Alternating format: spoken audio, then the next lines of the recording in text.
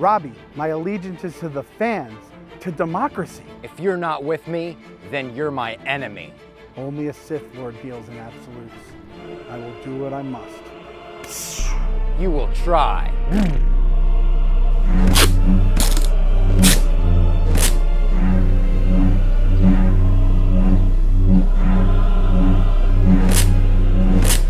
I should have known the toxic fans were plotting to take over.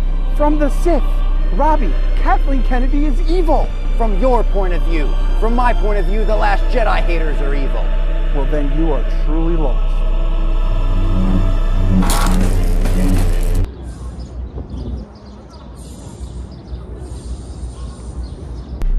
It's over now, Robbie. I have the high ground. You underestimate my power. Don't try it.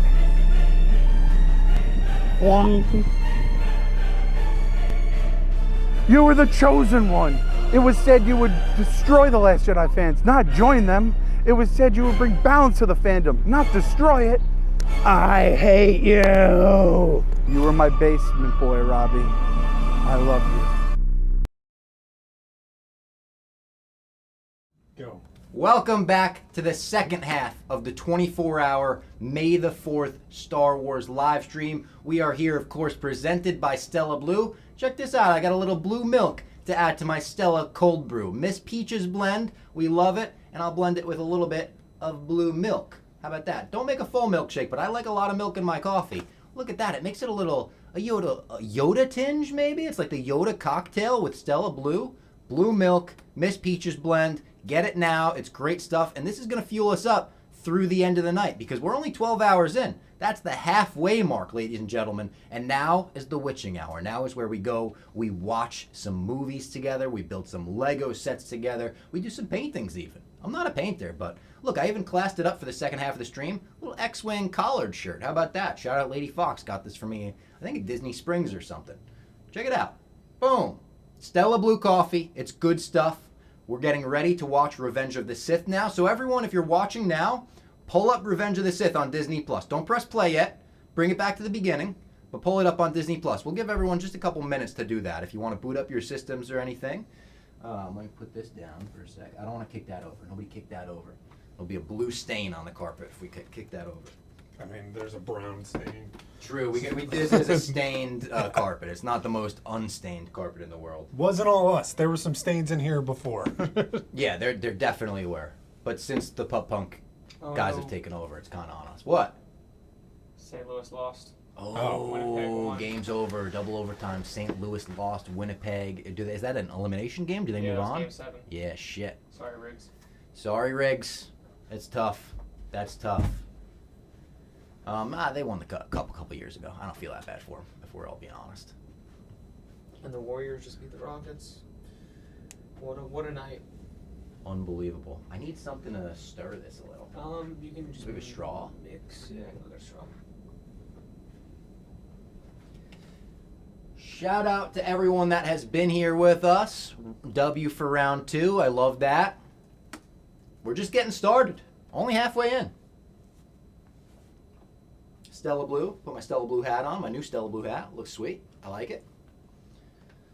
Let me pull up Revenge of the Sith on our Disney Plus as well. I love the May the 4th stuff they have here. The May the 4th icon at the front of the screen, black and white. It's badass, different styles, characters I wouldn't expect them to pick and put on there, but I like. K2SO gets a big spot there. I think I'm okay to show that. Yeah, you could probably show that, right? Yeah. Check that out. That's fucking badass. I like that. It's got a little Cloud City. It's got a little Tatooine. It's got a little bit of everything. Hold on, this is a side note and not Star Wars, but have you seen how they differentiate Guardians and Guardians 2? I don't think so. Should I pull it up here? Thank you. Or go back, because it's in those big icons. So if you scroll down, that's Guardians 1, and if you scroll over, it's probably going to suggest Guardians 2. Yep. There. It's the poster from 1. They just scaled it all up. Why'd they use the poster from 1? That's weird. Especially because that Groot is dead. Yeah. Guardians 2 is Baby Groot all the way. That's something I noticed the other day because they're right by each other. I was like, what the hell is going on? Yeah, it's strange. You think that's strange? I got a movie for you. Doctor Strange? Yeah. The sword, oh my god, it's spilling everywhere. Shout out Stella Blue. Shout out Stella Blue. We gotta get the lid on next time. No, the lid's on. It's just. Oh, damn. May the 4th be with you. Let's just click on that. We can get into it from here, I'm sure. Oh, it's the first movie suggested. It's probably, you know, I was looking on the most watched things on Disney Plus the other day, the most viewed, and it was like half the prequels. There was no originals. Yeah, right now the top 10 in the U.S. is Mufasa the Lion King, a special look at the Thunderbolts, which makes me think people are clicking that thinking they're able to watch the Thunderbolts already. They're not. Andor, Across the Spider-Verse, Rio 2, and then it's Phantom Menace, Revenge of the Sith, Kingsman, Secret Service, A New Hope gets on there for Star Wars Day. I like to see that. Everyone's watching the original. And then Attack of the Clones. The other day, there was no originals at all. It was just the prequels and Andor. It's crazy, but the prequels have a whole new, I don't know, vibe, audience around them. Like, the prequel lovers grew up, and they're vocal. Here we go. This is Revenge of the Sith. We're not going to start just yet. I'll give everyone a big heads up when we start, and there'll be like a time code on the screen so you could follow along. Even if you join a little bit late, you could hop in. Oh, it's 11:11. Everyone make a wish. Oh, and my boy Vinny is still around. Okay, let's see if we could get him on before we go into Revenge of the Sith.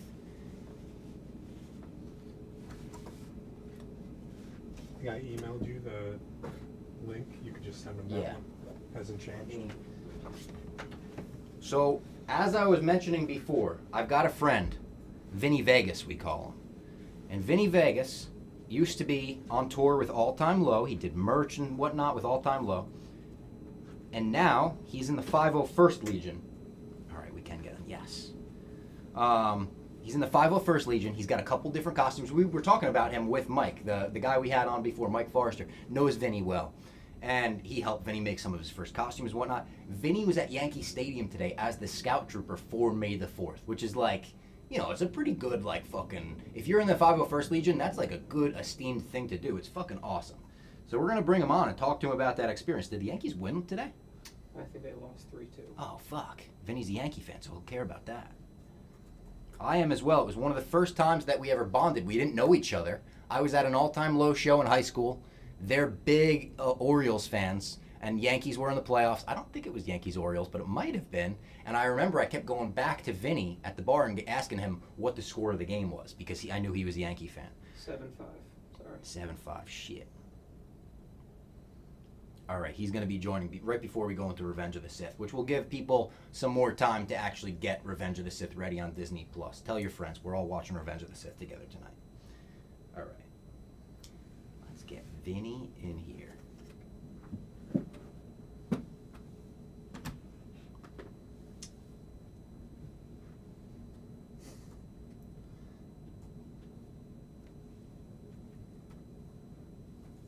Sorry for the dead air. I'm typing an email.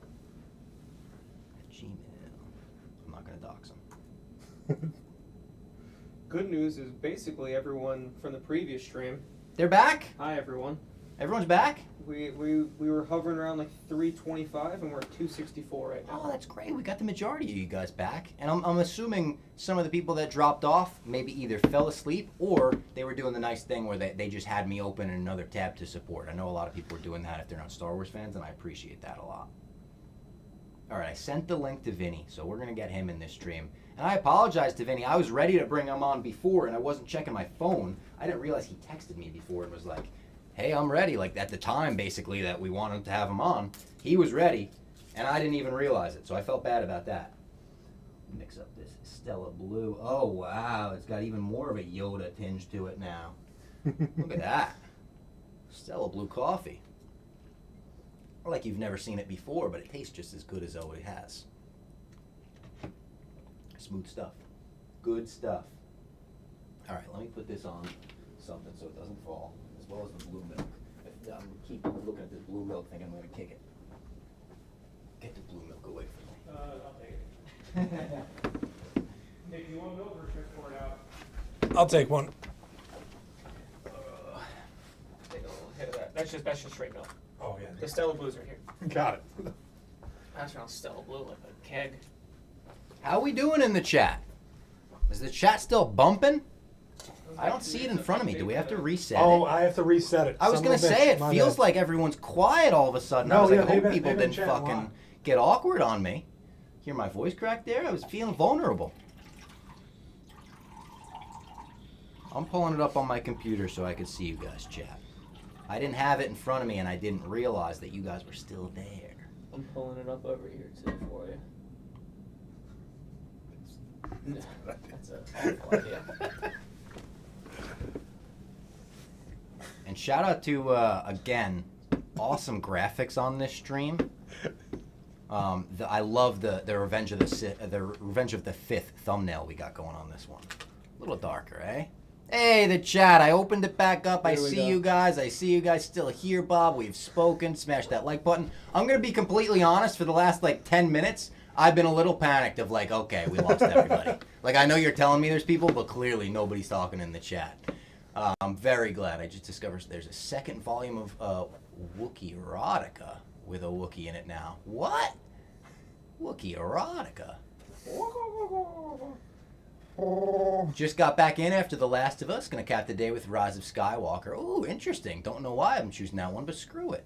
Fucking good on you, man. Maybe you'll like something about it that you didn't realize you liked this time around. We out here, Bob. Doug Winoy. That ain't the real Doug Winoy, right? Can't be. If it's the real one, I'm a big fan. You're a legend. Jeez Louise. Don't have Disney Plus, just rented it on YouTube. Nice. Joining the party. Random question. Do we know how Saw Gerrera loses his legs between Andor and Rogue? Not yet. I think they might get there, but not yet. He's fucking still chilling. That man loves huffing gas. Oh, David Snyder said it's a 70s men's magazine. I got it as a gift. He does love huffing gas. I like that they explained his fucking gas mask. Oh, do we got him? Do we got Vinny? Yes, we do. This is my guy. This is one of my favorite people in the world, Vinny Vegas. I can't wait for him to join the stream. And We got him. Vinny, can you hear me? Yo, I got you. Oh, Yo. What's up? What's going on? First of all, congratulations on today. That's awesome. I know the Yankees didn't get the win. That's a bummer. But what a day for you. It was huge, man. It was massive. Can you hear me okay? I'm in Yeah. my basement. All right, rap. No, you sound May the perfect. 4th be with you, brother, man. Thank you for having me. It's good to see Dude, you. may the 4th be with you, and I'm sorry that I didn't see your text before. You were ready right on time, right when we needed you. Thank God that you stayed up for us. He's a new father. He stayed up for us. Thank you, Vinny. What a way to close out May the 4th. Yes, I love it. I love it. So tell me about today. You were the scout trooper for the 501st Legion for the Yankees Yes, game sir. today. What does that entail? So when I got the costume and I joined the 501st, I always wanted to take my Star Wars fandom. I think to the next level and join the 501st. I know you had Forrester on here earlier talking about it. So to get the costume approved, your costume approved, every character has a CRL. Did he go over that with you? Did he talk about it? Not really, no. So if you go and just look up, if anyone you could just look up Stormtrooper CRL. So it's costume reference library. So Scout Trooper CRL. It will give you your specs to get these costumes approved by a board almost of people who have approved costumes. And so I met a bunch of people today that do the CRLs for all the clone troopers and stuff. Someone in our garrison is the head guy that approves all the the clones and stuff. So pretty cool. So I got a scout trooper. I got some other stuff in the works. But yeah, man, I think it's one of the more easier kits to wear because the face shield lifts up. So and it can you breathes show pretty us? good too. Yeah. Yeah. Hell So yeah! Look at it- that fucking thing. So I went with the weathered version, when I got it done. So it's got its battle damage on it, and of course it flips up in the front. Motocross was big back when Return of the Jedi was popping off. So it kind of has that moto look to it. It definitely wears well. It can breathe through here. Some guys put fans in their helmets and stuff. Just to circulate everything so you're not fogging up your visor. Hold on one sec, and then- Vinny. Do we have an echo? Is there an echo? People in the chat are saying there's a big echo. I just want to make sure they could hear him. Hold on, Vinny, one sec. They're saying we Yeah, got an gotcha. echo. Not sure. Check, check, check, check. Is there still an echo? Is it my computer somehow? Did I have the stream pulled up? Was it me?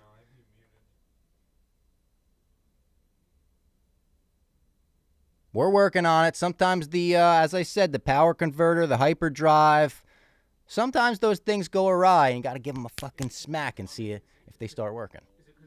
See if it's me. I hope it's not me. I don't think so. Is it because it's coming out of that? Did that work? Give us a check, Vinny. Give us a check. Hey, this is Vinny. How is it? Still echoey? If he has a mic, no, I don't think that's it. Do you have the stream pulled up or no?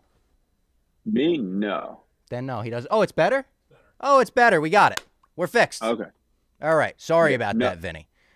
Oh, you start over with the helmet? Yeah, go look up. Talk about the helmet, because that I like the motocross thing you mentioned, because I didn't know that. Yeah, so motocross was popping off like back, whether it was like BMX moto or whether it was just like dirt bike stuff. So this is like modeled off of that. If you kind of look at like the goggles underneath the helmet, it's got that look. I can kind of flip it up, get some air. It does breathe through the ear holes here, which is awesome. I don't need to put fans in this helmet just because it does breathe really well. But it's easy to wear. You could sit as a TK. We call that like the tuxedo of armor. You can't really sit in it, but it breathes a little better. I mean, the flight suit's a little heavy. It's kind of like a Carhartt flight suit. But look up CRL, man. Look up Mandalorian CRL. Look up the difference between a scout trooper from Return of the Jedi, and then look up the Mando scout trooper CRL. It's different. Like the cummerbund is different. The weathering is different, So It's so intricate. I feel like to the casual eye, most people would be like Scout Trooper, whatever. But then when you really look at how they make the costumes, it's kind of stuff we were talking about with Mike Forrester. When you look close up, you could tell there's a difference. Yeah. So and how many blue stripes are here, right? Like it's got to be like how many are here and the color. So when you do something that's has certain color to it, such as maybe a Death Watch. Chest plate. Oh shit! Color, you're working on Death Watch right now. So what color the blue is, and all of that stuff. So yeah, there's it's very detailed. So pick a character. Just look it up in your free time. It's awesome to read, and it's definitely cool. So today it was great, man. Just getting to I think the worlds collided for me, being a Yankees fan, and being a Star Wars fan, just getting to go get on the guest list, through our garrison, which is the Empire City Garrison on Instagram, if you want to look it up, 501st ECG on Instagram, and to get a behind the scenes look at Yankee Stadium, being a fan and getting to suit up and take pictures with fans for the 2 hours that we did it. The parade got canceled because of the rain delay, but we got to just take pictures with fans. And the reason I joined the 501st was to do this. It's always about the kids, and we do it for charity. That's the main reason to do it, not just the cons or the appearances at the Yankee games, but it's really about the kids. So taking pictures with fans for 2 hours was awesome. It's just a giant meet and greet line. We were all kind of broken up on the groups. I was about 5 or 6 of us in my group. We had R2, a Sand Trooper, a TK, the AT-AT driver from Empire Strikes Back too. So that was cool. They broke us up, and it was just a giant line the whole time for 2 hours. So I know I don't have to smile, buckets down, on the whole time. So I kind of just stand there. But it was cool, man. I really, really enjoyed it. That's awesome, dude. And knowing how big a Yankees fan you are and have been your whole life in Star Wars, it is such a worlds collide thing for you. When you told me you were doing it, I was like, holy fuck, this is the dream come true. It was unreal, man. And am I bummed about the parade and not go on the field? Sure. But just to be there and, see the employees taking pictures of us and with us, and, just people were stoked, man. Just everyone with their John Carlos Stanton bobblehead. It was awesome, man. I'm getting goosebumps thinking about it. I was just in the moment. It was everything, man. It was a bucket list troop. There's so many May 4th troops I could have done today, but to get selected by that, it's kind of first come, first serve. When you sign up on, for us, but they spread it out. Our group is good, trying to have people repeat do it. But I got picked, man. We also have like some other troops coming up this month and all over. So we'll be busy. You know, it's whatever you can do. You know, it's all volunteer based.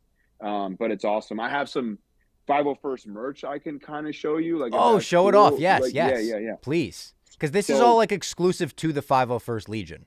Yeah. Password protected stuff. Again, like for me, like joining, like that was very something you see like when I'm at Disney. I see these guys with the 501st like racing shirts on. I was like, I want one. How can I do it? And I felt like that was like, you know, I just wanted to be in that cool guy club. Like we're a fan of music, you know, you have punk, like that's like, you're like, I have to do this. So, you know, getting into costume, like really just set my fandom to next level. And I had no idea like about, I just like, oh, there's just the shirts, like the racing shirts. That's cool. But then it turned into like patches and the coins, like the coin I gave you when I saw you.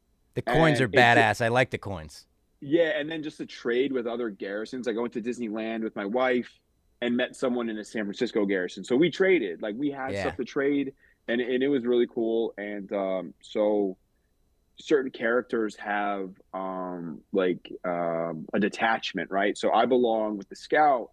I belong to the Pathfinders, which is like the Shore Trooper, Scout Trooper. I got this like hoodie on right here with like all the crew that's part of that detachment. So for Star Wars Celebration, they did this patch. Got like a samurai on there. You know, as the Scout, it says like Celebration on it. It's got the LFL.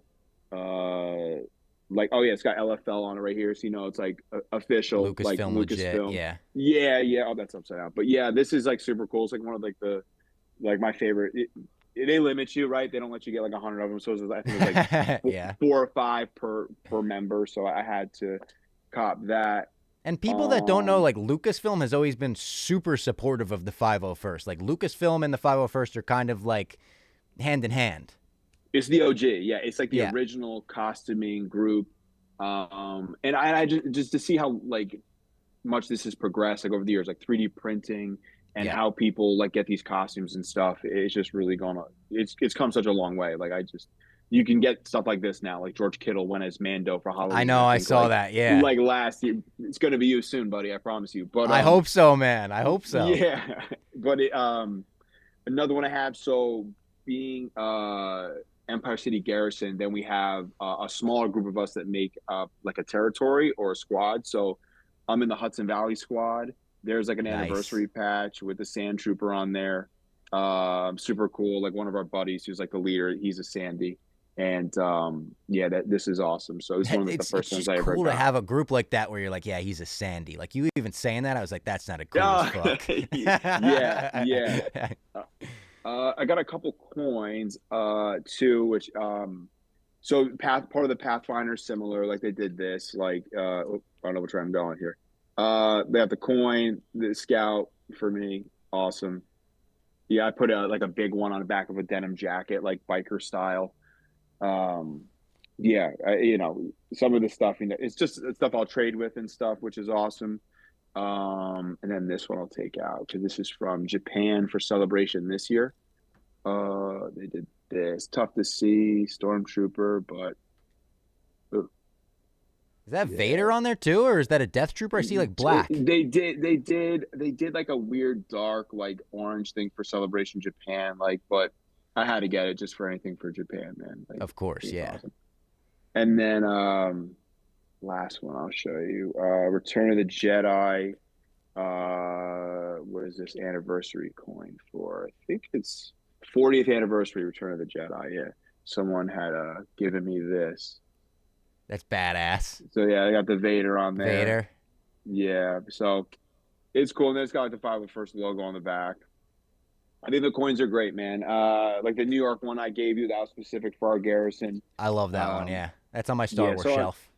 On Instagram it's 501st ECG Empire City Garrison. And I don't know why I want to say this. I was thinking about this when I was coming down the stairs. I was like, the best part about Disney Star Wars is, in my opinion, how it's just evolved the trooper. Like it's given us so much other like styles, like the mountain trooper, the range trooper from Solo that we're gonna see, or that we saw in Andor. Like people are Mhm. building that costume like quick, and Yeah. it's on screen such a little bit of time.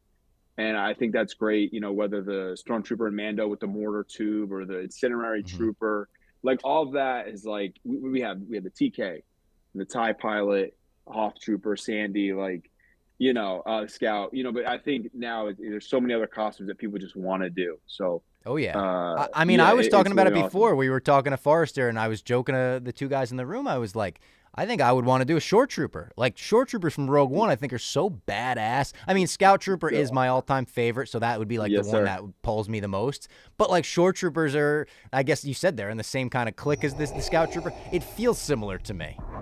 Yeah, and just think about they're like, oh well, in this environment, we needed something that breathed a little bit. You know what I Yes. mean? Like they just thought of that. I think it's brilliant, and the stripes on the armor mean a different rank.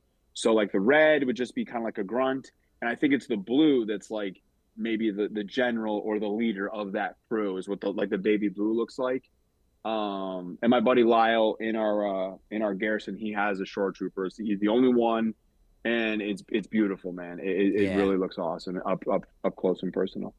Dude, thank you for joining the stream. Thank you for talking to us about it. Again, I'm sorry for the delay. I'm so sorry that I kept you waiting. What a way to end May the 4th, man. I'm honestly honored you would have me. So I hope we get to see each other soon this summer, man. Enjoy the rest of the stream. All right, bud. I got so much Bro, love for thank you. you. Yeah, go get some sleep. Go get some sleep. I appreciate you, dude.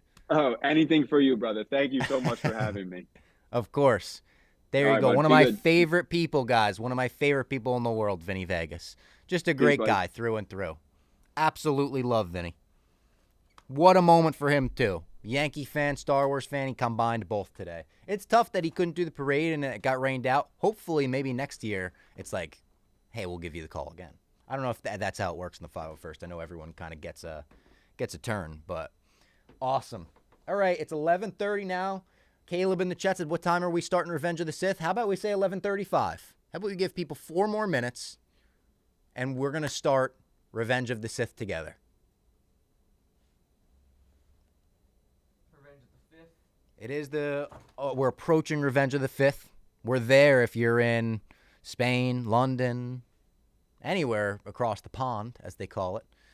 Wales, where I'm going to on 4th of July this year. A lot of W Vinnies in the chat, W guest in the chat. Love that.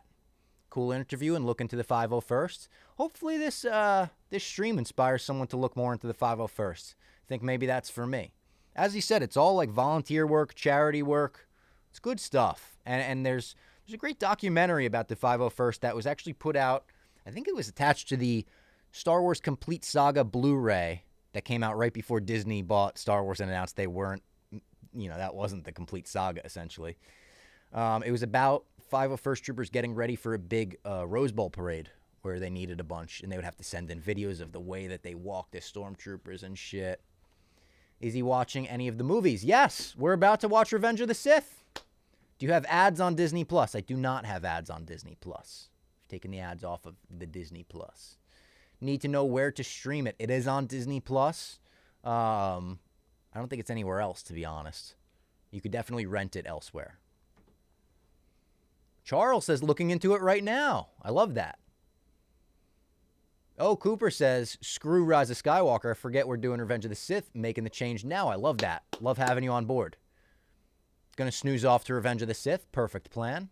Stella Blue is gonna keep us up through Revenge of the Sith. Can't wait. Let's go. W. Robbie says Hayden. Love having a Hayden in the chat. Like Christensen.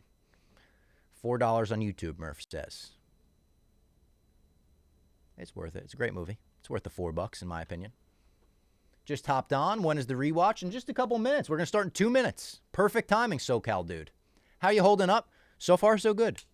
To be honest. So far, so good. I'm feeling good. Just waiting to press play. Yeah, so how we're going to do this.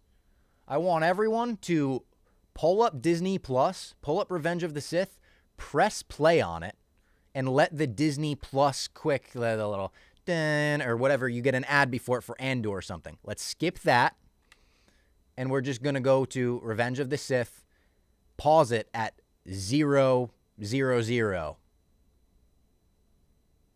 and keep it there. So right now on my screen, I see just a black screen, Revenge of the Sith, and when I press play, then it'll start. But make sure you skip over the ads first, because I'm going to give us a 3, 2, 1 countdown. I'm going to say 3, 2, 1, play, and we'll all start it there. Do you have the remote? The remote for the TV, I think I do. Right there. Not that one. Flimsy one, because otherwise we're gonna be stuck. Okay, so how are you gonna do it with the audio so it doesn't like go through the mic? We're looking for the remote. Hold on. Shotgun's gonna be off. It's just gonna be his mic. Should be fine. And I don't have it routed to the computer. Where did that remote go? It's the skinniest remote in the world, too. It's like they made it hard to look for. If I was making a bingo card and looking for the remote, would have been on. Yeah, that should have been on there, because we had to look for it like right before we went live, too. We're looking for the remote, everybody. We're looking for the remote. Hold on. Revenge of the Sith is on hold. It's not in the couch. Is it in the cushions? Probably in the cushion. We can move some of the Stella Blue stuff. No. What sucks is it's there. We only have one of this remote. Well, I can just do the TV, right? There's no buttons. There's on no it. manual buttons on the TV. We lost the remote, guys. Hold on. This is remote gate. I'll try this fucking thing, maybe. I don't think Does so. that TV go off? Remote gate. This is a catastrophe. This.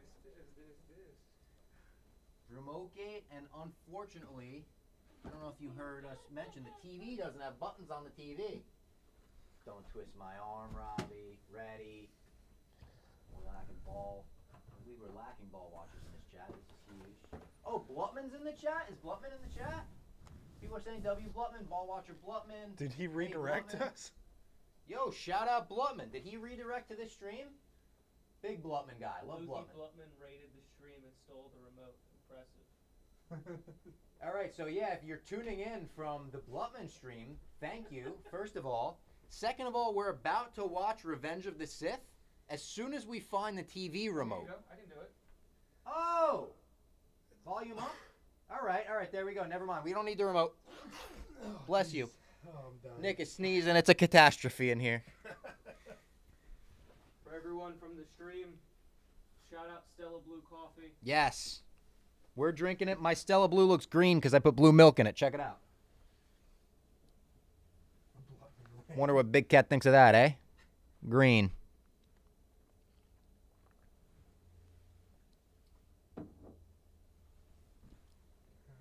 Big W Blutman. All right, are we all ready to watch Revenge of the Sith? Does everyone have it pulled up on Disney Plus? And you've scrolled to the beginning of the stream, so it's just like 0, 0, not the stream, but the the stream on Disney Plus. It's 0, 0, 0. Okay. Should I give like a 15-second countdown? Is that too long? Nah, it works. All right, everyone get it ready. Pull it up. 15, 14, 13, 12, 11, 10, 9, 8, 7, 6, 5, and hold on. It's going to be a 3, 2, 1, go. Okay, we're going on go. 5, 4, 3, 2, 1, go. And there we go. It's kicked off. You hear the fanfare, the 20th Century Fox fanfare, something that I wish the sequels had. It just makes it feel like Star Wars to me. And you know what I'm going to do for us as well? I'm going to throw on closed captions. I think that will help. Oh, I paused it. Ah, fuck. Hold on, I paused it. Everyone stop. Everyone go back. Everyone go back. Everyone start over. Everyone, we're going back. I paused it. It's on me. Hand up. I fucked up.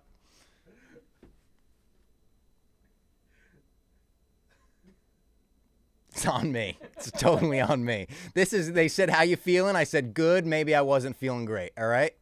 We're starting over again. It's going to be, we're just going to do a 5, 4, 3, 2, 1. Okay. 5. Oh my God. Hold on. This is a catastrophe. I've been playing video games. We've been bringing people in the guest all night. It's been literally perfect all night. I can't press play on a fucking movie. All right, are we ready? Are we ready? Everyone ready? We're at the beginning. 5, 4, 3, 2, 1. Go. I didn't do the go that time, I know. Listen, we're going to be within a second of each other on the stream. We're all going to be within a second of each other. We're fine. It didn't start that time. I'm not even doing a bit at this time. It didn't start that time. This is Firefest. We're on Firefest. Restart. It didn't start. I can't believe this. This is the most embarrassing thing I've ever done in my life. We're gonna be on delay. Ads. All right. I'm starting it again. I can't believe I'm doing this to you, chat. All the people in the chat. There's probably people that are watching this with like girlfriends or significant others that they're like, I can't believe I'm doing this to you again. But we're going to go 3, 2, 1, go. 3, 2, 1, go. It worked. It worked. I'm putting the remote down. Don't let me touch the remote again. I'm sorry about that. I'm so sorry about that. I'm so sorry.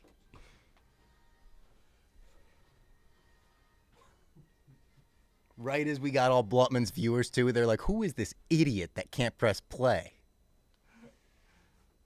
A long time ago in a galaxy far, far away. Little fun fact about me. If you read my blogs on barstoolsports.com, I never do period, period, period. I always do period, period, period, period, because a long time ago in a galaxy far, far away has that. You can't hear that through the stream, right? George Lucas is going to sue somebody if we can. I'm trying to talk over it a little bit. Callie Young, no more stoppages. Murph said mine didn't work. Can we do it again? I'm sorry. I can't do that again, Murph. I can't. I don't even know if he's serious or joking. David Snyder says Star Wars. We're watching fucking Star Wars.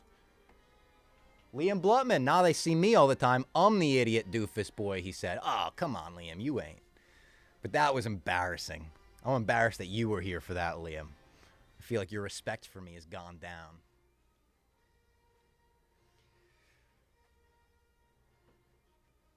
You could hear it a tiny bit, they said. All right, good. George Lucas, this is out of love. Don't sue us. And I know you can't sue us anymore. You sold Star Wars. Kathleen Kennedy, please don't sue us.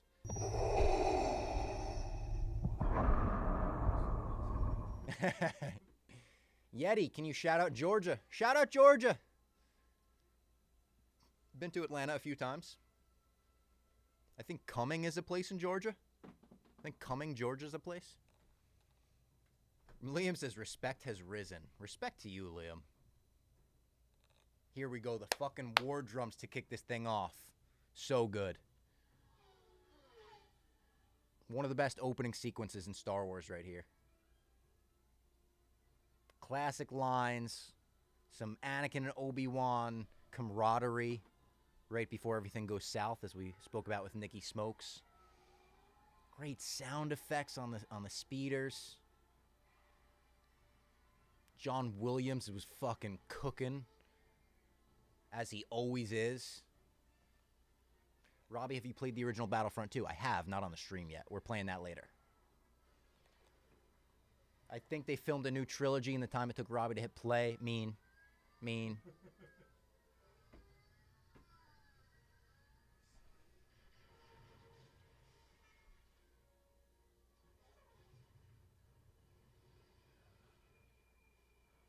Pop open the salad, get healthy on stream.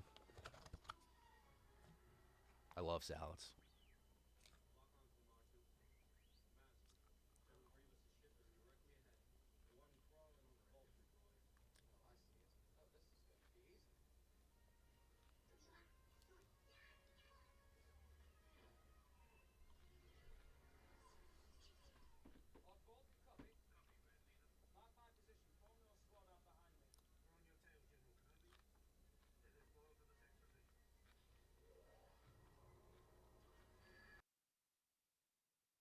X-Wing.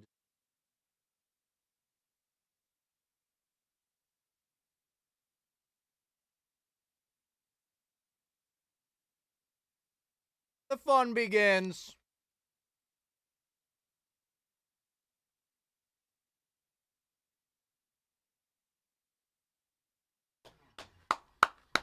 It is great. Oddball.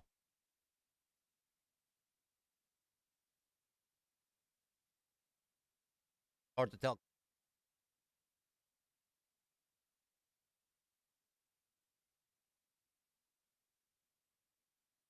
Had this fucker as a Lego prize ship, and it came with the Buzz Droid.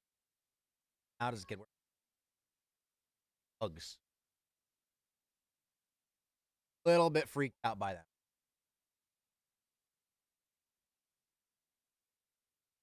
Have you ever noticed R2D actually R4 body doesn't make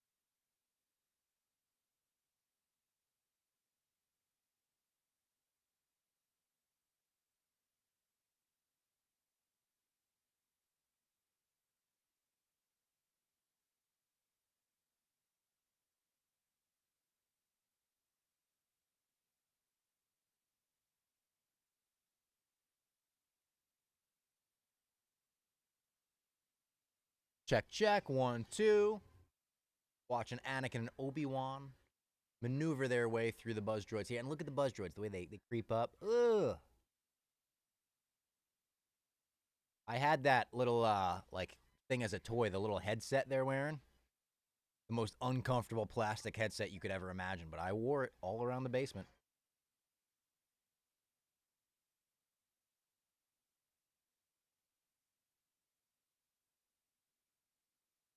No audio. Better? Better. No audio, better. Audio's in Spanish. Audio's good. All right, Jake's giving us the thumbs up. Fixed now. Better. Okay, good. Thanks for bearing with us. We did like have 12 hours without that, which was great. We hit the over for sure.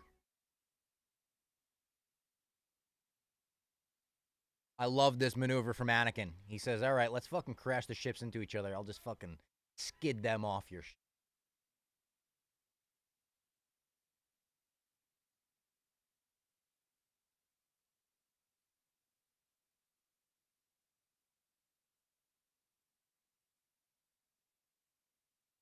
I love the opening of this movie because you could really see Anakin and Obi-Wan as like experienced comrades, as experienced friends, experienced Jedi soldiers, all of that. Robbie W. Thanks, Sam. Good big dog. Thanks. 12 hours in, still going strong. Good job, Bob. Thank you. Got to the stream. Did you watch any other movies? Nope. This is the first one. Have you read any Star Wars novels or graphic novels? I read the novelization of Revenge of the Sith as a kid, and I loved it. And I have read some of the new Marvel stuff.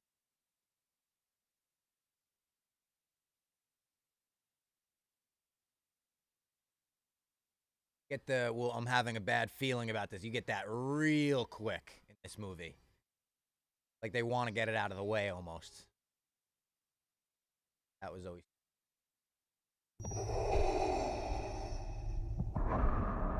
Slicing it. Anakin at the height of his. As Anakin.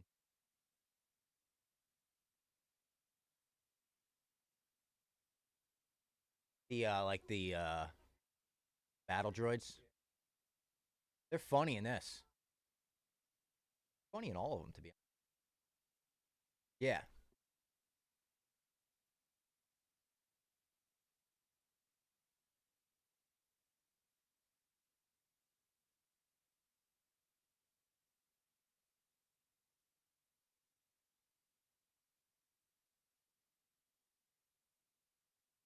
R2 shines.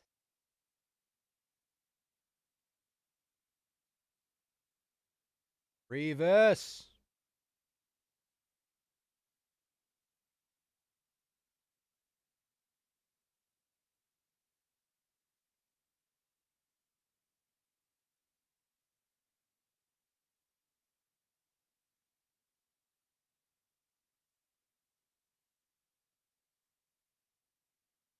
You know what droids I love in this movie? Are Grievous's guards. I remember I got one of them as an action figure, and it was like one of my favorite action figures from this entire line. They just re-put it out as a Black Series figure too. I might pick that up just for nostalgia.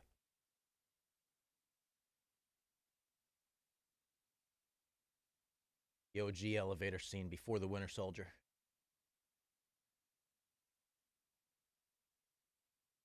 Basement Boy recommendation, Thrawn 2017 gives a great backstory of Thrawn joining the Imperial Navy and working through the... I'll check that out. Appreciate the Basement book recommendation.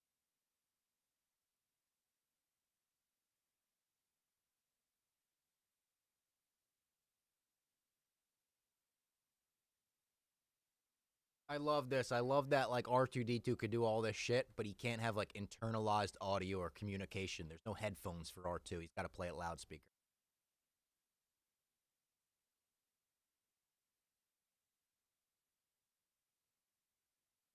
Or Discord. We do not have a Discord.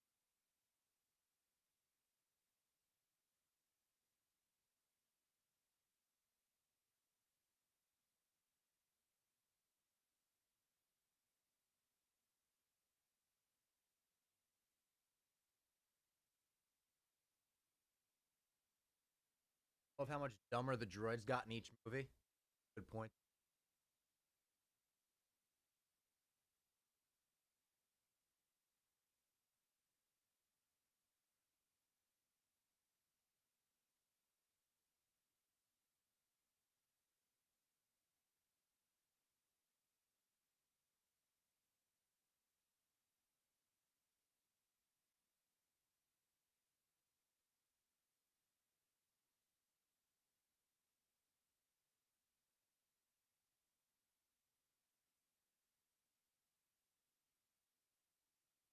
This kind of reminds me of the Clemmer confinement stream. You think you could make it 4 days, Robbie? LOL. Wrong, no. I'm doing good now. I'm having a great time. I got 24 hours in me. Not 24 hours, 1 minute. Not 24 hours, 30 seconds. 24 hours. So this is a great R2 scene where he goes and he dumps the oil and then he lights it on fire and kills the battle droids. I do understand when people come at this movie like, okay, why didn't R2 do that the entire original trilogy? It's like his tech is definitely more advanced, but he was young and spry in this movie. You know? Harrison Ford. Kid, it ain't that kind of movie.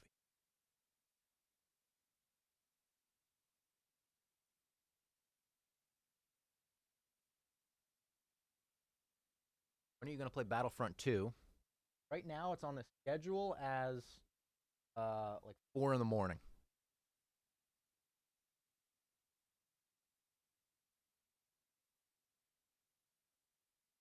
This is badass. Like, kind of kicking off Revenge of the Sith with a direct rematch of the battle at the end of Clones.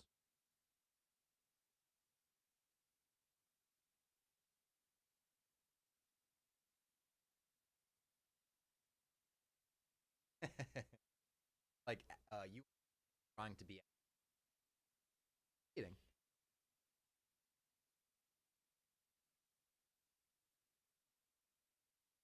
I'll be on at 4 a.m. to game, he said.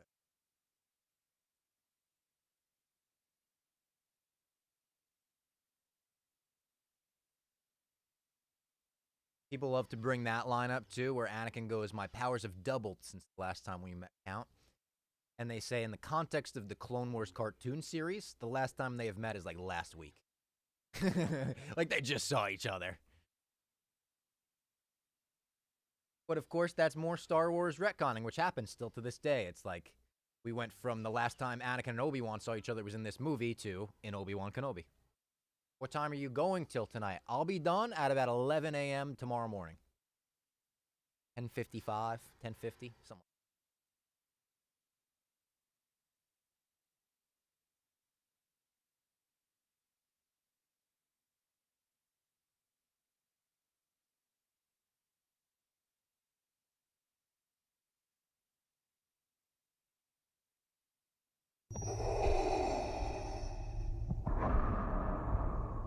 I know he's younger, but they do a much better job, I think, with the Count Dooku battle at the beginning. Like this right now, I could buy that that's Dooku. I know it's a stunt double, but like it kind of, they do a very good job with selling that this old man is fighting Anakin here.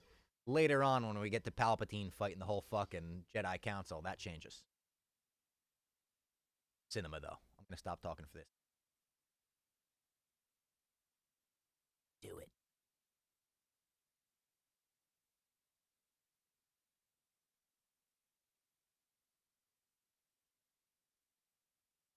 Do it.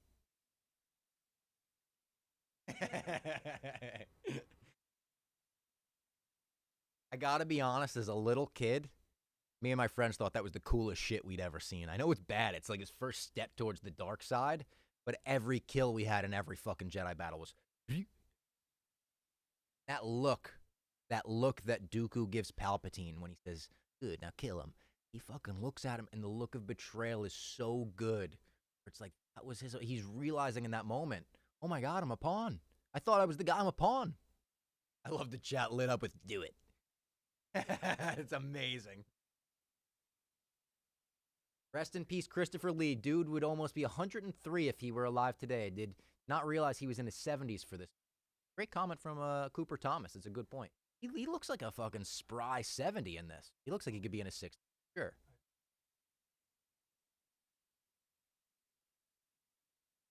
If it was 20 years ago and he would have been 103 today, he would have been 83 in this, right? That's math. I do math.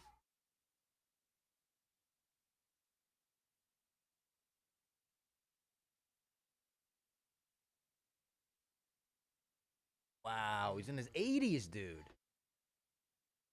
Wilhelm Scream? Yep. Is that public domain? It has to be, right? Yeah.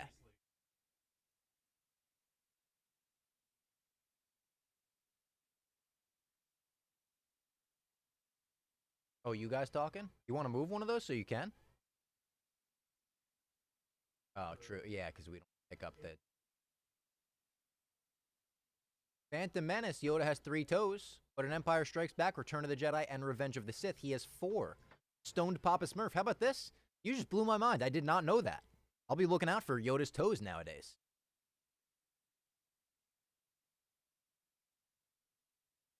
I love this sequence where they run down the elevator because the ship is now turning.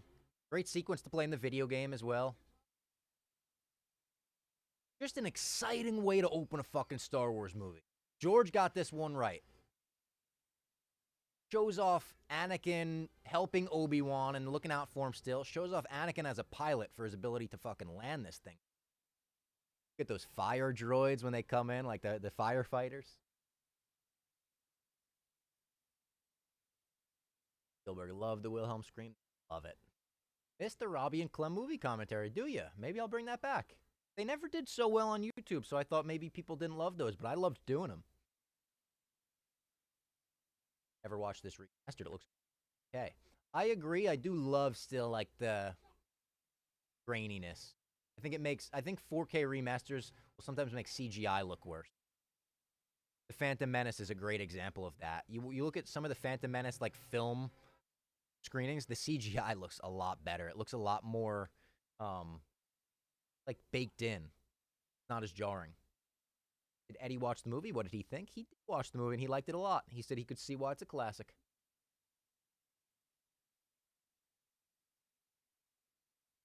Fantastic. Okay, good. I'm trying to also gauge how much you guys want me to talk during this. I know, obviously, you don't want to just watch the stream with me sitting silently on a stream. I'll be careful.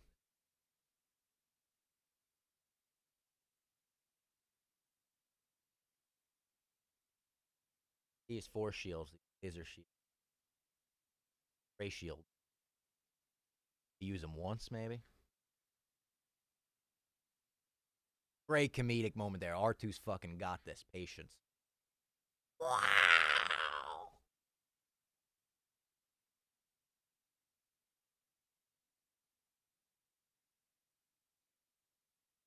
Favorite Star Wars movie? Empire. I'm an Empire guy. Go Empire, New Hope, Jedi, The Last Jedi.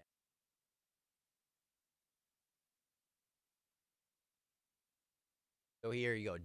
General Kenobi, he knows. He calls the negotiator.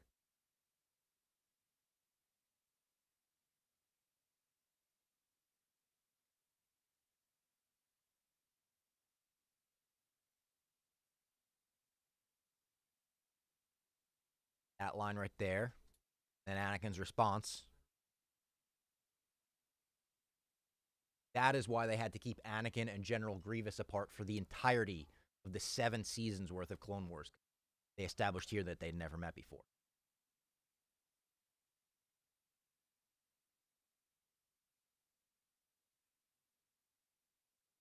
Love the General Grievous lightsaber collection in the ape.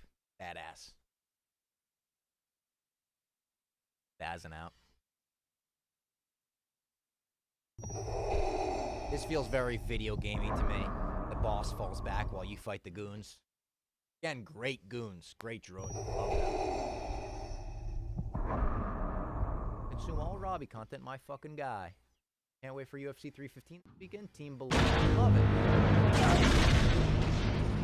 Want a super chat. Happy 5th David anniversary. Snyder tipped to the Queen $4.99 Courtney. Since I didn't get her through anything and super won't see chat. her, this Happy will be 5th immortalized anniversary in the to May the the 4th Live. Princess David emoji, Snyder. Courtney. I love that. Since I didn't get her anything and won't David see Snyder her, and his this wife, will be who he just immortalized. shouted out with a super chat, were at the Pup Punk show in New Haven, and they were on stage with the costume contest. They didn't win. If it was my call, they would have won, because I'm a big Macho Man Randy Savage guy. They went Macho Man Miss Elizabeth gender swapped. It was great. They gave me Slim Jims to eat on stage.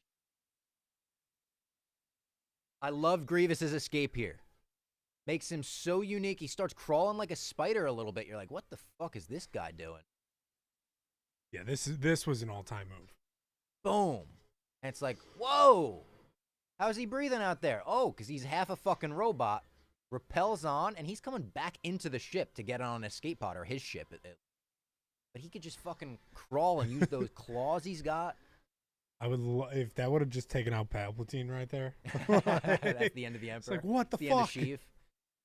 So he pops back in here, just looking badass, and he's got that moment later on during the Obi-Wan fight that I'll point out, where he goes on like all fucking 6 legs and crawls like a spider. That always gives me the heebie-jeebies.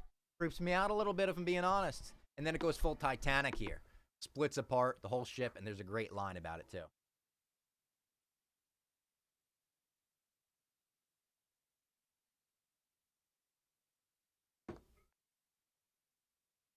Pup Punk needs to come to Pensacola, and he plans to bring Pup Punk to the Pacific Northwest. I'll go anywhere. If the people want it.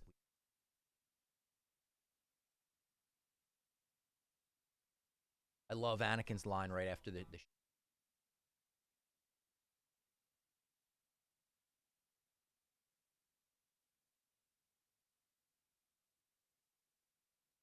Happy Revenge of the 5th. Is it midnight? It is midnight. Happy Revenge of the 5th, everybody. Happy Revenge of the 5th. Most people, they stop celebrating Star Wars when May the 4th is over. No, we're still celebrating. 20th anniversary of one of our favorite movies. The Anakin line I love there is when the ship splits in half. He just looks back and he goes, we lost something. Yeah, half the ship. Oh, the chat's talking about the alternate endings in the Revenge of the Sith video game. Of course, great, where you could have Anakin win the battle in the kill Obi-Wan.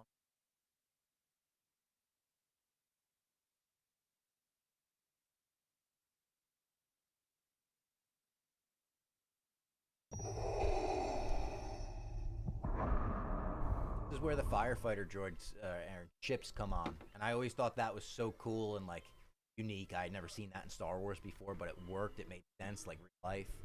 Here they come.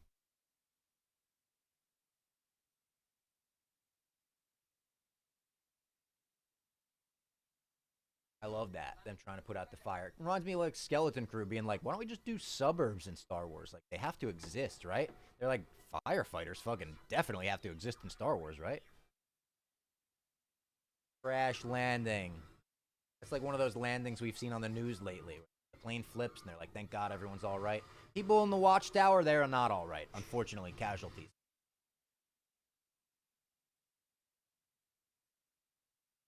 Where did you get your shirt? Lady Fox got it for me at Disney Springs. Get the love on the shirt. Another happy landing. Another memeable line from Revenge of the Sith. Just some great transition work. Yeah. Okay, so in this shot, we're going to see this exact layout again. You'll see, there's the Millennium Falcon at the bottom of the screen. It's just in there for a second. And it might not be the real Millennium Falcon, but goddamn, it looks like it. This is also a scene where we're going to get a R2-D2 chirp in a bit, just in a second. And it is the R2-D2 text tone. It's the actual soundbite where they took the text tone from.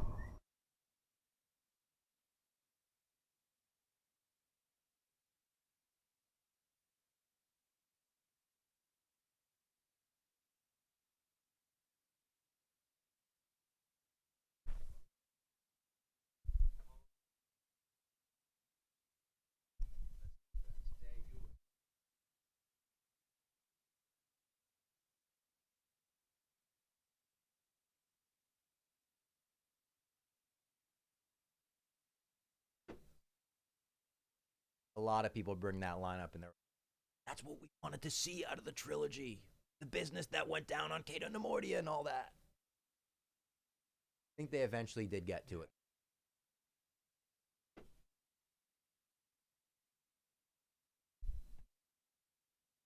There's some shots like this where the green screen is like so obvious and bad, and then you'll get like a shot like the fucking transition that Jake mentioned, gorgeous CGI shot of Coruscant. That's the entirety of Phantom Menace. Yeah, it's literally the most gorgeous shot you've ever seen, the worst shot you've ever seen. The most gorgeous shot. I think here's where the R2-D2 chirp comes from, text tone. Okay, you hear that? Somebody just send me a text right now. and I'll prove it on stream.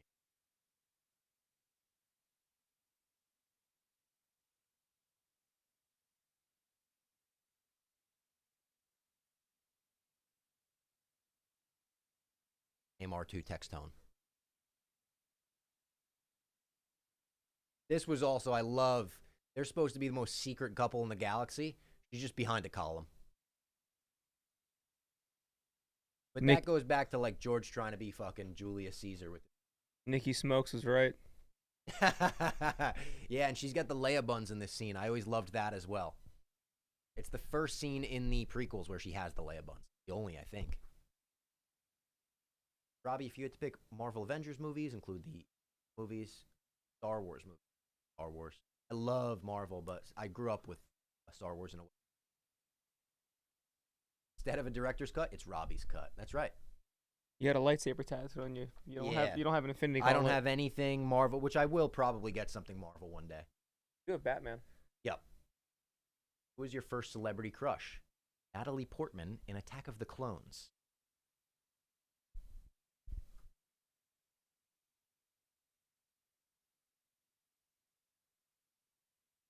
Pregnant, folks. This is where we could add Anakin going, fuck! I think it'd be better if it was like slightly under his breath. He just goes, fuck. Well, that's fuck. That's wonderful.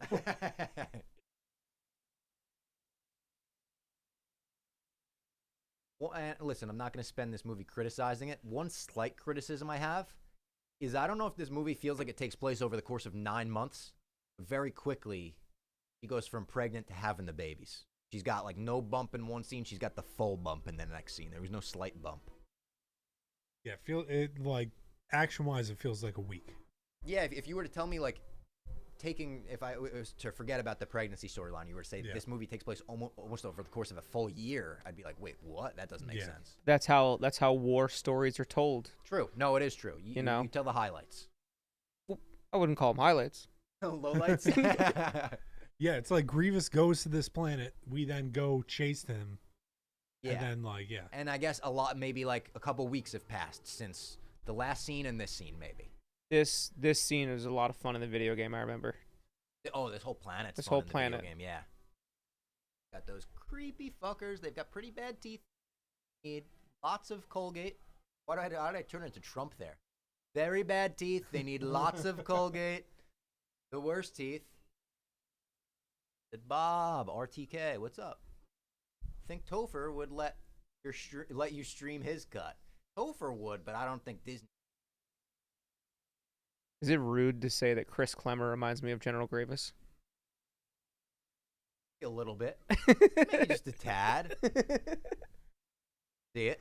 He's a tall guy, lanky guy. I'm just thinking of General Grievous. If he ever gets a cough. in NBA games. Grievous sitting there.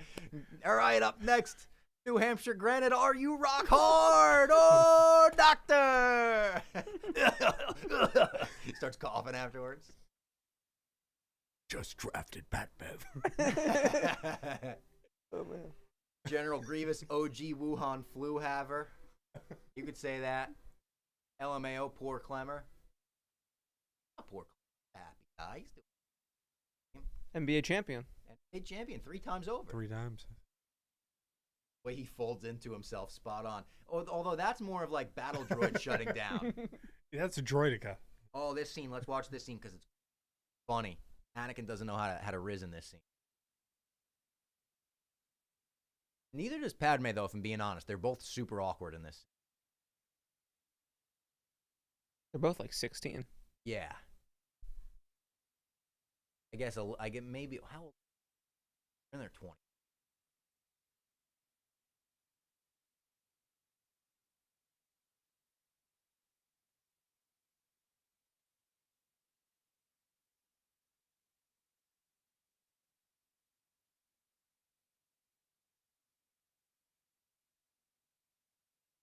Chill out. I'm in love. All been in a fight like that. Yeah, it's like. Wait, what? But what are we talking about? Like, he's like, I love you so much. You look so beautiful. She's like, you must be blinded by love. Ugh. Yeah. They both don't know how to riz each other up. They were probably not the couple meant for each other. Someone said, shout out Robbie, one of the sweetest angels God gave us. That seems like a bit much, but I'll take it. Thank you. Big nightmare. And if we're being fair, I was saying Padme was looking like a snack before. Or I didn't actually say that, but the chat was saying that. We got to be honest. Hayden Christensen looking like a snack in this scene. I mean, He looks like an action figure. that guy's shoulder pressing so much. Shoulder pressing a fucking bantha. He was in fucking shape. No diddy. If Dana Beers was in the Star Wars universe, what kind of creature or job would he have? I mean, he'd be a hut. No, you know what Dana Beers would be? He would be like the Rancor handler. Oh yeah. You know that guy that cries when the Rancor dies? He's like, That'd be Dana Beers. No disrespect, I like that guy.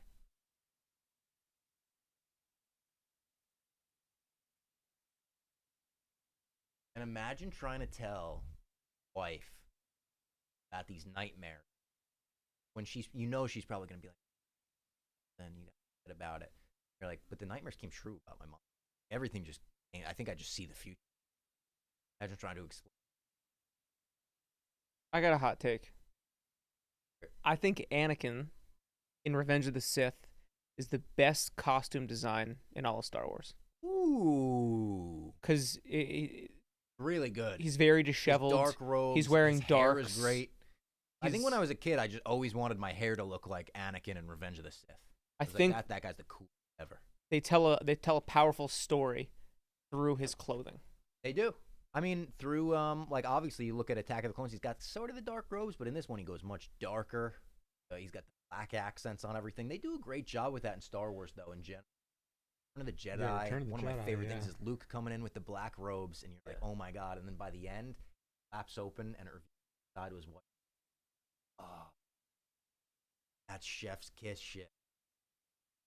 He will change our lives. Spoilers, Padme. It's due. You don't know that yet. It's fucking Luke and Leia. Jedi's so clueless, have no ideas what goes on in Anakin's private life. I know they're on the balcony. You would think the TMZ of Coruscant would be trying to get the Queen on a rendezvous with the hot young Jedi.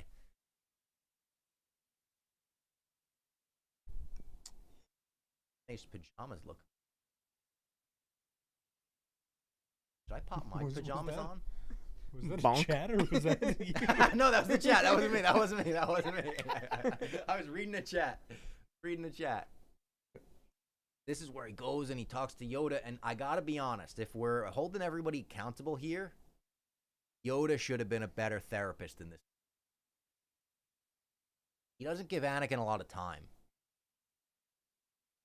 But also, I guess Anakin isn't giving him much. He's someone I know, he tells him. He's not telling him it's Padme. I think Yoda's like trying to get one over.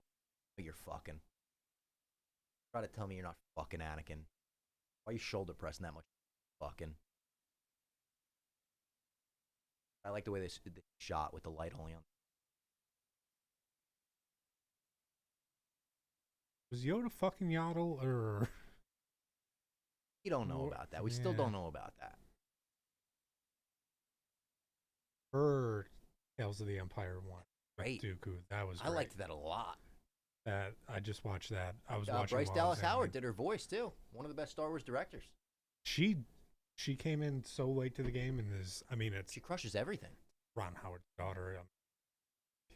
Or actually, But I she's shouldn't say very good everything. on her I own. shouldn't say everything. She did the Lizzo Jack Black episode, Oh, which yeah. wasn't amazing, but also it has that amazing scene where Christopher Lloyd is like, Dooku was right. He goes on that monologue. It's fucking. All right, this is a boring scene, so I'm going to pop out and put Star Wars pajamas on. You made me want to put on Star Wars pajamas.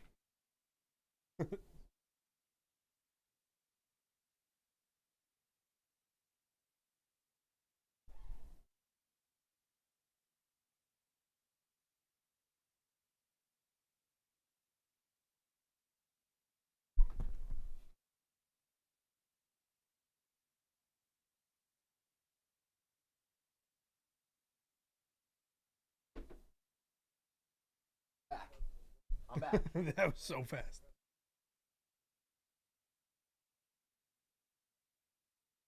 What? Hey, there's Trap. We get kicked off TikTok.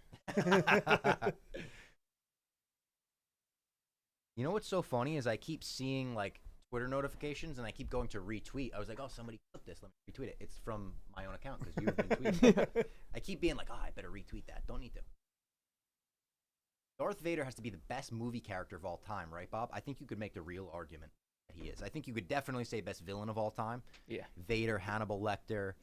One that I wouldn't think of right away, but my uncle actually brought up when we had this debate on My Mom's Basement, greatest movie villain. Like, I think it's Vader or the Wicked Witch of the West from Wizard of Oz. And that's actually like a good poll where I was like, yeah, you can't really argue that. One of the most iconic villains ever. As a man in a Wicked household, my wife is obsessed with Wicked, has seen it on Broadway 25 times. Not bad. Is she really? She's not bad. 25 times? My wife has seen Wicked on Broadway. God. Shocking amount of times. Did you know my brother and uncle like worked on it? Really? Uncle still does? I did not know that. Yeah. My brother worked on it for 15 years maybe, and here's a great Wicked Star Wars story.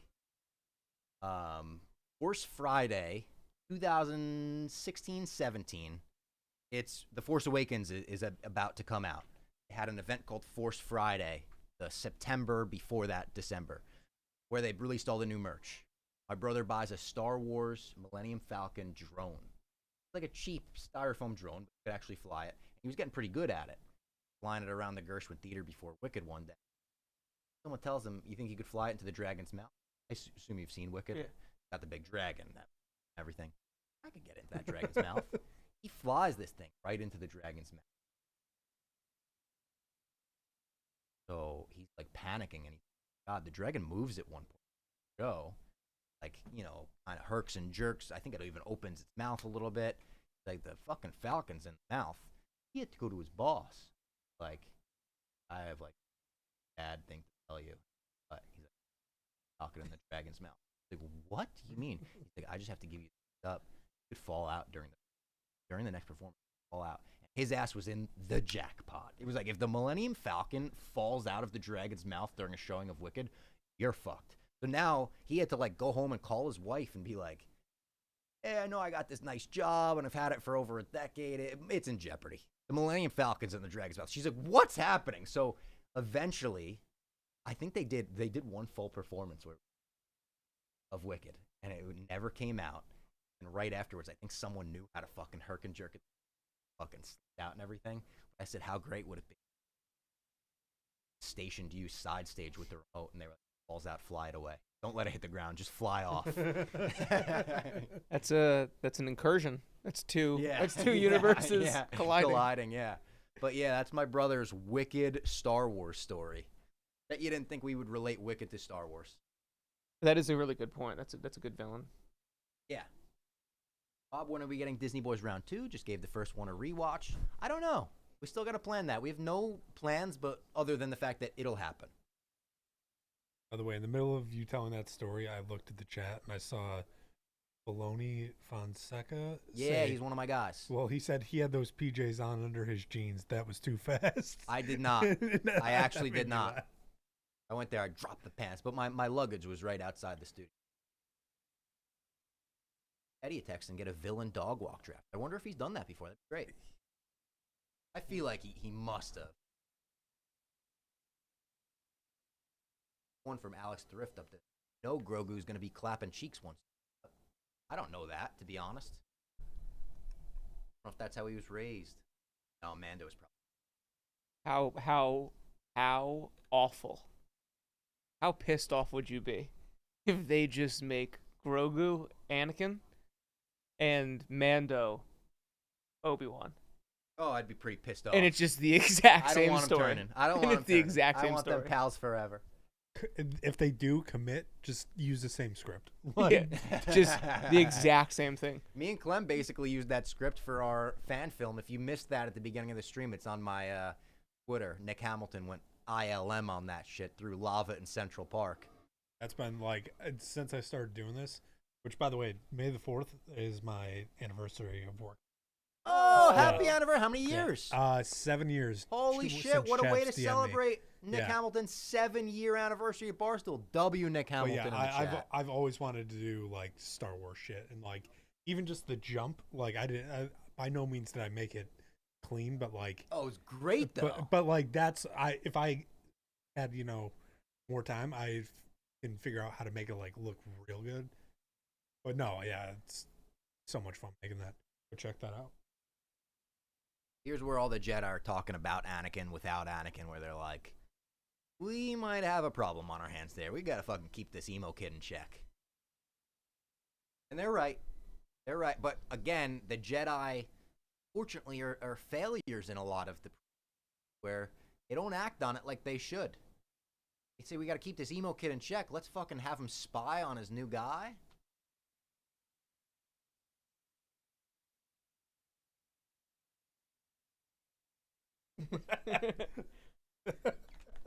Tim G, funny comment. Yep. Before I got hired, I recreated Washington crossing the Delaware, but with Dave crossing the Mud River, because back when we got in the mud all the time. Yeah. And he reposted it, tagged me, said no relation. I was like, oh. Are the behind the scenes guys staying with you for the entire 24-hour stream? They are. Big dubs for both of them, Jake and Nick. What up? From the beginning, pretty much since the first talk of this, you guys were both like, we want to fucking do it. Yeah. We want to be in on Oh, it. 100%. There's nothing at this company, or there's nothing in the world that I love more than nerd stuff. I never really got to do any.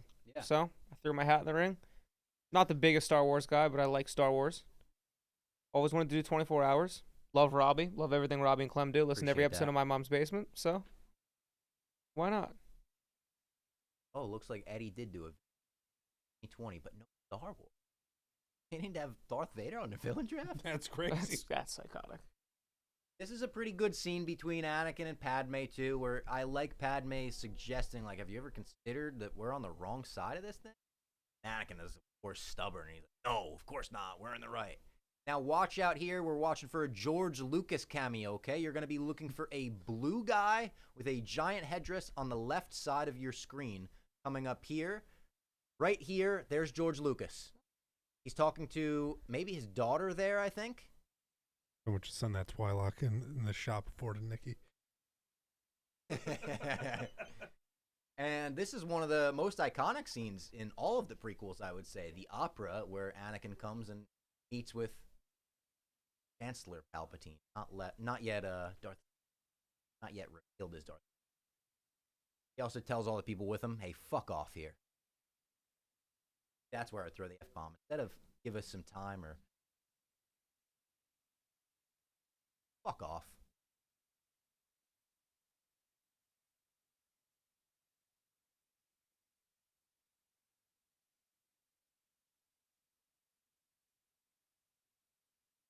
Basically a fuck off. Fuck off. It's a Star Wars fuck off. Who do you think those people were? I think about that sometimes. Were they like guests of the Emperor? Did they meet him there? Did he bring them? Be rude if he brought him. Imagine you're just like at a Knicks game and you get like pretty nice seats. You spent your last paycheck. Hey, I want to go to the Knicks game. James Dolan, fuck off. Leave us. Yeah, just like they don't argue though. It's like they know he's fucking not to trifle with.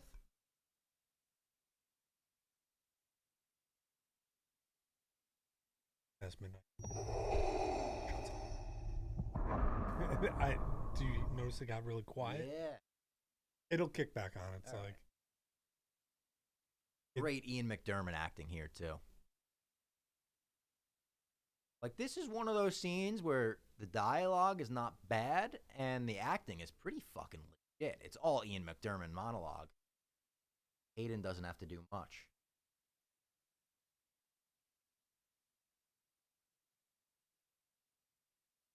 Every look he gets, that why, low turn, knows why. Knows what's going on. Manipulating the other side. I mean, Frank's right about him. So cool. Hard to. How do you recast a young Palpatine? You could do it. Don't get me wrong. And there was rumors that they were doing it for Rise of Skywalker. Just throw Skarsgård in there. Skarsgård would crush it. Yeah. There were a lot of rumors that Matt Smith was on board for Rise of Skywalker, and like, as far as like really credible people I know were like, oh, he signed on. He was a part of that movie until he was. A lot of people thought there was going to be a scene where Emperor maybe got rejuvenated to his younger self. But Matt Smith could do it. Just subscribed. Favorite Star Wars film, Robbie? Thanks for subscribing. I appreciate it. And I am an Empire guy. Big Empire Strikes. Sir Alec Guinness, who played Obi-Wan, hated Star Wars. I think that's half true. It is like sort of true. But he didn't hate it as much as people.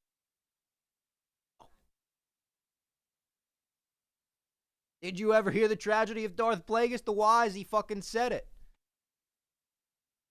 Thought not. Oh, it ain't a story the Jedi would tell. Probably because they didn't know it, to be honest.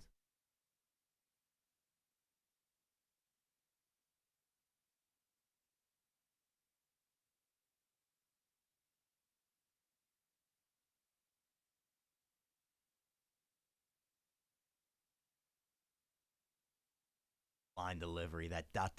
before the life.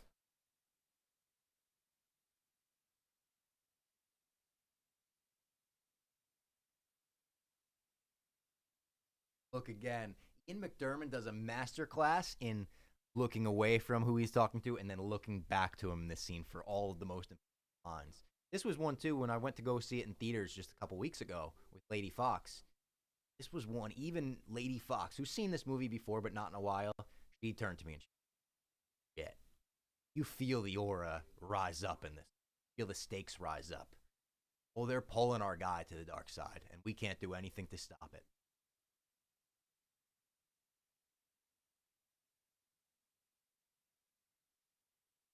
His smile, he's fighting back as he's saying this.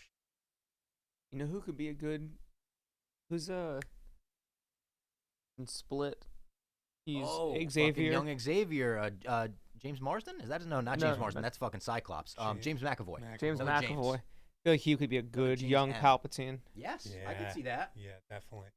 He's one of those guys I kind of trust to do anything. Yeah. You could tell me he's casting this as that, and I'd be like, I'll check it out just because. Yeah. Not from a Jedi. Great shit. I love the stuff on Kashyyyk in this. I was always like fascinated with the Kashyyyk battle in Revenge of the Sith and wanted more as a kid because I thought the camo-looking scout troopers with the green visor were so badass. James Cameron just stole this for This Avatar 2. Yeah, Avatar 2, basically, yeah. This is Avatar 2. Style. Quick shot of a Jedi there. She's included in all of the Kashyyyk Lego sets for this. And there's Chewie, Chewbacca, which is weird. I'll say that's part of this movie that I would rather they have changed. I think Chewbacca being so present to watch Yoda and watch the battle doesn't make a ton of sense when Han doesn't believe it. Doesn't believe in the Force and all of that. He's like, it's hokey stuff 19 years later. Wouldn't you think that he would trust his best friend? Like, no, I was actually friends with Yoda. I'm the reason Yoda's alive. When's Han born? Is it like right after this, or like It's is he? before this, because Han He's is like in pretty his young? 30s by the A New Hope, and this Yeah, is 19 okay. years before it. There was actually talk of putting a young Han Solo as a kid in this That's movie, and he was kind of dressed as Han Solo was dressed. And I think people eventually built up the courage to say, George, let's pull that one back. But this trooper, come on, that's badass. That Yeah, one's not a that's scout trooper. That one's a regular clone trooper. But the green visor, the camo, I always thought that was cool.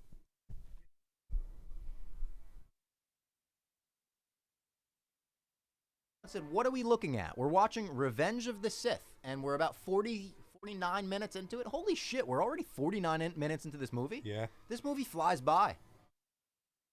For the first two movies having a lot of kind of downtime, the first in politics, the second in the romance, this one don't have a lot of downtime. What's funny is the first 20 minutes like was that whole battle Yeah. in the beginning, Yeah. and then I felt like we were a lot farther in because the 10 minutes of them being pregnant and all that and Yeah. just talking, and I looked back and only 10 minutes had passed. I was like, fuck. Yeah. And now we're right back to like fast paced. What they do really well in the prequels too, compared to like every other sci-fi kind of actiony movie, is they really take chances on like things that you'll never see again. Yeah.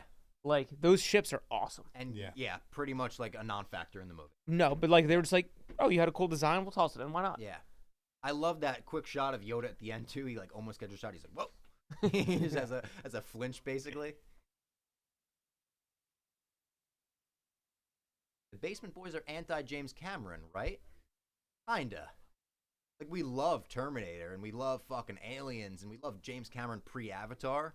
But post-Avatar, he got a little, you know, he likes the smell of his own farts a little too much for us. And he's anti-comic book movies. That pisses me off, because you're making Avatar movies. It's not like you're above comic movies. He also I know made you're pushing Aquaman. What's that? He also made Aquaman. Yeah, he did make Aquaman. Vinny Chase, legend. But it's like, I was it's like, what the fuck? Oh, may the force be with you. And bad. Or, you know, things go south. Why? What happens? Get into it. Carrie Fisher and Harrison Ford partied with Monty Python and the Rolling Stones while filming The Empire Strikes Back. Stoned Papa Murph is just putting facts in the chat, and I love it, because that one's true. And they were, at one point, I think, way too high to film scenes, because they had stayed up all night with the Rolling Stones the night before. Oh shit, we got Ben Quadranaros in the chat. Ben Quadranaros! Odd racing legend I Ben love it. Quadranaros. If you haven't, that bracket episode is unbelievable. Yeah, Papa Smurf, a 10-year-old Han Solo raised by Chewie, was almost in Revenge of the Sith. That's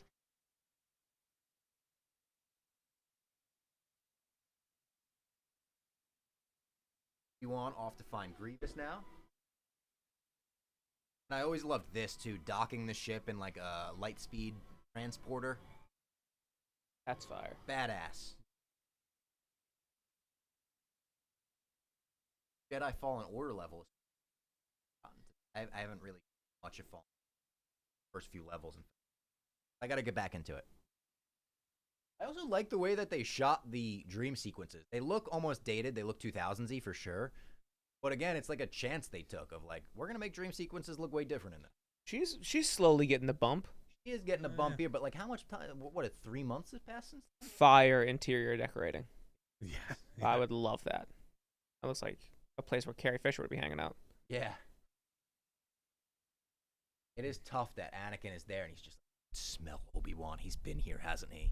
Like your best friend you're constantly worried is going to cuck you. And the fact that Padme wasn't like immediately like, hey, Obi-Wan came by. She's like, oh yeah, he was here. Came by. Gonna tell him if he didn't ask. So I can't see the names, but it says there's the weird headset again, which is what Obi-Wan's Yeah. wearing when he flies. Yep. Which I believe is because we're not used to it, because when it's the rebellion and they're all flying, all of their ships and everything is just like leftover parts. Yep. So they don't have like actual like gear. Yeah. So that's why we're used to the helmets like that And Robbie they have has. They have a little mic in the helmets. One in there, but it's like it's shit. different. Supposed to be able to like turn this on and talk into it. Never figured. This just gets in my way to the mic. I'm like, Were you saying that's supposed to be made out of like old clone trooper or something? I think so, The yeah. idea? I think Yeah. it's supposed to be like old clone shit where they were like revamping it. I think. That's sick. Yeah. Anything beat the purple lightsaber? Things. Maybe the double-sided saber. I got Hold the candle to it. a hot take. Kylo Ren's lightsaber. Oh, Kylo Ren's lightsaber is that's- so, so good. fucking And not good. just because of the broadsword, but because of the texture, it being Yes. like crackly and different than all the other lightsabers. When I've he actually lights that seen- shit up. Where's the? It's so Disney with that? violent, like People with the way these it crackles. sometimes get hot glue guns, and they'll just go like that, like dot dot dot dot dot dot dot dot dot, cover the entire thing in hot glue dots, and it makes it look like Kylo Ren. Crazy. Sick. That's it.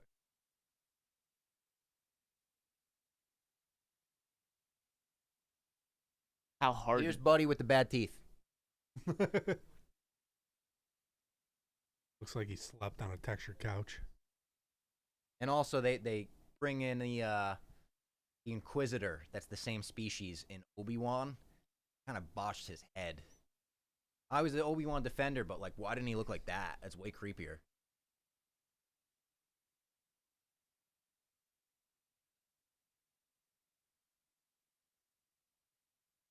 Looks like my ex-girlfriend.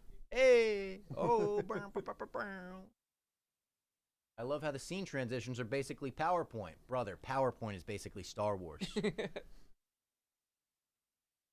PowerPoint's gonna clip that. Like basically Star Wars. Quote Robbie Fox. I got into PowerPoint.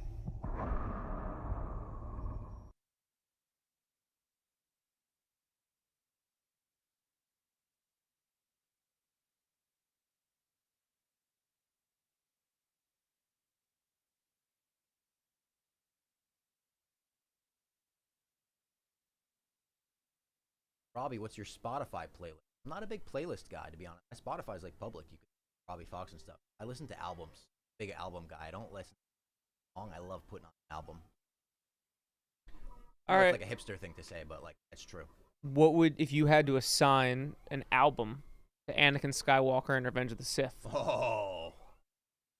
Oh, good question. Angst. I mean, pure angst. Maybe like the fucking Dashboard Confessional album with Vindicated on it. Like straight angst. Or like you could go harder with it. You could go like Metallica Black Album. I was almost thinking like there's that borderline of punk rock that turns into screamo that's like a little too hard, where it's like, fuck.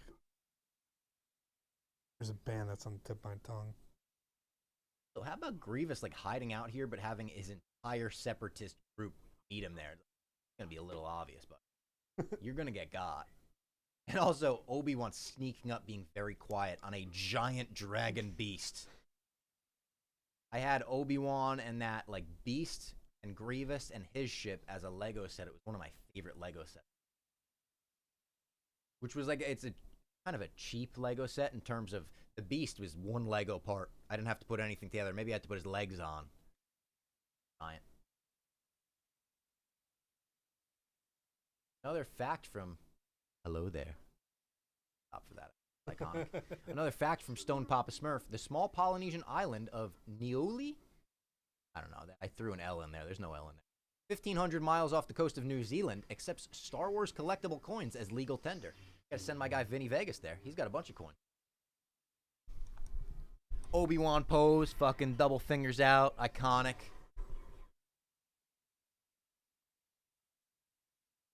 And this is a better fight than people give it credit for, because it's not long-lasting and it's not flashy and stuff, but it's different. It feels different than all the other lightsaber fights in Star Wars.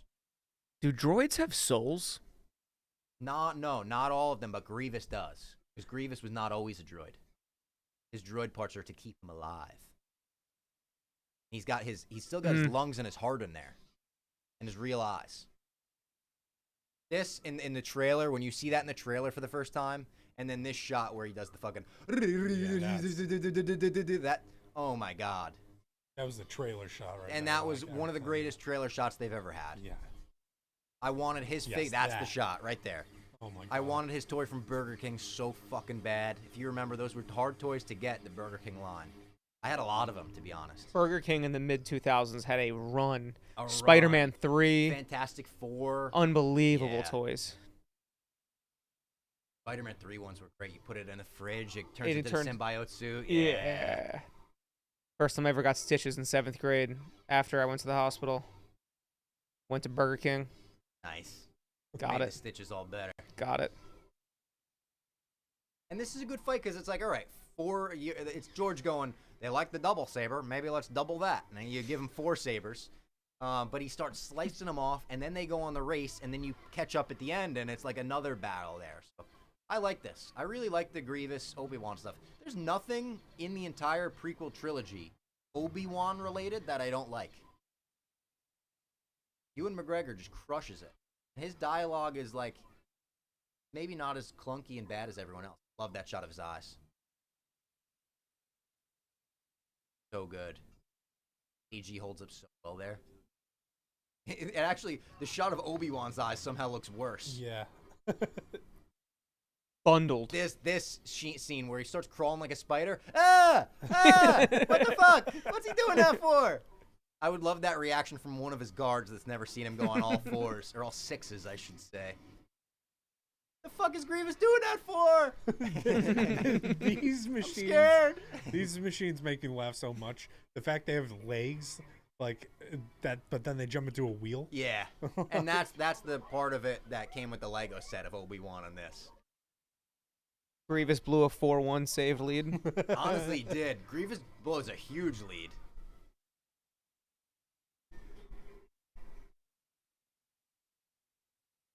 Isn't Darth Maul's heart? No. No, Maul's still. Maul's still kicking at this point. Yeah. Watch the finale. We talked about it earlier, the Siege of Mandalore, like the end of the actual Clone Wars. They cover like where Maul is during Revenge of the Sith. That's another thing you got to get over with Clone Wars. Like it's brought Maul back. I agree. Then watch like 3 episodes of Sam Witwer's Darth Maul, and you're like, bringing Darth Maul back was the greatest decision they ever made.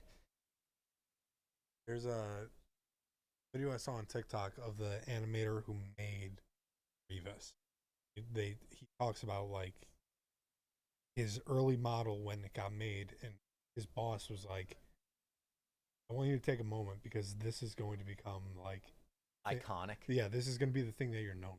Yeah, and like and it probably still is. Yeah. Oh, it's so cool, and it was like when he figured out the eyes, how to make them like almost like cat-like, where They it's are like, cat-like. Like kind of like lizardy. Uma even, like, yeah. This is one of the scenes they actually show in the Siege of Mandalore as well. Either before or right after that, like Ahsoka's talking to Mace Windu. And it's great the way they position it. Someone has made an ultimate cut, like it's out there, where they splice the scenes in where they should be in this movie. I think it's like 4 hours long. I'd be down to check that out. Someone send me that Dropbox. Yeah. Sounds cool.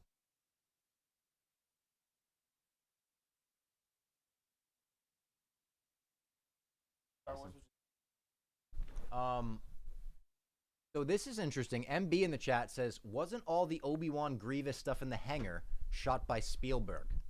That is the rumor. There are heavy rumors that Spielberg shot large portions of this movie. I don't believe they've ever been confirmed or denied by anybody. I don't think Spielberg will ever say whether he did or not, because if he did, it was a favor to his friend. And if he didn't, he could be like, nah, that shit sucked. That wasn't me. But there are a lot of rumors that Spielberg had a lot more to do with Revenge of the Sith than people realize, and it was him kind of making sure that George ended on a good note. I would buy it. You know about like the business deal between Spielberg and Lucas, right? Yes, which is one of the greatest stories of all time. Goes back to 1977. They were both putting out alien movies, or space movies. Spielberg putting out Close Encounters of the Third Kind. George Lucas putting out Star Wars. What was the actual percentage? Do you know the percentage? 2.5%. So they said, we're going to give each other 2.5% of each other's movies, the box office. And if one of them's a hit, we're in business. We did well. Probably not both going to be hits. Of course, they were both hits. Close Encounters was a good hit. Star Wars was like the biggest hit of all time. So Spielberg has a quote where he's like, yeah, I made out well on that one. This is a great scene, too. I love the I don't want to call it a painting in the background. It's like a sculpture in the background on the wall the war. You see it there. It's just fucking creepy, and this scene is shot really well, where you could see it in the background. I think they cut to it.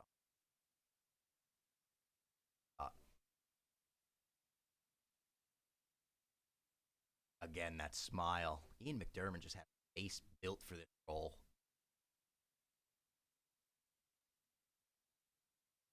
And Anakin realizes it. He is the fucking Sith. Gotta be spelled out for him. But Yeah, it really had to be spelled. So this is the sculpture I love. That's fucking cool. Can't really even make out what's fully going on, but you could tell a war's going on. It's fucking casualties, skulls, death.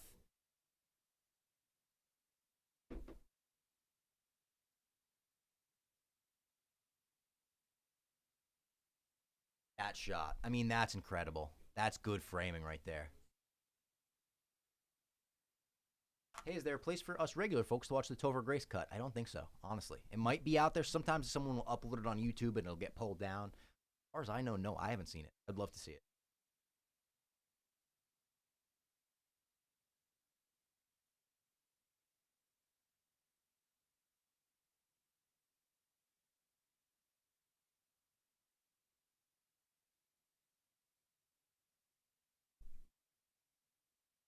Thumb Wars next. No, but I've seen Thumb Wars. God. Thumb Wars was an OG Hollywood video rental for me. yeah. Just based on seeing, they recreated that new book cover with the thumbs. I loved it too. I really loved it. I'm sure if I watch it now, I'd be like, it's stupid. Or maybe I would love it still. Thumb Wars might be my first entrance into Star Wars. Really? That just unlocks some What shit year for do me. you think that came out? Probably post Phantom Menace, because capitalized on that craze, I would assume. I feel like it was in the 90s. 1999. Oh, so right around Phantom Menace. Was capitalizing on that craze. Oh my god. Yeah, I mean, seeing that on the shelf at Hollywood Video, I was like, Mom, I need this. I've never even heard of this. Oh, it's ridiculous. It's just thumbs. It's thumbs, and I thumbs. think they like superimpose faces on all of them. The Millennium Falcon looks like it's just a hand. Did Topher make it for himself? Confused on how that works. He kind of did. He pretty much made it for himself as a tool to teach himself how to edit, and then he had one screening of it at a Soho house. People loved it. This is great too. How do you defeat General Grievous when you've lost your lightsaber? Use his tool, fry him up a little bit. Obi-Wan might have to use what he calls an uncivilized. It's just like any good fight devolve into hands. Yeah. Great hands, and you're not going to win like a hand-to-hand combat fight. You got to fuck up his insides. Boom. Pull that over. He's like, oh shit, don't do that. Backhanded him. Like that fucking backhand at the Waffle House where they licked his hand first. Backhand. That's great too. He tries to kick him in the shin, realizes he kicked a metal plate. Great.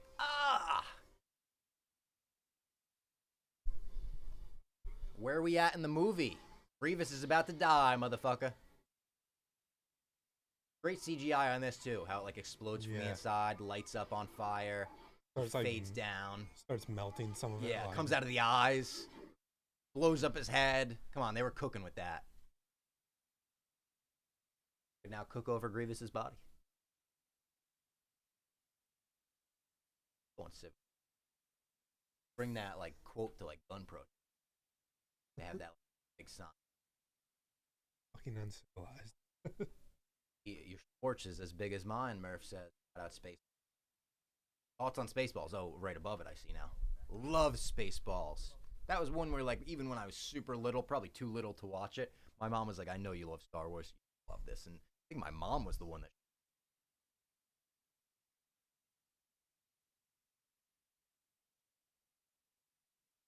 Mace could have been way better here as well. Mace, bring fucking better backup with you. Disrespect to Kit Fisto. Brought the C team. Talking about this is the Chancellor. This is the Sith Lord we've been talking about forever. You got to do better with that. He's clearly so good. You guys were all around him and didn't know. Like, and yeah, he fucking gets the number one piece of information he needed. Like talking shit.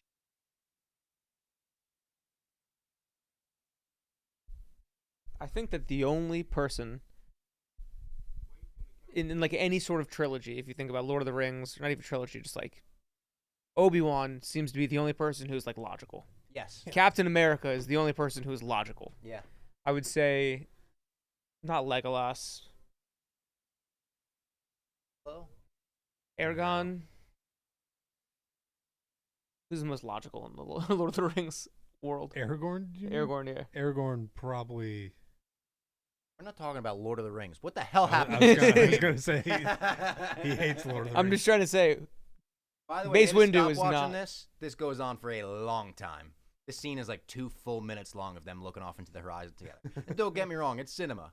Great John Williams score, great shots. Skyline looks great. It's long. It's a long scene. I think Padme goes from maybe 6 months to 9 months here. Out there looking. Anakin. Time to start killing kids. I don't know.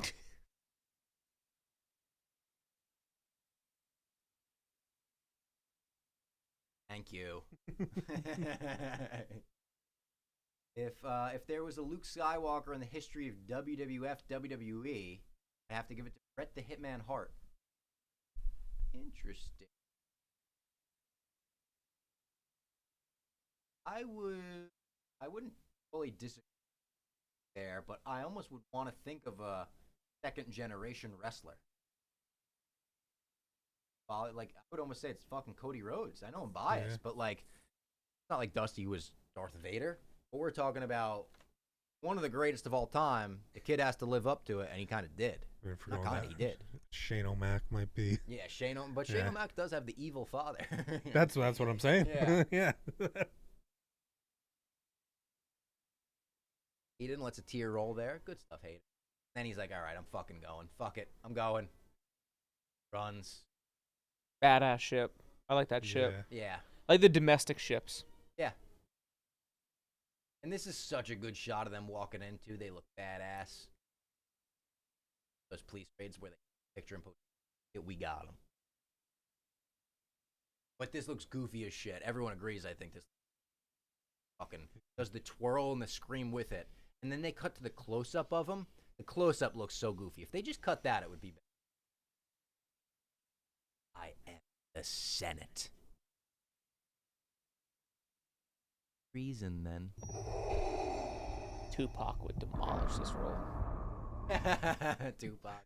Oh my god. I mean, that scream and then even the stance, that close-up is rough. The Jedi are just so incompetent, it's hard to believe. Kit Fisto, see ya, scream. Who do you think? And then from here, it's pretty good. Yeah.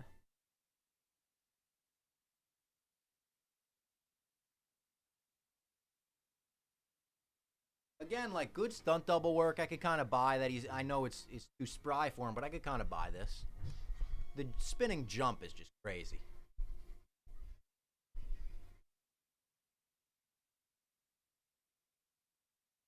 Pulls up perfect timing.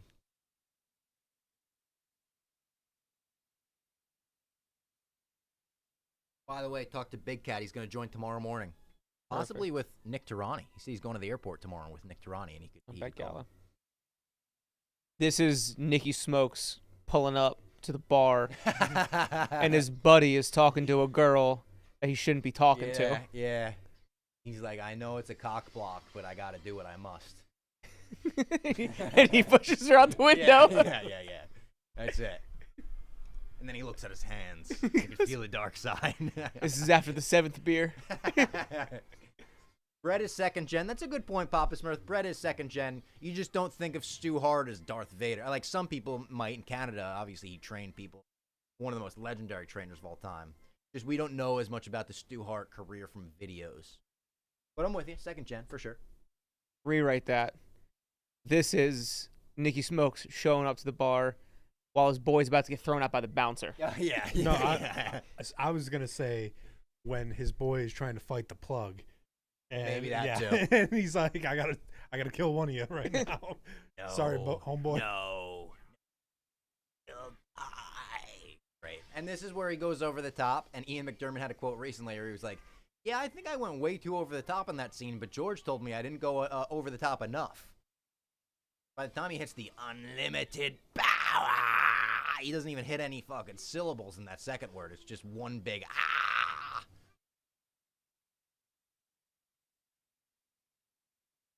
I've always hated the deaths of those 3 Jedi. Really embarrassing for the brand. Not even one counter from 3 Masters. Honestly, you're speaking facts. You're also talking about the most powerful True, Force. most powerful Sith Lord of all time. Good way to justify it.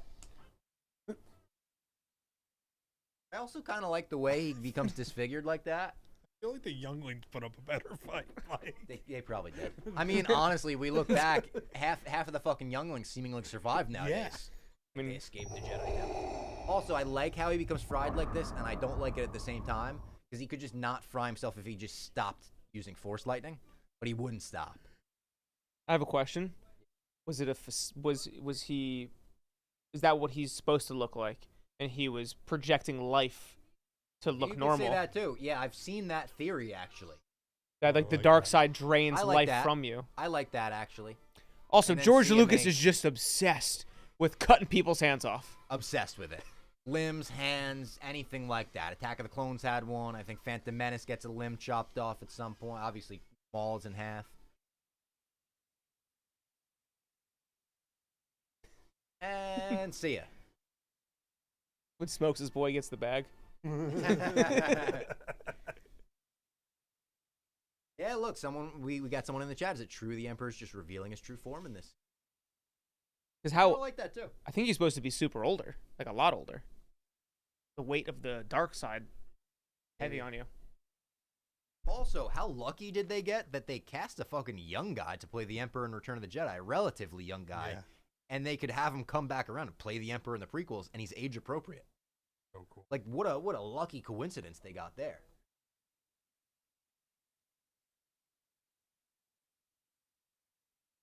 And at this point forward, now when the Emperor talks, you'll hear like a second vocal track, almost like just breathing and moaning in the background as he's speaking. Really creepy. Works well in the theater, especially.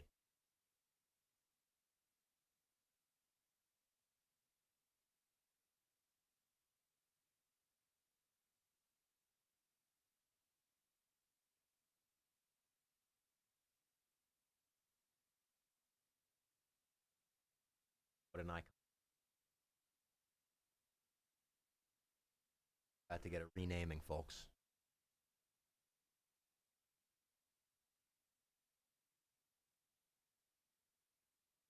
Growling softly like a pervert.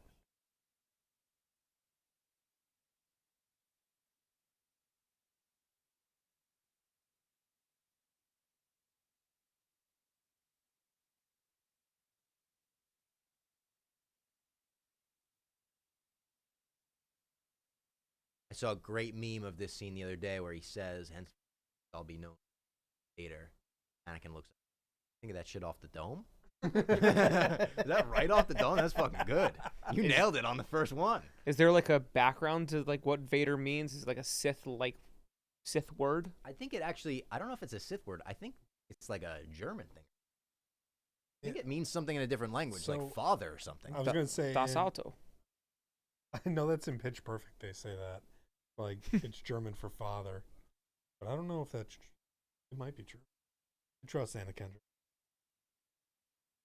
Do they say that in Pitch Perfect? I've never seen Pitch Perfect. Oh yeah. Oh, fantastic movie. Oh no, it all right. In German, it's spelled with a T, but it's pretty fucking close. That being said, it is known that Darth Vader was not originally meant to be Luke's father, so that could be a complete coincidence. Like when A New Hope was being written, that he was not. That was not the plan. Yeah. They were Anakin and Vader. Hey, we got Charles E in the chat. What's up, Robbie? Just got done working a 14-hour day. How's the stream been? Credit to you, man, because it's been a blast for us. How long have we been? How many 14 hours. 14 hours. Okay, we've been going 14 hours, and I don't feel like I just worked a shift, to be honest. Just having a good time watching Star Wars with my friends, playing some Star Wars video games, talking Star Wars with people.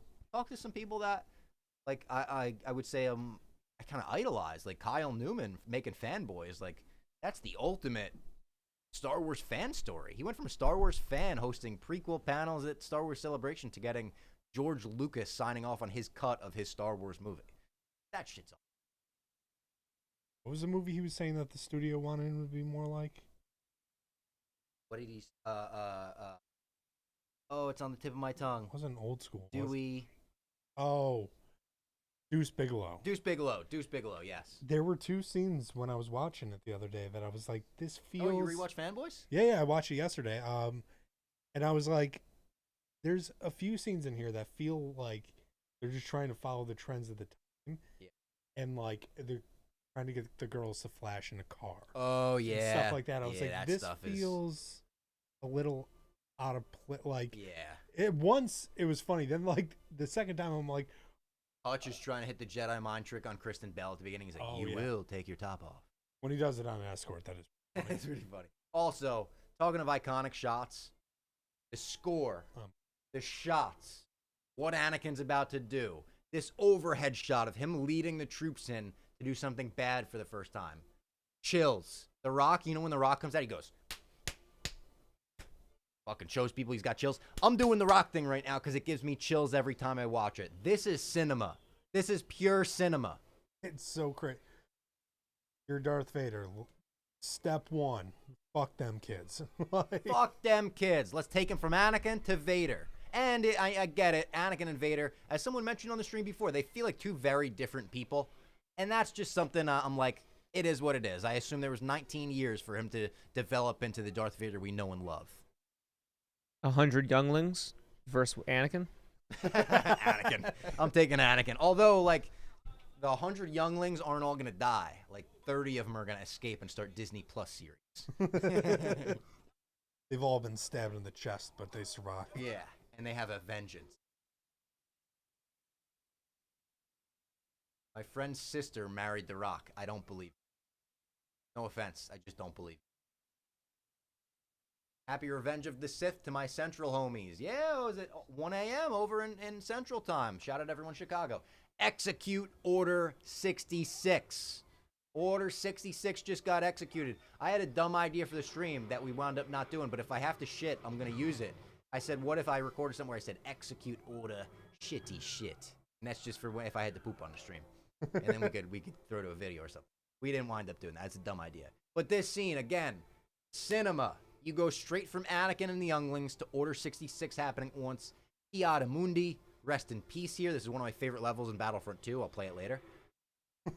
Everyone complaining that they changed his age on Wikipedia. Yeah, like, what are we talking about there? That was some of the funniest tweets I've ever seen. Completely serious. This was, I remember watching this in theaters, and I was young, but I remember it being a gut punch. I remember even this. Is it Ayla Secura? Is that who this Jedi is? I could be wrong about that. But when she dies, and you see, it's a great pan-up shot where they don't really show you the gore of it, but you see blasters and you see the lights through these floral trees. And it's awesome. Like another shot where I'm like, George, watch right here. Just see the lights popping off. I love that shit. Oh, Yoda feels it. And I use that gif all the time. Someone disappoints me, they're getting the Yoda, oh my god, touches his head, he can't. And Yoda's a fucking badass when they try to execute it on him, too. Oh, Plo Koon! Our guy! Did you see in Andor, his face mask is in there? I know, he's a part of Luthen's, collection.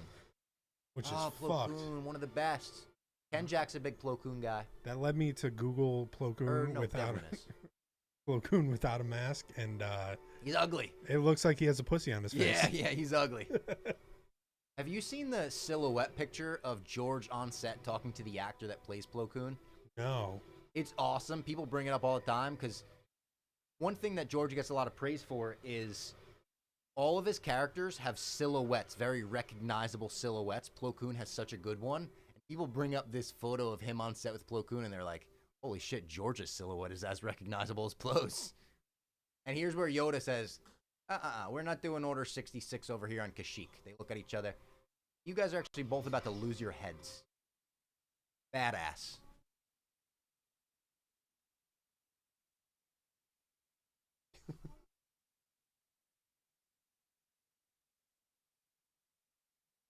Then Chewbacca is like the key to bring him to safety. Again, why didn't Chewbacca ever lean over to his buddy Han and be like, yeah, I know. The Force is like Jedi religion, hokey pokey bullshit. I was actually there and you're actually wrong. It's going to be old takes exposed. Ew. And that step by that kid should have won him an Oscar, by the way. That flinch is incredible. I want an autograph from that kid. He signs autographs. I saw the other day he was posting. He signs 8x10s and he writes, Master Skywalker, what are we going to do? I want one for the wall up here so we could remember the stream. I got a theory about Chewbacca. Okay. Do you think that at some point he got damage or something happened to him? He forgot everything, and that's why he's an engineer. they reset his mind like 3PO at the end of this one? Yeah. Maybe. Better- Like The Dark Knight, I wish I could watch these movies for the first time at my age instead of knowing everything forever. True. We get another Lucas family cameo here, by the way. Get Bail Organa showing up, and they say, no, buddy, it's time for you to go, actually. Bail knows some shit's going awry. He's smartened up on it. But who comes out of the fray? George Lucas's son, Jet Lucas. Cool name, by the way, Jet Lucas. There he is. Very small role. But George said, hey, I'm only doing one more of these. I want my kids in it. I want my kids to be badasses in it. And I know people probably shit on him for that. I don't know. I think it's kind of cool. If George Lucas was my dad, I would want him to put me in that role. Doesn't take anything away from the movie. The F-bomb should have been with the flinch. Oh, fuck. And anyone ever play Star Wars Galaxy of Heroes? I missed double drops, but they started today. Hoarded too early. I used to play that. I haven't played it in a long time. It's the app Star Wars game.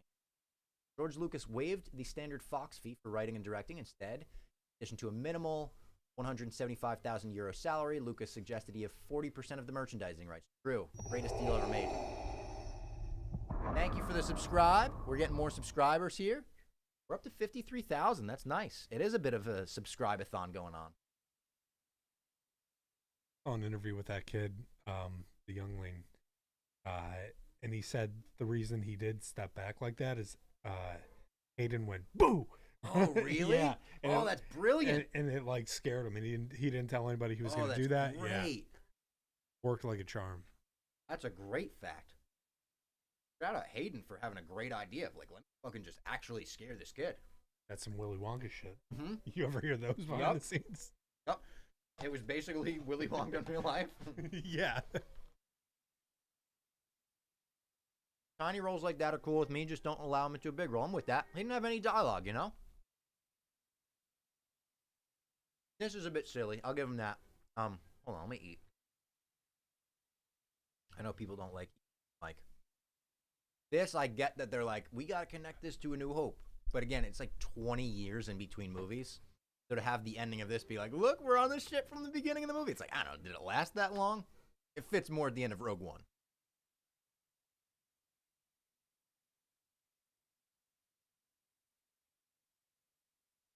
Oh, these poor suckers on this planet. Obi-Wan showed up. They were like, we're saved.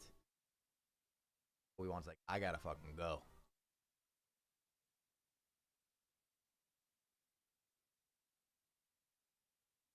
Favorite George Lucas fact is him and Carrie are in Hook, the couple that starts floating when Tink flies to Peter in Never Never Land.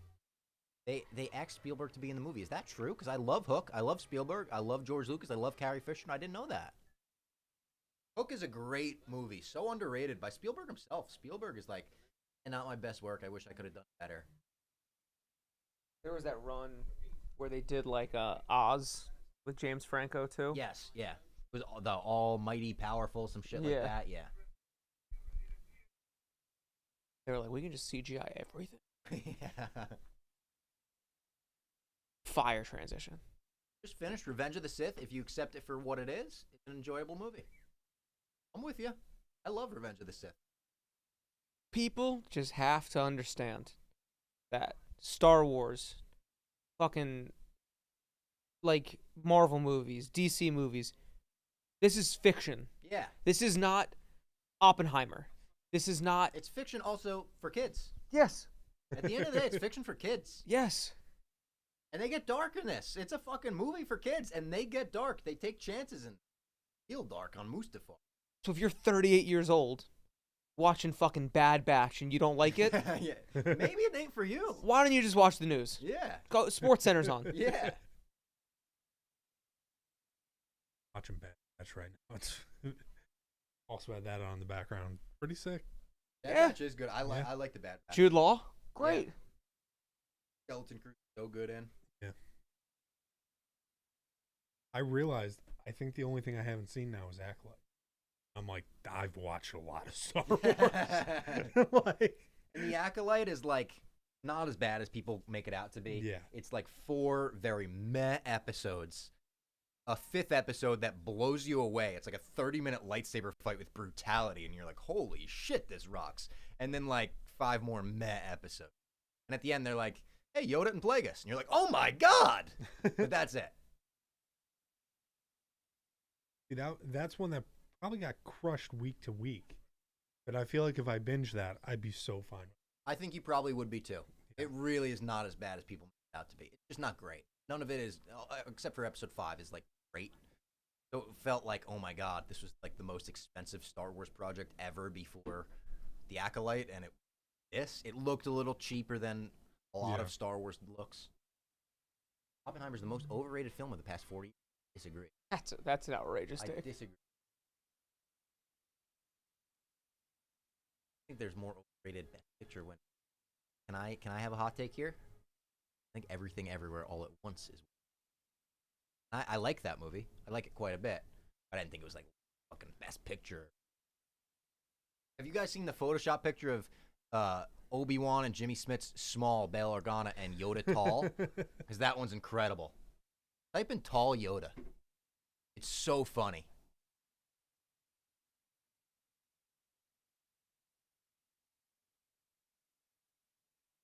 There it is. That's good stuff. Can you throw that in the chat for the people? Yeah, I will. It's great. We're going to throw it in the chat. Tall Bob is hysterical. We got Alex Simmons. Sup, Bob? What's up? Are you related to Gene Simmons? Yes? Talking about another guy who made a very smart business deal. Gene Simmons? He owns like 100% of Kiss. Yeah.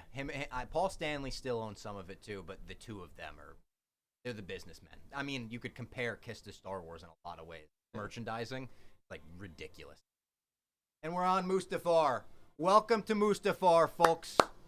If you can't deal with the heat, get off Mustafar. That's what we say.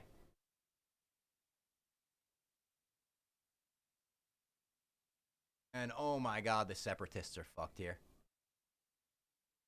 Wat Tambor, he's on there.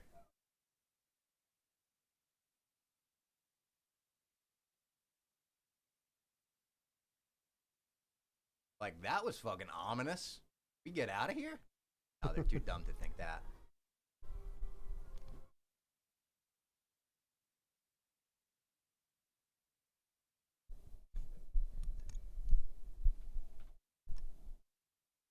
This guy ugly as hell.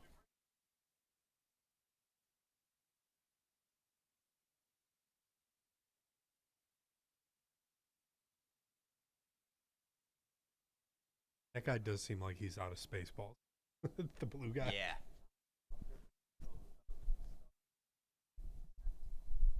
Also, like, Obi-Wan. Like, the Chancellor will be expecting. Jimmy Smits is like, pretty obvious that that's a trap. Obi-Wan doesn't think so? Come on, Obi. Also, there's got to be some communication on the team here. There's none. This is a relationship that's gone south. No communication. No communication. I remember that exterior, the wide shot of Mustafar. That is just big ball of fire. Which I knew that, but like it's funny looking at. And I love that, like, post this, and Canon Vader decides, like, that will be my residence. Build Crazy. a castle for me on the worst planet we have. It's to remind himself of his failures and drive him with hate and stuff. Those two guys in the background don't get enough credit for being bystanders for, like, the craziest argument in the history of the galaxy. They're standing there taking out their phone, fucking, World Star! He just choked his wife. Hopefully this isn't the Anakin that Nikki Smokes looks up to. I don't know. You get 10 beers in him.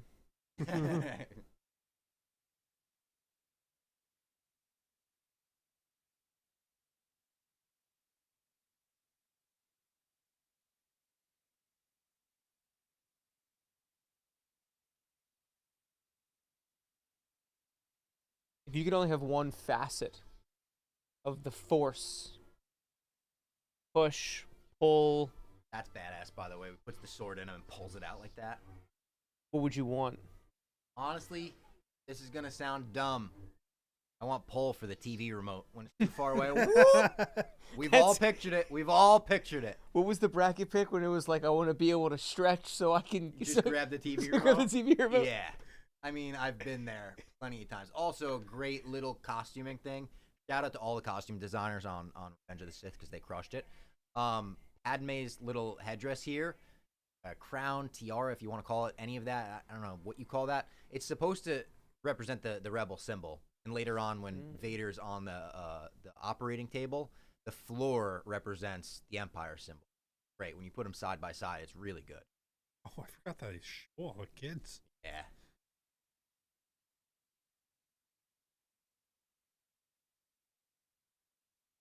Shout out everyone staying up late with us tonight. We ain't done celebrating Star Wars on May the 4th. 20 years of Revenge of the Sith. You gotta do it up big. You gotta celebrate the Revenge of the 5th. Done this, Obi-Wan. It's almost a comedic cut. Who could have done this? I don't know. The lunatic murderer that's been your best friend all these years. We're trying to find the guy who did this. Yeah, it is. It's a fucking Tim Robinson in the hot dog. I love this scene. Emperor kind of like revealing the first Galactic Empire.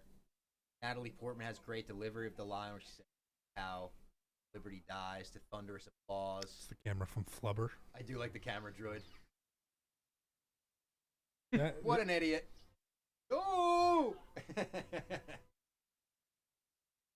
Behind the back. Iconic eye shot.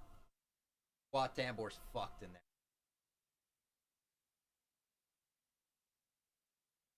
Gotta be honest, I work in about 7 hours. I'm screwed. Same. I'll write you and doctor's note.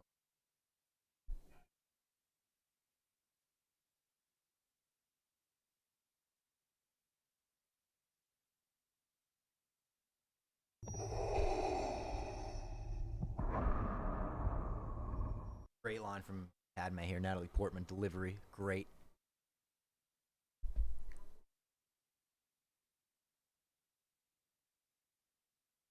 It's very like over the top, almost Shakespearean, but that's what George is for sure going for at this point. Not always nailing it, but he's trying. Making it feel epic. And that is one thing. This movie feels like an epic.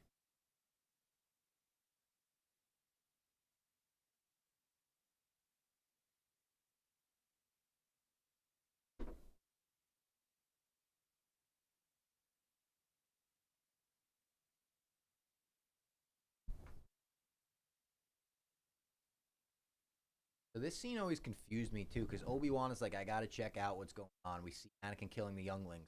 And then there's a scene that looks a lot like the scene where he's like, I now fucking henceforth Darth Vader. You see him standing over Vader, like uniting him again. But it's not that same scene. Like at first I was like, do they have a camera in the Chancellor's office? Why didn't they just utilize that? But then it becomes clear that I guess the Emperor went to the Jedi Temple to check on Anakin's progress, and at some point, we'll see. See, that looks like what we got before.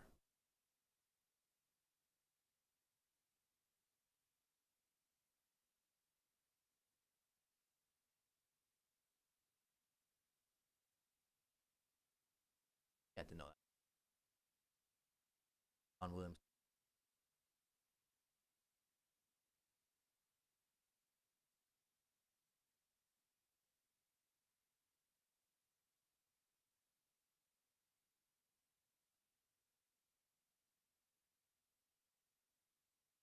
People hate CG Yoda. I feel like he's giving a good performance here. Great. Yeah. Frank Oz still crushing it on. I don't get the complaint about CG Yoda. I always thought. Yeah. Fantastic. Especially in the context of these movies. Yeah. Sense. And go back, look at the fucking puppet in Phantom Menace that they went back and CGI'd over because he looked like a crackhead. Yeah. Like meth Yoda. The hair is crazy. It's crazy. The eyes are crazy. It's funny when later he looks all cracked out. He's been Yeah. living on Dagobah Yes. by himself. That's totally fine. You're supposed to be respectable. Yeah. This guy's in charge. She's pregnant now. Yeah, now she's all the way.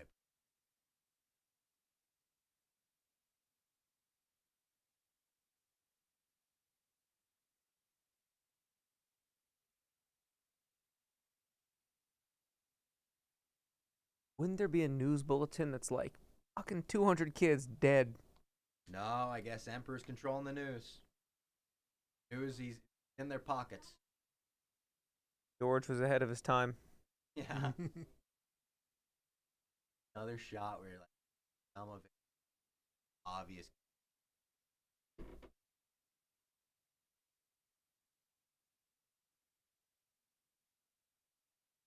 Imagine if they did. I mean, obviously, it's ifs and buts where candies and nuts, but like with Ready Player One and how good that looked. Yeah. That was ILM too. Awesome. What was I it? think Spielberg used. Yeah. I want 15 years later, obviously, but Yeah. I just want that level as a video game. Yeah. it's so sick. Someone says, who is that? Rye Guy in the chat says the new ILM doc covers the change to CGI and even they shat on Puppet Yoda. I gotta check that out because I loved the first season, Light and Magic on behind stuff. It was amazing, like so creatively inspiring, so fucking cool. I saw they just dropped season. Glad that they have. I'll say it does look CG, but they also are trying to give off that there's like a window behind Yeah. it too. Yeah. So it's a little give and take. Just kidding, because he's about to walk right out. That's open air, baby. Oh, it is. That's open air. That's just bad CG. And also, like, Padme, I know you could afford anything you want. Why would you want an open air balcony like that? Too big. Yeah, but I guess if you're driving, it's easy. Yeah, true. You pull right up. That's just a front porch. This season focuses on the prequels. Oh, shit. I'm going to love it then. Be awesome. I'm going to check that out for sure. Poor pod racing game was awesome. Yep. Padme can pad me. Am I right? I'm married. She can.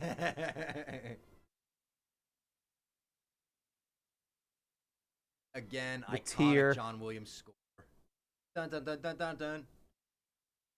Another great ship design there. That's That thing's badass. Padme's ship. I do love all the Nubian ships. Is it Nubian? Yeah. Yeah. Having that like silver. Yeah, I love that. Because isn't that also like that was part of Phasma's? Like her armor was made out of a Nubian ship because like from there. What's something like? Did a book on her. That. How about Obi-Wan thinking he's sly? And I guess he is sly because he definitely. I love this. People also say he's just aura farming here because there's definitely a button to close that door.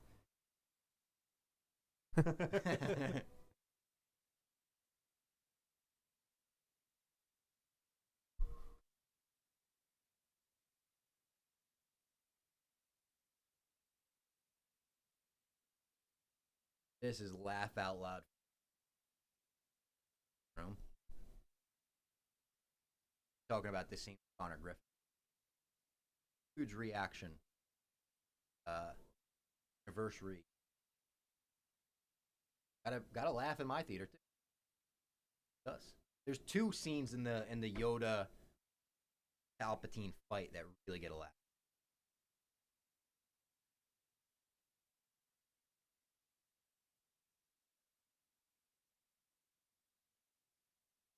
All right, she's here.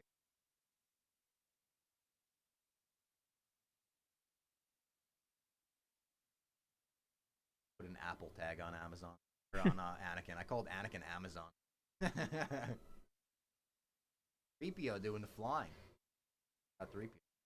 Credit for that. You say Nubian ship or Nigerian? Can't get the politics chat going. That was crazy. Mark Schellenberger. Always wanted to eat that stew Yoda made in the OG. Really? What way was that Dagobah stew?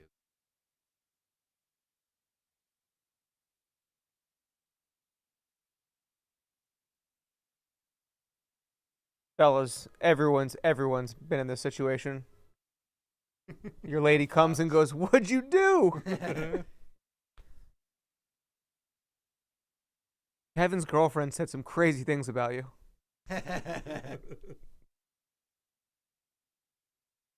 I mean, pretty much. It's literally Nikki Smokes' girlfriend. I heard some crazy stuff about you at the bar last night. Shut off your location. It's crazy too that like He's just gaslighting her. he's totally gaslighting. He did kill Young. She's like, "Can you confirm all these true things he did?" He's like, "He's just trying to turn you against me." Anakin. Gaslighting.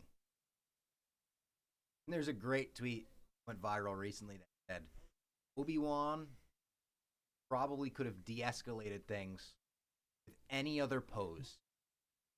He is so stanced up the first time Anakin looks at him, it's basically a declaration of war.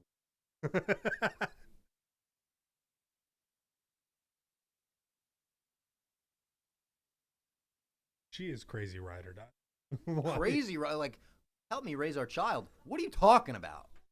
You just found out he murdered a bunch He of didn't kids. even deny it. He was just like, he's trying to turn you.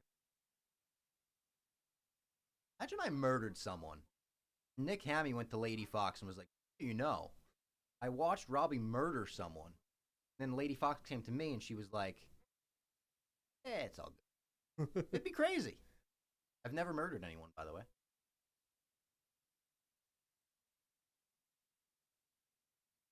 Oh, Anakin. Breaking my heart, Anakin.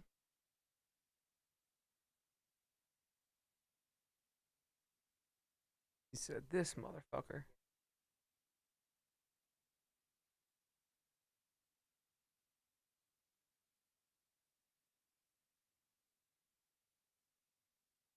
Iconic.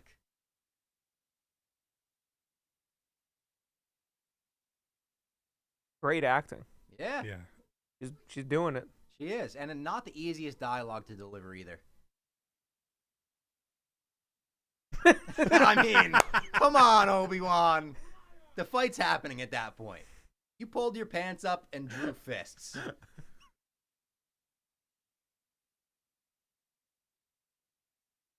Crazy move. Crazy. Bro, that's your pregnant wife. That's the girl that a few years ago you saw on Tatooine. Her slave, and you said, "Are you an angel?" Dad. I thought maybe this Revenge of the Sith watch was the time that he wouldn't turn. Always turns. Here's where the dialogue gets real clunky. Iconic, don't get me wrong, but clunky.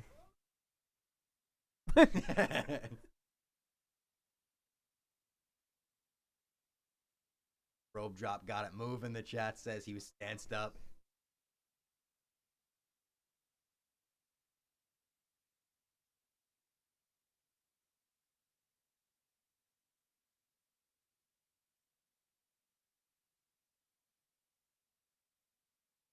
Picturing them circling up on a blue screen. Yeah.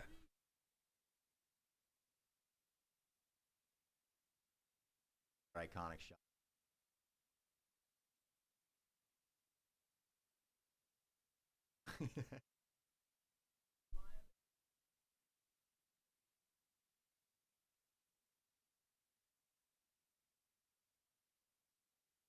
Why didn't he go with the "then you're against me"? And that's also an absolute in its own right. Yeah, Do you what got we a good must. point there. Me and Clem did as good with the acting as they did there. I'll be honest. All I can picture now is Clem on the high ground. I love that. I hope we've changed the way you watch Revenge of the Sith forever. There's also such a good documentary. I think it's called like 1 minute or like what goes into a minute or something. And it's focused on 1 minute of screen time during this fight. This is what makes me laugh every time. Whoop. That's funny. Funny shit from Yoda. They put a subtle camera shake on there too. Yeah, So it really it's awesome. But they focus on 1 minute where they go back and forth between the two fights, obviously. And it's good shit. It's really good shit. It's on the Revenge of the Sith bonus feature, which truly made me think I want to like make movies one. When I was little, the Revenge of the Sith bonus feature. Oh, I'm going to be a movie director when I grow up. movies. I'm going to write movies. Very inspiring. I didn't wind up doing any of that, but it was inspiring at the time. Yoda didn't expect that at all. Oh, fuck. Fuck there.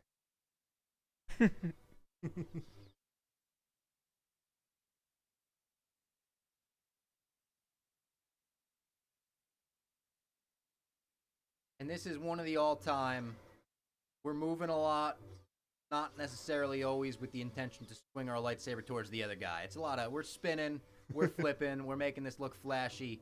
At one point here, they lean on the button that basically just takes away all shields on Mustafar. I don't know why that was a button in the first place. Shielded from the lava. There's a button that says unshield. A Jedi fight's a lot like a UFC fight. It's all about, getting the right angle. True. Yoda is forever Little Spoon. That's like my dog when I say you want to go outside. So this is the second part of this scene that always makes me laugh is the Emperor takes an amazing bump over the table and onto his chair here. The slow fall of the chair always makes me laugh.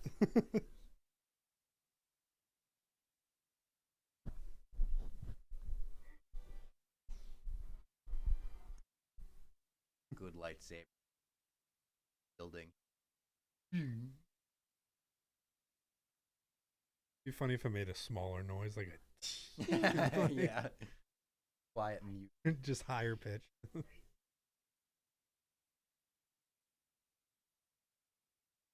I think this is also a better Yoda fight than we got in Attack of the Clones. Fight better than the Count Dooku war. I believe it a little more. Yoda's outmatched. He doesn't have home field advantage. He's on Palpatine's home ground, kind of.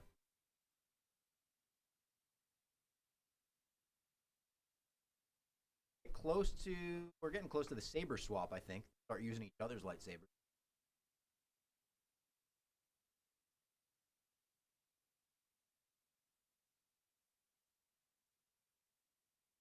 Now it's just hand to hand. Fight.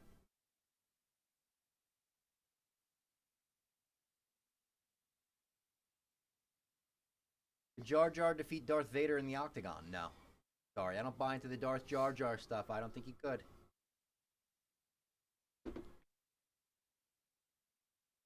Like 100 Jar Jars could defeat Darth Vader in the Octagon. There's an amazing Darth Vader comic, a Marvel comic from probably 2017, where Vader's on the battlefield and he's fighting with a bunch of stormtroopers to his left and right. And at one point, his mask gets knocked off. Turns, and a stormtrooper sees his face, and fucking, without even flinching, snaps the stormtrooper's neck. Because he's like, yeah, he saw me without my mask. That ain't gonna happen.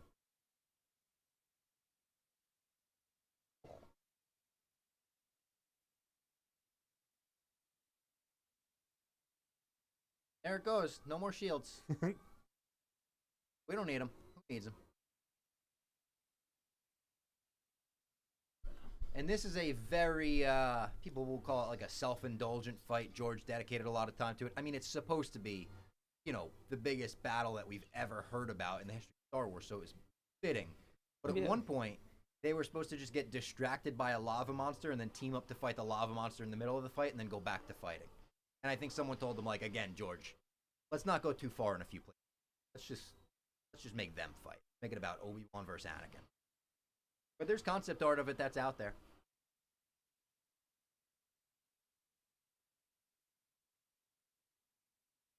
In the choreographed fight that was supposed to be with Dooku, that they took out because they didn't want to challenge. Like, it was so good, they were like, it makes the last fight kind of like, That's another. I think that's part of the behind the scenes stuff, where the Dooku stuntman was like fucking on his game. It's so cool, and it's Hayden doing it, right? Oh my god, Hayden was awesome with a lightsaber always. Like, still to this day, when he shows up on fan conventions and hits that twirl, people go nuts. How many times did this scene take you in Lego Star Wars, the complete series? Yeah, maybe. The first time. A lot. If you saw me play Lego Star Wars, those puzzles get to me, man.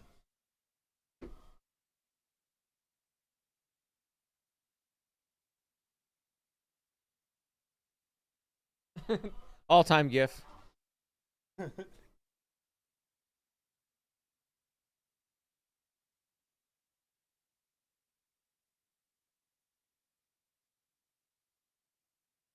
That always like would almost give me like the nails on the chalkboard when he down. It would always. Then Yoda retreats. He's like, "Nah, I'm out of here. I don't got my fucking robe anymore. I don't got my lightsaber anymore. I'm done." And then you get coming up one of the most iconic shots in the history of Star Wars, hand to hand, the fucking lava rising up behind them. It's the poster shot. It's everything with this movie is associated with that shot. And it immediately transitions to a shot of Yoda looking like John McClane in the vents. It's a funny transition that like goes underrated.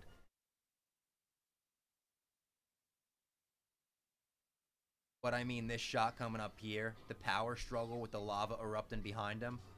I've said it before on this stream, I'll say it again. Absolute cinema.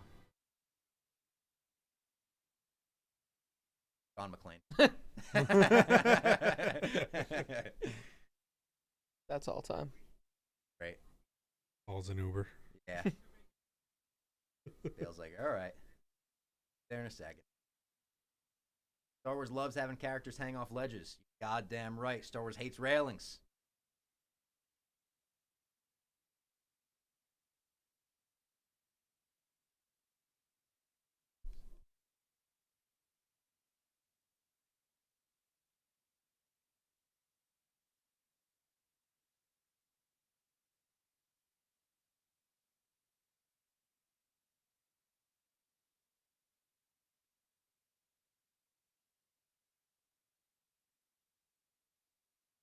I also had this as a Lego set. This is probably my favorite from Revenge of the Sith. It was just this part of the battle, and it came with both of them. The fucking minifigures were sweet. I think this was also the time where the Lego minifigures weren't all individual pieces. It was like one Lego minifigure, and if you push down on the head, the lightsaber would light up.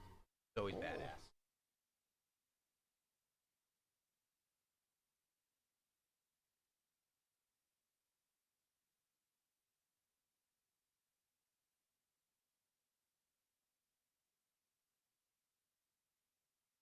Very Luke getting picked up in Empire Strikes Back, diving down, Falcon. Uber for Yoda? You wouldn't believe the night I had. And he knows right away. He's like, all right, for the rest of my life, I'm fucked. Imagine getting your ass kicked so bad. So bad, he's like, let's find me a swamp planet, and I'm never going to see anyone ever again. What do you think Mr. Beast was like? I'll give you $2.5 million if you could last 20 years on Dagobah. That could be. I wonder if there's like a comic or a book that's about like the journey of the failure of Yoda, Like on Dagobah, you're saying? Him or like dealing with that shit how he too? gets there and like what Yeah. like. There's a deleted scene where he does like touch down on Dagobah and get off his ship. I think it's a delete. Gets off his ship and stuff. They have him that. Who he gets him? Chewbacca doesn't know anything. Yeah. Chewbacca hits a fucking growl. Chewbacca's like, I only ever saw him use the lightsaber. I didn't see him move shit. Yeah.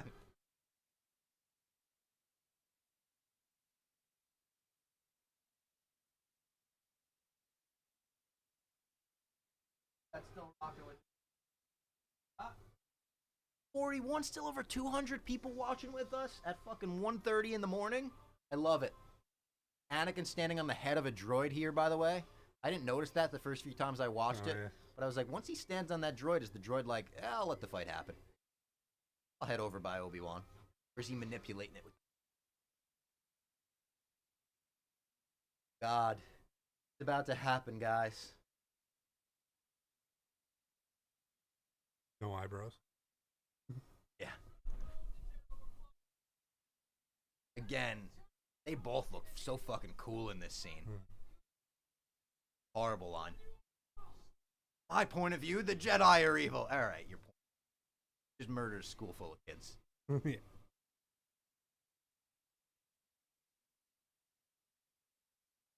Obi-Wan's slick move, too. Looking platform. Tick. Get the high ground. Not yet. They have to fight along this river for. Old Ben Kenobi. But again, when you're a kid, The Floor is Lava is a game we all play. When you're a kid obsessed with the Revenge of the Sith, The Floor is Lava is the game you play. I have the high ground.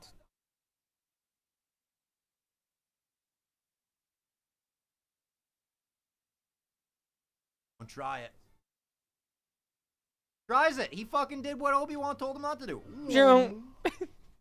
And there he goes. And I think this is the most gruesome scene in a Star Wars. This is the scene that, like, if I were showing my future kids Star Wars for the first time, they're of age before they see the end of Revenge of the Sith, because it's scary.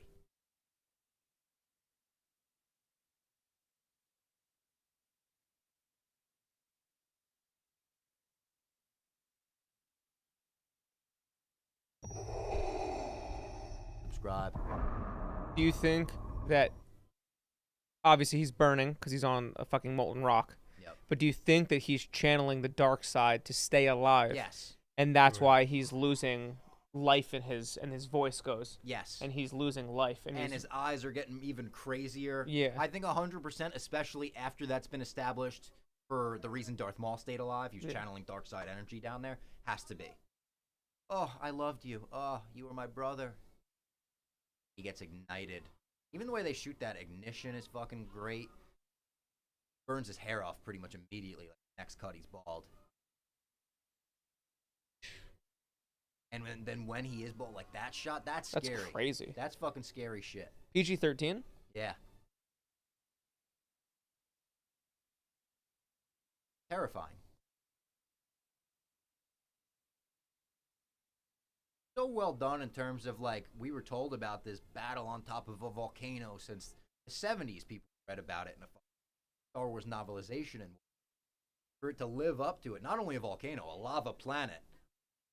Makes sense why Anakin looks like Sebastian Stan at the end of Return of the Jedi, that egghead. Or not Sebastian Stan.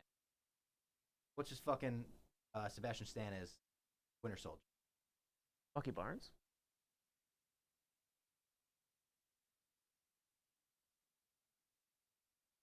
Sebastian Shaw.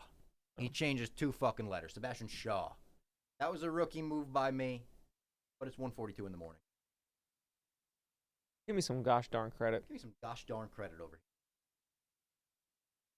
There's definitely like a 501st Legion post Revenge of the Sith fight Obi-Wan costume where you need the fucking light hole in the shoulder.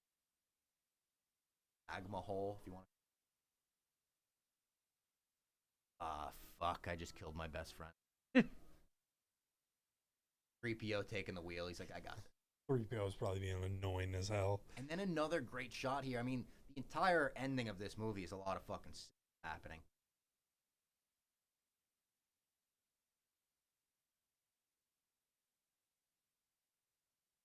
Shadow. It's an early Imperial shuttle model. Looks like the ship that he'll have decades. So this is one of my favorite parts too. And this was pointed out by Red Letter Media. Great movie channel. Like, if you don't know that channel, it's an. They found out when they did a little research that when Emperor Palpatine had a medical capsule immediately ready to take Anakin back to Coruscant, start the operation, takes him to Grand Republic Medical Facility, which is also known as Emperor Palpatine Surgical Reconstruction Center. Ridiculous name for a hospital. I mean, there's the Peyton Manning Children's Hospital. True. And I guess know? if he's like taking over everything, just slapping his name on everything. I always thought this just looks like the moon. I know it is like a moon base. I've always been like, oh, they're on the moon, right? Earth here. I fucking love Yoda. Talking to you right now.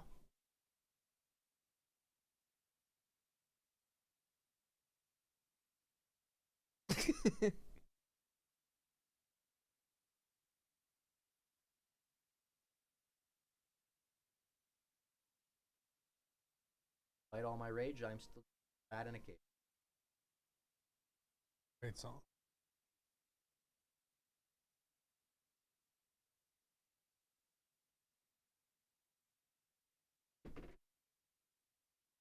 It's tough. They had to fly everyone off to get in the hospital because Mustafar, they ain't got no hospitals. And how about no cover for Vader? They take him. Schmitty with another 20. 85 Bedtime to after movie saw last week in the theater for the first time since $19.99 through Super 2005. Chat. I'd forgotten how Bedtime good the after big movie. screen was for this Saw stuff. it last Keep week in grinding, theater Master for Fox. first time. You've given so many stoolies an amazing outlet for this kind of stuff. Thank you, Schmitty. You've been an amazing support throughout this entire stream. I really appreciate it. Built to live. Some people say this is cheesy. Some people say she could just die in childbirth. I kind of like that she dies of a broken. I like that. I like it too. I like that it's like that we can't medically explain. Fine. But it's also like someone could be like, well, it just get probably that. Yeah, but her will to live going away is something that Anakin seeking the dark side would have never even been able to fix or heal. There's the Empire logo. Oh, I like or that. At least something close to it. Yeah. I also had an awesome Vader figure from the movie where it was fucking Vader like this, and you could build him into a normal Vader. You could take off his leg and put on the Vader boot. You could take off his mask and put on the fucking bald head. Awesome. The Revenge of the Sith merch, give it up. Everyone gives credit to the fucking Phantom Menace merch, as they should, because it was the biggest, the craziest. But the Revenge of the Sith merch, pun intended. Luke! Luke is older than Leia by about a minute. Shit. Like, oh shit, there's another one in there. By the way, I don't think that's how twins work. No, definitely. But you know, in a galaxy far, far away, they got all the technology in the world except ultrasound. Oh shit. That's another. She had a name locked and loaded too. Was that off the dome? Maybe she had a boy name and a girl name. She didn't know the gender. Then this shot right here is what the Topher Grace cut ends on. That his movie ends on the hiss of the mask going on, right to credits. Be badass too.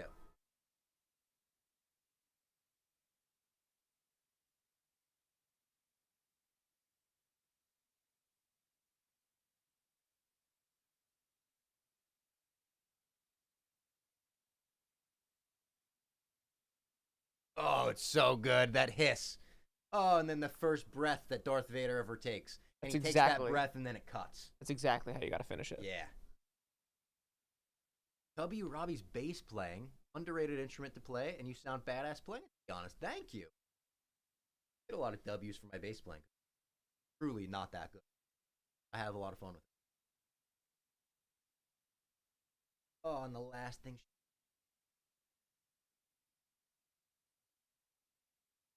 That with at least a little bit of subtlety. Don't give George any credit for subtlety. She could have said, "Please at the light." Onyx shot. Frankenstein. That's Hayden in the suit. Hayden begged to be the guy in the suit at the end of the movie. They were like, "We really want someone taller." They put me in fucking. Obviously.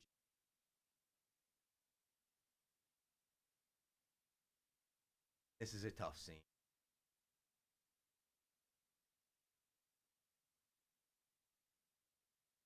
Just because of the no. Everything before the no is good.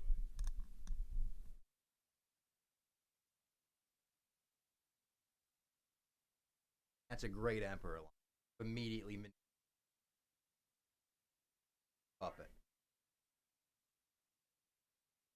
And then just the display of power immediately. I love that. I love this. I just wish he just crushed everything and it cut away. The no is tough. With the hands up in the air. No.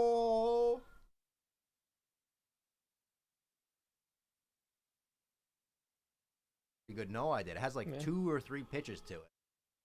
What did it cost?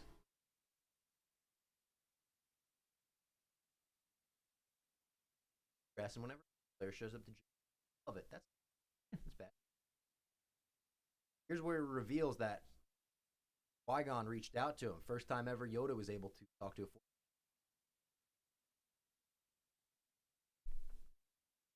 Yo, Robbie, how do you recommend the order in which to watch the movies? I would say release order. Always release. Also, tough draw for Luke. For Bail Organa to be like the richest guy in Alderaan and be like, I will take the girl. Like, give the guy to that fucking homeless couple on Tatooine kind of new Vader, right? That worked. Ended out great for them. I always think of Luke, like, if he ever had the chance to see how Leia was living, he would have the reaction that Dave had going in Barstool Chicago office. What are you doing? What are you guys doing here?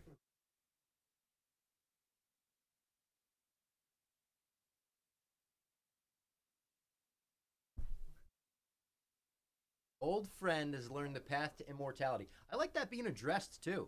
They spent 3 movies not addressing how Obi-Wan is able to become a Force ghost or any of that. And you didn't even have to address it, I guess. But I like that they did. That moment at the end, Qui-Gon, that's like a fucking, oh shit. Talking Qui-Gon. Again, not too on the nose where it's like you didn't show Qui-Gon. This is tough for 3, though.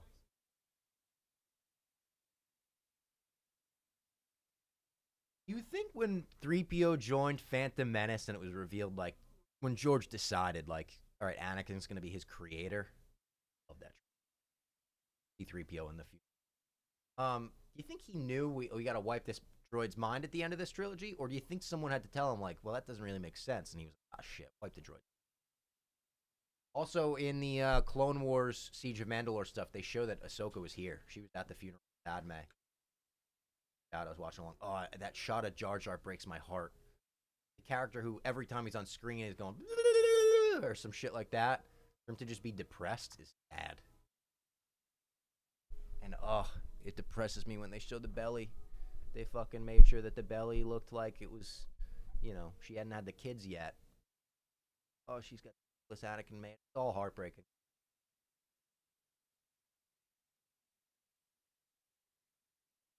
Got a guy who kind of looks like Tarkin over here.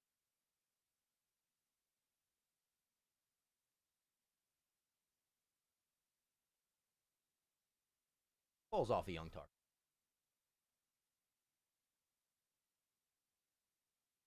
And then another great shot. Like, all right, when are we getting going on the Death Star? That up. Side by side. That's a good final shot of Vader to end on. Is it a stronger final shot than like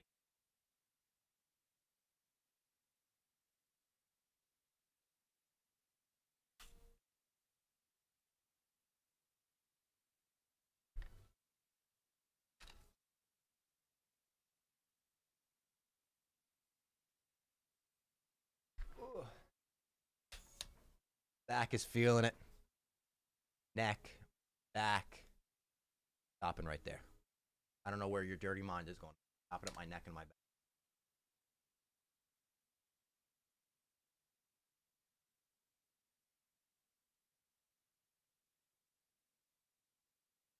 What a draw for Leia. Still, full Alderaan. Imagine being that baby. Grow up and your parents are like, oh, wait, you were in Star Wars. What? Yeah, you played Princess Leia. Like, what? And then I love that we bring it back to the binary sunset at the end of this. Oh, lights. Bring it back to the binary sunset as it should be. I love that they ended the Rise of Skywalker on the binary sunset as well. I know some people thought it was a hat on a hat. You're doing too much. Do Revenge of the Sith. I think it worked for both. Fucking Saga's all about. Same Luke song. stepping up on that. Yeah, the Force theme playing. That's my favorite moment in any of the movies made. Stepping up and then I get got it. Oh, we know this guy's gonna grow up to be the greatest of all time. Great casting on the, by the way. Love that they came back for Obi. That girl got. She was in the next. And there it is. Written and directed by George Lucas. 20 years of Revenge of the Sith. Great stuff. Great stuff. Thanks for watching along with us, everybody. We're not done. Don't go anywhere. We're not done. We're done with the movie. No post-credit scene on this one.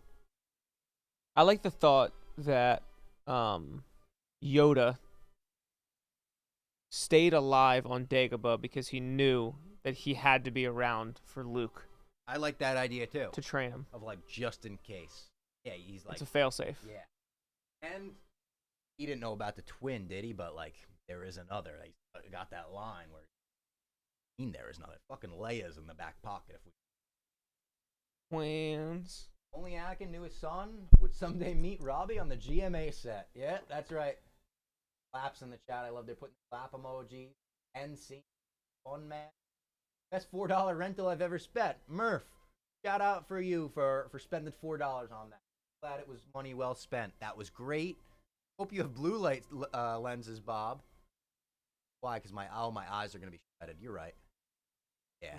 I could feel my eyes kind of starting to get a little dry. Up next is the 1,000-piece Lego set. This guy. Fucking Baby Yo himself.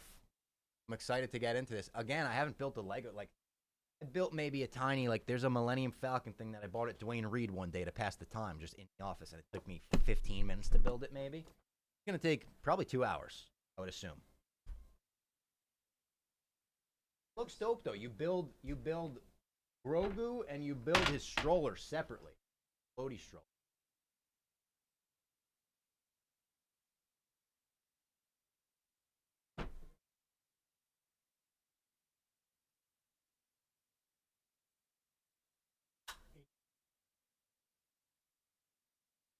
Audio?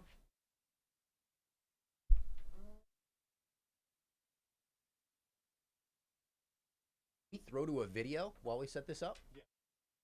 Yeah, I would love that. All right, we'll see you on the other side with the Lego build. Stay tuned. We're throwing to a video now. Yeah, Freddie Prinze. This is a great one. Shout out Freddie Prinze Jr. Star Wars has been a thing in my life since I was born. Like my brother named his firstborn Luke, and he's my older brother. So he introduced it to me. His daughter's middle name is Ray. So it's like such a family thing. And he introduced wrestling to me at the same early age. Like it's always been a thing in my life. What is it about these things that makes people such lifelong fans? Because I know the day I die, I'll still love wrestling and Star Wars. So I think my personal opinion is that it's a literary tool. Archetype characters are not only the most relatable characters, but the most predictable characters. It's why Law and Order has been on for 500 years. Yeah. Archetype characters, and George Lucas was great at this when he was making movies. You were who you were, right? There was no in between. There were good guys and bad guys, and that was it. And he would define these characters in specific ways. So let's look at like my favorite Star Wars villain, which is Darth Maul, most people's favorite, right? The video games, the stupid Force Unleashed ruined Darth Vader because you could literally kill him without taking any damage, which is so stupid. Well, those aren't canon anymore, so thank God. There's no such thing as canon, by the way. Like yeah, what you like. Yeah. I don't give a shit. It's So, head canon. That's what I say. Everyone has their own head canon. Exactly. So Darth Maul is Sisyphus. And this is by definition of George Lucas and Dave Filoni, not Freddie Prinze Jr. So Sisyphus, if you don't want to check out Greek mythology, you don't have to, I'll explain it. He was cursed to roll a boulder up a mountain for all eternity, only to have it roll all the way back to the bottom when he gets to the top, or regardless of how high he gets. At a certain point, it's always going to roll to the bottom. And he knows this going in. He knows his life is destined for the uphill climb, for repeated failure after repeated failure for all eternity. And that is Darth Maul. And that's why people love him, because human beings, and it's more men than women, are incredibly hard-headed. It's the reason sayings like Albert Einstein comes up with doing the same thing but expecting a different result is insanity. Yeah, man, we're guys and we're stupid and we'll run our head into a wall twice because we think maybe the first time we didn't do it hard enough to break it.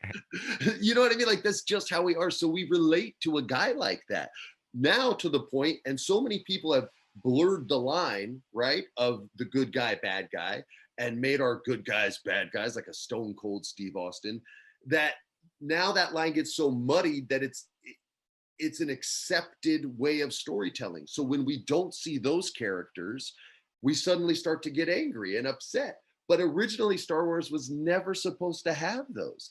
It's only until just recent, like they only let one Han Solo be Han Solo. Yeah. If everybody gets to be a Han Solo, then no one in the movie's cool.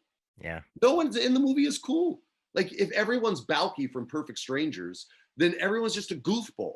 And you don't see the heart, you don't see the love. This show's too old for you, but it was a funny show back in the day called Perfect Strangers. It is a little too old for me. I'll admit I didn't get the reference. A little? No, a lot. Okay. So, but the point is, there's a reason there's a straight man and a funny man, right? There's a reason that dynamic exists. There's a reason Walter Matthau and Jack Lemmon made any movie they wanted to, even when they were 90 years old and did Grumpy Old Men and Grumpier Old Men. There's a reason that movie could still make money, even though no one from the younger generations knew who the hell they were, but it still worked because it was a classic example.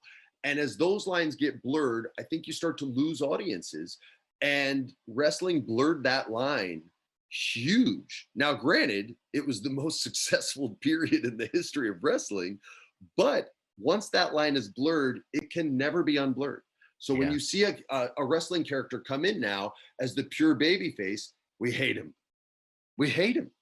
And when we see him come in as the pure villain, we love him. And it's all Darth Maul's fault. You can blame Ray Park and Sam Witwer. And so once we get reprogrammed as an audience, I'm the only guy that liked the first act of Solo. Well, no, I'm not. Everyone 45 and up liked the first act of Solo because it was slow, it was drawn out, and we didn't learn everything about the character in the first 30 minutes. But that's every pilot you watch now on television. It's one of the reasons I stopped watching TV and getting back into video games. I was just like, man, you hit me with a whole season in one episode. But that's the new norm. And guess what? I'm not 18 to 35. I'm no longer the key demographic. They shouldn't be making this shit for me. I don't buy as much stuff as you guys do. I know what I like. I already bought it. Like I don't want anything else. I don't care about what toothpaste you sell because I already decided that I like this one. So, it's all a business. Like my Uncle Ron used to say, show business, which word's bigger. And we always have to remember that. But, as audiences get programmed, they're going to want more of those hybrid characters. And Stone Cold you can blame Stone Cold and Darth Maul. They changed the game forever. And those are always our favorite characters now.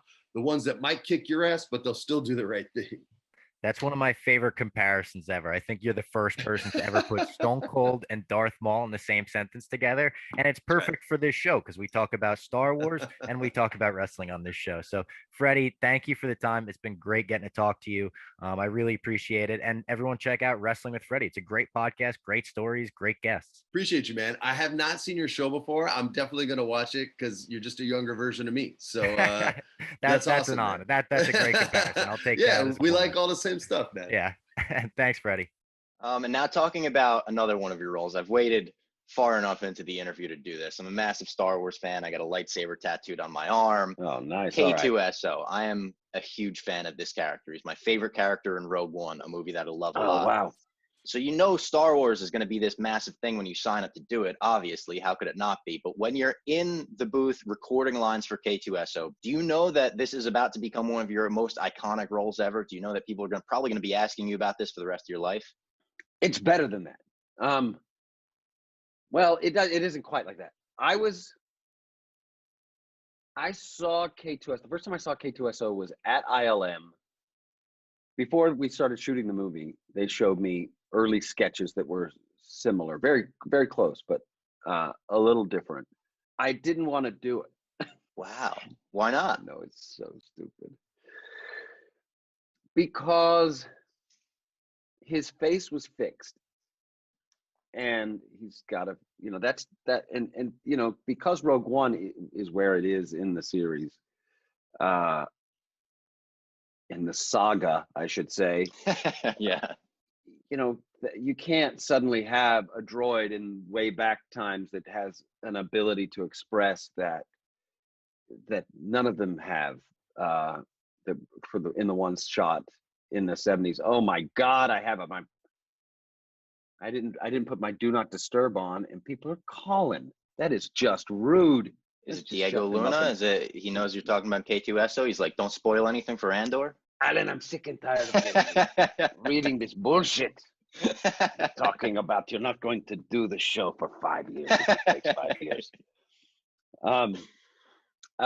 So I wasn't going to do it because it, C-3PO's face is fixed, and this takes place before you meet C-3PO, the movie in the chronology, and so I wasn't into it.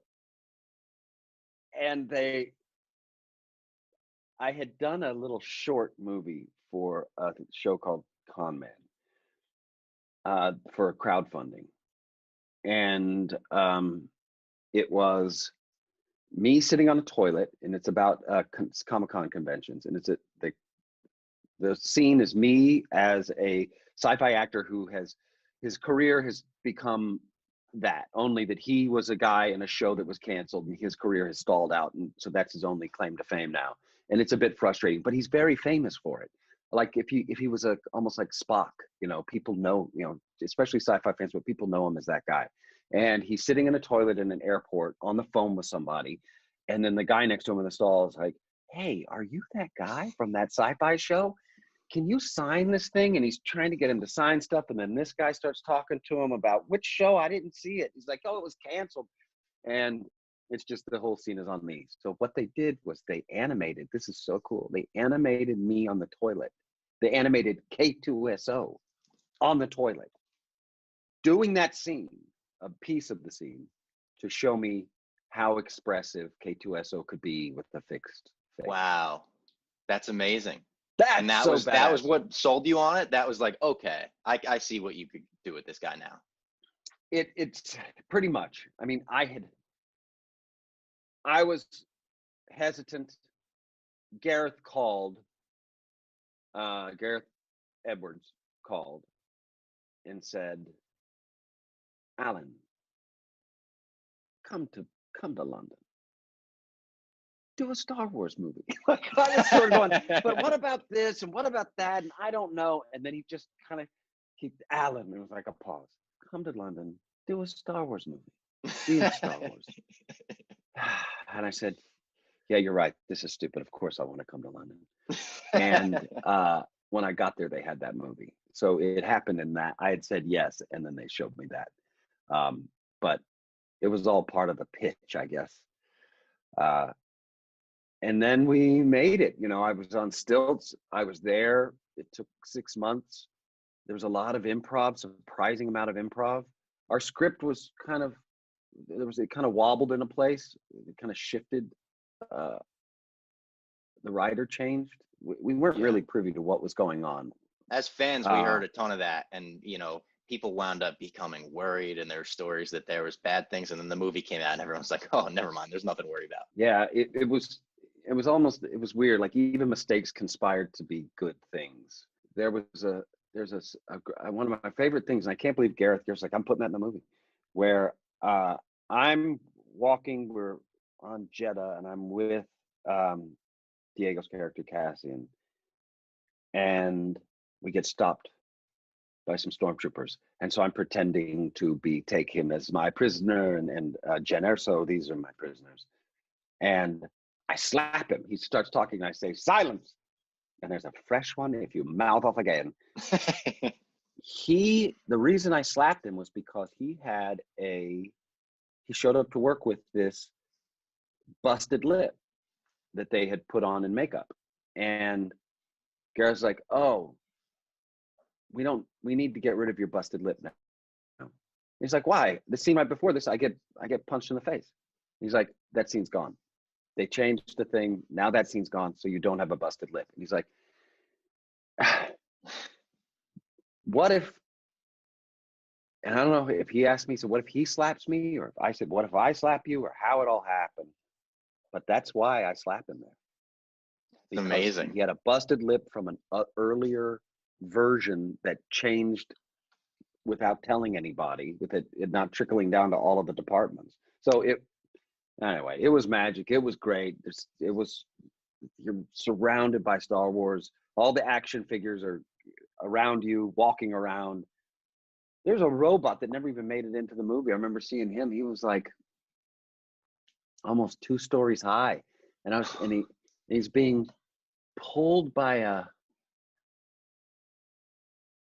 I can't remember, an alien, but he was a little person who was in costume, and he was like made up like he was enslaved, and then somebody goes, there's a man in there, and you couldn't see, like, where's a guy in that costume? And there's like a chest piece that pulled down, and there's a guy who had no legs, and he was a puppeteer who was like a legless puppeteer. It was like they built it for him to do this thing, and I don't know why it never made it in the movie. They've just got brilliance to burn. They're Yeah. like, cut it. I mean, you see with Too Star bright. Wars all the time too, like anything that they wind up not using in one movie, we'll see eventually one day down the line in another one. You look at it, and even still to this day with Ralph McQuarrie, concept art is still being looked at and being like, let's actually put this in the new movie. Yeah. I think there's some of that happening in Rogue One.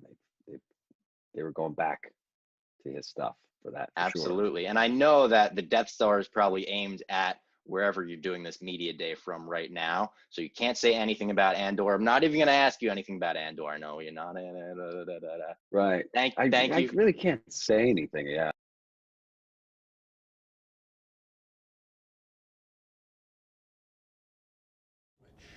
And welcome back to the 24-hour Star Wars May the 4th, now Revenge of the 5th stream. We are in the witching hours. It's 2 in the morning. We still got a ton of people. I appreciate all the people in the chat. And now is the time we start building this 1,000-piece Grogu the Child set. Does it say Grogu the Child? This is Grogu. Okay, so this is post season 2. He's gotten a name and everything. I haven't built a Lego set in probably 15 years. But growing up, there's probably nothing in my life I loved more than Legos. I mean, obviously, I loved like Star Wars more than Legos, but specifically Star Wars Legos. I was making stop motion movies. I was collecting. I was taking paint pens. I was making my own Legos. I made here's a story. I made an Assassin's Creed stop motion video as a kid, and it was awesome. It was Lego Assassin's Creed. I made my own custom Altair. It was badass. Who did I want to have him assassinate? Hitler. It was very, very tough to explain to my mom when I was like 9 years old why she found a custom Hitler Lego minifigure in my Lego bin. She was like, what is this? And I was like, well, and I showed her the video of Altair assassinating him. She was like, all right, that rocks. Game on. Party on, Wayne. But let's get into this, because this is going to take us a while. I got to take the Mando hood off. It was nice to start the stream, but obviously I've got the more themed. Can you see the pants? I made Nick change the shot because my crotch was in it before. But I got the Baby Yoda shorts on as well. Do you want me to start the timer? Oh yeah, start the timer. Let's see how long this takes. That's a good idea. Right now, or like when you get the first out? Yeah, start it now. All right. So you got it organized by bag, of course. So let's set them out early. This might be fucking horrible on the ears, or it might be ASMR. I don't know. 10, 8, 7, 6. I'm not even trying to speed run this necessarily. I'm just kind of curious how long it'll take, because we got time. I could be building this Lego set till 11 a.m. if it takes me that long. Hopefully it's not like Lego Star Wars the video game. I don't think it will be. 3, 4, 1. And I've talked about this before in my mom's basement. I think I've mentioned it on stream as well. There's 9. I was looking for 9. I was so into Legos as a kid that there was an event at the Garden State Plaza in New Jersey where it was the Lego store opening, but they were also doing like a master builder event to celebrate. So they were building a giant Lego Yoda, and you could go and build individual Lego bricks, like giant versions of Lego bricks that they would add to the giant Yoda. I went like 3 days in a row. I was grinding on those bricks like my life depended on it, like I was Andor in the fucking Death Star factory. And I got a picture with the Yoda. I've tweeted it before. I'm wearing like a custom Fox 43 Redskins jersey. And I got a master certificate, like a master builder certificate that I kind of thought would like get me into college. I was like, this thing is legit. All right, book 1. I wonder if they split it up into Grogu and his stroller. I feel like that would make sense. There's no indication on the books. Let's move everything up too.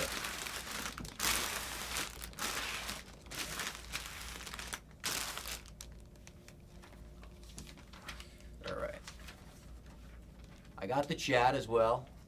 Mom, I'm just a big fan of Kanye. No, he wasn't a Nazi yet. Stickers. What are these stickers? So you put go on? stickers Stroller, I guess. on flat sides to add texture to it. So like you'll get like certain pieces and Yeah. then flat, and you'll put that on. Yeah.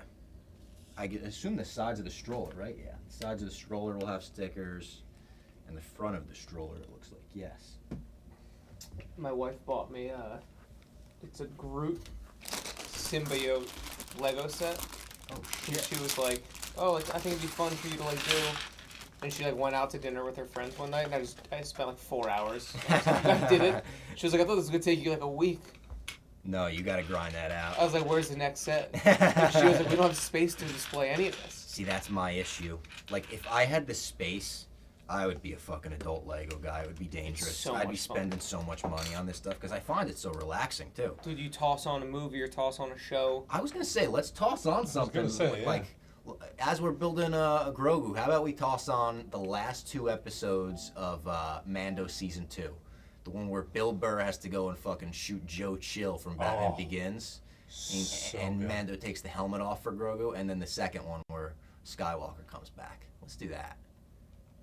It might distract us, but hell, it's Star Wars Celebration Day, and we're celebrating Star Wars. Yeah, here we go. The best car.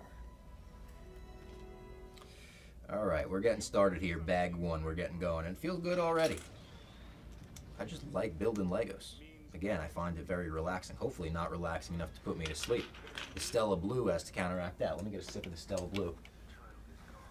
This is really the Stella Green today. This is, we added the blue milk, and it became the titty milk from The Last Jedi. So that's basically empty. That was Miss Peaches. In the fridge, there's regular cold brew. That's honestly really good stuff, and I'm not really a coffee guy. To be completely honest with the chat at 2 in the morning, I know we're in the trust tree here now. I'm not generally a coffee guy. I like coffee, but I probably have maybe a cup of coffee a week. So I can't call myself like a coffee guy. Maybe not even that. Maybe every 2 weeks I'll have a cup of coffee. I love iced coffee.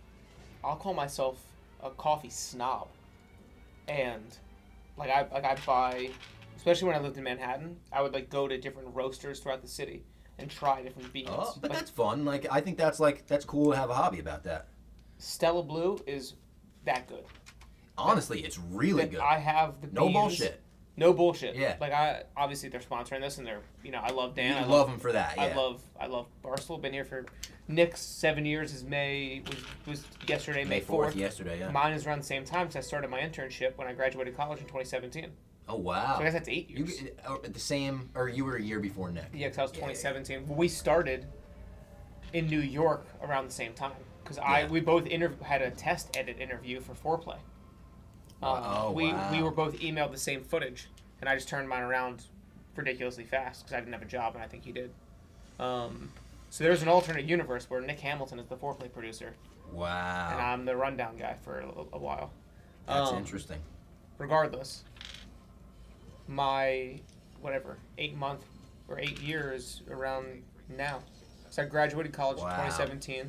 Yeah. And then I moved to Indianapolis on my birthday, or 2 days before my birthday, which is May 16th. And that's when I interned with McAfee. That's crazy.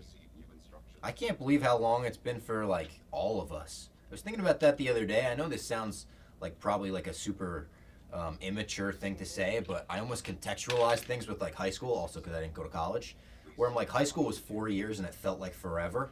I've been at Barstool for 8 or whatever, and it feels like half of high school. I can't even imagine. But it also does feel like forever when you think about like the early days. It was like, oh, that was a fucking lifetime ago. I think about like a Feidelberg. Oh my god, yeah. Obviously, like Kevin had a job before. Big Cat had a job before. Did Fights have a job before his internship in New York? Never. I think he might have done some stuff with his dad and like their insurance company, but he pretty much came straight here. I should probably check on the audio on this. But no, yeah, I think of things in like. I checked it. It's yeah. I think of things in Barstool years. Yeah, I mean, I'm basically my entire high school and college I have had at Barstool. Yeah. By the way, this is the only chat where this is like laugh out loud funny and we could all agree with this. If we're in the trust tree, I love jizz. That's Loud Pack, and what he's talking about there is the jazz music in Star Wars. He's not even talking about semen. He's not talking about cum. He's talking about jizz. I'm gonna watch those, then watch episode 5 of Boba. Said, would you say Yomar or Jomar? Yomar Santiago. I think Yomar. How crazy is it that Bill Burr is that good of a fucking actor? Dude, Bill Burr's incredible. Bill Burr's. So I haven't seen Glenn Ross on Broadway. Me neither. But I've heard very good reviews. I've heard interesting reviews. Like, I've heard he is amazing in it. Kieran Culkin is amazing in it. Bob Odenkirk is amazing in it. And Francis and Tommy Smokes both said they didn't love the story. Interesting. They were like, the story was okay. Well, is I've it never just seen the Glenn movie? Ross. I think it's probably the movie. I haven't seen the movie. I was mo- too busy watching fucking Mandalorian. I mean, the movie is incredible. It's really like it's meant to be a play. It takes place in 2, maybe 3 sets. Like, it's pretty much all in one office. So Yeah. And that's where, like, Yeah. what is it? Closers. yeah, Always be closing. Always be closing. That's where Yeah. that comes from, yeah. ABC. This is an interesting fucking Lego piece. I don't know if I've ever seen this before, and I think it might be like I think we're about to cover this up, and it's just an Easter egg. It's a heart, and there are like Easter eggs in Lego sets. Like there'll be a hidden red piece in a set or a pink piece in a set, That- something like that. Grogu's heart. I don't know. It might be like fucking Build-A-Bear. Here, can you hold it up? Yeah, Here. look at that shit. Have we seen that before? I know I've been out of the game for a long time, but they've been making Lego hearts like that? It's a green heart, too. Probably is Grogu's heart. I think it's Build-A-Bear shit. I don't hate that. Yeah, it's pretty cool. Lego has become like a very obviously. I think a lot of people our age are now trying to reclaim. Now you have money, a little bit of your Yep. childhood, Yep. and it's become like a scalper business too. Oh yeah. Oh, I know. With the retired sets we were Yeah. talking about before, like that's such a big, important thing. When people are, oh, this is about to retire. Like, listen, I'm a nerd. I'm gonna be honest. I'm on the Lego Star Wars subreddits, and my entire Instagram Explore page is Lego Star Wars. I'm gonna be completely honest about that. It's actually laughable. It's like everyone at the office, I think it's like boobs, and mine is like Lego Star Wars. But that's just who I am. But when I look at the posts where they're like, what set should I get? The fucking Ultimate Collector Series, Death Star, the Ultimate Collector Series, Falcon, and they're like, well, this set's about to retire in 8 months, so you'd probably be better off investing in this. And it feels like they're talking about watches. Yeah. And it's like, we are talking about Star Wars toys at the end of the like fucking Star Wars building blocks. Do you think Star Wars? Okay, here's an interesting. I know the answer, but I just want to pose it. Do you think Lego is more important to Star Wars than Star Wars is to Lego? Because I would say Lego. Can Lego survive without Star Wars? Yeah, like Probably. I think that Star Wars. Probably. But I think Star Wars has been the most successful. Oh, it has to be. Bar none. Yeah. It's like, probably Star Wars and then maybe Pokemon like or Lego Star Wars is such a like synonymous, like everyone knows, like if you know Star Wars, you know Lego Star Wars. If you know Legos, you know Lego Star Wars. Yeah. I love this fucking line where they're talking about having to go in there and maybe taking the helmet off, and they look at Boba and he's like, I think they would recognize my face. That is It's a good line. Great line. The Joe Chill guy that they brought back for this episode was great too. Like he hasn't been in a lot of shit other than Batman Begins in this, I don't think. I know he's been in some stuff. Probably forgetting something I've seen him in. What's the name of the woman that plays Fennec? What Ming Na Yen? Yeah. Is that her name? Is she the same as the? She does all the cartoons as well. Yeah, voice of Mulan. Oh no shit. Yeah. Really? I believe so. I think that's right. Mulan voice. Yeah, Ming Na Wen. So cool. Michael McLaughlin. I built the Mando helmet today. A lot of fun. Oh shit! You know I've seen those Mando and they have the X-wing helmet. They have a lot of the helmets at this point. I think those are cool and those actually look good on a shelf too. Well, they built. So that's like cool. They have the sets that like are built to go on like a pedestal. Yeah, So you yes. can like. And I like that. And they have like the minifigure that comes with it, so Yeah. it's like the mini and the big. I know that's like such a nerd thing to say, but I'm like, if I walked into a house and saw that, I would think they're cool. How about this? How about a fucking crazy late night Lego Star Wars fact? This is crazy. My dad used to work at the Garden, MSG. And because of that, knew James Dolan loosely. Like, he was a stagehand, so it wasn't like he knew him well, but James Dolan would throw this big bash, like the beginning of the summer every year, I think, where they would like play softball and shit. And I remember, like, I think I went one year, and the only thing I really remember about it is that James Dolan's son had the fucking Jabba's palace, and it had like Boba Fett, it had a Jabba minifigure, and I remember seeing it and being like, this guy is loaded. But yeah, weird James Dolan connection. Fuck James Dolan. Bad guy. All my homies hate James Dolan. Yeah, you can't be a Knicks fan like James Dolan. Message for Nick. I'm the dude who ripped cigs with your dad after pop punk in Chicago. Hell yeah. So, Murph, I missed that you commented this earlier, but my mom sent our family a group chat with it highlighted. Oh! Yeah, and she said, this story will never die. And I remember that. Oh my God, shout out Nick's mom watching too. Yeah, my whole family's been texting me. Oh my God, I love it. My family's texting me too. My little brother was like, yeah, I like that episode, just out of nowhere. And I was like, what is he talking about? I forgot when we talked about Simpsons. I said he liked the part. Oh, yeah. The boyhood thing. I was like, oh my God. Like, because it was like an hour later he texted me. That was awesome. My dad still talks about that. He had time of his life that day. I'll tell you what. Such a good show. I've for every time you guys have performed in New York or like around the area, I was traveling before, play a ton. Like I was always traveling for work. I never really got to see you guys. That night in Ole Miss was unbelievable. That was a fun night. You the guys library in Ole Miss. Rock. That was fun. That place was packed. That place was packed. Yeah. Your set was great. That was a fun one. Crazy. Yeah. I was just sitting on the side, me, Liam, Casey, Big Ev. Yeah, that's the best when we have like a big squad of Barstool people. That makes it way better. That's like New York is so top priority. Yeah, and, like, we want to do another show here so bad. We just have to do one. It's also easier for Ron and Frankie. Exactly. That's big now. I want to do not New very York. punk rock of them to have fucking kids. I want to do New York and Long Island. Like yes, and then Mulcahy's again. We should go back to Mulcahy's. Those were good shows. Also, like even Jersey City, like yes, White Eagle Hall we could do. Yeah, there's a lot of like people don't really travel to each to go to stuff. They'll just wait for it to come to them. And I think we could just do literally just do those three. We should add on that fucking song that Lawrence covered from Return of the Jedi. Caroline could sing that part, and Roan could sing the that crazy. I want to do the Lawrence one that everyone fucking shits on, even though it's like she kind of. That song rocks. I'm a Lawrence defender. Good band. Yeah. I want to go see them. They just had to delay their. I was gonna see them in March, actually. I remember you talking about but that. But they delayed their tour because the lead singer got a big Broadway part. But yeah, this band Lawrence, check this out. If you're a big Star Wars fan, they covered the song from Return of the Jedi because people were making fun of them and saying they sounded like that band. It's good stuff. They actually sound amazing on it. What were you gonna say, Nick? Well, I just saw Murph commented. Murph, are you the one that when I attempted a 24-hour stream myself and failed, were you the one that was playing video games with me? Because I do remember the Culver's on 159th. It wasn't Guitar Center, it was Music Go Round, which is gone now.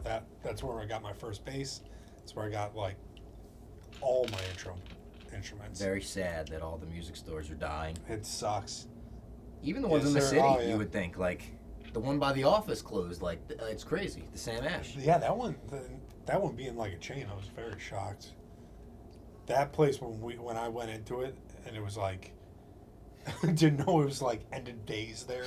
It was like the apocalypse. Yeah, it was like we're shut down in 5 days. Whatever's on the walls. It looked like they were like shutting down 5 minutes, and everything must go. They had more security than employees, and the employees didn't give a fuck. Yeah, because they're like, I'm not we're out of here, dude. Yeah.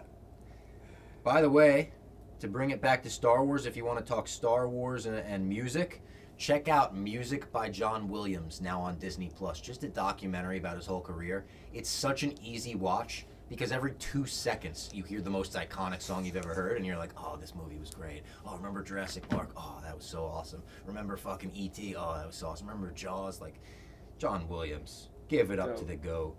It's so funny when he just breaks down all of his famous scores on piano in like 5 minutes. Yes. Oh my God. It's like And he talks about him like they're like, oh, it's nothing.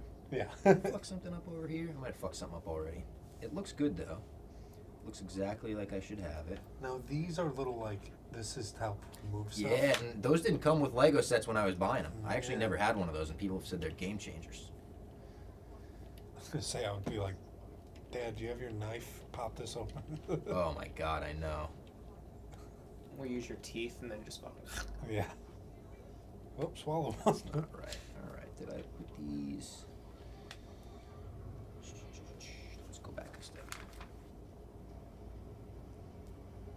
Oh, that's right though. These on top of.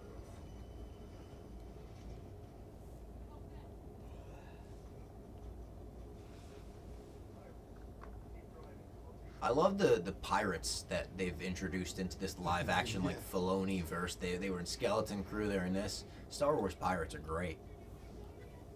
That's something I'd like to see more of, some Star Wars pirates. Is Rhydonium the stuff that, what's his name was huffing? Oh, I think it was, wasn't it? Yeah. And that's what they got in those canisters? I kind of like that. We're bringing it all together. I think it was. A subscriber! What did that say? Baked Bean? Baked Bean. Shut up, Baked Bean. Baked Bean. Shut up, Pork and Beans by Weezer. Oh. You know that song? Great song.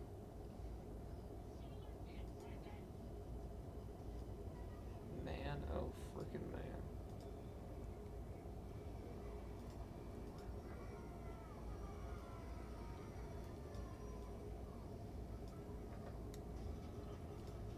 It should be on the front one. I see what I did. Okay.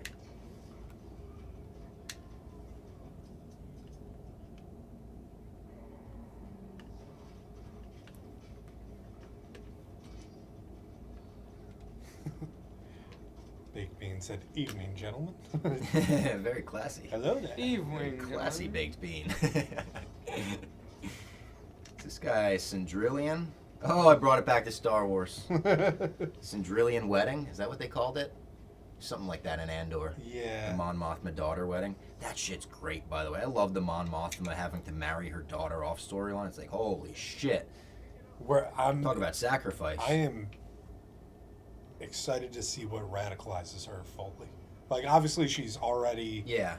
But you know what I think it's going to be? People keep talking about this massacre of Gorman. People keep saying it in the lore. It's fucking massive and like it's talked about like crazy. I think that might push her over the edge. I also love all the tweets that are like she's been serving looks and wardrobe all season. It's going to be a shame when her budget gets cut by the rebellion. It's like she has to get that one haircut for all the rest of her life.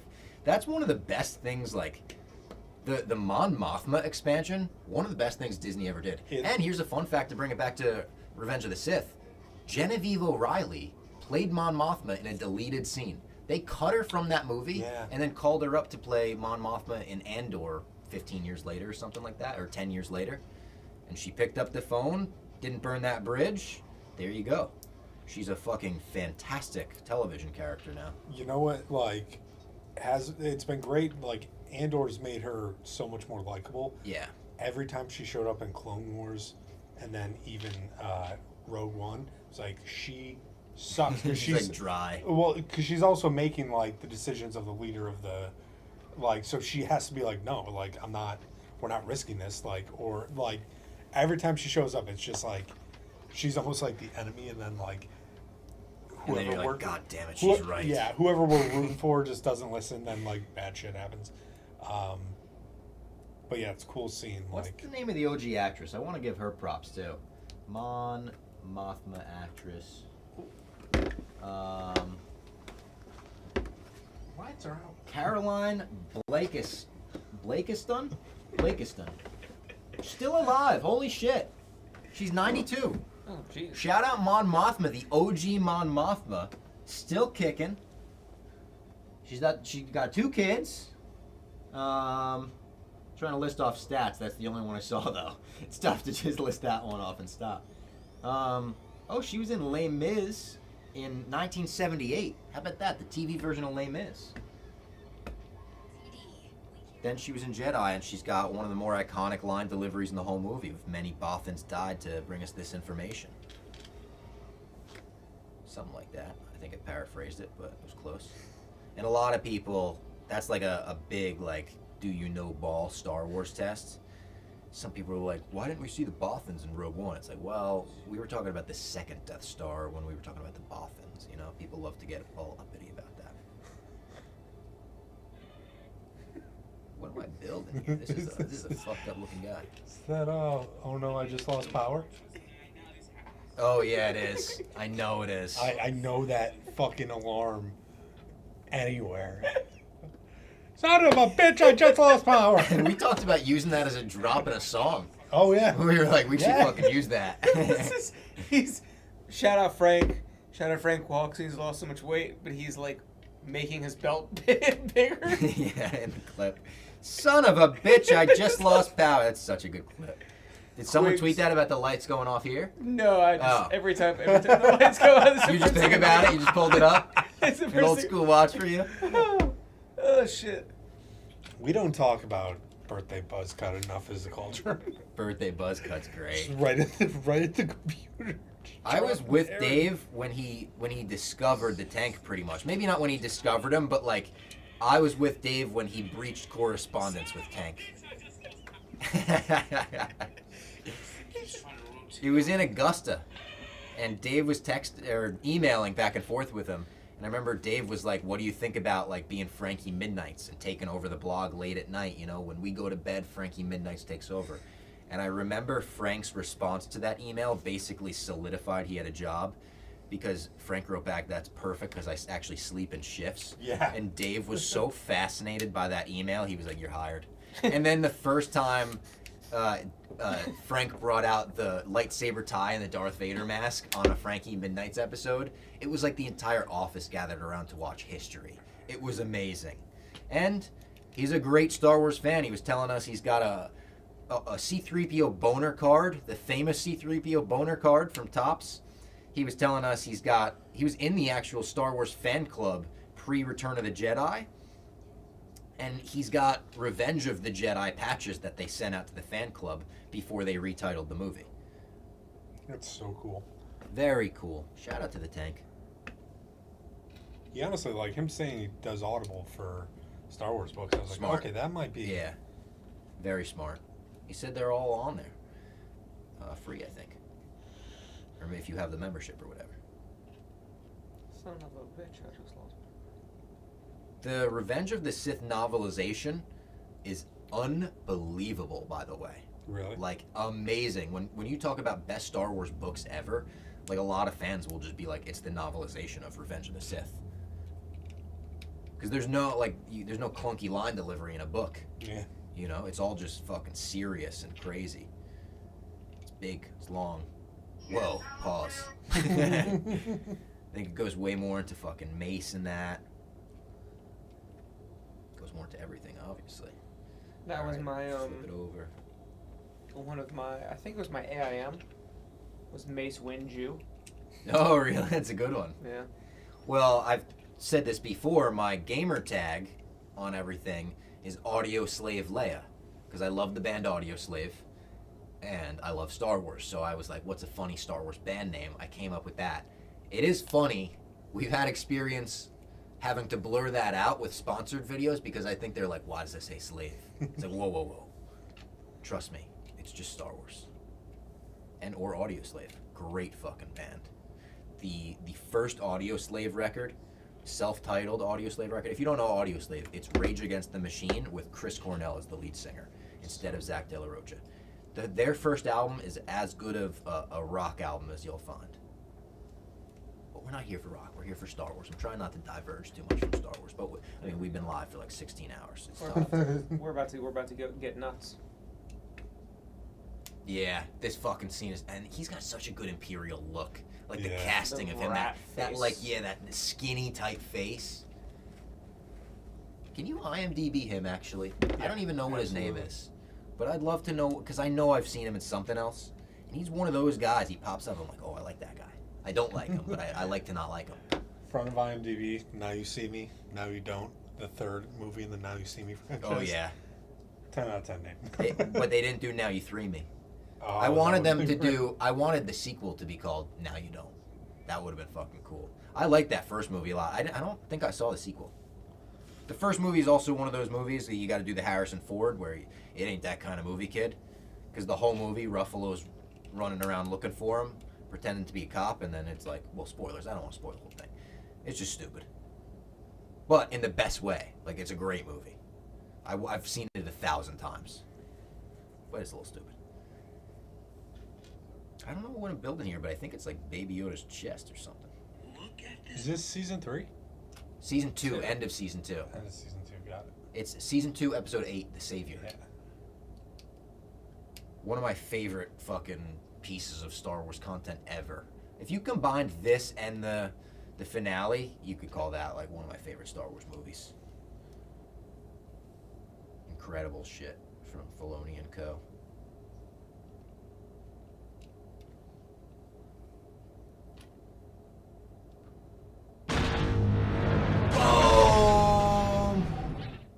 Hey Bob, Daniel any James thoughts on tipped Star Wars $10.99 theory? Daniel James, through $9.99. Super We Chat. thought Star Wars theory a little bit earlier. I'm not the biggest Star Wars theory guy. I'm not trying to put him down if he's one of your favorite content creators. I would say we just like fundamentally disagree about so much in Star Wars. I don't love I feel like he talks down to a lot of Star Wars fans.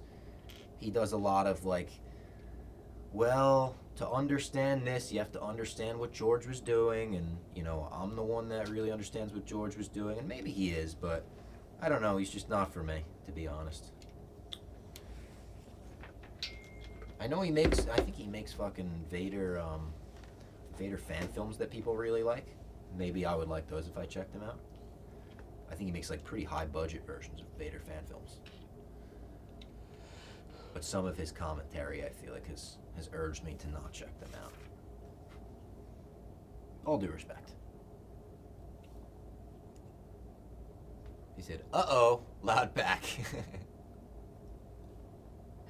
No uh-oh. No hate. Just not for me. Oh, bag 2. We're on to bag 2. I was like, I don't have that piece. No hate, appreciate. No hate, appreciate. Exactly. This guy works all the time. He has 96 credits. Holy shit. Richard Brake. Joe Chill is one of his early ones. Nolan's got an eye for talent.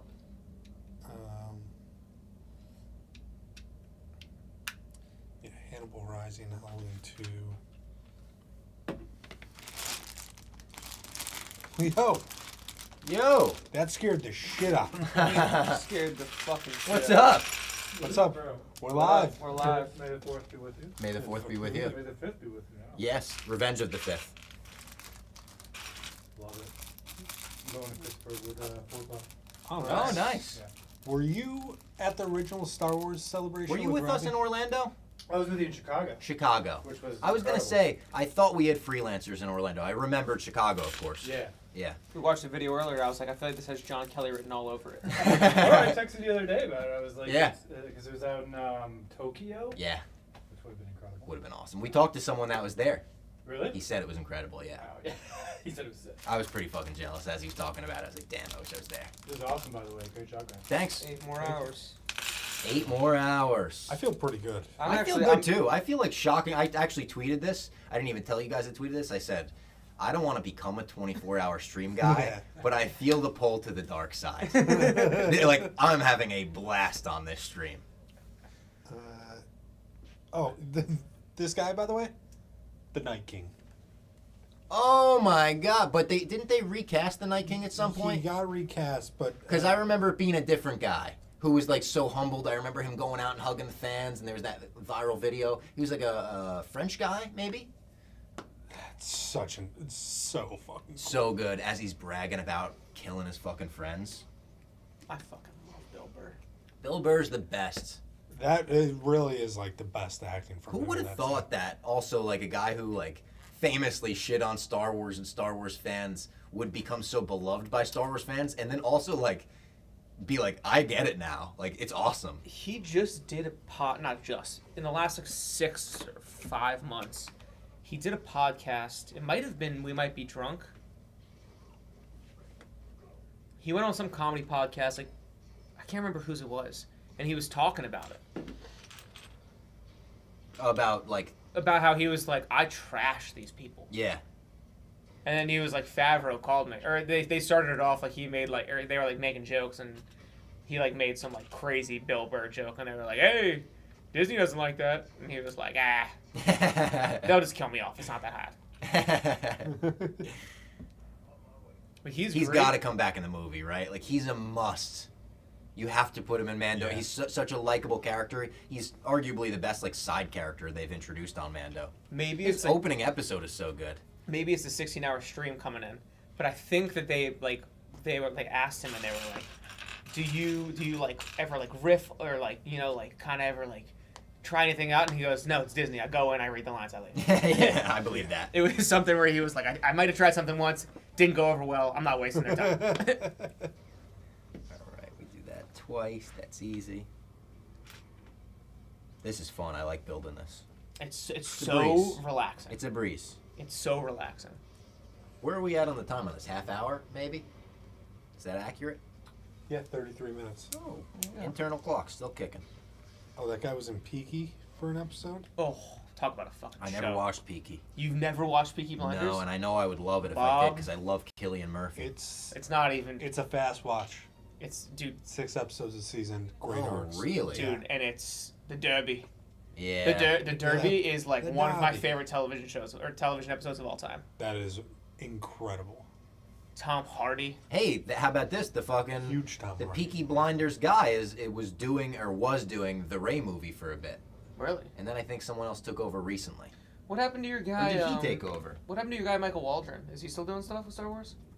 I don't know if he's doing stuff with Star Wars, but he's been posting he's been reposting Fantastic Four and Avengers stuff, which makes me think he's still involved in that. Yeah, because he wrote Doctor Strange. He wrote Doctor Strange and the first season of Loki. Oh shit! Yeah. Talk about a show.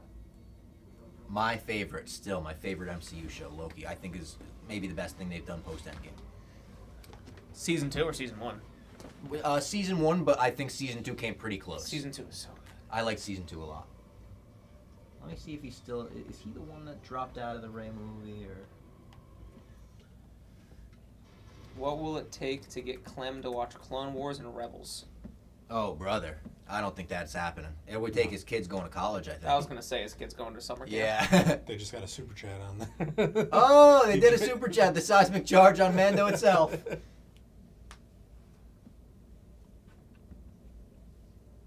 Yeah, no, Stephen Knight, the Peaky guy, left the Ray movie. So that's Peaky not Blinders great. is so good. You know who else is in it? Fucking... Why can't I think of his name? Barry Keoghan. Oh, in really? The later In Peaky? seasons. I didn't know that. I mean, it makes Isn't sense. He's the younger cousin, right? I don't remember that. Michael? No. Finn Cole is such a good actor. I forget which one. I thought Barry Keoghan was in Peaky Blinders. I could be wrong. Tom Hardy's so good in it. You just can't understand. It is the show that if you watched it when it was coming out, that got you into subtitles. Oh, yeah. I'm subtitles gang. I really like the subtitles. I don't know if film purists don't like that, but I like picking up on background dialogue and shit like that. Or if I miss something, I could just look down. He's gonna be in the Peaky Blinders movie. That's what. That's yeah. I hate how they're doing the movie. Yeah. I don't like trying to wrap up a show in a movie. It's just you essentially at most can get 2 episodes of what you know, and it's just a Yeah, but if they do a 2.5 hour And movie. what about Mando? I It's gonna be great. Come on, stay positive. I don't think it's gonna be the end of Mando though. It's such important IP for them. No, I don't think so either. I don't think it can be. Even Dave Filoni has said he's going to do an Heir to the Empire movie where I think they're going to not wrap up, but do an Avengers style thing with the Filoni-verse and have them all take on Thrawn, and that'll be badass. Mando has to be in that movie. Unless you kill him off, which I don't think you should. Because, again, Pedro Pascal can play this fucking role till he's 90, doesn't have to ever be in the suit. He's Disney for the rest of time. Yeah. It's literally the Deadpool and Wolverine, like, till you're 90, brother. Till you're 90. It's like there for the taking. If you want to play this role till you're 90, I think you can. Would it have a stronger impact though if they did have the balls to kill him, like, and make that character iconic for? Yeah, it probably would. Yeah, because. But I don't want him to. Yeah. It'd be so much fun. Like, it probably would have had like stronger impact if they didn't reunite ever. Yeah. Grogu and Mando, if that was his fucking, you know. I did think at the end of mission. season 1, it was like we were just gonna follow the Mandalorian. Like season 2 was gonna kick off with like a different story, like him going to get a different bounty or something. Yeah. Well, it is interesting because, like, I don't know if you saw this. I'm going to bring it back to Star Wars. Feige apparently said that he has the next 10 years of Marvel I planned saw out that. with X-Men. Yeah. Which makes me think, like, because there's not much you can do with the Fantastic Four and obviously X-Men if that's the next property you're moving on to from the Avengers. So, like, maybe Pedro Pascal's just, like, on this all-time heater right now because he's like, I'm going to work my ass off for, like, 7 years, and then I'm just going to, like, be a gun for hire. Yeah. You know? Yeah. And there was talk about Feige taking over for Star Wars. I don't think that's in the cards. No. Especially because, like, what's the win in that? You know, like, conquering another universe, I guess, but, like, he did it already. He did it. Right off into the fucking sunset when you're done. Don't, like, take over. You would have to, it's starting from scratch. Why would you want to do that? And I also feel like, especially as a little bit of I wouldn't say a little bit, a pretty big Star Wars outsider, is like, Feige is a Marvel guy. Yeah. Like, he's a comic book guy. He's Yeah. like James Gunn. Like, let someone who listens to the Audible books, who knows everything about Darth Sidious and everything like that, take Frank? over. Frank. Let Frank take over? What I'm trying to say is, let Frank the Tank be the creative director. I would love to see, like, it just give him fucking $100 million and let's see what he comes up with. I mean, there are some people on Twitter who like Kills like Mikey Comics Betts and everything. Explained, Mastertainment. Like, some of these guys are like so good. I'm like, just let them fucking write these movies. Yeah. Some of the fan theories are better than the friggin' shows themselves nowadays. I But feel then like there's the also Acolyte had so a lot much of those. legal and there's so much shit. Yeah. That, like, you never know. Like, there's so much stuff they probably want to do that they just like can't. Yeah. Grogu's so sick. Oh, this is so great when he's fucking using the Force at the top of the spire and they attack and they destroy the Razor Crest and they fucking all that. Great episode. Sad to see the Razor Crest go. I guess it's back in the movie. That was in the trailer. What are your thoughts on lightsabers? I love them. But, like, in the sense of you enjoy Star Wars even if there's not like a lightsaber. Oh, yeah. Do you see it as like a crutch as some people see it? Yeah, especially because, like, the way that lightsabers are talked about in the original trilogy and stuff, it feels like such a special weapon, and then it's like, oh, a lot of people had lightsabers, I guess. I guess in the grand scheme of the galaxy, they still didn't. Well, it could be a crutch. Like, I feel like, I don't want to like dump on the Acolyte and say they used it as a crutch because their best episode was just a long lightsaber fight. But, like, it might have been used as a crutch there. It was like the only great thing they had going for them, I feel like. Alright, I am building Grogu here. Pop it into place. It's like part of Grogu. That definitely was his heart. Yeah, it was. That's his chest, I guess. Or his back. One or the other. Oh, and then I gotta put on these guys. We're gonna go here.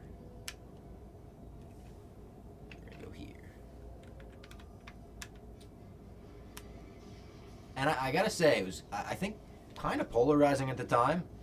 After having sat with it for a while, I know we all got to know him as Baby Yoda, Baby Yo, one of those names. I think Grogu's a good name. Love it. I like Grogu. I like think it's that- very Star Warsy. It works. I like that they didn't call him Baby Yoda. We Yeah. call Oh, him yeah. that. Yes. You know? Agreed. And I don't like the fans that are like, don't call him Baby Yoda. He's Grogu or the child. We could still call him Baby Yoda. Come on. Yeah. What do we got? All right, in the chat, Murph, does Bob have a Mount Rushmore of bands he wants to see that he hasn't yet? Oasis, I'm going to see them July, so that's kind of cheating, but, like, I haven't seen them yet. That's Mount Rushmore for sure. Who else is out there? Now, like I have legendary bands that I would love to see live, Zeppelin and fucking Nirvana and all that. But who's out there now? McCartney was on my list forever, and I got to see him, and it was amazing. Is everyone from Zeppelin besides Bonham still alive? Yeah. No. Yeah. Didn't Robert Plant? No. Don't put that evil on him. I remember Plant's alive and well. I read a Zeppelin book when I was in like middle school, and it was like a lot about like their satanic stuff. Yeah. And I was like, this is a little heavy for my 14-year-old brain. I just had my bar mitzvah and I'm reading about the devil. It's rock and roll. That's some fucking metal shit. You'll love this. One of my favorite cameos in all of movies. I was thinking about this when you guys were talking about Guitar Center. Is when Ben Stiller pulls in Jack Black and Kyle and Tenacious D in the Pick of Destiny. Yeah. And because they're asking for the pick. Yes, I love that movie. I love I that watched movie. that movie when I was way too young for it too. Like Dude, that was the opening scene where he's doing push-ups with his boner. Oh my god, cock-ups. One cock Yeah. push-up. Dude, there was like a turning moment in my life. I would say it's probably sixth into 7th grade, where me and my buddies got into skateboarding. We played so much RuneScape. Oh, I love Tenacious, RuneScape. Tenacious D was like our entire personality. Oh yeah. That's dangerous. That's a dangerous combo right there. Those were the days. Wearing just like Stussy and fucking Volcom and Spitfire and all that stuff. Shout out Dave Grohl playing drums on all the Tenacious D shit. He did? Yeah.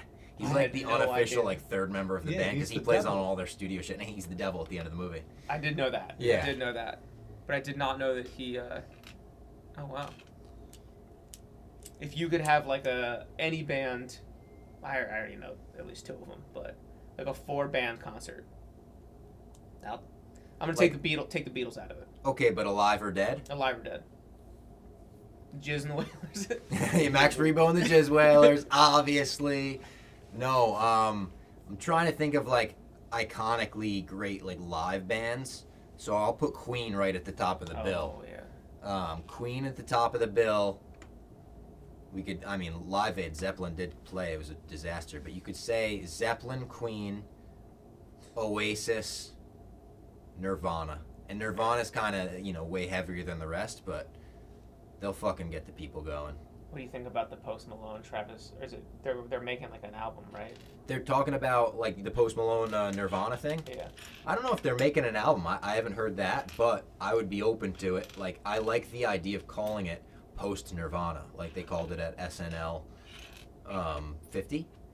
I'm way open to Post doing shit with Nirvana. I can't believe there's fans that find it like disrespectful and whatever with Kurt's legacy. It's like, bro, it's been 20 fucking years. Yeah, he released a tribute album on vinyl. I know that because he recorded that during. Yeah, it's been 30 years. Like, come on, they were very respectful. Yeah. That tribute album is the live stream he did with Travis Barker over COVID. It was fucking incredible. It was great. I love that set. I'm a big country music guy. Have been my entire life. He's so good. Oh, he's great. I love Post Malone. Good. And I've heard such great stories about him from like everyone that I've talked to in the music industry that has ever had to deal with him. Like they all have great things to say. It makes me feel like better about supporting him. Because like, damn, he seems like a great guy. One of my favorite COVID memories. I was only back home in Baltimore for like 2 months, maybe like a month even, and he did like a 4.5 hour long episode with Joe Rogan, and they took mushrooms. Oh, I remember that. Yeah. They took mushrooms, and I went on a hike. There was like a path around my house, and like I had to get out, and I did a 4-hour hike, and I just listened to the interview. I definitely did lose a piece. Now you're at the part where you always think you lost a piece. Check under the. It's one of these tiny guys. This is what I'm looking for. Oh, These. I lost that one. No. Yeah. It's this one.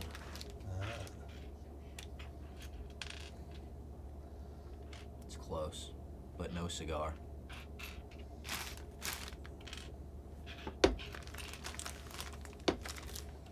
Weird. It doesn't seem necessary, to be honest. It seems like an aesthetic choice.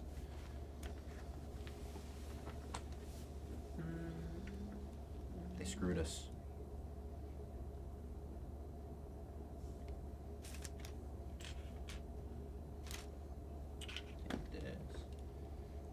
Pull it across here. How we feeling in the chat? Allison Chains, great pick. Great pick. I don't understand how you defend the Acolyte. It's, you know, it's not the easiest show to defend, but I don't think it's the hardest show to defend either. I don't think it was that bad. It was like, there were episodes that were bad. I remember hating like episode 3 when they show everything from a different perspective, but it's the same perspective, and it was just a waste of time. Had some decent episodes in there. Decent episodes mixed in. Decent moments mixed in. I like them showing Plagueis in it.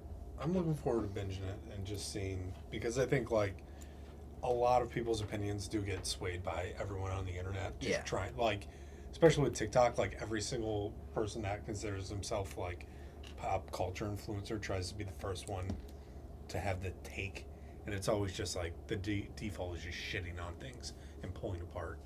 Like, well, it's a shame. We see it with My Mom's Basement. We put up clips like shitting on something. They always do way better than the clips that we're like praising something. Always.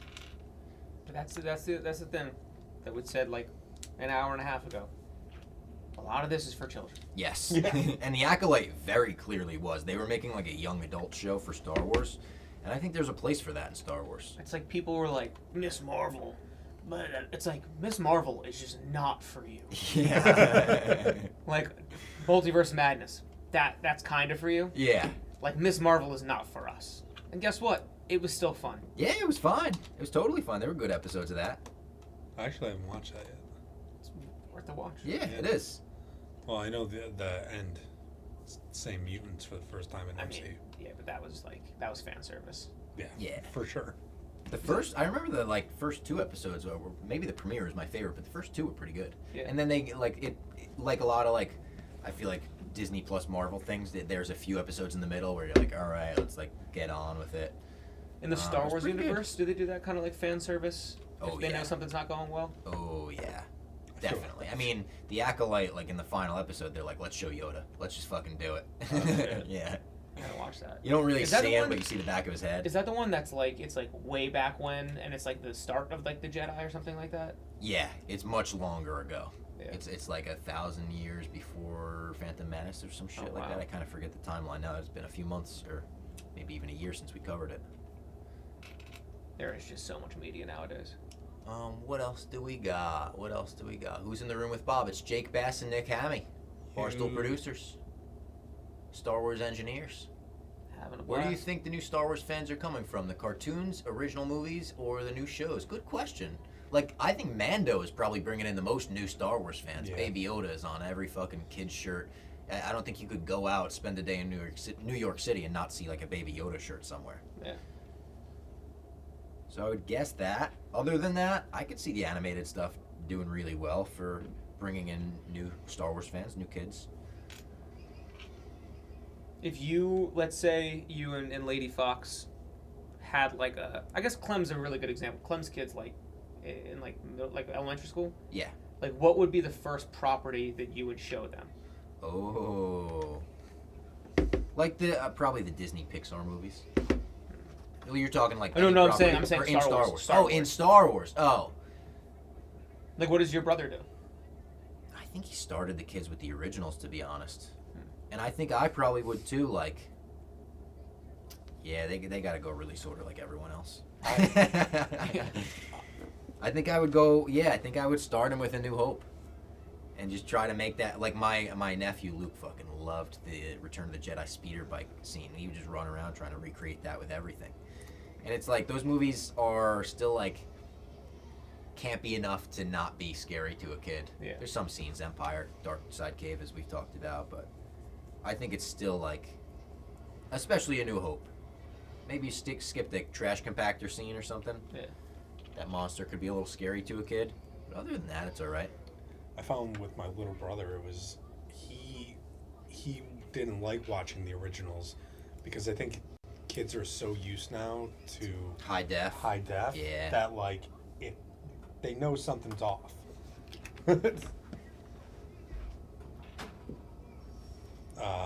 But yeah, we had to like kind of get them there by like watching a bunch of other stuff. I hope my kids aren't like we're not watching that, Dad. Star Wars sucks. If they're rebellious, that'll break my heart, Anakin. That's when you gotta execute Order 66. Yeah, it's fucking. There's too many of them. I saw a YouTube comment on the Superman trailer that made me tear up. It was like, I'm excited to take my son to this movie and like have that moment and introduce him to Superman. Yeah, that's that is awesome. really cool. And it's a fucking Superman movie that you can take kids to, clearly. Yeah. Like, I don't want to sit here and shit on Zack Snyder on the Star Wars stream because that's a ricochet shot for him. But he was making Superman movies. You were, I don't know, not that you couldn't take a kid to, but would be tricky to take a kid to. Yeah, what he just do to? Yeah, a lot of Gave explaining Batman to a do. gun. Yeah, Yeah. yeah, it was That just crazy. the Zack Snyder stuff annoys me because it's edgy for the sake of being edgy. It feels like. Don't worry, the director's cut will fucking.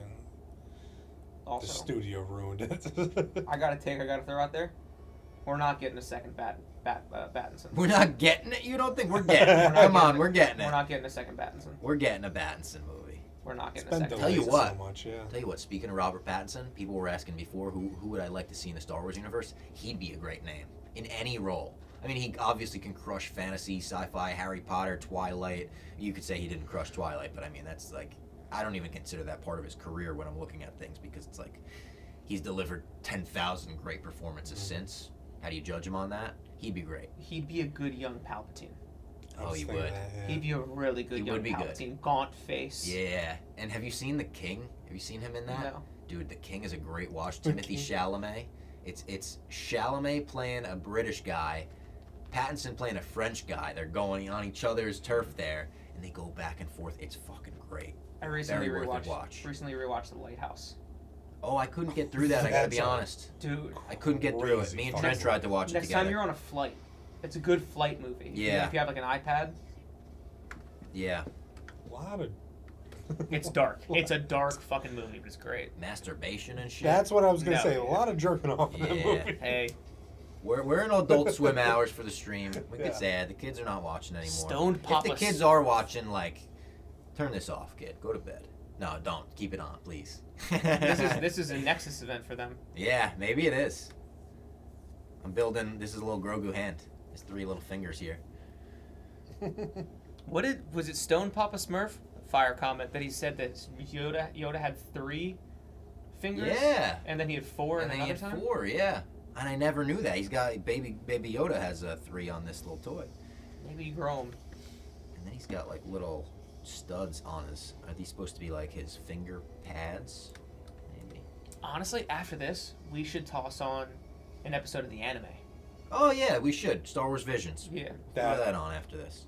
That initial episode is. The first so one's the cool. only really good. I went on a kick where I was trying to get into cardio, so I would run like a slow mile and try to do like 2 miles before I lifted, and I would just watch like an 18 to 20 minute episode of like anything. I was watching a lot of the comics explained where it'd be like the backstory love of those. Sinister or something guy like rocks. that. Love those, yeah. Those are like a perfect like little cardio watch. I love that guy. He's I so watch good. his videos all the time. Stone Papa Smurf, Pearl Jam. You know who's a massive Pearl Jam fan and the person who got me into Pearl Jam?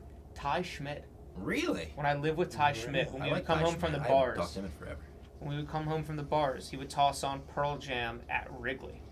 Oh, yeah. I know that's like a classic. I'm not a Pearl Jam guy, I gotta be honest. Never got into Pearl Jam. Was never a huge Eddie Vedder voice guy. Oh, I could tolerate it. Daughter, I like that song. Good Watch song. on the road, and then it's like, Yeah. oh, I fucking. That'll make you a fan? Yeah, On the road? It's just him. It's On the Road's the other one. It's a Jack Kerouac book. Into the Wild. Into the Wild. It's the story of the kid that like he was a trust fund kid, cut up all his credit cards, all this shit, and just went and lived life. And like it's a true story. He famously like was found dead on a bus in Alaska. Jeez. And then they like trace back his sister like trace back like his life and like interview people that he'd come across, and it's just like a kid that's like went out with no money and like had little jobs here and there, and like it's very cool movie, and Eddie Vedder does all the music. It's like him with a mandolin the whole time. It's Oh wow. yeah, it's that instrument with his voice like combines very well. That's like my favorite. The band, obviously, you both know, but and for the 185 people watching, The Dead, my number one band. Yep. If you like, I think during COVID, I actually tweeted at you and you and Trent watched it. There's like a really good Amazon documentary series about them. Yes. I think Spielberg might have had a part in it. Oh, did he?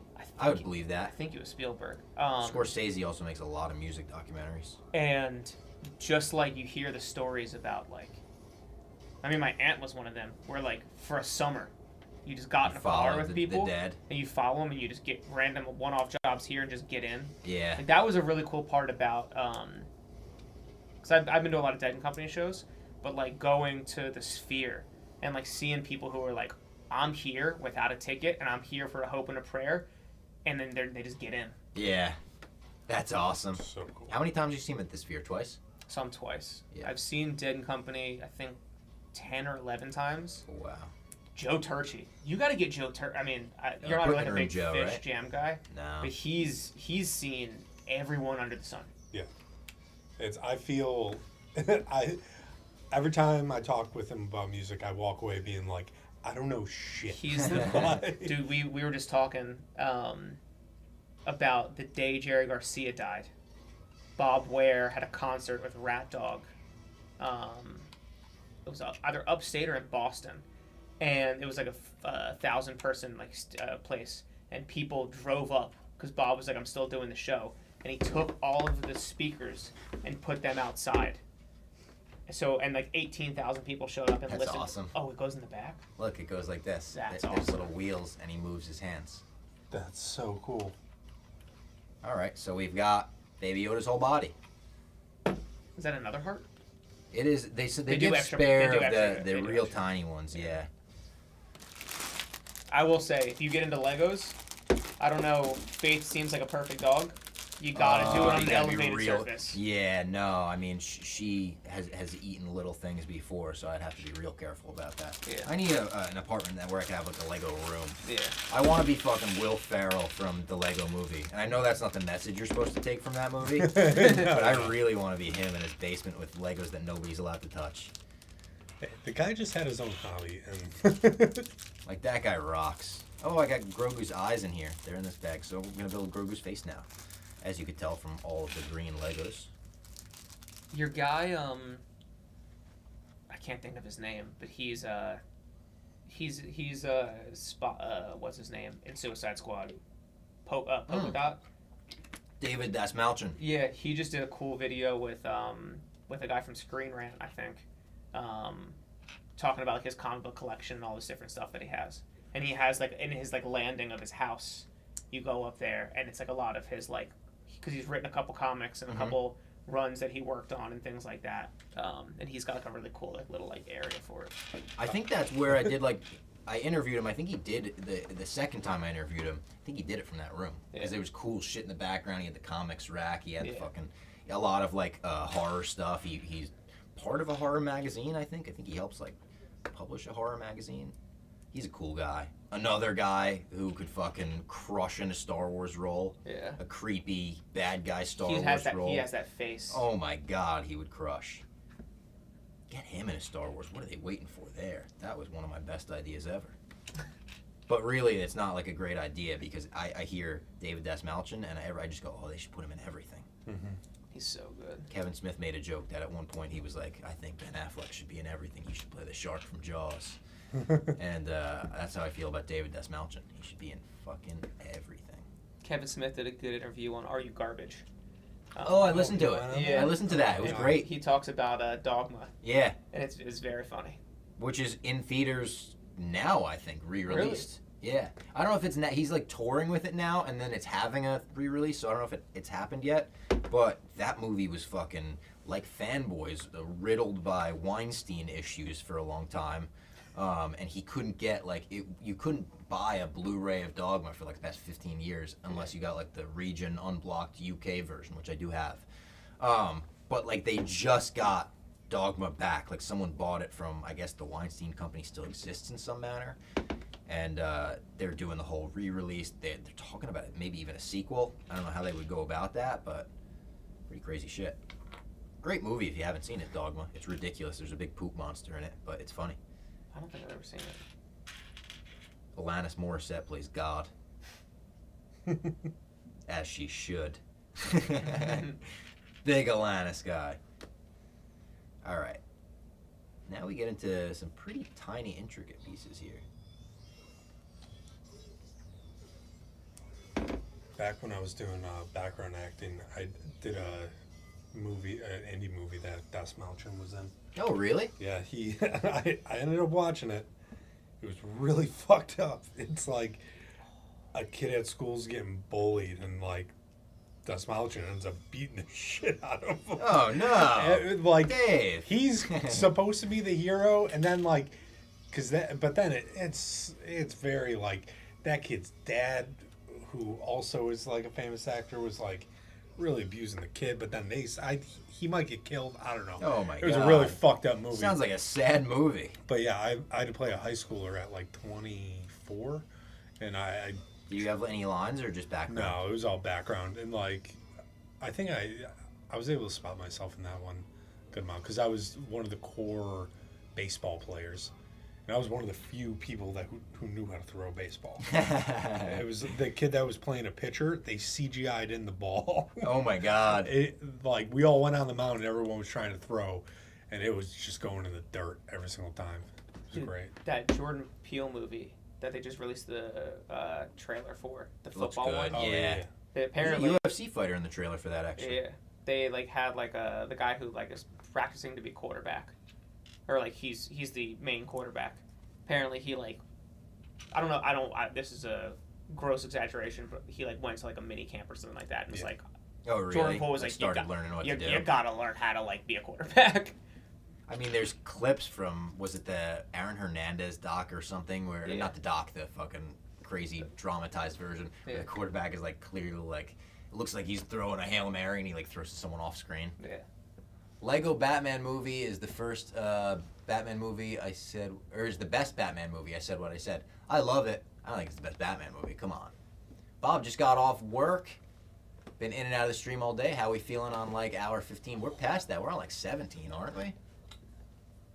I think Jake W's icon is Minato. I think it's 16. English? Naruto's dad. Oh, okay. Naruto's dad. The fourth Hokage, I believe. Chasing Amy has always been my favorite. It's great. And shout out to Kevin Smith. One of the first movies to ever like reference pop culture and talk about Star Wars was Clerks. It might have been the first movie to do that and just feature characters that are talking about like the real world like that.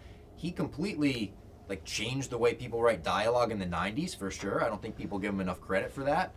And it was low-key referenced in the Force Awakens when they're talking about Dante and Randall and Clerks are talking about how many deaths were there on the Death Star that really they didn't deserve to die. How many custodians, how many janitors died on the Death Star when Luke blew it up, realistically. And it's just one of the debates that we would have on this stream where it's like a ridiculous thing, but it's the shit Star Wars fans talk about.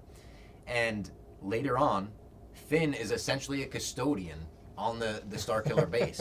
And I believe Kevin Smith has said JJ was like, yeah, it was a little reference for you, buddy. Because Kevin Smith also voices a stormtrooper in that movie. Oh, that's so cool. And he has a funny story about that. He did like, JJ basically called him up and was like, I'm going to have all my buddies voice the stormtroopers. Here's a list of 10 lines, record them all, and we'll use one of them. So it was like, get over there, come over here, you, over here. And he recorded all these lines. And then the movie comes out, and Kevin Smith thought he was the traitor stormtrooper that goes, traitor! And he yells at Finn, and he said for a week he was telling everyone, like, I'm the fucking traitor guy, dude. It's fucking traitor. Me, traitor! He was, like, telling people he's the guy, and JJ emailed him, was like, that is not you. You are at this point in the film, and, like, pointed it out, and he was like, oh, fuck, sorry.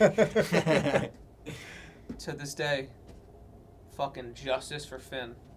Yeah. I'm not a big sequel guy. I just think that what they did is just... Honestly, I know he felt like he got a raw deal, and he did with the sequel trilogy, and he's not on like the best terms talking about it with Lucasfilm and whatnot. Yeah. If you do the Rey movie and don't bring him back, I think it'd be a little crazy. I'm sure it could be about her without him and her raising the next generation of Jedi and whatnot. But like, he was willing to sacrifice everything to make sure she was safe. She was willing to sacrifice everything to make sure he was safe. They were the best of friends. So it would feel weird if you made that movie and there's no John Boyega. Like, I think he should be in that movie. Did they start giving him the Force? Oh yeah. They tease it. Yeah. He in The Last Jedi, he's got the Force and he keeps trying to say something, or not The Last Jedi, in The Rise of Skywalker, he keeps trying to say something, and it's like when he's sinking into the sand, he's like, I'm a Jedi! And he sinks into the sand, he was trying to say, I'm a Jedi. He actually talked about that this week. Got it. Another thing that it felt like they half committed to. Go all in. Have them fucking use the Force on that crazy, battle at the end when they're on the side of the Star Destroyer and they're on the horses on it. That shit was crazy, but I was down for it. I remember watching it and just being like, it seems like he's trying to come out of the closet to her. Yeah, but he did. can't find the right moment. Like, it was like is he trying to say he's in love? And I think they were trying to play it like that maybe, but no, he's trying to say I'm a Jedi. It's like, I need to talk to you. I need to talk to you. It's like, yeah. And they give him a moment where, like, he uses the Force, he, like, senses something on the Star Destroyer. I kind of forget what it was. Is Mandalorian and the sequels, are they kind of like the same timeline-ish? No. Mando is 5 years post Return of the Jedi. Sequels are like 30 years post Return of the Jedi. So you think they could maybe have Grogu meet up with Rey? Yes. I think that's a possibility. People have talked about it, and I would like to see that as well. I think that'd be fucking cool. like a fully grown. Well, maybe not even fully grown, but like teenager. He has his teenage group. Subscribe. Thank you. Who is that? Connor or something? Connor. My eyesight's failing me. Connor Israel. Connor Israel. Thank you. Thank you for the subscription. Appreciate you. In the wee hours of the morning as I build this Grogu. I think I'm building his face right now. It looks like I'm building fucking teeth in a mouth or something. Right? Yeah, gotta be. The tongue.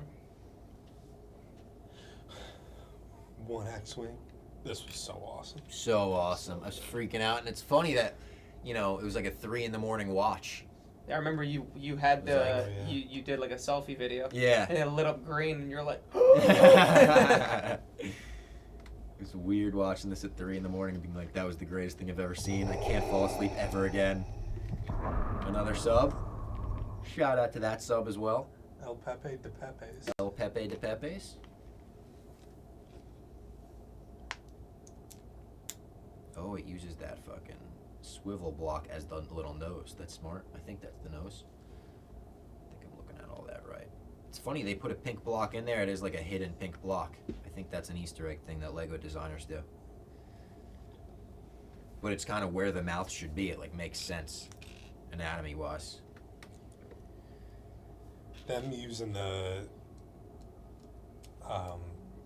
security footage so you don't know what color. I know. The saber, and even the X-Wing, like, because his X-Wing's got what color on it? Is it like orange? Yeah, it's got a little red on the Or red, side. yeah. It's so awesome. Just and this whole time, it's like, is it? Could it be? It's like when fucking Stone Cold's ambushing everyone backstage. You're like, I know it's Stone Cold, but I just need the music to hit to confirm. What was it in this, or was it in Ahsoka that Quinlan Voss is mentioned? I think Ahsoka. I wasn't sure if it was like this, where it's like, oh, he could have been teased. Another underrated character.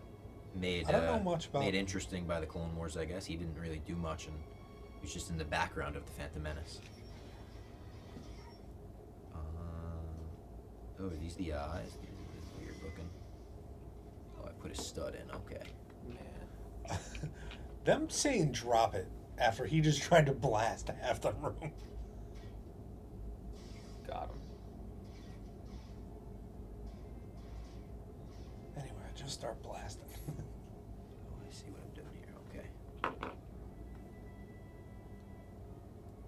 He's like, oh, I think that's my guy. I think that's my ride.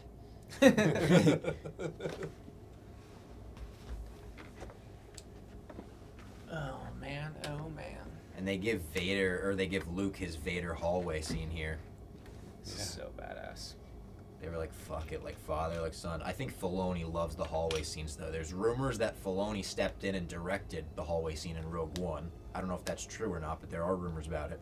Then he gave Maul a hallway scene in the Siege of Mandalore. and then he gave Luke Skywalker one in this.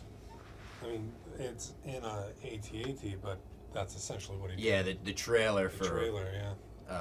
Mandalorian and Grogu, also basically a hallway scene. And I'm not complaining. Keep them coming. There's also several, I'd like to see him for more characters. Put him in a hallway, old boy style, one take it. What's the best hallway scene in science fiction? Because I got my answer. I think it's the Rogue One scene, to be honest. Oh. I guess Daredevil's I think it's not that. sci-fi. I mean, yeah. The Movie- Daredevil ones are great. Movie was released 2 years ago today. Guardians of the Galaxy 3. Oh, so good. That was great. Really good. And you could tell that Chris Pratt's doing like a lot of the stunts in it. He does the So barrel good. roll himself. It's got the No Sleep Till Brooklyn going during it, right? Anyone who says, I'm done. Anyone who says Thunderbolts is better than Guardians of the Galaxy 3 is Oh, I think that's great. smoking crack. And I really liked Thunderbolts. I really love liked Thunderbolts. it. Yeah, it's great. Guardians of the Galaxy 3 Not is so Guardians 3, though. Come on, let's be real. I just caught the end of that the other day on TV again. Or no, not on TV. Disney now has channels. Oh, a channel. I love that idea, by the Love way. that. Being able to tune into a Star Wars channel on Disney Plus and not knowing what I'm getting, I love that. I like it's so great, and it's like I'm not gonna get commercials. Anything, just toss it on. Yeah. I think I said that like when Disney Plus was launching. I was like, I kind of want a Simpsons channel for me to throw on a random episode and a random season and take it from there, you know, like shows like that. Luke, we are watching season 2, episode 6.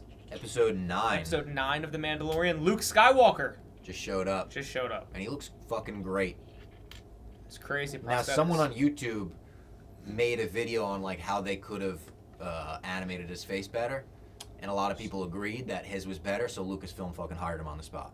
Like, okay, you're hired now.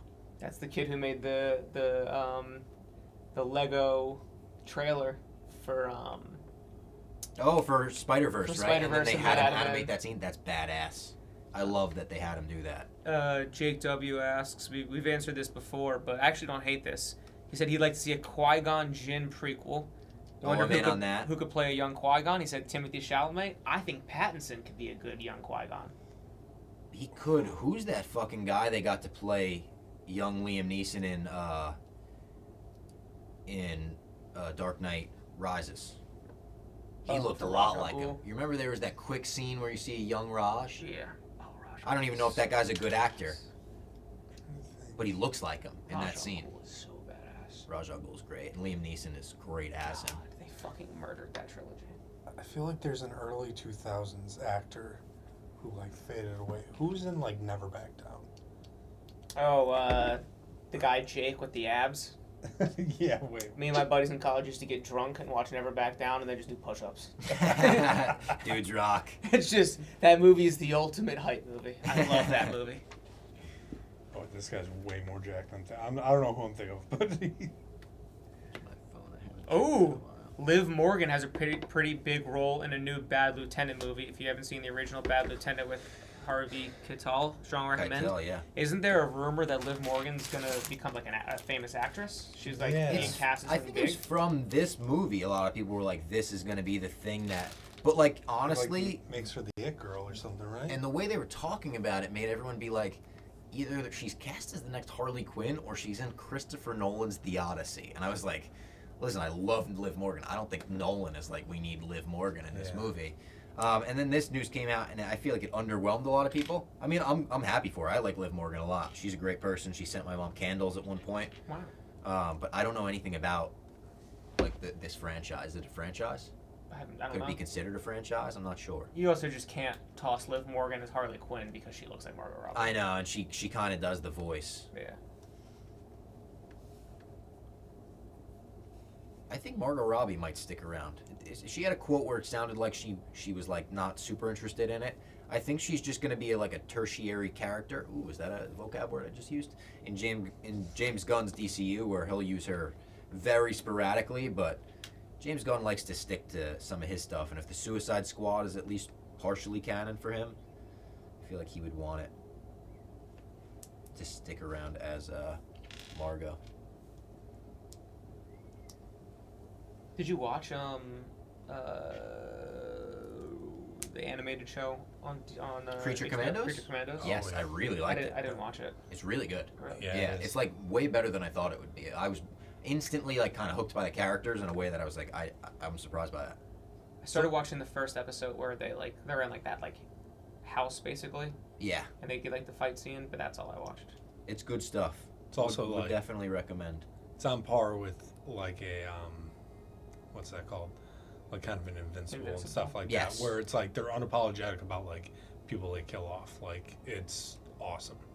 Where you also get to see Clayface like scary, and they're gonna make that a movie or a show. I think. A movie. It's a movie. Mike Flanagan script. Yeah, that's gonna be insane. There's also, I believe, there's rumors that Mike Flanagan's working on like a horror Star Wars.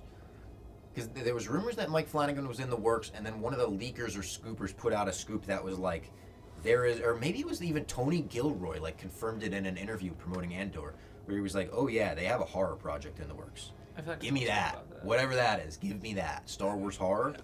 Give me fucking The Thing with a Wampa. I guess it really doesn't work because you don't know about The Thing, but you know what I'm saying.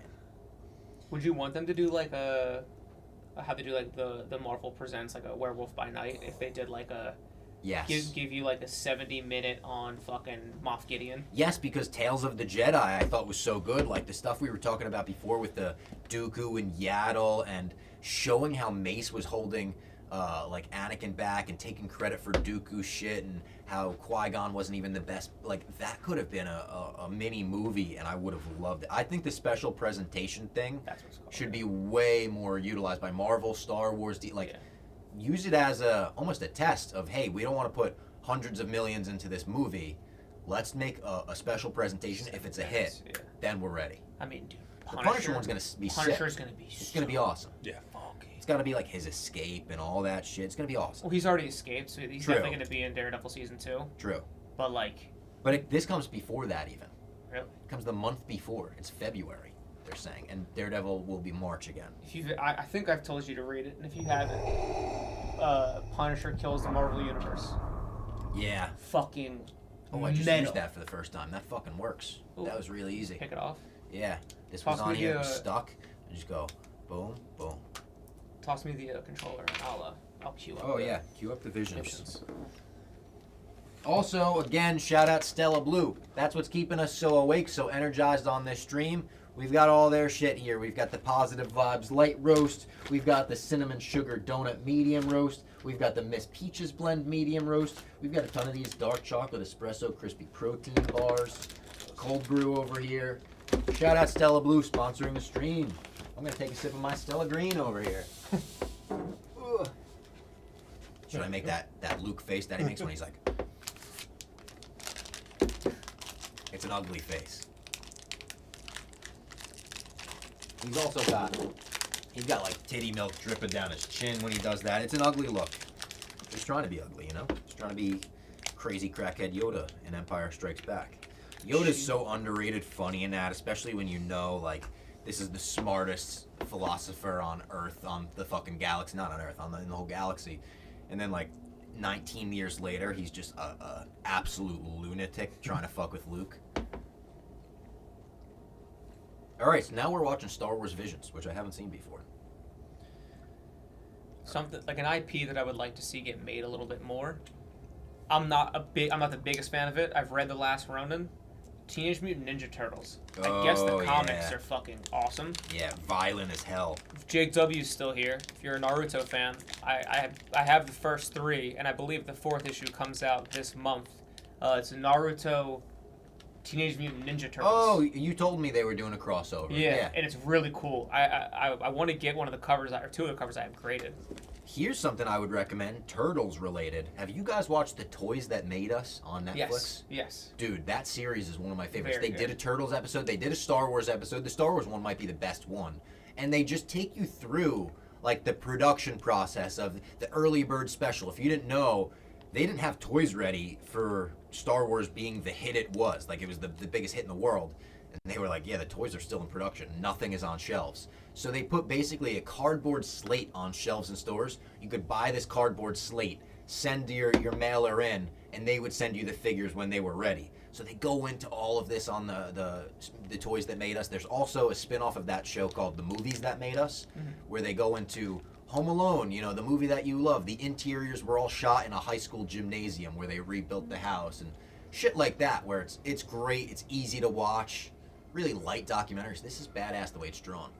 The pencil style and drawing. so each episode's like a different kind of like animation style. I'm in on that. I like that bantha too. Oh, I like the droid with the straw hat. Okay, I'm in on Visions. This guy fucking rocks. What would it take to get me in on anime? Maybe just Star Wars. Anime is like, especially, the only one I would suggest anyone watch that's never watched it and doesn't want to really get into anime is Attack on Titan. Is like truly one of the best pieces of fiction fucking ever. Really? It's the That's only. more recent, isn't it? Yeah, so it's. I think the first season probably came out in 2014, 13. Yeah, I thought it was 15. pretty recent. And that's like the big bodies, and they look like the bodies exhibit. They got the muscles showing and shit, right? It's yeah. It's one of those shows where every season is better than the last, and it ends perfectly. And they do service to every single character well. It is Attack on Titan. I got this face coming along, by the way. Everyone see the Grogu face? It's coming along. No ears yet. Yeah, get it on this. That's kind of creepy. That is creepy. It is. That's a 3 a.m. fever dream. It's coming along, though. We're grinding on it. We're getting it there. One of these. Ooh. Awesome crossover with Naruto TMNT. There's a new Predator vs. Spider-Man crossover that's very brutal and bloody. Interesting. Only one issue out so far, but a lot of Predator vs. Marvel characters coming soon. I know they're doing Godzilla versus the Marvel Universe. Yeah. Hubs is stoked about that. We're going to take Hubs to the comic store when that comes out. I was going to go to there's a couple like comic book places around me on Long Island, but I was going to come into the city for free comic book day. Yeah, oh my god. And it the was lines crazy, the though. lines were insane. I know, I saw Midtown Post. It was crazy. Oh, I didn't build the entire thing yet. I got to build another step onto this, don't I? Yeah. This droid is so sick.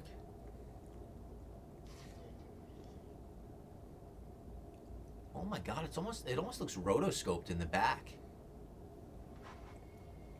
It's all definitely using CG. Like multiple animation styles too. Yeah, it's CG with some.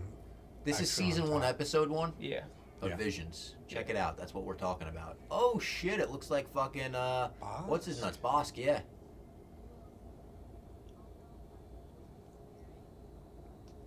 Bob might like Cowboy Bebop. I've heard that before. Gooch loves it. Yeah, I've heard that. It's like a 90s anime, very Toonami, Adult Swim. It's very good. It's in space. Space pirates.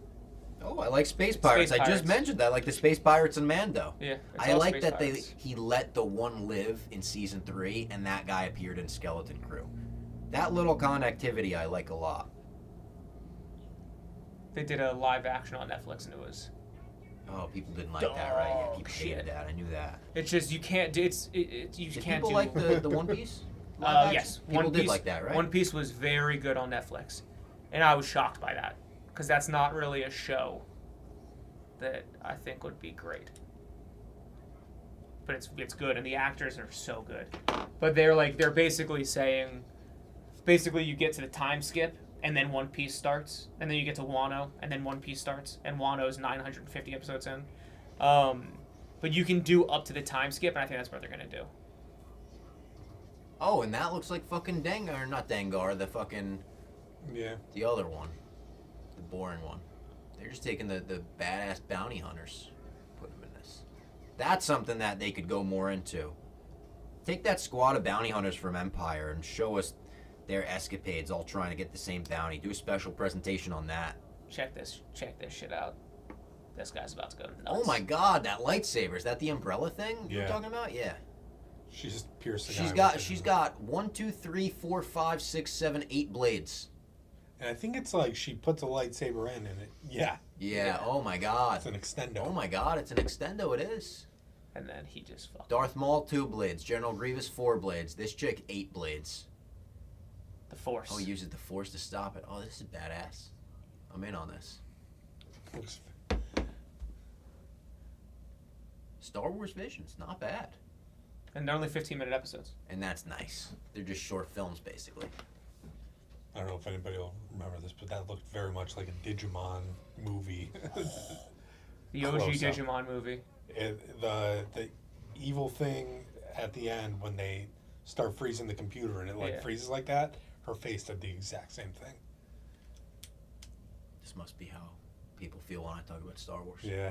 I don't know Digimon. Jake, I definitely played with them when kids would bring them into school, but I didn't have any Digimon of my own, I don't think. Jake, when I get home, my name's Jake too. When I get home, I'm gonna watch the newest episode of One Piece. When you get home from this, you're gonna watch something? I'm watching One Piece. I'm going right to sleep. I gotta. It's one of the. I mean, I'm not spoiling it. No one here's gonna watch One Piece. No. Luffy's facing off against Saturn, who is one of the bosses of the world government. I can't remember their names right now because I've been up for almost 24 hours. And he fucking KOs Kizaru. My entire Twitter timeline is just like clips from it. That animation style is fucking crazy. It really does. Like, you talking about this, it makes me feel like, oh, I get it now. I get why people are like, what are you talking about with Star Wars? I'm like, it's so basic. What are you talking about? Star Wars is so simple. That looks cool. The water even. That looks kind of rotoscopy. Stormtroopers have fucking Agumon out of there. When I get home, I'm watching Mexican Star Wars Murder Mystery. Hell I'm yeah, stoked Murph. for that. Hell yeah, Murph. Shout out fucking Connor Griffin. One of those guys. I'll be probably fading off to that, and I'll wake up and be like, who was the killer? And I'll have to go back and watch it. You'll have a dream and it's a different killer. Yeah. Yeah. I'll give Connor Griffin some crazy flowers at 3:41 a.m. One of those guys, he's like a Nick Hamilton, who just came in and it just knocks everything out of the park, works his ass off. Sam Goldfinger's a young one at this company who's doing the same shit. Yeah. That just like from a young age, that just like you can tell Ben Klein's one of those. Yep. That just like any and everything I'm gonna do. I don't care if I have to work 7 days a week, fucking 70 hours a week. I'm just gonna go in and do it. And Connor does social. He edits. He is a pseudo personality, I guess you could say. You know, he's a third mic. He can do everything. He's on the fucking live streaming team too. Like he's like does everything. He's somebody that does so much. I would get it if he's like, I'm busy. He's always just one of those guys. You gotta fucking respect that hustle. Absolutely. Respect the hell out of Connor Griffin. Dubs to Connor Griffin. I'm a big Connor Griffin fan myself. Tell you what, if we're giving redhead shout-outs, Mook on Mook Can't Sleep has also been crushing it. Mook Can't Sleep is such an enjoyable show. I don't always get the chance to watch it if I'm going to bed early or not up that late or whatever. I guess those are the same thing, just rephrased there. But when I watch Mook Can't Sleep, it is like hours fly by and you don't realize they flew by. He's a great host, great program, great guy. The two that I tuned into recently, when he was raising money, that was awesome. Awesome. Yeah. And then immediately after the mini golf stream, everyone just going and stopping in there, answering calls to people after like the controversies they had and everything. It was such like a great thing that we had like a landing spot for that. Yeah. It just became an immediate like post show for everything. Bob, you gotta watch this. Oh real yeah, quick. I missed something. This is a badass scene. This so one's he called fell The down. Duel. He fell down, and she's like, "Oh, he's dead." This is some next level shit. Oh, he's in the waterfall, and they're fucking using it with the water. Log about to fall. She's got hair like it from, or like Pennywise from it. Oh. Oh shit. You fool. He had another lightsaber. A very long hilt too. Yeah, and he fucking throws it back like it's a samurai sword. Murph, I'm in the Mook video where he camped out at GameStop. LOL, they hit me up. Shout out Maresh too. Shout out Maresh, definitely. Immediately, like he's such a grinder. Yeah, I like Maresh.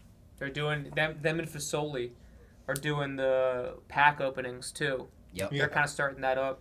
Maybe we could get some Star Wars cards, some old top Star Wars cards or something like that. Do some breaks. How much is a boner card worth? One of those ones that Frank the Tank has. Mark Hamill's got some amazing signatures on Star Wars cards. Have you ever seen that? No.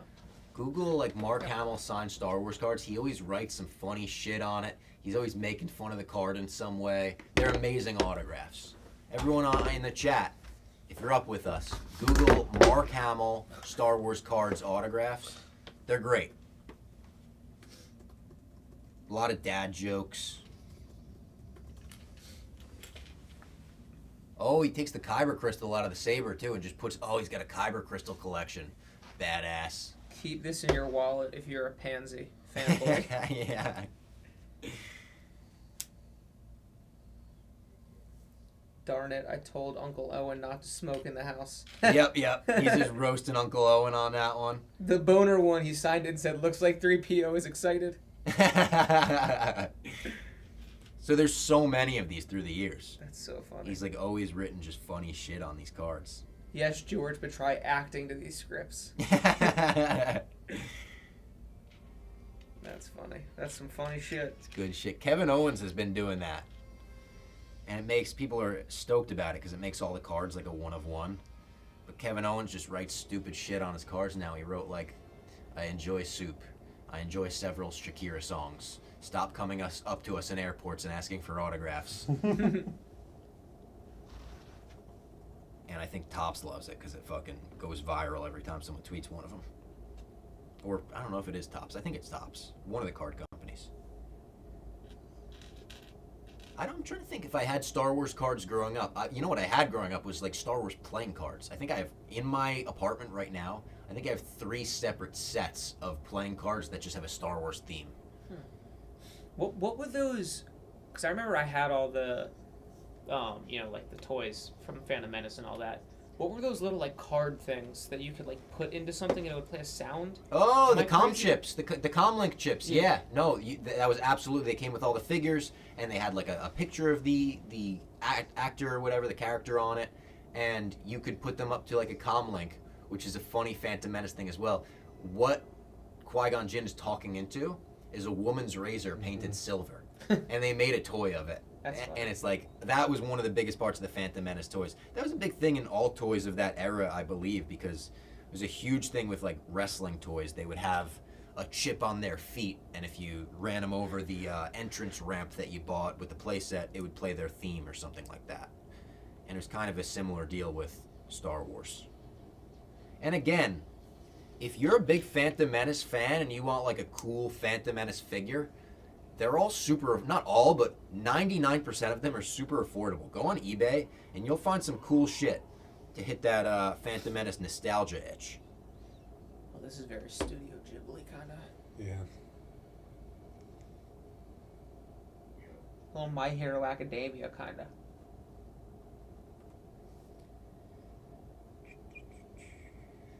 Oh, I built this I backwards. do remember it being so jarring going from the first episode to this one. Yeah, this is anime. I gotta be honest, I already don't like the style that much. Like, I'm not out on it, but like I love the style of the last one. The second I saw it, this one, I'm like, oh, all right, whatever. Did you ever watch Afro Samurai by any chance? No, heard of it. I've heard of that for sure. That was kind of like Afro Samurai. Yeah. I like the idea of bands in Star Wars. Maybe that could be our fucking cameo, Nick. Maybe they need a Star Wars band like they needed a band for the Guardians Holiday Special. I'll be figuring Dan for sure. Figuring Dan. You gotta listen to, if you're not sick of Star Wars content yet, and I hope you're not, you gotta listen to the bracket we did this week. It was a really funny episode. We did it was the best Star Wars names. It was really like the funniest Star Wars names. Whoa, Seismic charged. I'm broke, but you've entertained me for 18 hours. Murph, thank you. And you spent $4 on Revenge of the Sith tonight. Thank you, Murph. You could keep your money for the rest of the night. I really appreciate it. And I appreciate you sticking in the chat with me. The chat is making this very easy to do. We've got people to talk to the whole stream. Is that the right? No. It's interesting because you got to build everything mirrored for Baby Yoda, obviously, but it makes things a little confusing. I keep building things perfectly, but they're just backwards.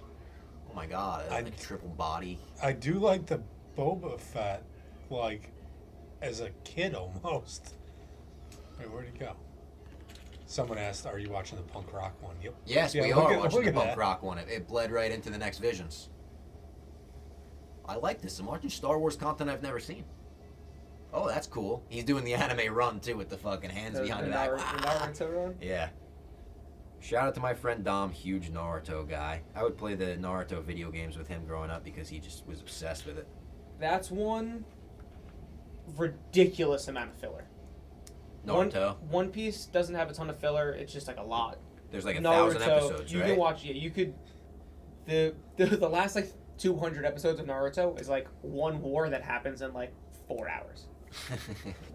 It's like Padme getting pregnant and having the baby an hour later. Yeah. But like Shippuden's so good. What is that? What is Shippuden? So it's like so a big thing is for power scaling they do like quote unquote time skips. So Naruto is like however many episodes, 200 episodes, 150 episodes, and then Naruto, Sasuke's off somewhere else. Naruto and this is where the 17 hours is coming in. Oh, it's hitting me too. Oh my god. The Legos are a little too relaxing. Yeah. I think I've got his one ear ready to go. Ooh, missed this ear. And ear's on. He could hear out of one ear. Oh, there we go. There we go. It's starting to look less creepy too. I think. Naruto, Sasuke, and Sakura. They're like the three. They go train with the legendary Sannin, who are like basically older versions of them.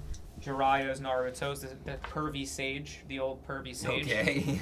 He like reads like erotica. Creepy Ben Kenobi, if we translate it to Star Wars. And they like basically for like I don't know how long it is, but they basically train under them and become like mini versions of them. And then Shippuden starts, and that's like the Great Ninja War. Are there any like comparisons you could draw in like storytelling or anything like that? Like, would you compare any anime to Star Wars? I know that's probably a hard question. But like just in terms of storytelling tropes and character arcs and stuff like that. That's for the chat too. If you're awake, if you're an anime fan, I'd be curious. Because that would be, again, kind of like, I'm not an anime guy, I'm such a Star Wars guy. If you could say, this kind of reminds me of Star Wars in that way, maybe it'll intrigue me to give it a shot.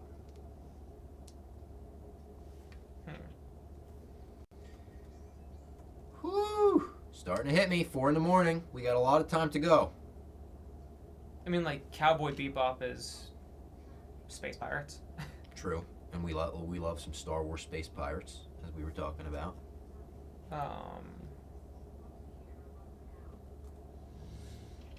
No, not really.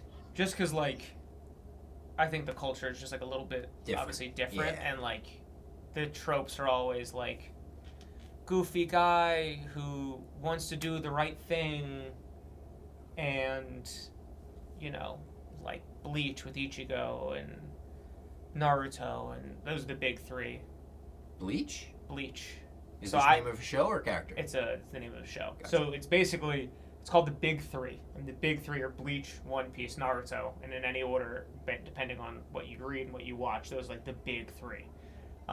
Dragon Ball Z is like the grandfather. Those are the children, and the grandchildren are now like Jujutsu Kaisen, My Hero Academia, like a lot of these heard like, of that popular one. ones. Yeah. My Hero is like very childish. Heard of that. JJK is great. Maybe the worst written ending of any show, and I totally think, dude, it's literally Manoli and I. We were like reading it. We read like the last like year, the same. Like we come in on Mondays and talk about it.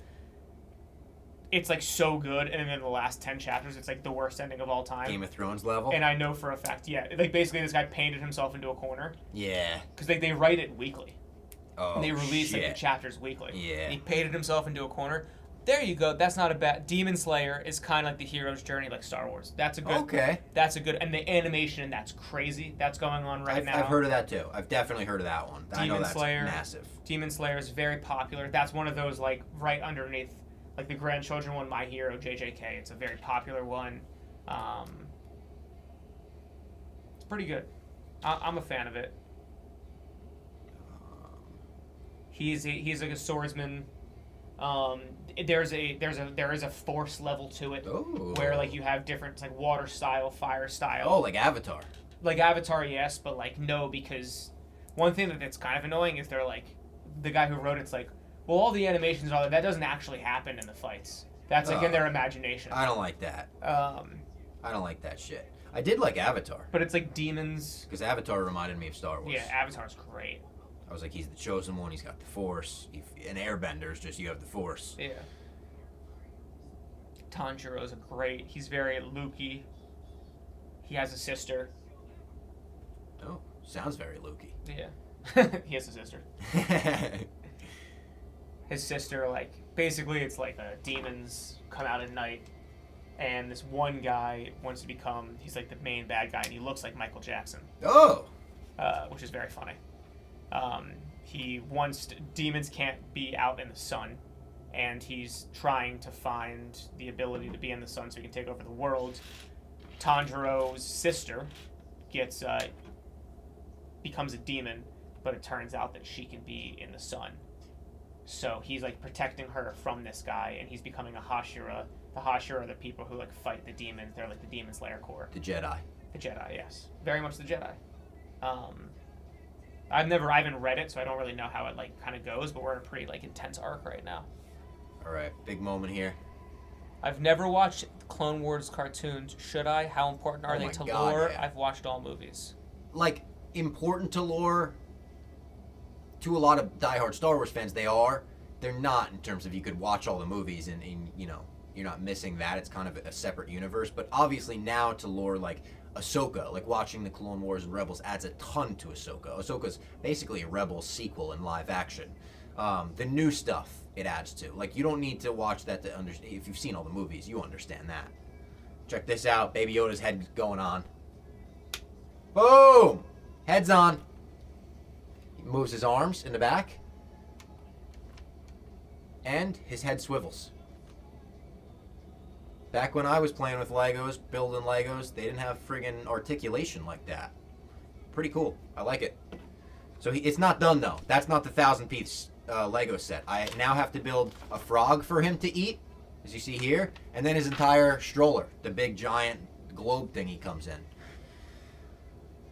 So we're just getting done with book 1, and book 2 is maybe double the size. This is taking longer than I thought it would take. Much like some of that Lego Star Wars took on the video game. But it's fine. We got time. We're on stream for another 7 hours? Yeah. Is that right, math? Yeah, this punk rock Visions has caught my eye a lot less than the last one.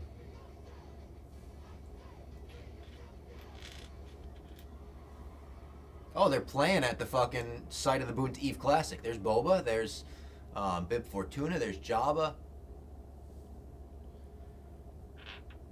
Now, I know Lucasfilm won't consider these canon, obviously, so does that just give them free reign to use whatever characters they want, do whatever they want? I think that's kind of the beauty of, what ifs. Yeah. Just fuck it, go nuts. I'm into that. One more song.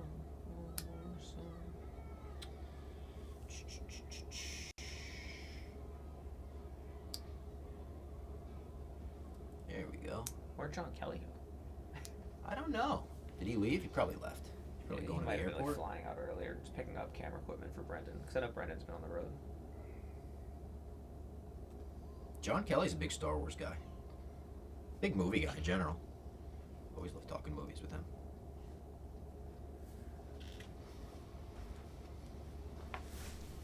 All right, we've got a frog. Oh, I do a sticker now. First sticker of the day. Number 5. And I believe you could put the stickers on with these things. I think a lot of people do that. I don't know exactly how they do it. I think it's with the back end. It's up to you. Just take it off a little bit. I'm gonna try it.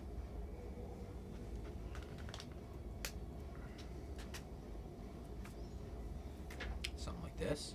Important to lore. Then we put it there. Oh, that might have worked. Ooh, that did work. All right. Fuck yeah. I put that sticker on smooth. For a guy with pretty shaky hands, I put that sticker on good.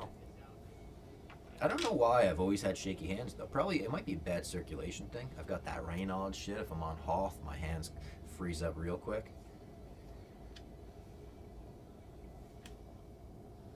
All right, what do we got next? Oh, this is the one that I saw a little bit of, the twins. I remember this one a little bit.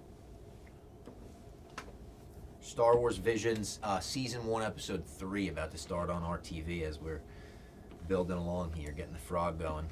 Getting this frog going for Baby Yoda to eat. Put food on the table for my boy. What's an eye?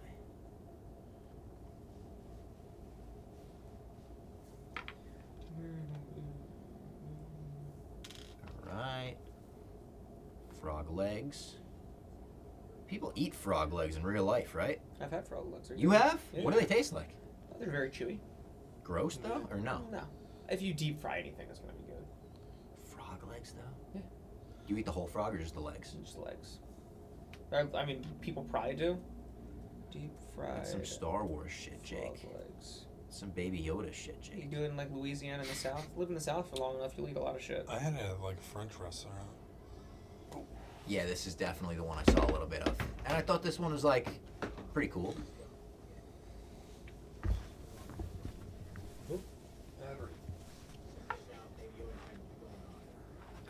These ones go on the back legs, yeah.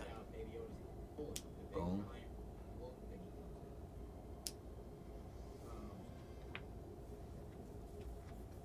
And then I make the hands and legs. I like this. I like the colors. I like the way they use colors in this one.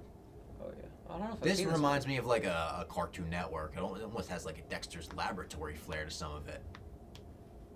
Who was that enemy in Dexter's Laboratory? The gorilla guy? Not D&D. Yeah. Oh, yeah. the one that the Avengers. The brain. With the monkey. No. And yeah. Yeah, and he builds like an Avengers team. Who does he? Or the Avengers fight him. The Avengers? I'm talking about Dexter's Laboratory. Brother. Dexter's Laboratory. The Avengers? The Justice Friends, and it's literally the Avengers. Oh, it is. It's Thor, it's Hulk, it's Captain America, it's Iron Man. Black Panther's in the back. Yeah. It's White Tiger. It looks like White Tiger from Daredevil. Yeah, they did like a superhero profile thing. Oh, I got a fucking funny thing based on bringing up Daredevil. Did you guys know Charlie Cox was auditioning for Solo, a Star Wars story, to play Han Solo? Really? And he swears that he blew his audition because he couldn't stop acting blind. He said he was like, he did his take and they were like, it was good, but like it seemed like you were staring through us. And he was like, oh my God, I'm so sorry. I'm a blind guy in my other show. I totally forgot. Like I'm supposed to act like, I'm supposed to use my eyes when I'm acting. And he swears that he blew it because of that. Maybe he's being too hard on himself and making a joke or whatever, but I think that's a funny ass story. It is crazy how fucking well. Probably the two is Kingpin and Daredevil the two best castings in Marvel. Oh, so good. You could make that argument for sure. I mean, Both obviously of them are RDJ, so Iron good. Man. You probably could do someone else with. I would say Captain Tom America. Hiddleston, Loki. He's really good. Yeah. That was kind of one of my big takeaways with Loki season 2 when it came to a close. I was like, I think we got to put the same respect on Hiddleston as Loki as we do, you know, any one of the iconic. Hugh Jackman as Wolverine, Robert Downey Jr. as Iron Man, Evans as Captain America. Sir Ian McClellan. I like putting the blue studs on pieces because I was just collecting the blue studs in the video game.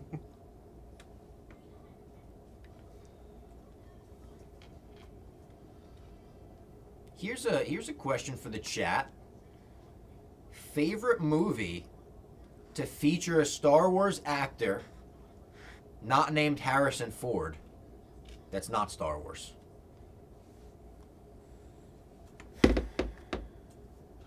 I'll even have to think about that. The Machine. The Burt Kreischer where Mark Hamill plays his dad. That was just the first thing that came to mind. First thing that comes to mind for me is it almost feels like a cheat to use this, but Batman Mask of the Phantasm, because Mark Hamill voices the Joker in it. It's an all-time classic. Mark Hamill, again, a guy who I don't even think gets enough credit for being not only one of the most iconic heroes to ever grace the screen, but voices one of the most iconic villains of all time, and his voice is the voice most people are like, that's the Joker to me. All right, so he's got a frog. We've got our guy. He's got a frog. He's got his ball. We can put his ball in his hand, I think. Can we go like that? Yep. He's holding his ball. He loves his ball. He's got a frog that he could pick up in the other hand. Could probably go like this, maybe. Would that work? On that way. Yeah. You can hold that. Whoop. Whoop, whoop. That's the sound of the police. And then I got to build his little macaroons. Why did I just do a whoop, whoop? That's the sound of the police? Because it's 4 a.m. I'm tired. We are on 7th Ave. Yeah. Fanboys. Here we go. His little blue macaroons. Nice stuff. And now we got to build his stroller. Oh, if we want to take this kid out for walks. Easy answer. And then I'm gonna go take a piss. Literally anything that Samuel L. Jackson said. Oh yeah, we forgot about Sam Jackson. I mean Pulp Fiction. Snakes on a plane. Snakes on a plane. Damn it, Bob. I was going to say Mask on a Phantom. Jay and Silent Bob Strike Back, first thing that comes to mind. That's actually my answer. I love Batman Mask of the Phantasm. Jay and Silent Bob Strike Back is one of my favorite comedies of all time. And I believe it is the only movie not called Star Wars to feature both Mark Hamill and Carrie Fisher. And Mark Hamill just did that because his kids liked Kevin Smith. They were like, oh, this is awesome. You should do it. And he just trusted him. And Kevin Smith put him in that ridiculous outfit, made him the cock knocker. And honestly, people probably still bring that up to Mark Hamill as like a favorite role because it's amazing and he's great in it. Wait, what is that in? Jay and Silent Bob Strike Back. Oh, he's the villain in the Blunt Man and Chronic movie that they're Got making. it. And they have a bong saber, which is hysterical. Jay fucking unignites it and rips it, and then reignites it. And it has the amazing line during that where Chris Rock is playing the movie's director, and he looks around and he's like, George Lucas is gonna sue somebody.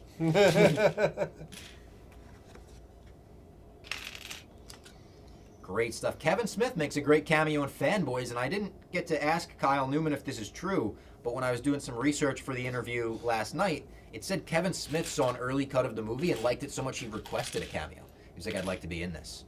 And it's a really funny cameo. He's like, I think he's at a gas station like whoring out Jay. Yeah. I forgot about that. Yeah. And maybe they have a Jersey connection too, Kyle Newman and Kevin Smith. Yeah. I'm sure they do. Jersey's fucking tiny. Everyone knows each other. Put all these together with the red brick. If Batman Begins, someone said.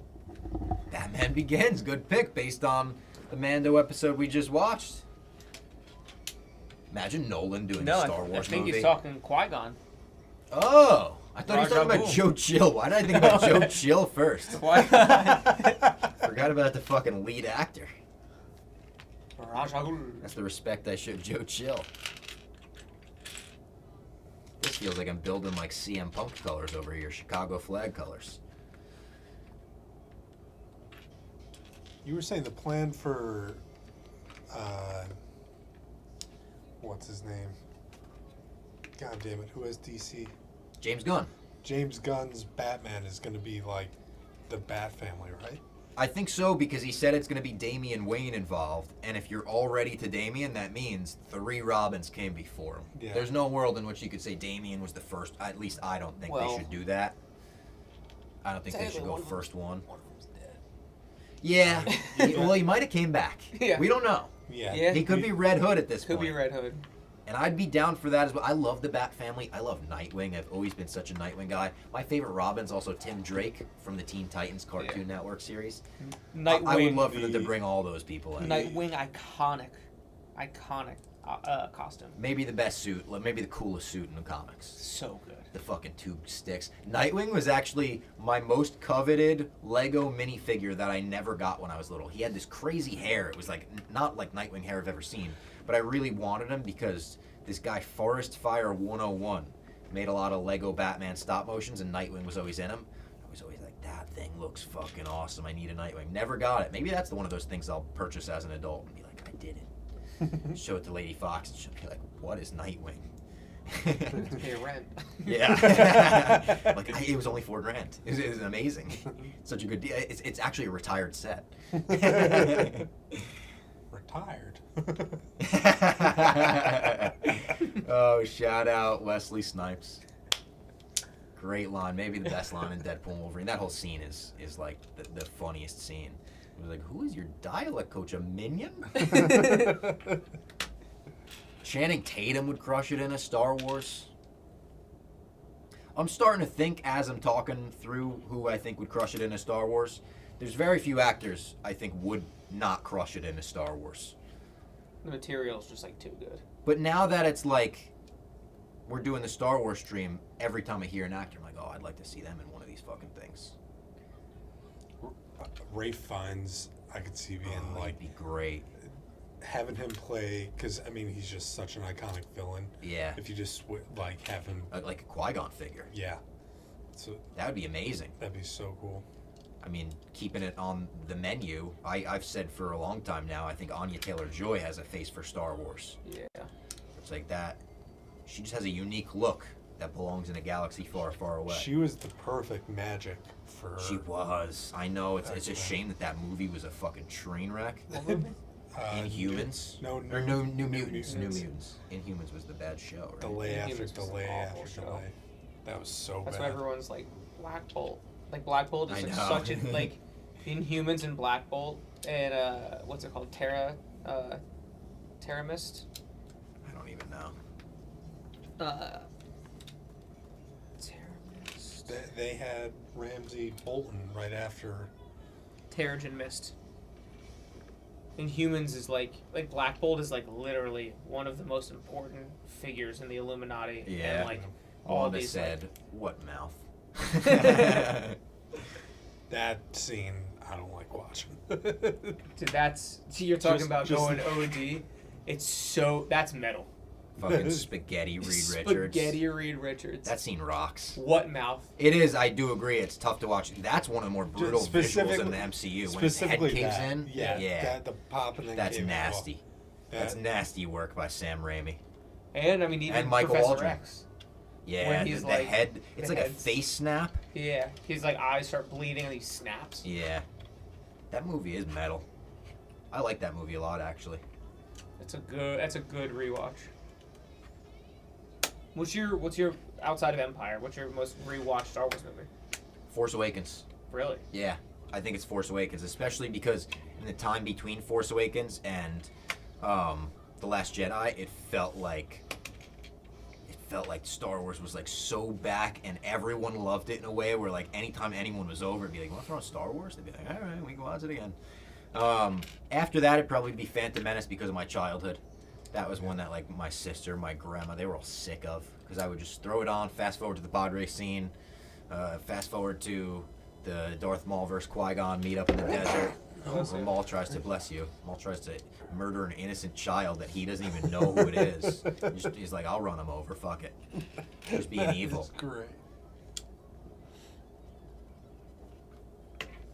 And then, of course, fast forward to the Duel of Fates. But I would just play that over and over again with my figures. Last Jedi is the one I saw the most in theaters, 7. I saw The Last Jedi 7 times in theaters. I saw The Force Awakens 5 times in theaters. I saw The Rise of Skywalker 3 times in theaters. I saw Rogue One 4 times in theaters. Rogue One almost got me fired by Riggs, actually.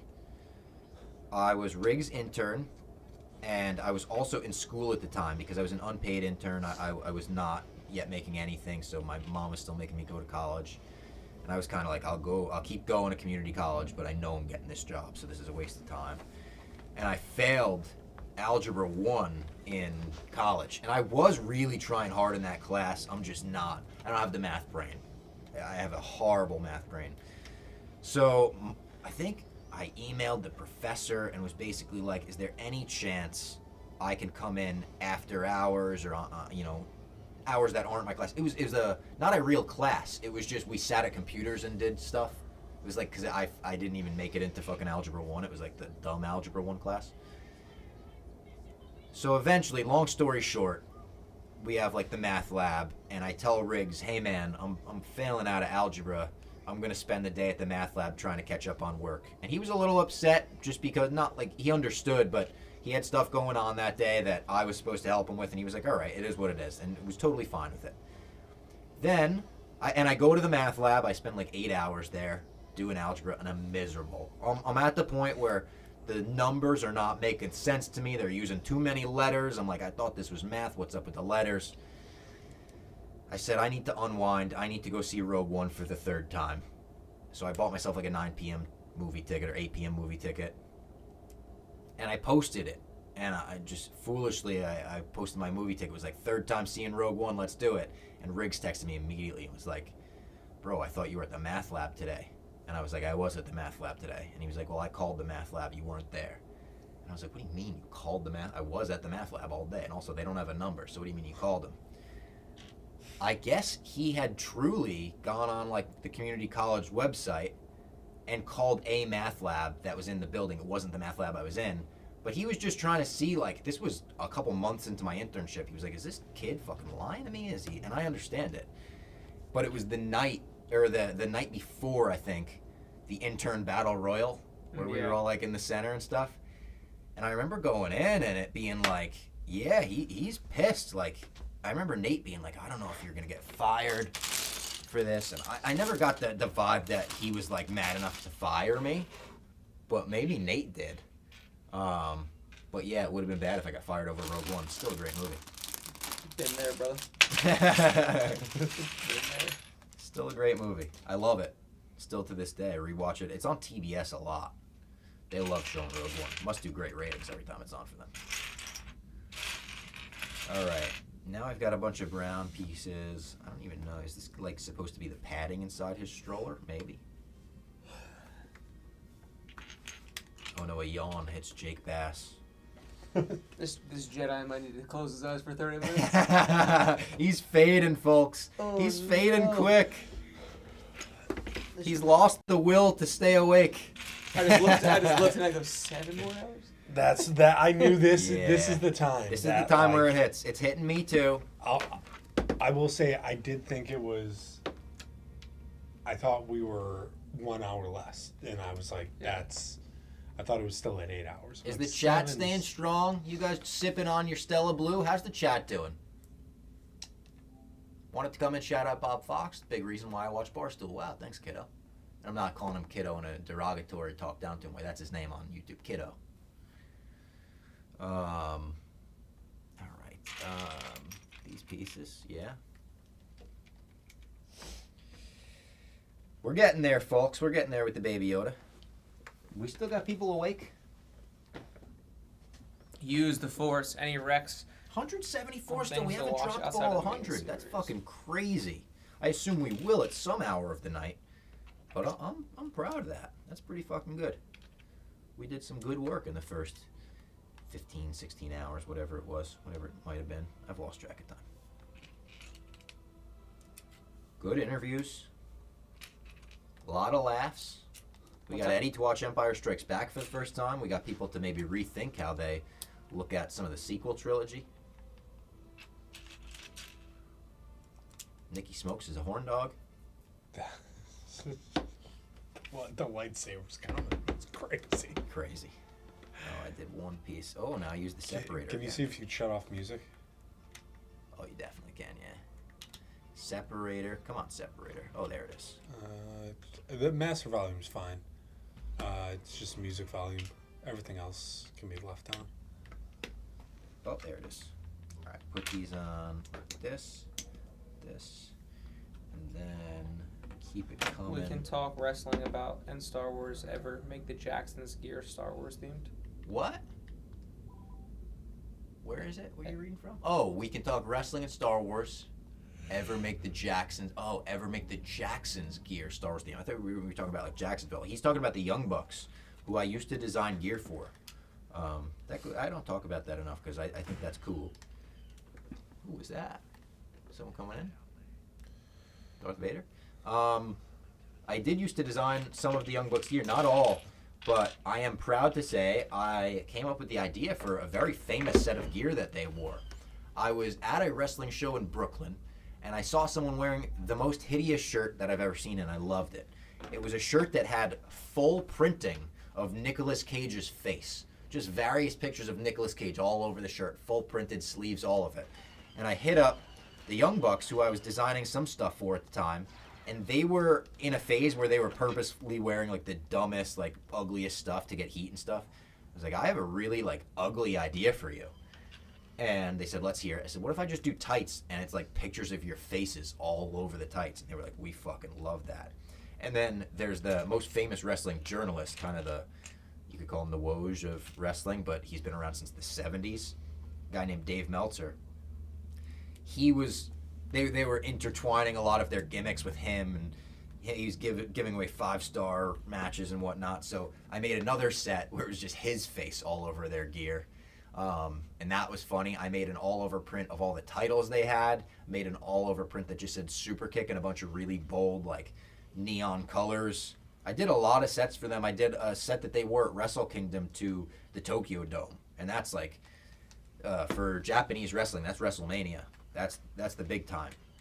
So it's very cool to look back and be like, I can't believe it. And I was designing that shit on my iPad with my finger.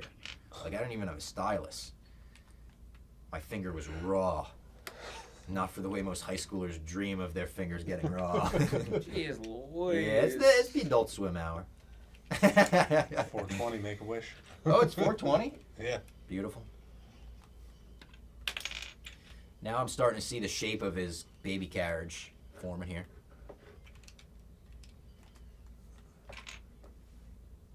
A lot of details and spots where I'm like, I know this is never going to be seen.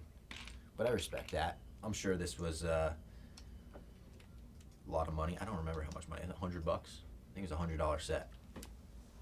Shout out Stella Blue.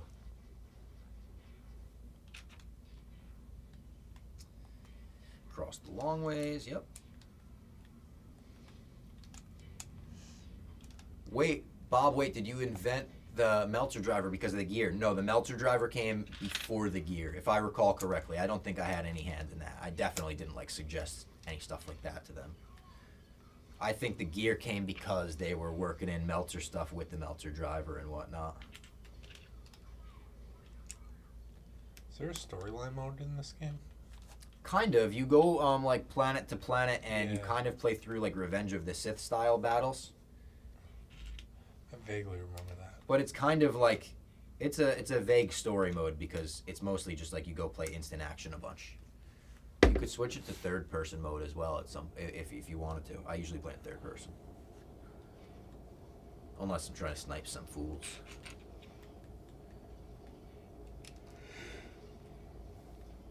The first Battlefront game doesn't get enough love either because the second one is obviously so much better and it's an improvement in every way. But the first one was revolutionary. Early days of Xbox Live, I couldn't believe my brother was like playing with people from around the world. Now I've got people from Greece calling into my stream like it's nothing. It's crazy. This right trigger, this R2 is like jammed. Is it lagging? Yeah, it's not me. It's the controller. Eternal photo watch. Prezi plain Jane.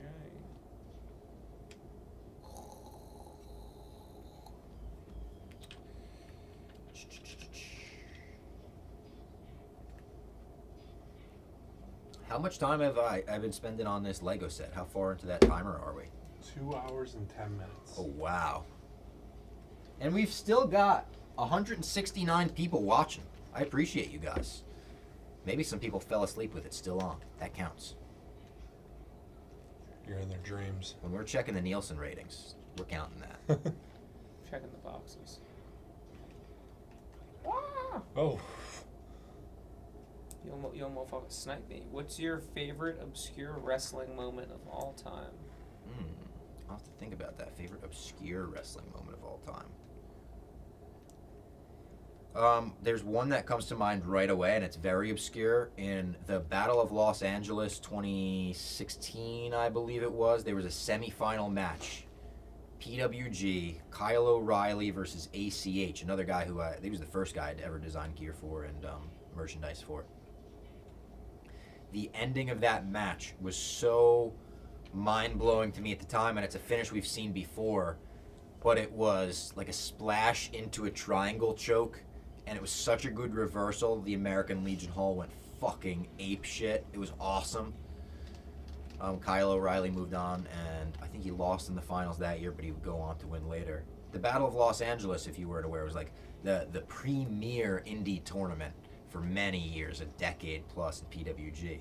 And I was a PWG obsessed fan for a long time.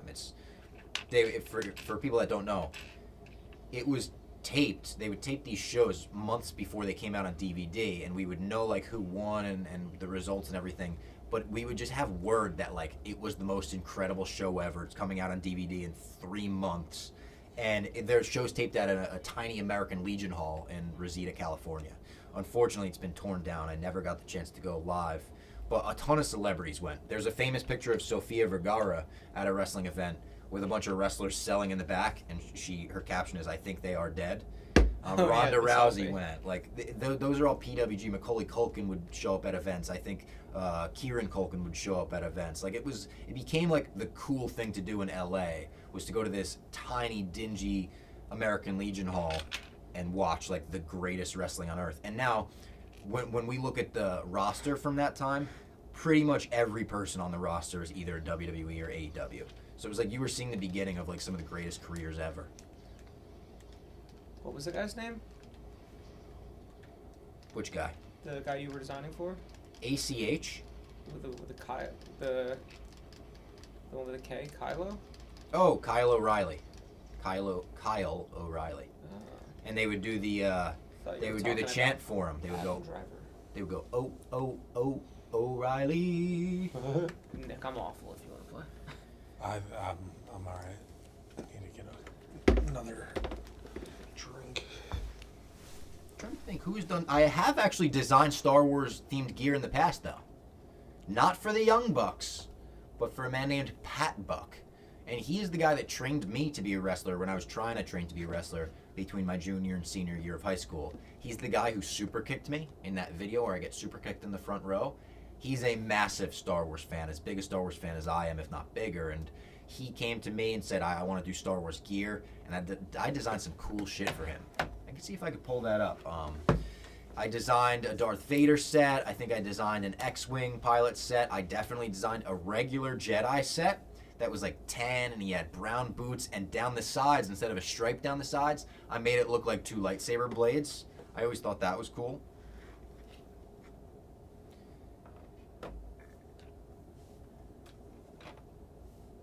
Look at that. I've even designed wrestling gear that was Star Wars themed. I do everything Star Wars themed in life. Mike Dirnt, was it? Said Star Wars was his religion. I'm not a religious person. Star Wars is basically my religion. The Force, the way, be a good person, shit like that. I'm in on all that. Not in on like the Jedi say like don't get married and shit. I'm getting married. We got the date. It's happening. We're excited. But everything else about Star Wars, I'm in on.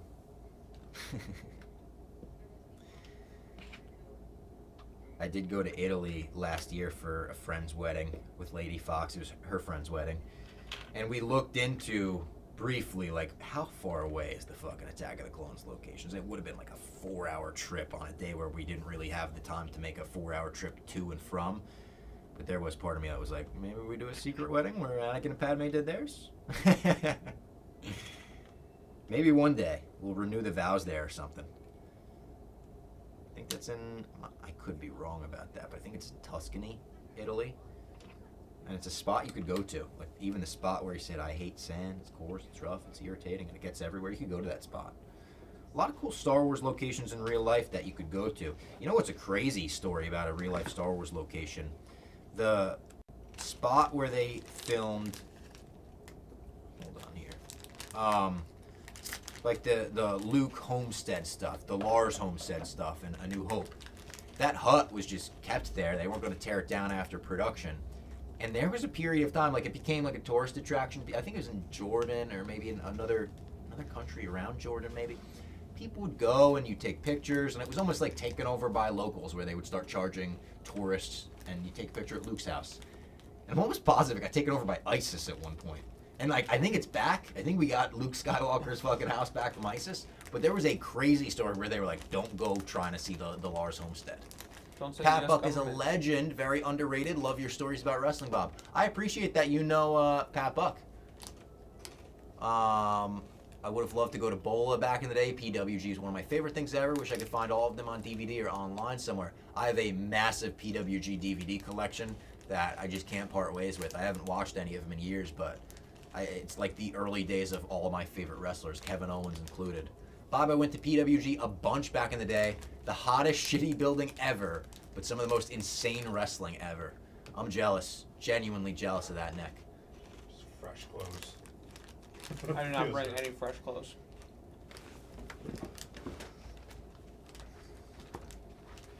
I have fresh clothes if you need to borrow anything. I'm all good. I brought so many outfit changes.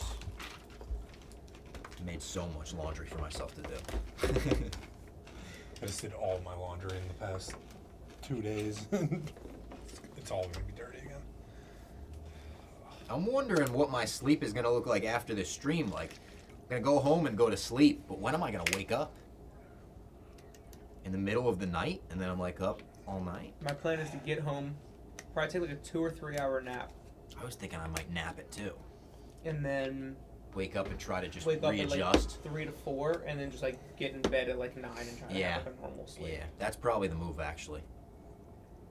That's, yeah, a couple hours of sleep. But not I fuck slept up your well. I entire slept like schedule. 9 hours last night, so Oh, I did not. I slept like shit. I was honestly excited for this. I was like a kid on Christmas. I was like, Yeah. this is going to be a great time. And then I just kept wanting to go back and make little tweaks on the... I was so excited, and I did have one moment last night where like my heart skipped a beat, and I was like, "What if nobody tunes in?" But we're already at the point where I'm way like overwhelmed. There's way more people that already tuned in than I thought would in total, so I'm fucking happy. This is cherry on top. This is gravy stuff. People showed up. People showed out. Celebrated May the 4th with Barstool. Also, who would have thought years ago? Yeah. The big 24-hour May the 4th stream is going to be a Barstool Sports production. We got nerds here. We ain't just jocks.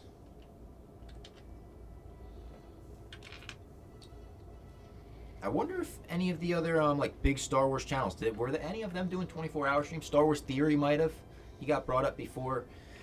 Star Wars Explained. I really like the Star Wars Explained people. They're a married couple, Alex and Molly Damon, and the most like knowledgeable Star Wars fans in the world. I like both of them. I think them and Star Wars Theory had beef. I think that might have been part of the reason why. I think I might have sided with them on it. I don't remember though. I'm seeing some people streaming just like Star Wars Battlefront 2. We'll get onto Battlefront 2 after this carriage is assembled. I'm actually making decent progress, but there's still a lot of pages left. Oh, yeah, I was going to say, though, if you're up for a few hours and can't sleep, the spice. Just knock yourself out. Yeah, I might spice my... I don't know, because I'm going to fucking... My biggest thing is like, I know I'm going to take this like 3-4 hour nap. I'm going to wake up and I'm just going to have so many fucking slacks. I was also already dreading, like, I'm going to wake up tomorrow and my email's going to be full. It's going to have 17 emails when I wake up. I'm going to be like, I'm in Star Wars world. I'm going to be, it's like when you come back home from vacation and you're mentally still on vacation. I'm mentally still in a galaxy far, far away on Tuesday. Yeah, I'm fully in a galaxy far, far away right now. Far, far away from my fucking bed. Then I get home and my dog is just going to play. I'm going to be able to listen to your bitch. Oh, yeah, my dog's going to go nuts when I get home. My Shout out wife is Faith. like, she's only yours tomorrow. I got to find a picture of Faith in that Jedi robe to show on the stream as well. It's adorable. That is, I boarded Biscuit tonight, and I'm very glad because when I pick her up, she's going to be dead tired. And that's kind of why I was hoping that my wife would put her in a doggy daycare tomorrow for half a day and I just pick her up, but... It's like I'm going to pick her up from, it's like, I guess, next to the place cuts her hair. I don't know. So I can find the address. On to bag 7. There's this guy, his name's Deep Pocket Monster Official.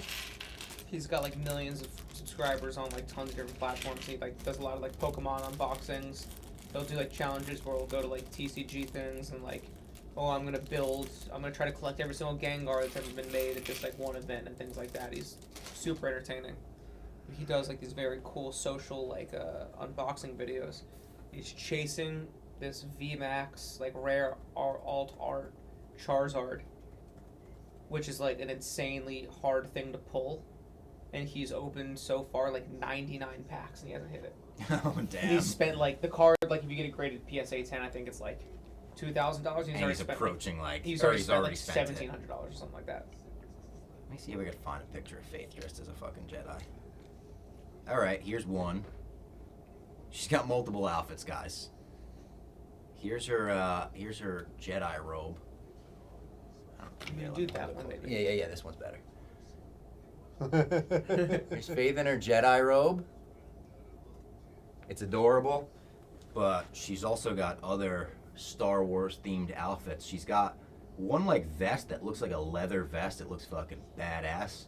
It says Padawan Pet Training Academy, I think. Oh, I like that. She's got a shirt that says that as well. We kind of went all out with it. Here's the vest, yeah. This is badass. Padawan Pet Academy. Sit and stay, you will. Oh wait, she zoomed out now. There.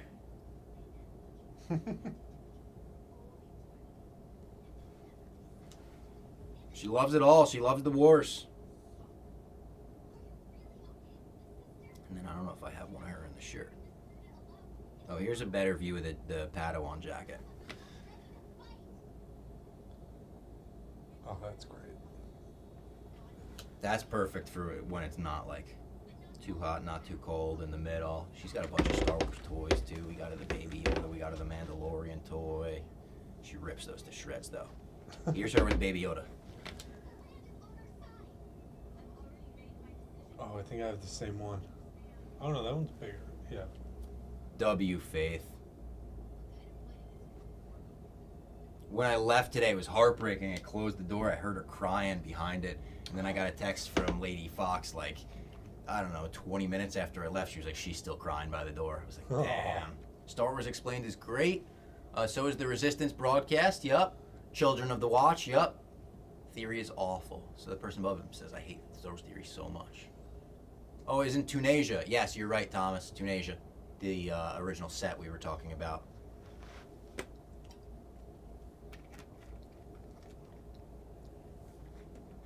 I think Star Wars Theory is one of the more polarizing Star Wars fans on the internet now. And to be completely honest, I'm pretty unaware of most of it, but I know it's every other day people are either mad at him or defending him or saying he knows best or he doesn't know. It's a lot. It's a little too much for me to follow. I'm in the weeds, but I don't like getting in the drama YouTuber weeds.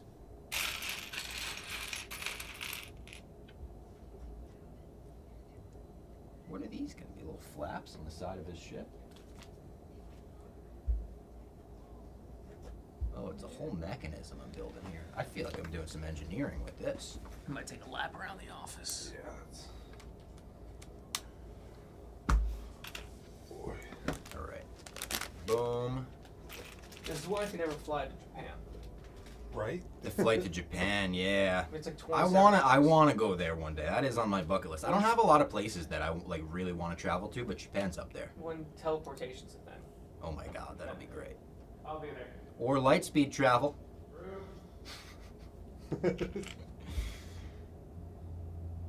I've been trying to bring everything back to Star Wars for 17 hours, and I'm not tired of it yet. Yeah. I love it. It's an excuse to just make a Star Wars reference every other sentence.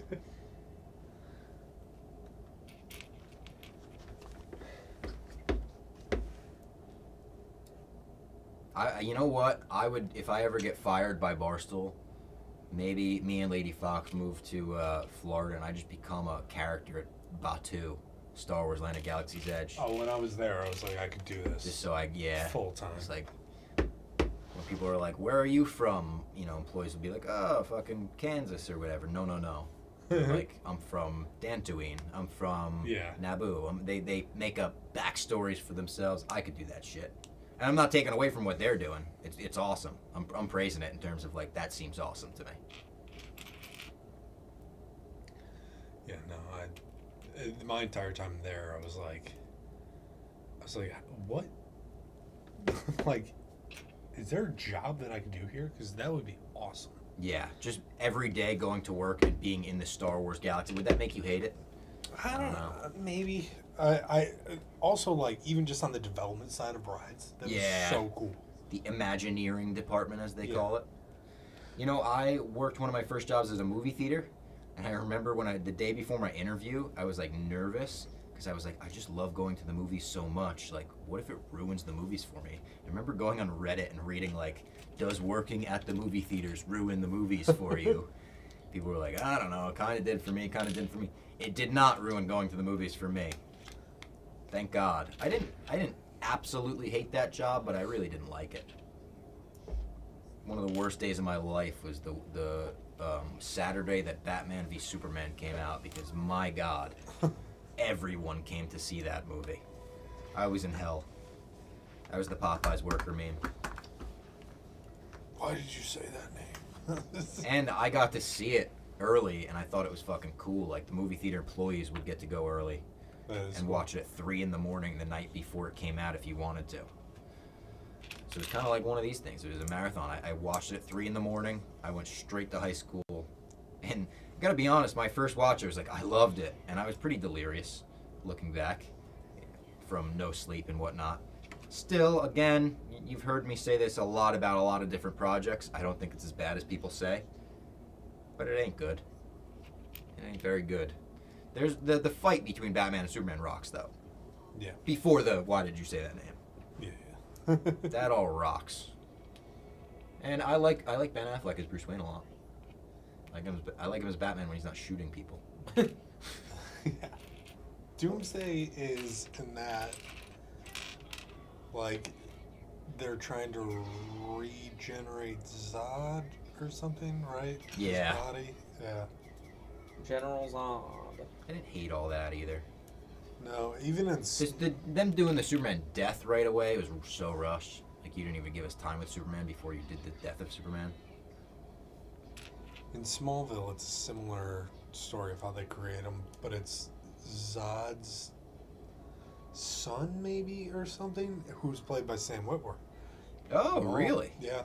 He's good in that, and then Doomsday gets, like, one punched and is done. And I'm like, that's not how that went. Did you guys see Doomsday and, was it Superman and Lois? Yes. He looked pretty good. Yeah, he did. I've heard great things about that show. Yeah, people love that show. It's like people say it's like a return to Smallville almost. Yeah. Which I love. I like that actor that plays Superman, because he was in Supergirl and he was pretty good. Tyler something, maybe? Yeah, I think so. I've seen it's like one of the last episodes, he kind of reveals who he is to the town in order, because it's like the only way he could, like, save somebody. And, like, it's a very cool moment. And I think the town does a Miley Cyrus thing where they're like, we won't tell anyone. Oh, yeah. I'm like, I'd sell that shit. Spider-Man 2 type shit? Where Yeah, they're like, yeah. we didn't see anything. Here's a mask. Joey Diaz. Thank you, Joey Diaz. Joey Diaz, the king. If you want to get to him, you got to go through us. I'm feeling delirious right now. I'm feeling. Yeah, It's getting there. I'm delirious right now.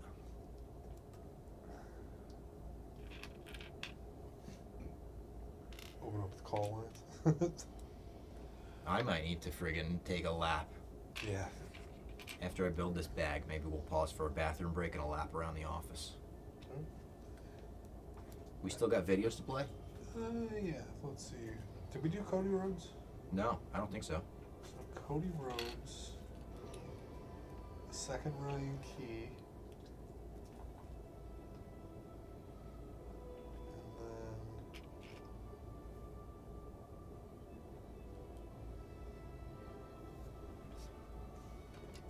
I think 4 of the In Office videos. Oh, nice. Honestly, I feel like we should even throw to the fan film one more time. If people didn't catch it at the beginning. I can't believe there's 171 people watching. I know. Shout out to the 100 plus of you still in there. I hope you're not hitting a wall like we are. We were feeling real confident and cocky through the first. I think once the sun starts coming up at like 6, will be good. Start getting us back in it.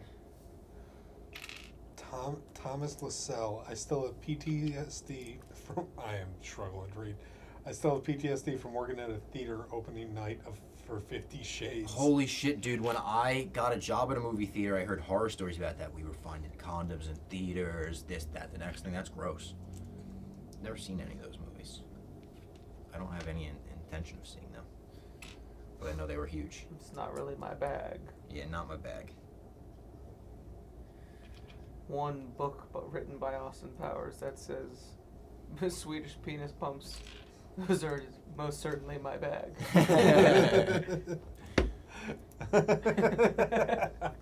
God, those movies are so fucking good. They're so good.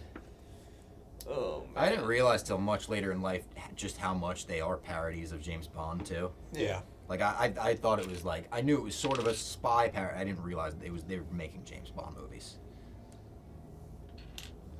They hold up so well, too. They're so funny. Shout out Heather Graham. All right. I'll give a self-bonk on that one. Boom. Finished with this bag. Let's throw to I'm almost finished with the bag. Let's throw to a bathroom break, though. All right. We're going to go... Your most underrated Star Wars character. I'm going to think about this for a second. I want a good answer. Who I say is my most underrated Star Wars character? I'm going to go Mace Windu. The purple lightsaber is so cool. Samuel L. Jackson, I mean, he was stuck in some bad movies, but he's giving it his all.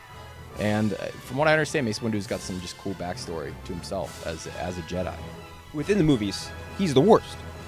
He stops Anakin from being a master. He's an asshole to Anakin. And the one fight he gets into, he gets his ass kicked. He was right. Anakin was not ready for the Jedi Council. If he was a Jedi, if he became was Jedi right Council, the whole way through. He doesn't become a Sith though. If he becomes in that Jedi Council, but a Jedi would be able to take that kind of criticism.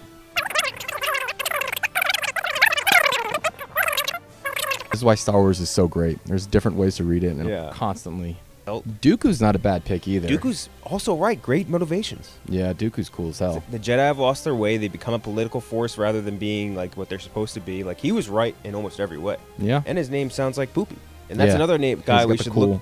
Like we should hate that, right? He's got the cool curved lightsaber. Curved lightsaber, the sick voice, Tyrannus. But Obi-Wan in the original Star Wars, Alec Guinness does such a good job, and I don't think he gets the kind of the flowers he probably deserves for that. And like, how cool of that? Like this established actor, this great actor, does this movie that probably doesn't quite understand, like, but does it had at least some sort. I think he had more of a vision for it than people let on. Like he was a very smart guy. Star Wars was something completely new, and he went and did it, and he was really good in it, and never once was like cheeky or like winking at the camera. Like he bought in and did it seriously. So I don't know. I think that's a pretty cool performance. I think it's C-3PO. I feel like people do like him and they say nice things about him, but he's very clever, and I feel like people don't put enough stock in that. He's hilarious. I like that. This one is new to me, but Kanan Jarrus. Just recently watched Rebels. He is such an awesome Jedi and just such a cool story, and I am hoping that we get to see him in Andor because I looked it up, and it looks like the timelines overlap where we could get him helping out Cassian at some point. So Kanan Jarrus and Freddie Prinze Jr., if he showed up in live action playing him, would be all time. Favorite Star Wars movie? Rogue One, for sure. Ooh, good answer. Thanks. Is it Return of the Jedi where Luke is in the black and he has the green lightsaber? That's cool because he's kind of like a bad boy wearing all black. And then you got Princess Leia in the slave outfit, and I think I was learning stuff about myself at that time. It made some things move. I felt some feelings I didn't know I could feel. I need a lightsaber bomb for that. Yeah. I was horny as a kid. I like Empire Strikes Back. I just like the darkness and the deepness of it. I'm an Empire Strikes Back guy. I think Empire Strikes Back is not only the greatest Star Wars movie of all time, I think it's the greatest movie of all time. Right? Unbelievably complex and layered compared to A New Hope, which is another 5-star movie in my opinion. But the way they were able to build on that story, I don't think a sequel has ever built on an original quite like it. It's got to be Empire. It's very difficult to beat Empire in anything. It was just like the first Star Wars was like one of the biggest events ever. Like people were going back to see it 18 times because they couldn't believe what they saw in theaters. So to follow that up with a movie that was better is insane, and it's just perfect. Pacing's amazing. Every line of dialogue is like sharp, smart, either funny or serious. I mean, Harrison Ford, Carrie Fisher, peak of their fucking games. You're introduced to Yoda, which on paper, the dumbest fucking thing on the planet is Yoda, this little green guy speaking backwards, and somehow he's the coolest guy alive in the swamp planet. And I don't know, everything about Empire is perfect to me. I'm gonna have to go Empire Strikes Back because that hits the most. Like if I was gonna watch one, fall asleep to one, it starts off with Hoth. You're ending on like the kind of drama. You're getting to see Han Solo just shoot blindly. What a moment that is, by the way. Just sees Darth Vader and just unloads. But I also love Phantom Menace. Like I think that holds up still well because also like it's weird watching these movies when you're a kid and then growing up and like you can appreciate them on a different level, but you always get brought back to Bombad stuff, you know. If I had to pick like a newer one, that I think Rogue One is like really good. Like Rogue One is a really good movie, and like I think you could enjoy Rogue One. I think without even having to be like a Star Wars fan. I know some people get intimidated by Star Wars, like because there's so much, and they think, oh my god, to jump in now would be like impossible. Watch Rogue One. I think you could just enjoy that as just like an action sci-fi movie, and I think like anyone could jump in with that. Least favorite Star Wars movie? The one with Anakin is like the kid with the blonde hair. Hayden Christensen. Hated it. I think my least favorite Star Wars movie is Solo, and I don't even hate Solo. It kind of speaks to how much I love Star Wars. I think it's a pretty good movie overall, but Solo has the most things in it that I kind of go, oh, why'd they do the name thing, you know, when they, oh, you're alone? How about your name is Solo? It just, there's a couple things like that where I'm like, I respect the attempt. I thought Alden Ehrenreich, whatever his name is, he was decent, but I don't know if I wanted to see anyone but Harrison playing Han Solo. Attack of the Clones. That's Clone Wars. Attack of the Clones. Attack of the Clones. Yeah. Yeah. Oh, this was a duel. No, the second one is what's the second one? Attack of the Clones. Attack of the Clones. Thank you. With I mean, it's horrible. Nikki Smokes argues it could be the best Star Wars. Because Padme is really hot. That is exactly why. Yeah, I mean. It's not then, wrong. I don't know what Nikki Smokes is saying. I didn't want to even go down that rabbit hole, but it's Attack of the Clones. Like I couldn't even tell you like scenes that happen in that movie. It's so forgettable. I mean, Attack of the Clones is so bad. It's like a big CGI slop fest, garbage. Like you can say like the Battle of Geonosis is kind of cool, right? Like it's definitely got its moments, but like so many bad lines, such terrible romance, such. The worst Star Wars moment for me though is Jar Jar Binks in Phantom Menace, because I cannot explain to people how excited people were for this movie, like just dying for it, and it comes out, and I liked more of it than I think the other people did. Like I thought the Liam Neeson stuff was really great. Darth Maul is a great villain. But every 40 seconds you got this weird creature, and it like when you watch it now it's kind of funny, but in the moment when you've been waiting 15 years for this movie, 16 years for this movie, and you sit down in the cinema and you're there, and then you gotta get through this guy, it's like what the fuck is happening? So Jar Jar Binks' worst moment, Attack of the Clones' worst movie, I think, right? That's worse than like Last Jedi. I think I did not like the last two. Why don't do a new bag? We're back. We're hitting a wall, guys. We need the motivation from the chat right now. We're all fucking tired. I think we just need something to do. The walk kind of helped. Walking around made me feel woozy, though. We can't do Beat Saber on stream, but tempted to go just play some Beat Saber, get all VR? jacked up. Yeah. I legit It would would- puke I my think I would have a brains heart out attack. if I tried to do VR right now. Yeah, I might. I would probably throw up if I did that. But it also would, I'd be awake. Can't believe I'm saying this again, but we got another missing piece. We also got a super chat from Garth Knight. Super chat, Revenge of the Sith has probably the best beginning, has probably the best beginning to a Star Wars film. Oh, what's the second in your opinion? What's the best beginning to a Star Wars film? A New Hope. Oh, or fucking Empire. Hoth. Empire.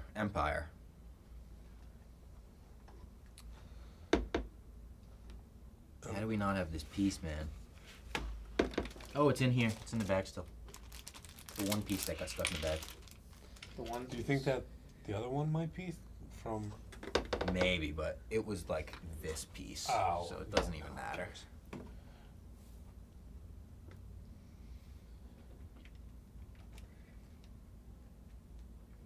All right. Nope, that's the wrong. Put this here. Thank you. Thank you. Been here since 10:30 p.m., but I gotta go to bed now. This was fun, Robbie and the boys. Nick S., thank you for being here. Shout out Nick S. Enjoy that sleep. Don't take it for granted. Where would you live if you lived in the Star Wars universe? My bed. Yeah, we were talking about this before. Naboo's always been my pick. It seems like it's the nicest. It is. It's got to be the nicest. I would live on the Death Star.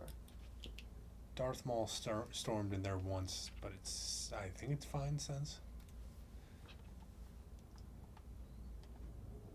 All right, 10 pieces here. We're making progress on this thing. It was almost disappointing that the order in which they have you build it is Grogu first, carriage next. They should have saved Grogu for the end. Yeah. Because this is not a boring build, but it kind of is. You know, like, it's cool, but it's his baby carriage. I've already built the cool part.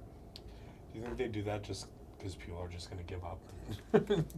Maybe. Well, yeah, I built It's Grogu. like YouTube retention. Like, they know it drops off after a certain number of pieces. Yeah.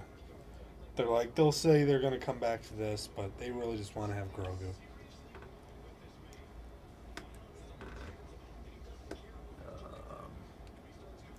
Here we go. How many years have we done this 24-hour stream? How many years have we done it? This is the first. Number one, Garth. So funny, like an hour or two ago, we were like, maybe make this an annual thing, and now I'm like, we'll talk about that next year. Yeah.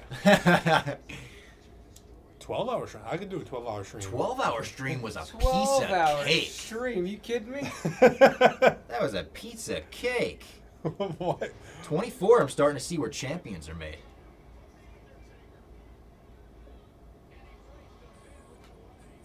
Mankind kind of looks like Blutman.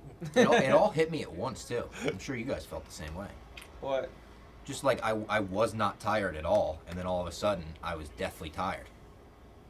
Should we watch another movie? No, that'll be the worst thing I could do, I think. Just chill and have nothing to do. I think doing something with my hands right now is good. Even though it's like a relaxing thing, I'm constantly looking at something, putting something together, making my brain work a little bit. I don't know if anybody would call in right now, but do we want to like put the number on screen and like maybe chat with strangers? Would that help? I'll be honest, I don't know if I could handle that right That's now. fine. Yeah, I bet. This is already a lot for me to talk on stream and build this. Starting to get the bubble guts. It's like heartburn. That's what it's Oh, called. I'm getting it, dude. I'm starting to get acid reflux Yeah, right that's now. it. You have that? I got that bad. I'll get it, especially when like I'm overtired and have been just whacking coffee. Yeah. Same. That's the worst when you get it on flights, because like you had like a 7 a.m. flight and you just have like terrible like stomach problems. Yeah, I would say like our best course of action from like this point is like Hammer waters, right? slug waters. Yeah. Yeah, I grabbed a water and was like, I should put, probably because I also didn't really eat. Like, I took a couple bites of the Shake Shack, I took a couple fries, but I didn't eat that much. Possum pin. Oof, I'm feeling that acid reflux. This is such a Star Wars, I'm sure we've got fans that could relate to it. Such a Star Wars fan to be like, this acid reflux is killing me, brother. You go to Star Wars Celebration, you complain about acid reflux, someone whips out the fucking Pepsid. Yeah, I was gonna say. They're like, where I got you covered. Where the Tums at, guys? Yeah. We fucked up. Gonna be first in line at Dwayne Reed when it opens. Oh, these two slabs go on the inside.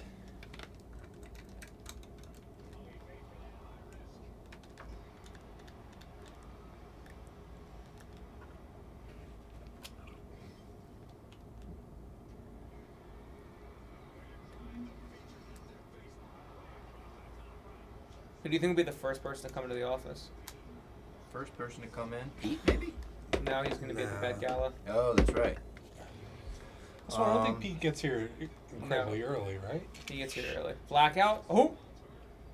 I don't know. I don't know who will be first. I don't know who's usually first. Like security guard Dan or something? Yeah, maybe. John Rich, early. Yeah, John Rich is an early guy. True. He could be early. Oh!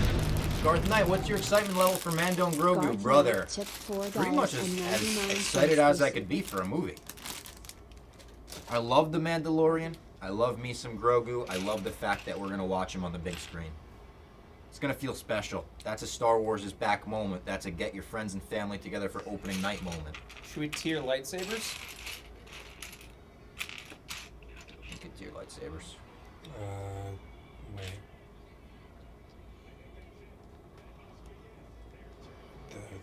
Honestly, I know this is the worst thing I could possibly say on a live stream right now, but I think I need to just, like, take a break on talking for a second. I'll hop in. I can talk. Because I feel the acid reflux hopping up, and I just need, like, a minute. If there's one thing that Frankie Borelli and Trent Ryan and Riggs always told me, Jake Bass, that guy can talk when you don't want him to. This guy, all he does is talk. I need a break. Just a few minutes, because my acid reflux is creeping up like the fucking Sarlacc on me. All right, let's go a little bit wider then. Yeah. Nick. I'm hitting the camera. There we go. What up, boys? All right. And girls, if there's any in the chat. No, you can say boys. Crew review. This is a little behind the scenes. A little behind the scenes. Oh. Bet you didn't think I was bald. Talk it up, Jake. Shout out Garth. Let's talk it up. What's been the best moment of the stream for you, Nick? The interviews. I thought that those guys were awesome. Like, I don't really know much about them. I do have a question because I was afraid to ask, what exactly is the 501st Legion like? Oh, it's just what they call the #1 fan costuming group. But as they were saying, you need your costumes to be approved screen accurate.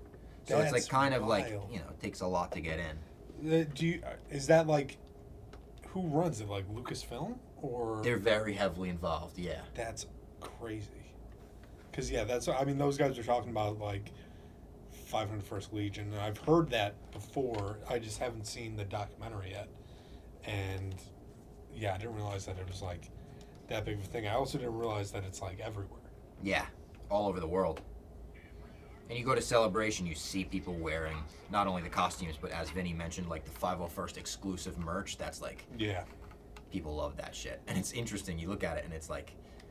giant graphic print all over everything. Yeah. It's great. It's Star Wars. Garth said the Alex Sulkin interview. That was, again, going back and watching the Family Guy Star Wars, like, those still hit to this day. They're so good. The jokes are just so funny every single moment. Even when they cut back and they're like the house is being broken into and they're like, Meg, go downstairs. Yeah. And is the final one, is that where they have the Godfather insists upon itself in one of those? I think so. Yeah, I think so.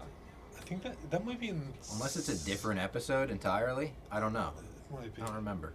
But yeah, just the way it starts off, I think my dad will say it's his favorite Family Guy joke. It's the golf announcers talking about Phil Mickelson's wife. Yeah, so and funny. It's so, like, it's like to hit her in the rough or something. It's like, Yeah. what the fuck? It's so crass. Yeah. To think about that coming out on Fox, like, at 7 o'clock, like, it's so funny.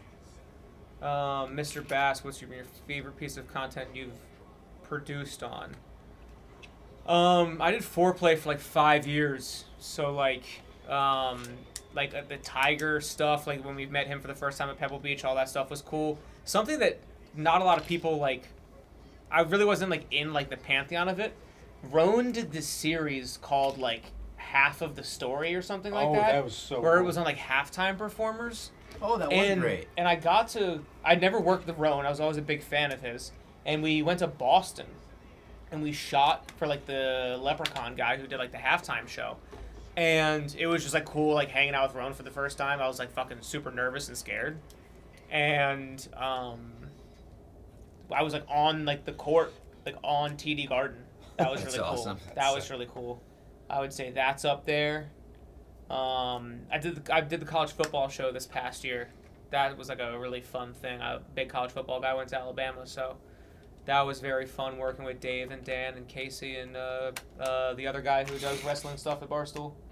Brandon? No. Brendan? Brendan Waller. But yeah, better live stream 24 hours or Fast and Furious family marathon with fights. I'm enjoying this more. The Fast and Furious one, we got fatigued a lot earlier because it was a lot of just watching movies and like there was only so much like we were watching the movies, so like you just slowly got tired. I watched the entire thing through a screen that I was pointing the camera at the TV because I had to be there. Like I was trying to cut cameras and make it look like a little more interesting than like it's just John watching the TV and hitting a button, and that has highlights from it. But like there was a lot more that went into this, a lot more like production behind it that has been fun to run all night. Like the fact we did pre-recorded videos, like custom sketches, calls, like we're doing like multiple cameras, like all on a, for lack of better terms, like this is pretty much a zero budget setup. Like OBS is a free program. Like this I've really enjoyed because like it was a major challenge and like it's also just again like the interviews and stuff have been really interesting. But I mean the Fast and Furious stream was very funny. That was one of the ones where we did find out about like the 12-hour limit on YouTube because we didn't realize it was going to like just cut it off and delete it forever. So thank God we had a backup to upload. But yeah, no, that was fun. But I'm enjoying this one more. Shout out to like fucking Lucas and them who do the fucking Jerry After Darks. I know like they obviously come in a little bit later because they're working later, but it's still not crazy, fucking yeah. easy, man. It's just not easy. And also like signing up for like we signed up for 24 hours. They sign up for like who knows when we finish. I will say they do sleep on stream. Good for them. We should try that. How many crashes? I'm trying to like look at the stream. This is just Feidelberg eating fucking sushi with so much candy next to it. No, it's scrub around. A man is making us sushi there. I forgot about that. Sushi that was chef? Dude. They told us that was when we were owned by Penn, and they were like, "You have a budget of a lot of money to spend every month." And I was like, "All right, sushi chef. Like, can we get a sushi chef?" They're like, "That's well within budget." I'm like, "All right, can we get a masseuse to come in and give John a massage?" They're like, "What else you want?" I'm like, "We don't have any other things to do with this." It's hard to click in without breaking it. I would also say, doing like a lot of the comedy stuff. Like I the early stages of Out of Order, like the first like 7-8 sketches. I was like another camera op. And I helped with like a couple of jokes here and there that maybe were throwaways, like nothing crazy. But working with like fights and sass, Pavs and Owen are fucking freaks. Tyler Miller also, he's one of the other camera ops. Those three are just like young fucking creative freaks.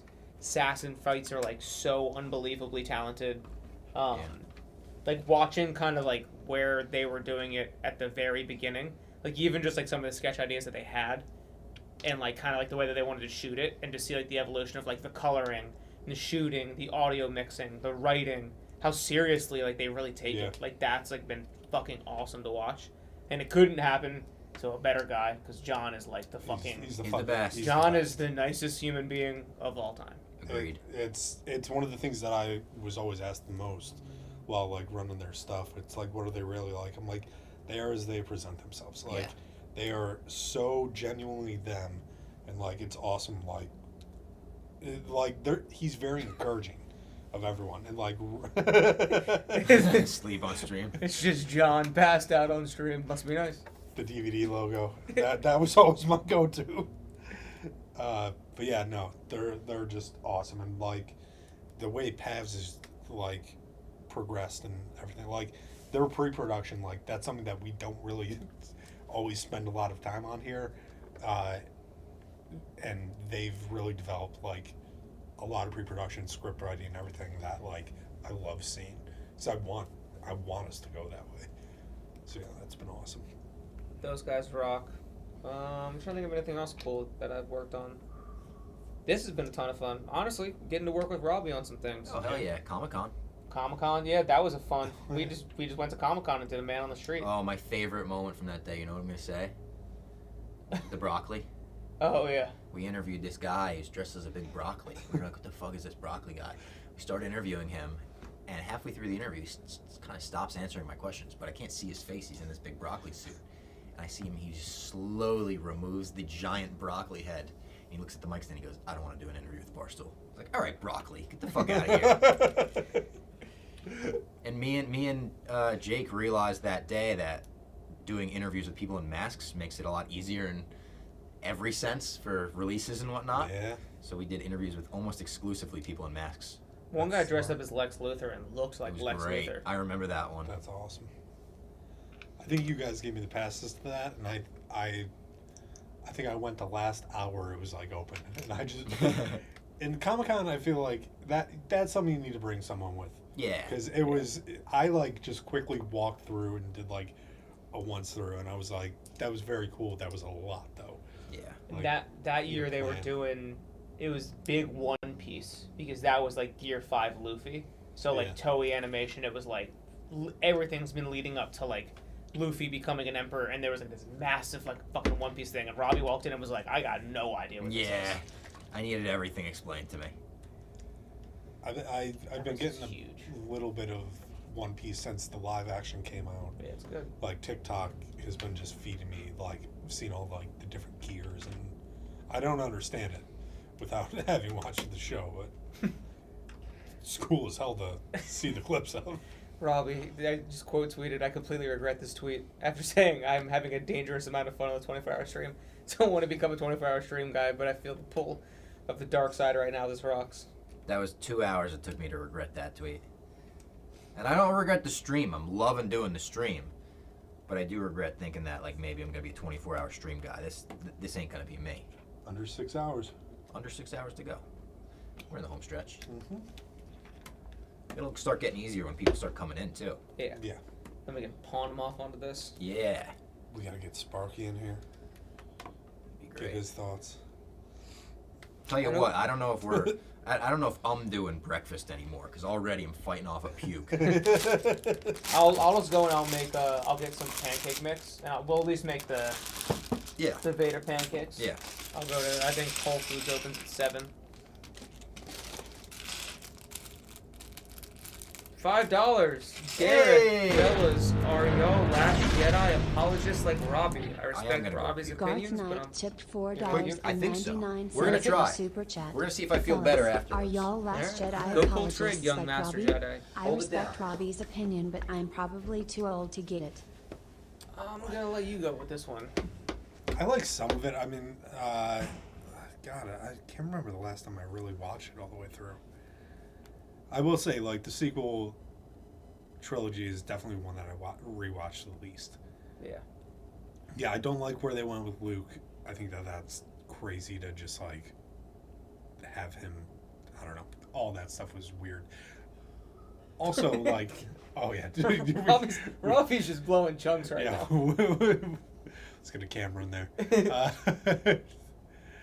I did like the lightsaber battles, the throne room battle. That was awesome. Like, one of the little details of it is like when the lightsaber hits like the red backdrop that it like slowly burns off. And you can see it as like kind of the Emperor's old throne room. That's also like, I think people said that mirrors Seven Samurai. Have you seen that? Yeah, I've seen like stuff of that. So there were cool moments, but yeah, it's by no means do I love it. Yeah, I'd say it's like pretty forgettable. Yeah. I would say in the grand pantheon of things, I would put it up there with like what's the final one? Rise of Skywalker. That one I completely forget. Haven't gone back for a second rewatch on that. I couldn't even tell you a single thing outside of like that last fight in the rain.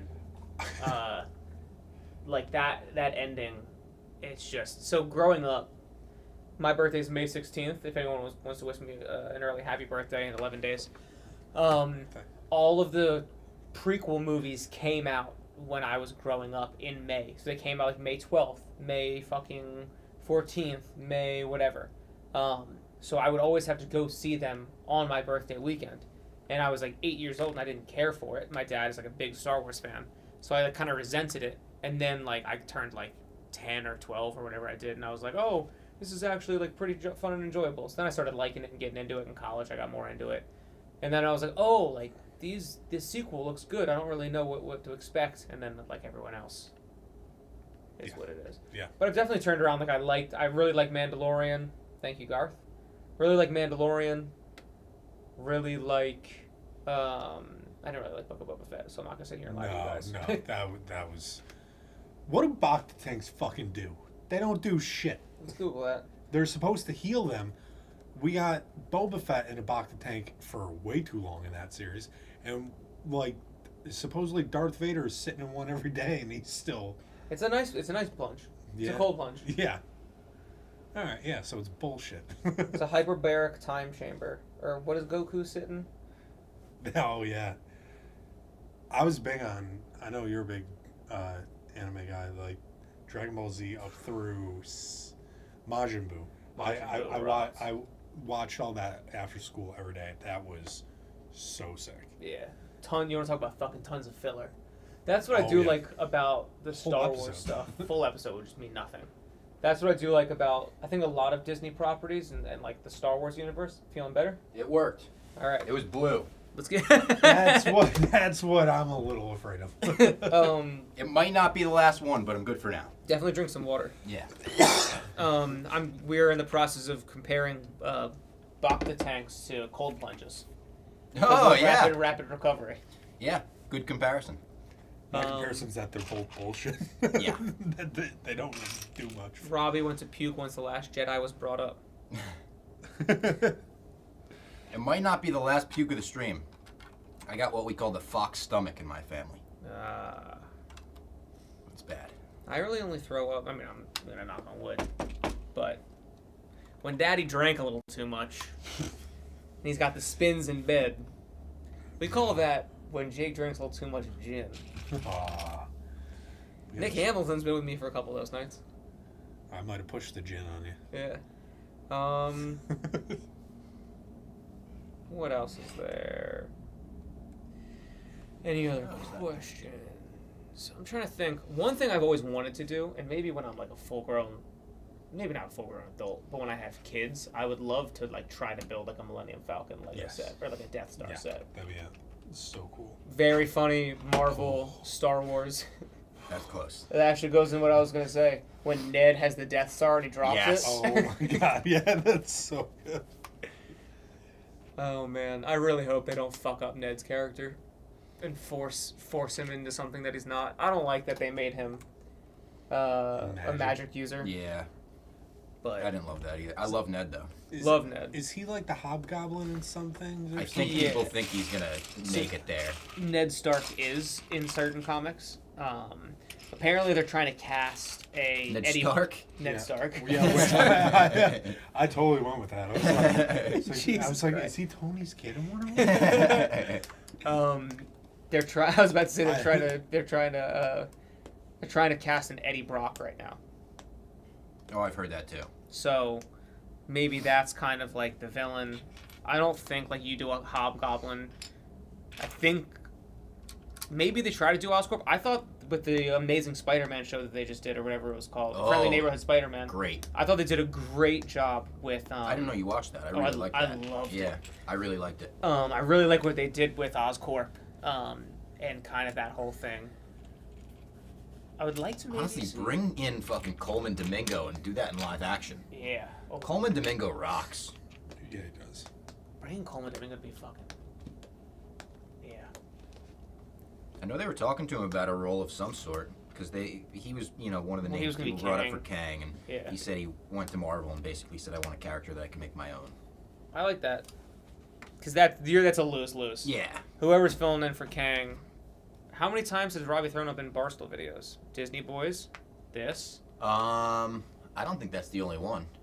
Definitely back in the day on like Sirius XM. I remember I had to leave a Chicks in the Office to throw up once. I'm a throw up guy. It's just part of who I am. Is I throw up sometimes, and it makes me feel better. Generally, most of the time. So sometimes I know, and I'm like, I just got to get it out. And honestly, it woke me up a little bit too. That's good. Maybe I'll try to throw up. Yeah, I wouldn't recommend it. I'm not trying to make our chat bulimic. But Who's for thrown up me, the most? Fights is a massive throw up. Fights. Honestly, I think my numbers are up there. I've Damn. thrown up in every place you could think of. I've been recognized by stoolies throwing up in multiple spots. Down the street at Henzo Gracie's Jiu-Jitsu and at MetLife Stadium at a Red Hot Chili Peppers concert. Bridger Harrison did Jiu-Jitsu there. And you know, I throw up a lot, but I don't drink a lot. I'm not a drink and throw up guy. I'm just a weird stomach guy. All right, next sticker. And I'm using that method again with this thing. That gave me a little second wind. Good. Second win, Garth says. I think. Second win, Garth. Party on, Garth. One of the nicest places I ever threw up was Pebble Beach. Oh, that is nice. When Dave did the Mulligan Challenge. Oh my God. We Foreplay flew out there, and we didn't get out there until like fucking. We didn't get to our Airbnb until like 2 a.m. or like 1 a.m. or something like that, and we had to wake up at like 6:50. Dave Riggs, Trent, and Frankie didn't get in until like 4 a.m. or something crazy because they missed their flight because they were on Barstool Radio and there was a ton of traffic, whatever. So we only got like 4 hours of sleep after flying cross country. We walked 18, and I filmed everything because me and Dana were the only people who knew how to like shoot golf at the time. So I was running around getting Dave doing a ton of different stuff. And then we had like a 10-15 minute break, and then Riggs, Trent, and Frankie played Pebble Beach, and I was the only camera up, and I had to shoot all of them. So I was sprinting around Pebble Beach. We made it to the 9th or 10th hole, and I was just like, it's time. I was like, I can't do this. I was at like 32,000 steps already. Oh my And I was gosh. running around the golf course. Holy shit. And I was like, guys, like I can't do this. And they were like, all right, like you're good. And then I just like sat. I can't remember what hole it was, but basically, I don't think I've ever seen 12, 13, something like 10, 11, 12, 13 or something like that at Pebble Beach, because they like met me around. There was like a par 3 before you kind of like turned back in, and I would just like sat down and like laid in the shade for 45 minutes after throwing up profusely all over Pebble Beach. I can't talk about it on the stream, so this is really messed up of me to bring up, but there's, it's middle of the night. I recently threw up in the coolest place that I ever could have thrown up. And I can't talk about it because an NDA was involved. Whoa. How about that for a tease on the stream? Holy shit. I can't even talk about my throw up. You're in signed an NDA territory? I signed an NDA, yeah. Wow. All right, I don't do it often. I'm not regularly signing them. But I had to sign How an many NDA NDAs for have you something. signed? Probably 2 or 3 in my life. Well, because you've done like movie screeners and stuff like that too, Yeah, probably. but they don't generally make you do it for that. Like, I guess it's, journalistic integrity. Yeah. Do I do this on both sides? Damn. 32K is a lot of steps. If I go 20K, I impress myself. I walked 32,000 steps on Saturday.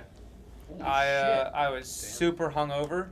I had my wife's cousin, who I'm good friends with, got married on Friday, and we had a blast. And then I woke up. My wife and I walked our dog for like 2.5 hours after I walked her all morning. Wow. Then I played 18 holes of golf, and I walked a lot doing that. Wow. So I was in bed by like 9 o'clock last night, so I got a good night's sleep. But, I'm gonna sleep like a baby after this. yeah, I got a wedding. I got a fucking flight. I got a wedding this weekend too. Oh no. Prince's house.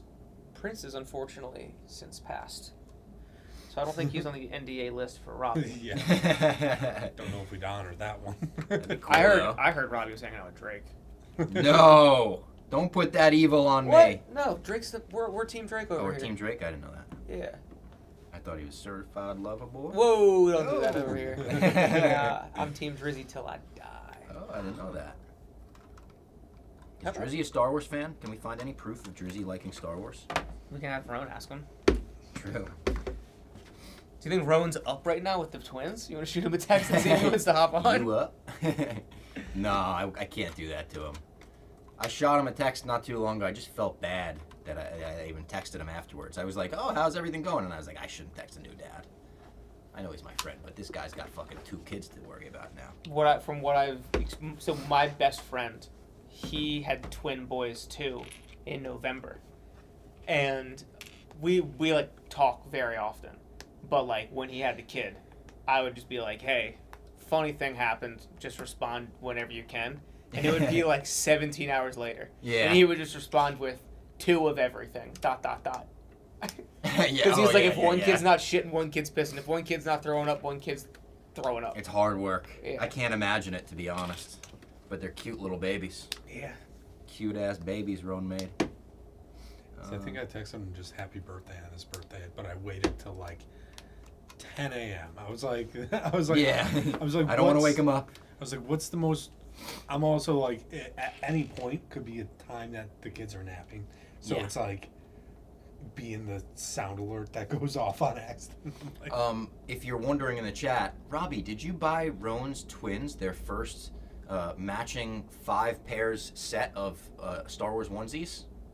Confirmed. I did buy them 5 pairs of matching Star Wars onesies. And I wrote it in my card. I said, when I write cards, I like to write it to the kids, and I figure maybe their parents will save it and keep it in the future. And in this card, I said, your dad is like the coolest guy I've ever met in my life, and that worries me because it makes me think he's not going to introduce you to all the nerdy shit that I like. And Uncle Rob needs to play a factor and be like, let's just make sure the kids watch Star Wars, right? I don't want a backseat parent, but just show the kids Star Wars. When is the next office competition? I believe they are shooting another beer game soon. And I think they have one. They've been ramping that up. That's a good show Vibs has been doing. an They have one in episode post-production right now, right? So 2 are one is I think coming out next week. It was supposed to come out this week, but I think they had to move some stuff around for one of the ads they were doing. Should be this week, and then I think 2 weeks after that they were planning on the second one because they batch shot 2 in one day, and then they're shooting another soon. Next week on the calendar. Shout out Vibs. Yeah, next week. Love Vibs. Wibs, as we call him around in these parts. Shout out Vibs. Because he can't stop putting up the dubs. OG Barstool Heartland guy. That's right. I've known Jeffrey for quite some time. 10 years? Does it go back that far? 2017, so... Almost. Were you 8 doing years. his sketches? I did his sketch show with Don Snavitz, yeah. Vibsy and I have shot some content together. He's a great guy. It feels like I'm building an egg, by the way. This is just a fucking egg. Yeah. It's coming out good, though. So far. Feels like I'm getting close. Yeah, you are. Also, like, half of it is just, like, 2 pieces. It's like a Lego bra over there. You know what I like? Have you guys ever seen it? Like, I feel like it's such a viral Instagram suggested type thing. When people will have, like, a corner of their wall, and it looks like Lego, and there's, like, a door, and you open it up, and there's a scene inside. It's, like, built into the wall. I love those things, yeah. That shit I love. That's so cool. Another thing that I feel like is probably a hard sell if you've got a spouse. It's like I want to put a hole in our wall so I could put like the scene from Jaws in there. So here's the thing: my wife collects Pez. Really? Has her entire life. Does she have Star Wars Pez? She has Bob.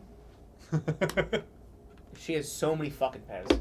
I'll send you photos when I get home. Please. She has like everything. Because I think that's like a cool thing to collect. To be honest, it's a very vintage thing to I collect. think it's fucking awesome. Yeah. And her parents really supported it. So she has 2, like in like a kind of like plastic frames that we were gonna hang in our guest bedroom, but the wall that it shares is the TV for the living room is mounted on it, so it wouldn't be. It's like too thin of a wall to support both of them.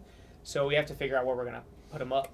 Pez, She's got the Pez in frame, like shadow boxes. Yeah, it's like a Pez wall mount. It's kind of like a plastic thing, like this, like one of these kind of cases. Oh, cool. But she has a ton of them during like winter, quote unquote, Barstool's winter break. We drove up to the Pez Museum in Connecticut and then went to Sally's. Oh, I've heard that's sick. It's very cool. It's Yeah. far. Yeah. Especially from Long Island, it's like 2.5 hours, but it's very cool. They have everything. One of my teachers collected Pez and put them up in her classroom, and I always thought that was badass because she Yeah. had some fucking cool ones. But I was always like, well, you hang up your Pez and I'll like hang up like, because I have like a little comic book nook. We have like a reading nook in our bedroom, so like I kind of like have like my own little corner with all my comic books and some like figurines and stuff like that. And I'm like, we can have like a nerdy little guest bedroom, and she's like, we're not doing that. I said, all right, sounds good. Noted.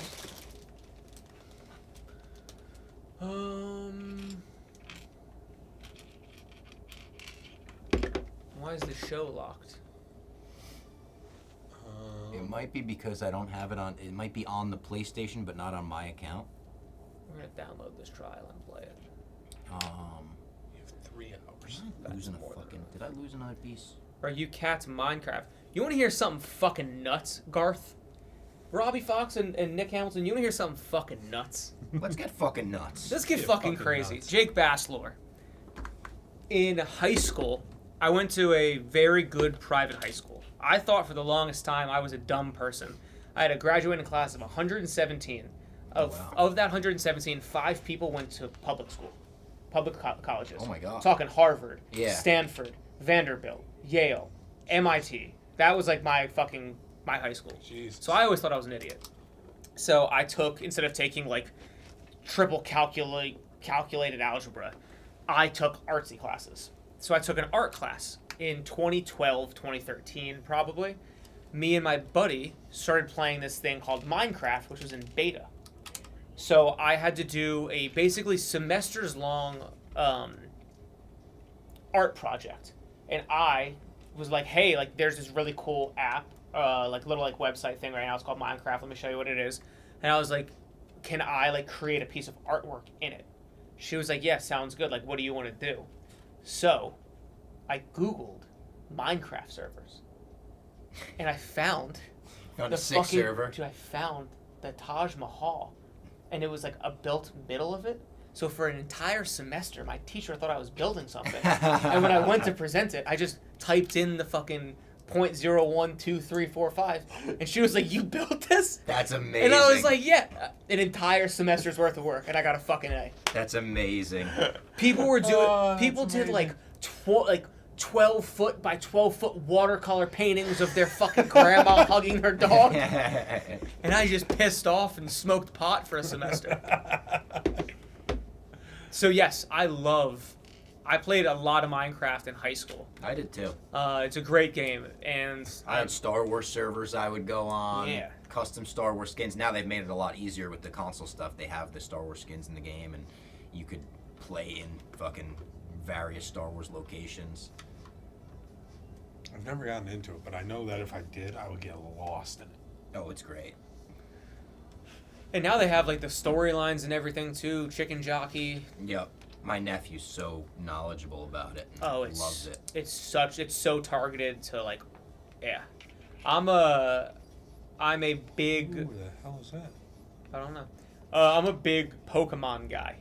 That's my jam. I got Pokemon tattoos. That's how I taught myself how to read as a kid, was playing Pokemon. Big Pokemon guy. So I'm a fan of Barstool, and I get afraid to text people. I'm afraid to text Robbie Fox, even though I'm doing a 24-hour that's live crazy. stream. I'm afraid to text him about comic book things. That's crazy. I'll only talk to Nick Turani, who I would say I have a very good work relationship. Been out with him, done a lot of stuff with him, or a good amount of stuff with him, not a lot. And I'll text him like every couple of months about a Pokemon thing, and I'll type it out and I'll delete the text 10 times. Oh, that's crazy, Jake. 10 times. Oh, Super Chat. Garth Knight again. I'm too old for Minecraft, but I dig that story. Garth, you're the frickin' man, brother. You're the frickin' man, Garth. Thanks for sticking around with us. Told you that. Late night. You're keeping the chat going there. Told you that I can talk.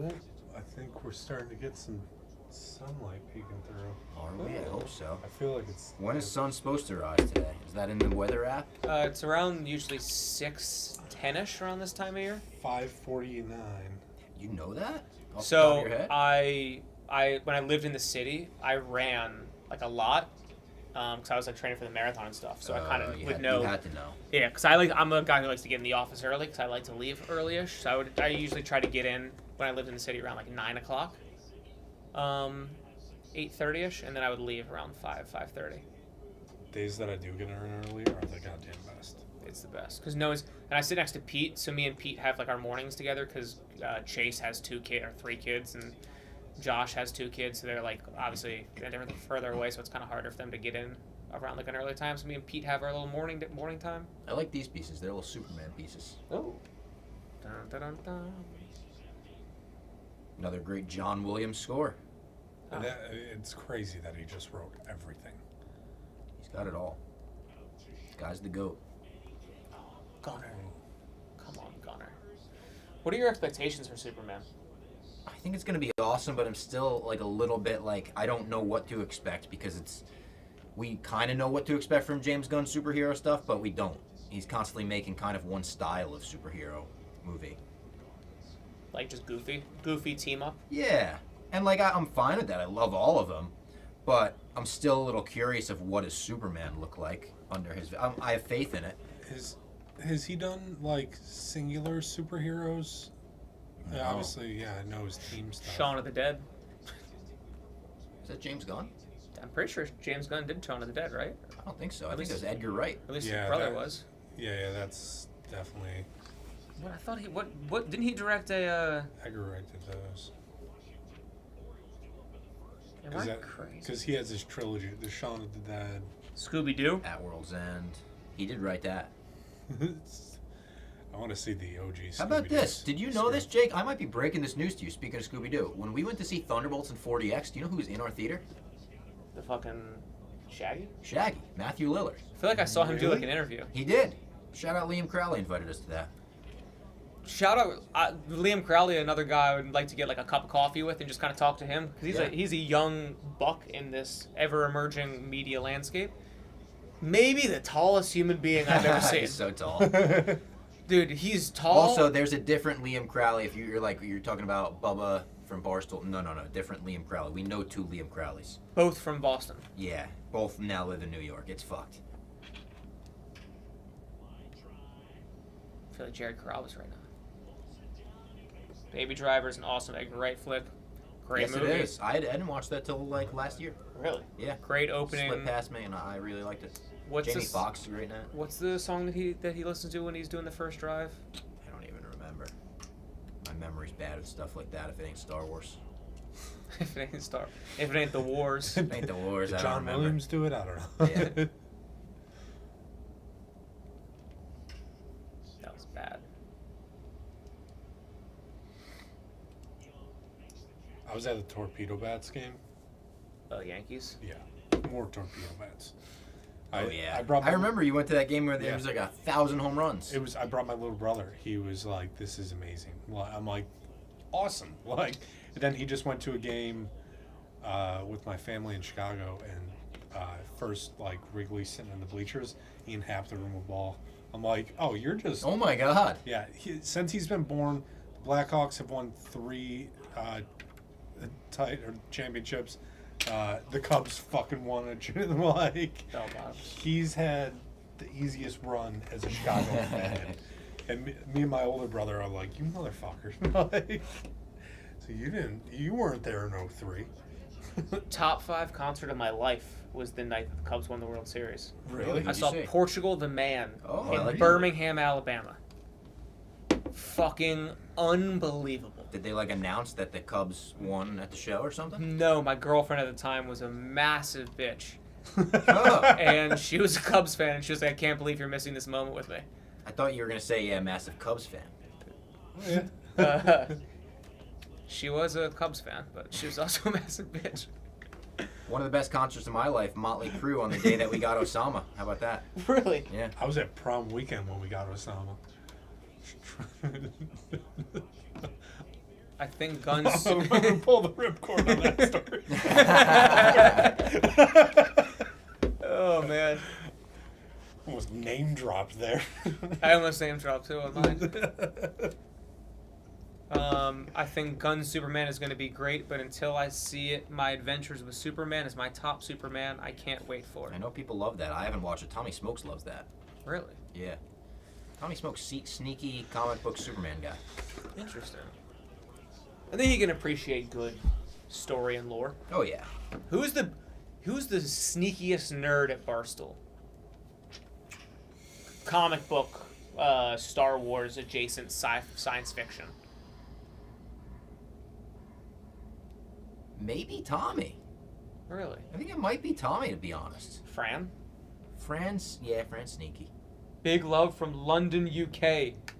London rocks. Shout out London. I love London. I love Been there 3 London. times. I'd love to go back. Really? Yeah. Any like special occasions you went there for? Twice for Paddy the Batty fight. Oh yeah. And then once on that Scotland trip I referenced earlier, we stopped in London first. It was really nice. I went for the Ravens played the Titans 2 years ago. When I went out there for that, that was a lot of fun. You know, it's funny. The last time I was in London was the Jets something game. It's cool. Like they really like do it out there. Oh yeah. It was at Tottenham Stadium. That was pretty cool. Yeah. Shout out London, Samuel Gordon. Second to last bag here. It's taking way longer than I thought it would take. We're like 3 hours into this shit. We had a vomit break. We had a vomit break. We had a couple breaks. I do feel way better, and I do still feel like maybe we ain't finished. Maybe this saga ain't over. Yeah, I'm thinking it's not over. I'm thinking I'm back. I'm thinking I'm back. I did laugh to myself when I threw up, and immediately I was like, oh, good, I feel better. And then I looked down at the toilet, and I was like, oh, it's blue. Oh, I'm man. gonna make 4 of these. Yeah, okay. And then these are gonna curl. Interesting.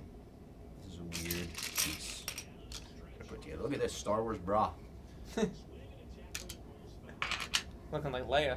Yeah. Alright, we get 2 of these bad boys, and then we're gonna make this shit curve. Bang. Runner in. Who's your team? I'm not a big Who's your baseball guy. If anything, I root for the Mets. I should root for the interesting. Orioles. Or I was born in '95, and they were never good my entire life. That was the and Commanders for me until last year. I grew up playing lacrosse. So I didn't know that either. Yeah, because I'm from Baltimore. It's where it was founded. So Lacrosse never really a was founded in baseball guy. Baltimore? Yeah. I didn't know that either. I'm learning a bunch of new things. So I was never really a big. Is there anything more American than hearing Motley Crue's "Home Garth Sweet Home" Knight followed by? Dude, that was literally that was my night, May 1st, 2011. Home Sweet Home, followed by the crowd looking at each other and everyone looking down at their phones going, we got him! We got Osama. And then I ran home. We wanted to watch, the news that night. Everyone wanted to watch the news that night. And I remember my parents were like, it's a school night. It was a Sunday night. They're like, you got to go to bed. You could fucking turn the news on. It's American history, but whatever. I remember I was so annoyed with that. I yelled down. I was like, what channel is it on? And my dad yelled back, every. And I yelled back down. I said, it ain't on Nick. Didn't Cena announce it to the crowd? He did. WWE had an Extreme Rules pay-per-view that night, and Cena announced it in the funniest fucking manner possible, where he's like, we have caught and compromised to a permanent end the likes of Osama bin Laden. He announced it like he was in the fucking army himself. What does the last 5 hours have planned? So once Robbie finishes this, he's probably going to play some Battlefront? Battlefront, yep. I've been promising people Battlefront. I don't know if the people I promised it to are still around. So we've got that, and then I believe I'm going to head out around 7, and I'm going to go get some breakfast stuff, and we're going to make a Star Wars breakfast. Are you gonna be like, I'm going out for cigarettes and we're never gonna see you again? No, I would never do that. Mainly because my wife has the monthly pass for the Long Island Railroad, and I don't want to pay extra for a peak ticket. Robbie, we got painting. We have some easels to do some painting. Yep. So that'll be. What do you think you're gonna paint? I don't know. I could let the chat decide. So Robbie's gonna do a little painting. I'm not good at painting. I'm really bad at it actually, but that's fine. We've got some promotional history to go through. Just a little bit. It was very hard for me to find as many. I have pictures assembled, but it's very hard for me to find as many pictures as I thought it would be easy to find. Actually, it's funny enough. One of the promotional items is a barf bag. I wish I would have ordered that. And then Clem might come back on at some point. Big Cat and potentially Nick Turani might come on. I'm not sure if Justin from Kirk Minahan will be participating this morning, but he's a big Star Wars fan. I don't really know Justin. Like we I don't know if we've ever shared any words, but I know he's a giant Star Wars fan. I should have reached out. Hopefully, as people kind of start trickling into the office around 8, 9 o'clock, we can kind of get some people in here so no one has to talk to the schmuck producer, Jake Bass. What am I doing there? What am I doing wrong there? And yeah, you know, we appreciate people chilling with us. This has been a ton of fun. I'm about to go brew myself up a nice hot cup of Stella Blue. Ooh, some Stella Blue. Shout out to the sponsor of the stream again. Do the medium roast. Big Cat makes the fuck out of those beans. They're unbelievable. I said do the blue. I don't think we can just. Robbie just did the blue. Do the do. Yeah, do the do. Do the blue. Steal it. Hey, if there's any Barstool personalities that you want to see on, shoot them a tweet. Yeah, see if they're awake. See if they're awake. We'll have them Good on. morning from Ireland. Yeah. Oh, good morning from Ireland. Dylan. Or good morning to Ireland, I Harassing should say. people on Twitter is the best way to get them. Yeah, if you want to see Cody Rhodes come on this, why don't you just tweet at Cody Rhodes and tell him to come on? If you want George Lucas to come on, at George Lucas. Yeah, he's watching. Shout out George for watching. We know you're out there. At Mark Hamill, open invite. How do I switch? Right. And then we Honestly, go 24 here. hours in the respect doesn't the Earth revolve around the sun in this time frame. Hashtag respect Earth. Garth Knight tipped Garth, thanks for spending some $4.99 fucking in cash. super Thanks, chat. brother. Honestly, 24 hours I is respect something Earth. to respect. I recycle. Doesn't the Earth revolve too. around the sun? In When this I order time stuff on frame? Amazon, they have a Hashtag carbon option respect that Earth. it delivers a couple days later, and it's a better carbon option. So guess who always opts for that? You? Yeah, unless I need it the next day. Oh, I need a stretch. Earth does not revolve around the sun in 24 hours. I think the It rotates around itself. Yeah, it rotates around itself, and then technically, I think it's just a time frame that we kind of came up as a society.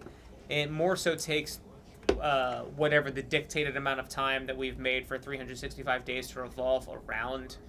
Was it the moon? I know, I'm joking. I'm joking. The moon revolves around us. The moon is trapped in our gravitational force. There are Decepticons on the dark side of it. There are Decepticons on the dark side of it. We all need to be ready for that. Yeah. Why do you think I got out of Chicago? I saw the documentary. Samuel Witwicky. That's what they call the Avatar movies in Avatar Land in Disney. If you're like, have you seen the movies? They're like the documentary. That's great. Dylan, if you're still around, are you near where they shot Rise of Skywalker or any of the sequel? If you're in Ireland, I was just in Ireland last summer. I fucking loved it. This is just, we've been up for a long time. Thought you were about to ask, are you near where they shot like somebody? Timestamp guy, the documentary confirmed it. What was the fucking place that I loved the most in Ireland? Give me a map real quick.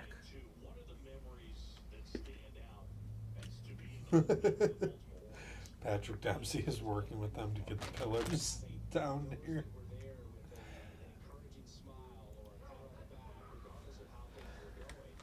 How you doing? Patrick Dempsey is working to get Taking them. short, shallow sips. Yep. I should probably drink some fucking agua. I just took a walk around. I do the hands above the head look. I just ran a 5K. I honestly, so fun fact about Jake Bass, dude, I told you I can just fucking yap. Keep doing it. I love it. I ran the New York City Marathon last year. Awesome experience. Would love to run another marathon. I think it would be cool to try to do the Disney Marathon. Oh, that would be cool. I know, I've seen that before. Yeah, throughout all the parks. I know that very cool. it's very hard to get into. Yeah. For obvious reasons. Do you have to qualify? Is that it, or is it like raise a fuck ton of money? There's definitely multiple ways in. Yeah.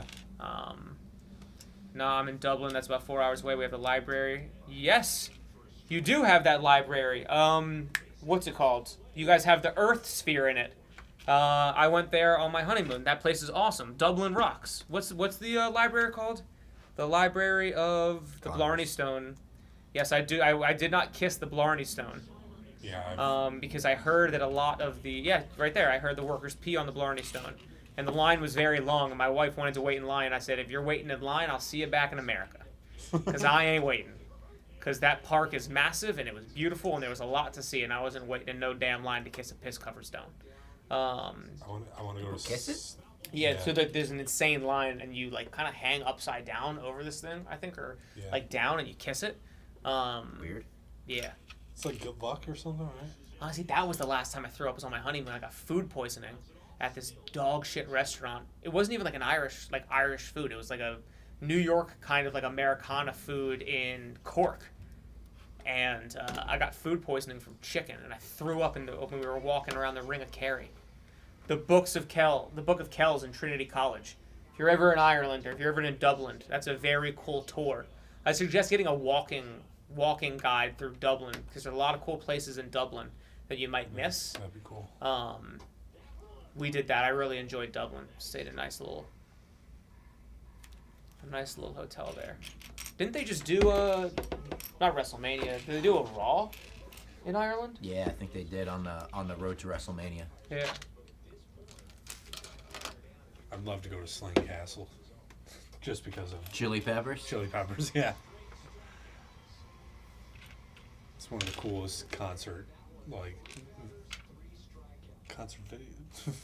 What am I trying to say? Concert venues, films. Yeah, concert films. I've watched that 30 times. The Dead did a show. Yabo. Dude, is there another one of these on the table? I'm looking for 2 of these. The Dead did a show with the pyramids behind them. Boom, thank you. My eyes are starting to fail me. I chose a bad 24 hours to forget my glasses.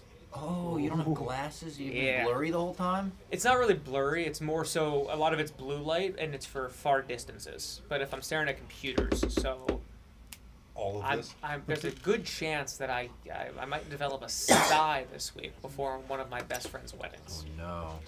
Which I'm a groomsman in. Oh so, no! I hope not. We'll see what happens. I should probably wash my eyes out a little bit. I could call my dad. He's up for work. Say, what's your favorite Star Wars memory? Ruining my birthdays growing up? Our moon is in Tidal Lock. Flatland Fox. Oh, that's my uncle. Your uncle, right? Oh. Yeah. Hey, Dylan. Have a great day. I'll see you in Cardiff, July 4th. Oh! I'll be there. That sounded like I'm a vomit. struggling. That sounded like a vomit burp. I'm struggling, but I'll be there. Me and the Nate dog. The dog. The dog gets in pretty early. He does. He might be in early for this. He's been texting support, texting, hey, I'm in the city. Let me know if you guys need anything. I'll pick it up for you. Oh. Very nice of the dog. Great guy. Love the dog. One big Eric Nathan guy. Where is... Oh, if you would have killed that,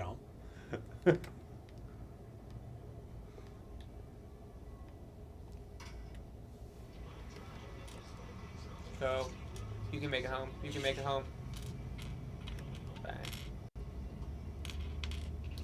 My favorite thing to do is if I got 2 hours and I'm not really in the mood to watch anything, I'll toss on a podcast and I'll just play Skate 3. Oh, one of the greatest and just games go ever. around and just go around and I've skate. never played it. I need Dude, to it's download the it. single So best game. good. I've logged days. The gravity just doesn't make sense in that. No, I mean you can. There's a couple sliders and a lot of the things you see Got are it. a lot of hacks. Yeah. When there's the Jesus going through the what's it called? But no, the gravity is pretty outrageous. No, As I met friends back in the day on that. Yeah. Like the free skate online when they dropped the Rob Dyrdek's Fantasy Factory DLC. So sick. Loved that. Tony Hawk. I could go up there toe to toe with. I feel like anybody putting together a combo.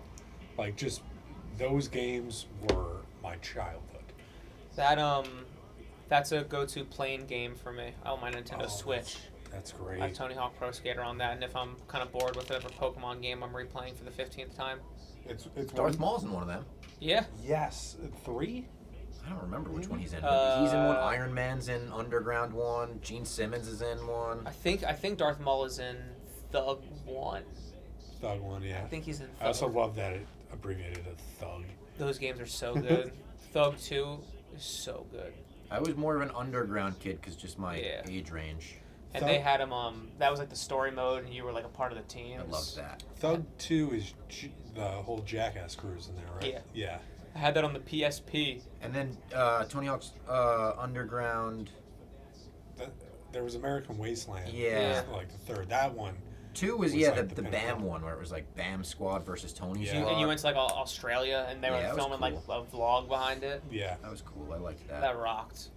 No, that was so sick.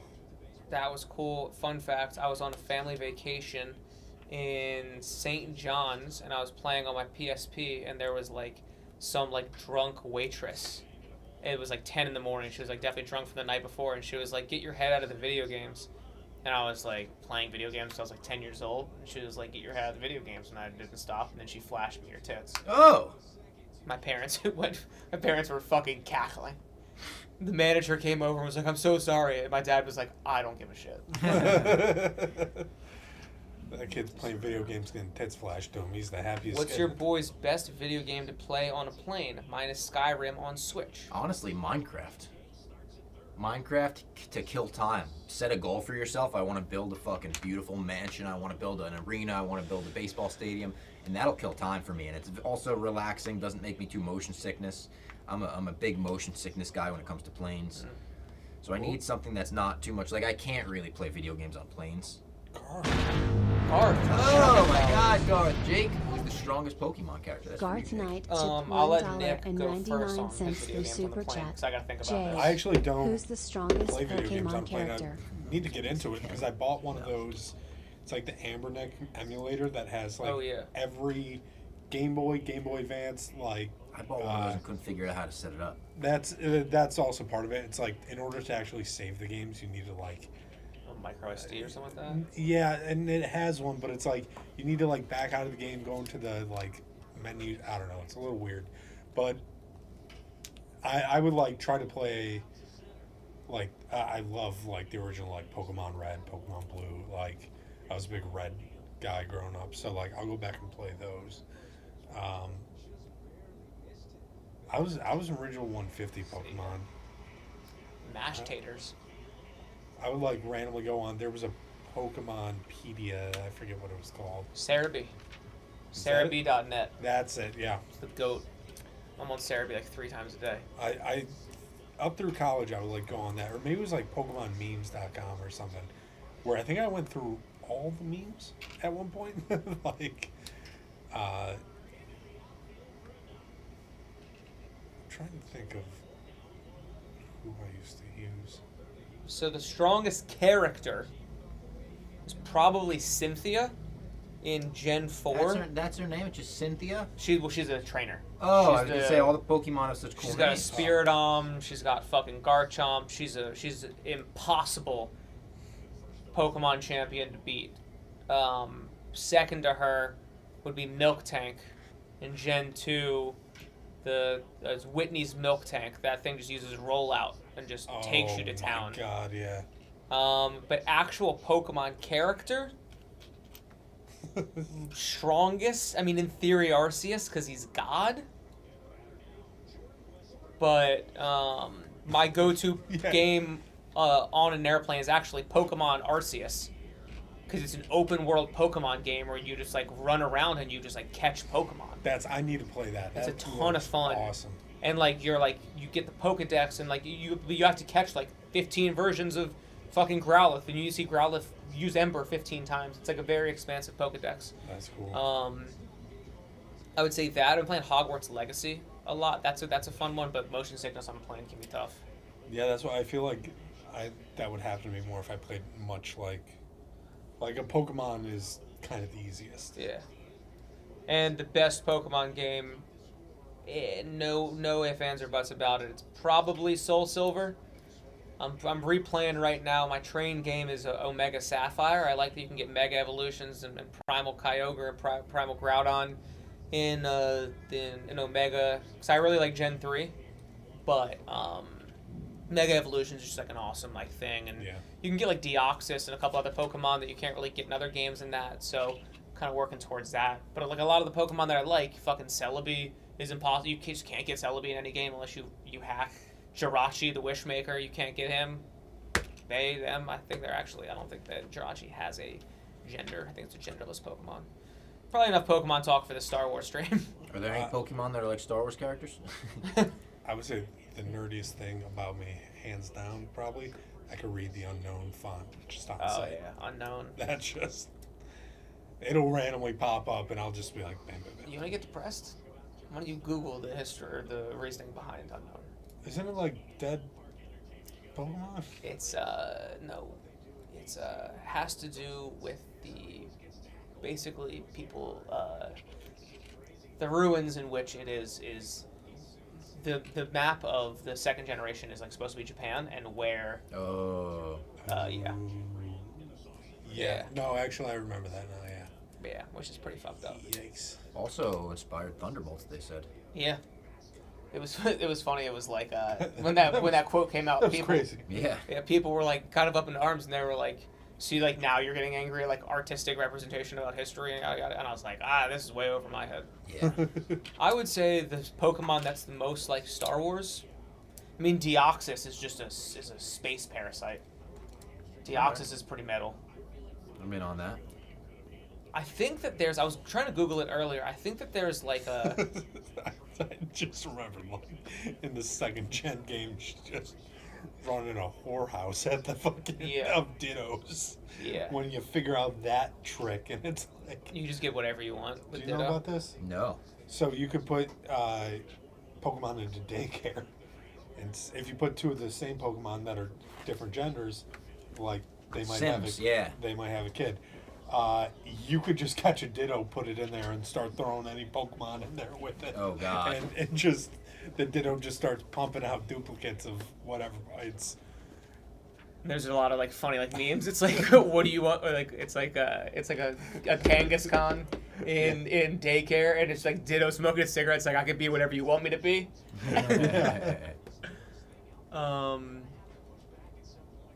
I think that there's like a Pikachu Darth Vader card that's like super. Oh. Yeah, that's like super expensive and like rare.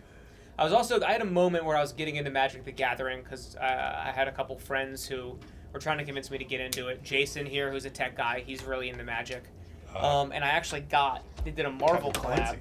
Yeah, KFC likes Magic. Kevin's a Magic guy? And Brendan. He used to be very big in it. I don't know if he still keeps up. I think he probably secretly does. I think it's something that he probably would have came around on in the past like couple years. But I got the Marvel deck, and I have a Wolverine is my commander. It's my commander deck. But Magic is just one of those things where it's like there's so much to it that it's like unless you're fully bought in, it's very hard to get into. But they do have they never have done a Star Wars deck. Because they'll do like they've done like they did the Marvel one. They've done like SpongeBob decks, but like I think that it's like too close in the same realm that they don't want to do it. Oh, I'm close. We're close. Really close. We're close. Battlefront is soon. I could see a Zigzagoon scampering around Yavin 4. That's a funny sentence. It's a funny. That's an Action Bronson lyric.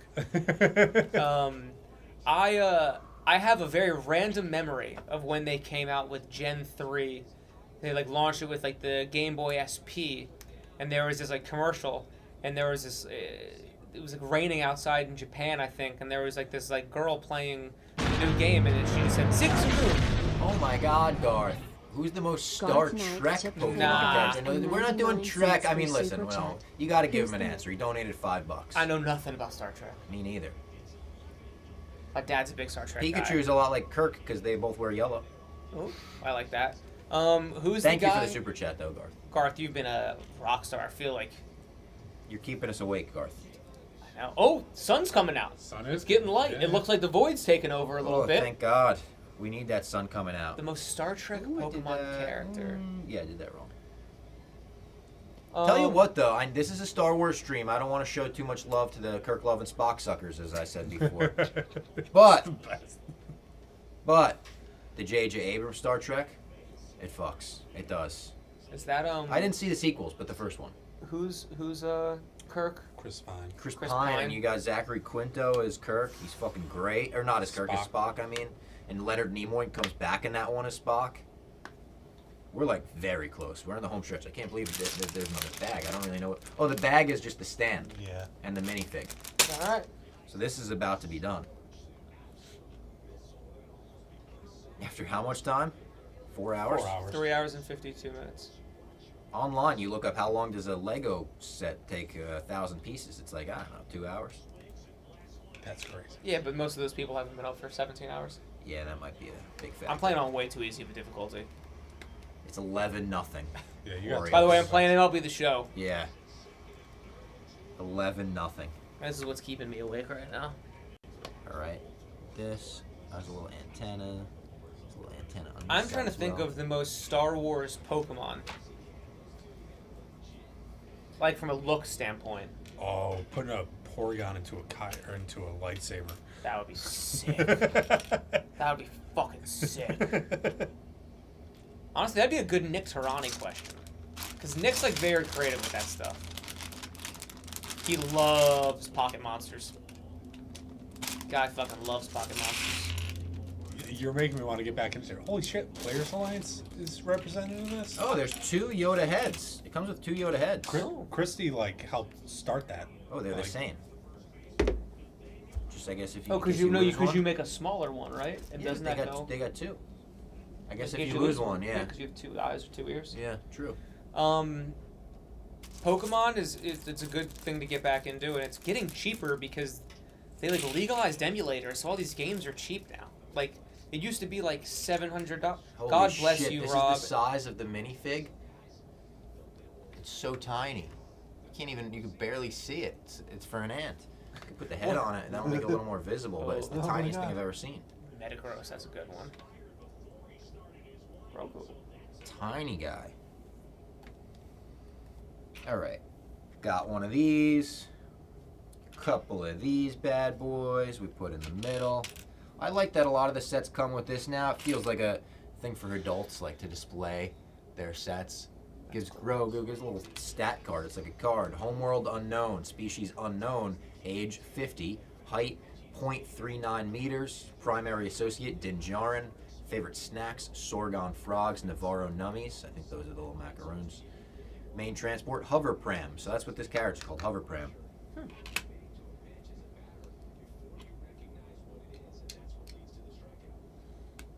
What's the best thing you guys ate at Disney in Star Wars World? I couldn't eat. Oh, you throw up. I was throwing up and I couldn't eat. It was tough. Was it hot? When'd you guys go? In, like, So July? hot. It was March, but it was like 80. Oh. It was really, really hot. And once love I threw up, then I couldn't eat. Orlando rocks. Best thing I had at Disney was like a bag of goldfish. I only got the in Star Wars Land. I only got their version of charcuterie board, which was like a bunch of like they just like dyed some of the cheese blue and stuff like that, and then they had one thing in there that was like you didn't expect it. It was sour, like a super sour Sour Patch Kid or something like that. And I love that just because like it stuck out. Yeah. Like, but it was cool. They tried to make it look all Star Warsy, the whole cheese board. I would love to get just like wasted and just like run around in there in the Millennium Falcon. Oh, I was Be thinking, a real imagine Han being able to Solo. go like after hours and just have the park to yourself, ride the rides 100 times. Did That's like the dream. Did Frankie ever tell you about the time him and Trent and Brendan, they did like the Club 36 Club or 33? something? Yeah. They did tell me about that because that was before the initial Disney Boys trip, and I was so jealous they did Star Wars Land before me. They like were like they had like a fucking night about that. They loved it. Frankie's all about the theatrics. Oh yeah.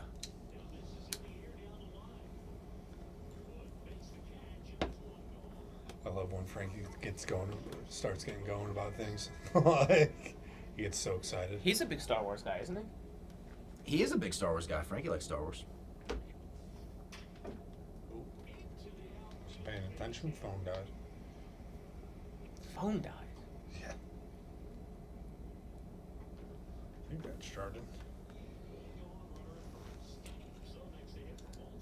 Ursarang and Chewbacca. Final answer. There you go. Ursarang is a massive bear. Chewbacca is a bear-ish humanoid. Another home run. Ursaring, right? Yeah. That would be a good Chewbacca comparison. I would say R2-D2 could be compared to like a Magnemite.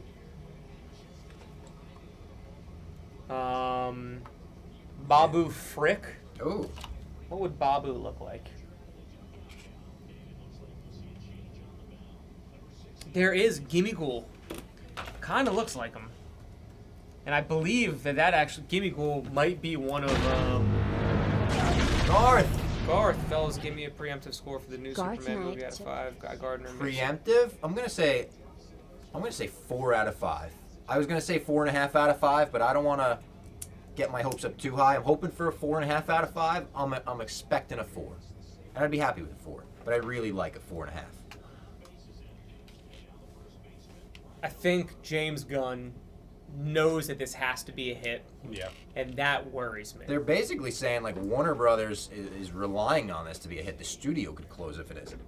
That's crazy. That worries me, that they're going to pull out a little too many stops and not make it Star Warsy. I don't need to know that Kal-El landed on a farm. I don't need to know the whole backstory. Everyone knows it.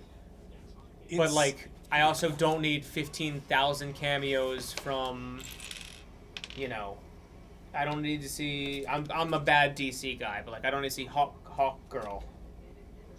I kind of like her from the cartoon, but I don't need like a Justice League team up. I don't need this to set anything up. I need to see Clark Kent and Lois Lane making out while Lex Luthor is fucking giving the world cancer. Jimmy Olsen sitting in the corner. Jimmy watching. Olsen being a cuck.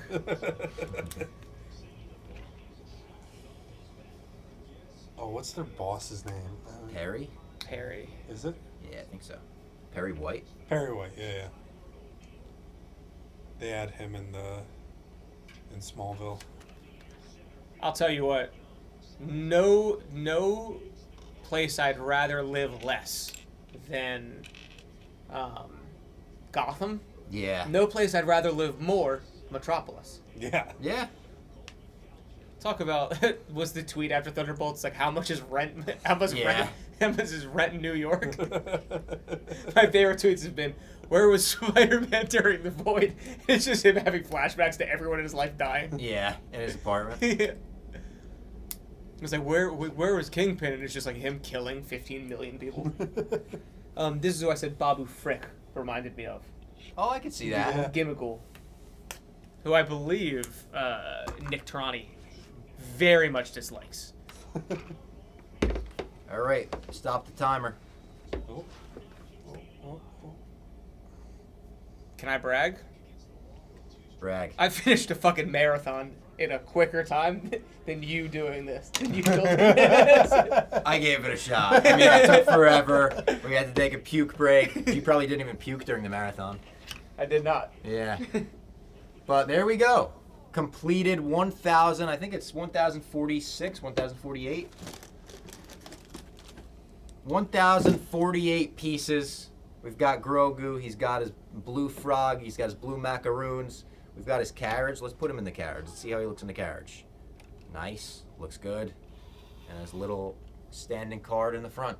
There we go. What are we, 17 hours in? I did it. We'll be live for 5 more hours. Wait.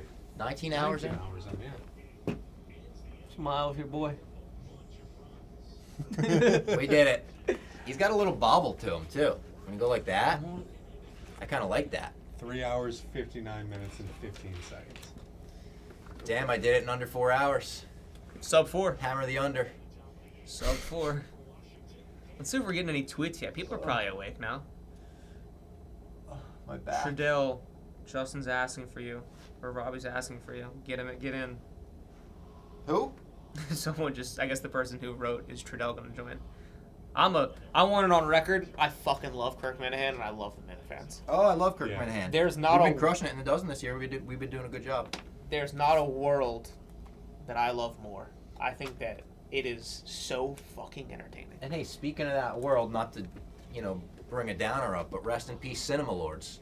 I did his podcast a few weeks ago. Such a nice, genuine dude who obviously loved all this shit. He loved a lot of nerdy stuff as well. Shout out Cinema Lords, passed away way too soon. Very sad. Great guy, though. Go back and watch our episode. See the nice guy that he was. Now I've got all these extra pieces I don't know what to do with. I'm just going to stick them together so I don't have a ton. You eat them. You eat them. That's the treat. Let me just stick them together so we don't have loose Legos roaming around this room. Home Alone style. Stepping on them. Yeah. Nothing worse. There really is nothing worse. Where is Grogu gonna go? He can stay in the Pop Punk studio. I think. Yeah, I'm gonna finally have to clean it. Yeah, oh my God, yeah. It's I been a mess. He Manoli's could come on my desk too. Manoli's been getting anxiety about it, where he's like, "Can I clean it?" I was like, "No, because I need to know where the things are at." Yeah. Like, That's every single time I've ever been like the KFC studio. Thomas Lascelle, great job, Bob. To celebrate, Thomas let's rank top Lascelle 5 tipped Legends $5 characters through we haven't seen Super in Chat. Disney canon yet, or ever, depending. Dude, that's gonna be tough for me because I wasn't a big Legends guy. Like, I love Starkiller from The Force Unleashed. We talked a lot about Luke, the clone of Luke, in our bracket episode. But I like Darth Raven, Darth Bane. But are they Legends characters? I guess they're not. Yeah, they're not Disney canon, but they kind of are. All the older public characters, Darth Raven, Darth Bane. Who else Legends-wise that we haven't seen that I would be stoked to see? I'm not a big Legends guy in general. But thank you for the super chat, Thomas. Thanks for being here. I'm sorry I couldn't give you a better answer to your question. I feel bad that you super chatted that and I gave a bad answer. But I was never super big into the extended universe before Disney had everything. That's part of the reason why I was okay with the retcon, because it wasn't stuff that I was really into. he said Mara Jade is his. Oh, Mara Jade. Mara Jade is a good one. Yeah, Mara Jade is great. And that was Luke's love interest, if you didn't know. Red hair, kind of a Mary Jane, Mara Jade. Kind of similar. But that is a good pick. She has to be on there if you're doing a ranking of Legends characters that haven't appeared. Probably the most famous. The day that I was at Star Wars World in Disney was the day they put her very limited edition lightsaber on sale. Oh, yeah, sold out immediately? Well, it was still there when I was there. I probably should have just bought one. I didn't realize who she was. I thought it was a new character they were introducing. And then I left and I was like, nah, fuck, I could have. I think it was the price to build one $250 or whatever. Yeah. And I was like, that's gonna go up ridiculously. Yeah. Should have jumped on that, but I also wouldn't. If I bought it, I would never sell it. You'd think Disney would make a... It does sort of, because it's on a stand below it, and the stand is just, it has one Lego vertical piece standing up. So it does bobble. That's what I was like. I was afraid I was going to push it, just knock it right over. Do we have any more videos we could play before Battlefront? Yeah, we have Cody Rhodes, Orion Key, and everyone's favorite thing about Star Wars. Let's hit the Cody Rhodes one. All right. Let's hit it. All right, throw into the Cody Rhodes interview, and we'll be back in a few minutes. All right, my final question. We're both big Star Wars fans. Yes. If WrestleMania 38 was your New Hope and WrestleMania 39 was your Empire Strikes Back, can WrestleMania 40 be your Return of the Jedi? Yes. You got to wear something green for it. We're at Philly, Eagles, green lightsaber, Return of the Jedi. It's funny you mentioned that, and this is for fellow Star Wars fans. But the line that chokes me up, and I don't even want to say it, it chokes me up to this day. Can't say it. I can't say it. It's the, I'm a Jedi. Yeah. But I'm not even going to finish the rest of the line. You look it up. Watch Return of the Jedi, because people don't value Return of the Jedi that much, and they should. It's the culmination of all of them. When I meet somebody who's like, Return of the Jedi is my favorite, I'm like, good on you. Yeah. Good on you. Thanks for not telling me Rogue One.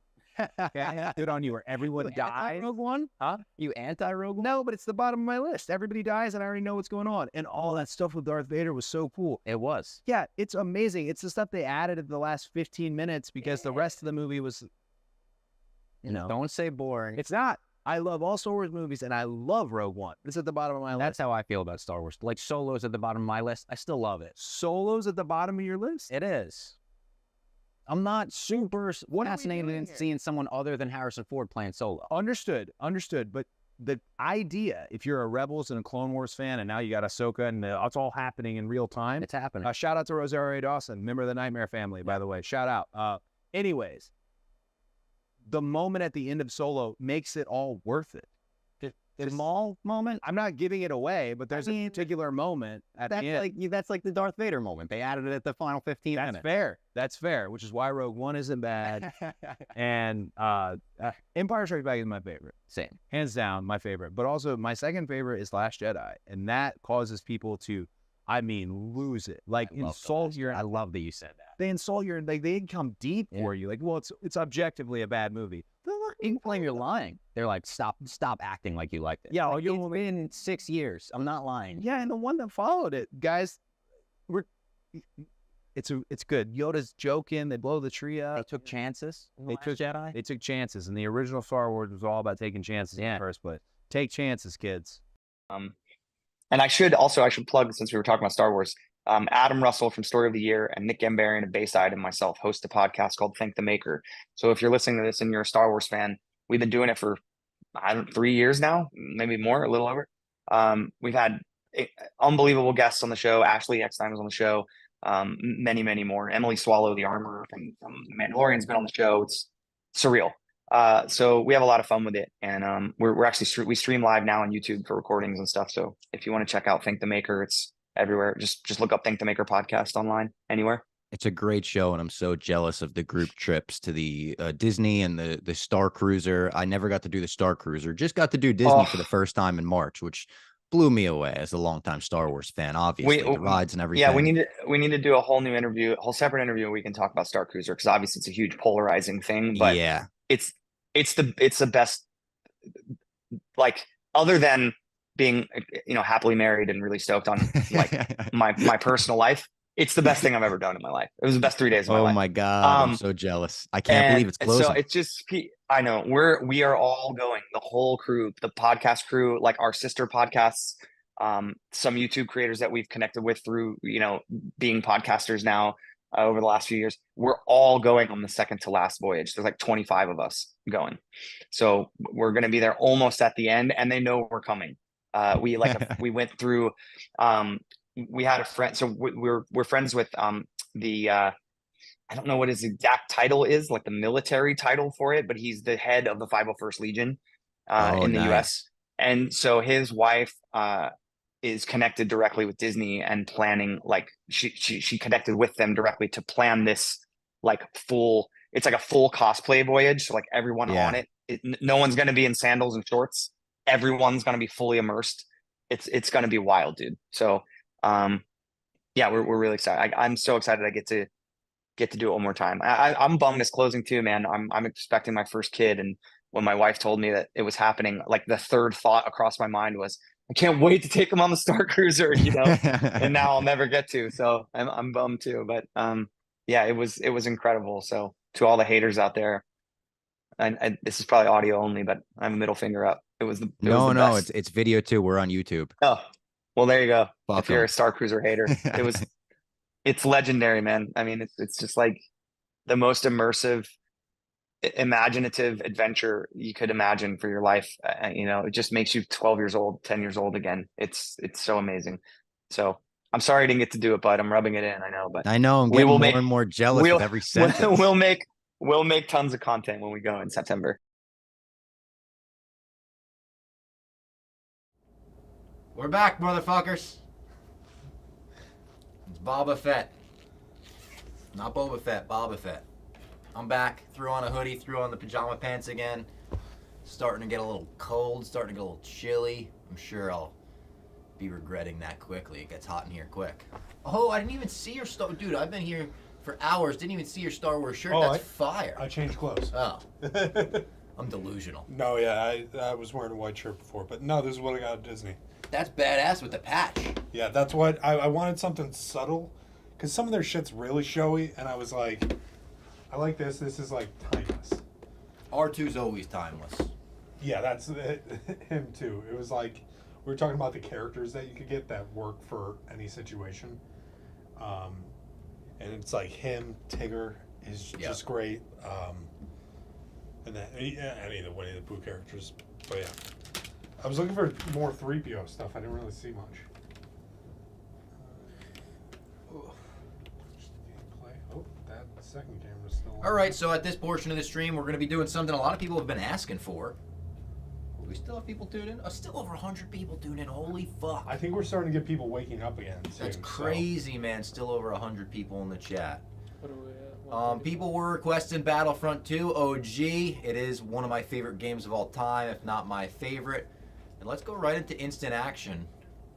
Let's just fucking add all, yeah? Not all, but let's add a bunch of good ones. Let's kick it off on the Death Star. And we're going to go Conquest. I like me some Galactic Conquest. Then let's add a prequel planet, like Coruscant. Battlefront 2, right? Yeah, Battlefront 2. Got it. We'll do Hero Assault on Coruscant. We'll bring it to Hoth. Super chat! Cody Rhodes likes The Last Jedi. Wow, I thought Dusty was embarrassed enough by Goldust. Mean, Garth, mean. I love The Last Jedi too. Conquest on this as well. And then let's add one more prequel planet before we continue. How about Kamino? I love playing on Kamino. And we'll go Conquest on that. I mostly play Conquest. Clone Wars there. Alright, let's launch it. I'm nasty at this game. Let's see how nasty I am like 19 hours into a stream. Rebel Alliance, as always. Respawn over here by 3, and we're going to steal 3 right away from them. Alright, hold on. I can't do first person. I play this game in third person. There we go. I want to see my Rebel. Oh my god, it's also on this big screen. Oh shit, yeah.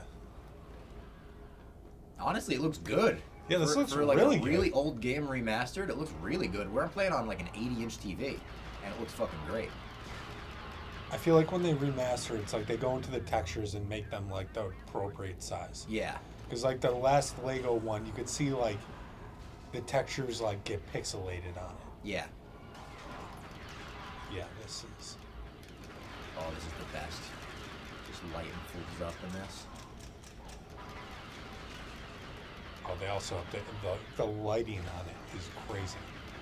I'm sure in the original, when the green is flashing on the wall, it's not reflecting off you. Yeah, true. And the red here. Yeah. Look, already I have the option to play as Luke. And I am going to play as Luke, but I'm going to get these kills first. So I'm fucking on a streak right now. Oh my god. I'm a menace. I'm like Darth Vader in these hallways.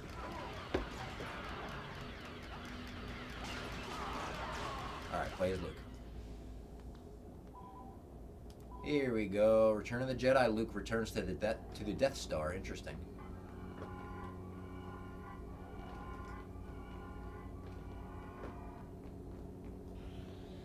I'm actually better as like rebels than I am like the Jedi sometimes. Sometimes it's hard to play as Jedi. In this Is this the most recent one that you play as Jedi? Or am I thinking of? Oh no! Oh no! Just as I said that, the jumps were too much for me. I didn't even get a single kill. That's me being tired. Morning, Robbie. Hope you're having a good time still. I am. I'm tired. Don't get me wrong. I can't hide it at this point. But I'm still having a good time. I mean, I'm playing my favorite video game of all time, streaming to over 100 people. It's crazy. Was there another, or is this? The weirdest. EA made 2 Battlefront games. That's what.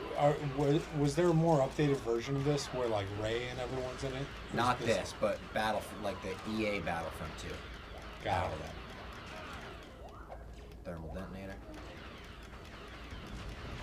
Because I remember Damn, that sniped. you being a Jedi was like way fucking harder. Yeah. That game was fun, but it just didn't like. I think they should have added more maps and stuff. Didn't have like a long shelf life on online play.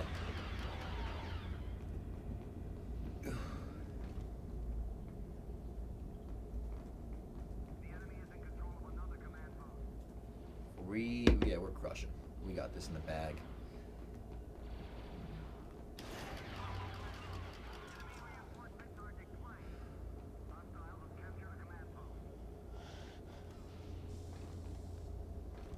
Kept the stream up. Thanks. When you slept, I assume you meant. I appreciate that. All right, another option is Luke. Let's try to get some redemption here.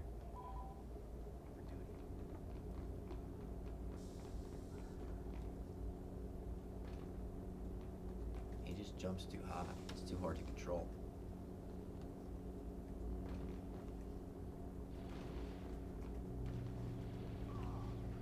Stormtrooper doesn't even realize I'm taking his post.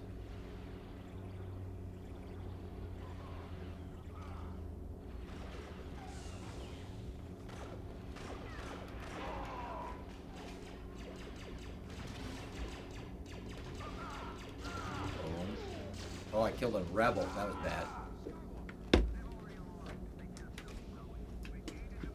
Got it, yep.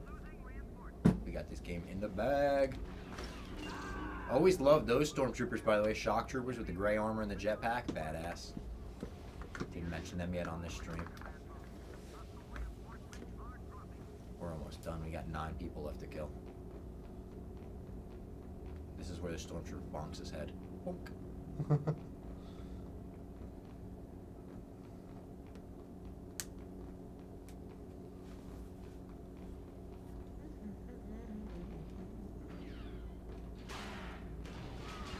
Nice. 5 more.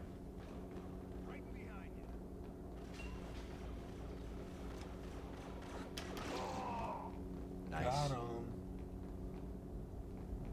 Where's the rest of them? Only one more. We're about to win this.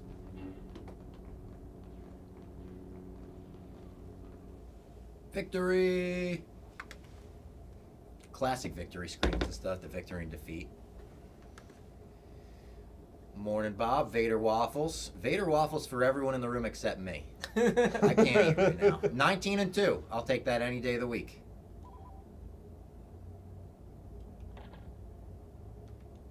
I'm gonna be waiting in line to break into this Whole Foods. I'll go villain so I can play as Boba Fett because I'm wearing the Boba Fett costume. And in the morning,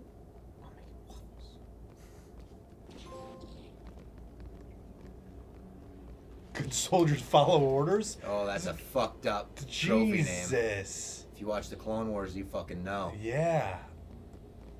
I just watching some heavy shit. Watching Bad Batch right now. It is. Yeah, they hit it in that too. They hit it all the time in that. Yeah.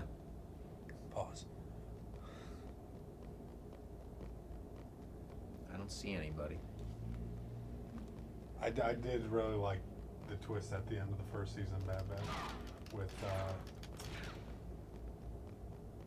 who's the Tech guy? The one that Tech? No, Andrew? No, not that. Oh, Deadshot, not Deadshot. Something like that. I don't fucking remember. Are we in a good like? Do you think anybody would care if I talked about that? No, Bad Batch, no. Yeah. That guy already having his inhibitor chip out. Yeah, that was a good twist. That was awesome. Him just being like, no, I took that out way long ago. Yeah. We need to follow the Empire. And everyone's like, wait, what the fuck? Like, Alex is this an online game or against CPU? It's against CPU. Unfortunately, like, the online servers didn't last that long when this rebooted. Like, they're still, I guess, technically up, but it's very hard to find a match. how much money do you think you'd have to pay Connor Griffin to eat a waffle right now? did you guys see that? I did see that. He had to eat 40. That's insane. I could never do that. 40 waffles. Never on my best day. Oh, Conehead.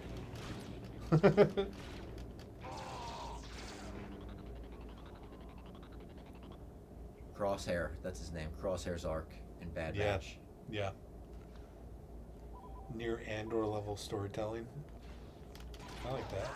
Oh my god! That's, I'm on like season 2. Killed me so quick. It's also one of those ones like if somebody said something and spoiled it, I'd be so okay with that. Like, yeah, I agree. I've been like It's good, but it's yeah. Again, it's been in the background all week as I like work on other stuff, and it's like it's been good to jump in like at the key episodes. You could tell when it's shit's heating up, and then it's like, all right, put the laptop down. This is a bad showing in Heroes and Villains.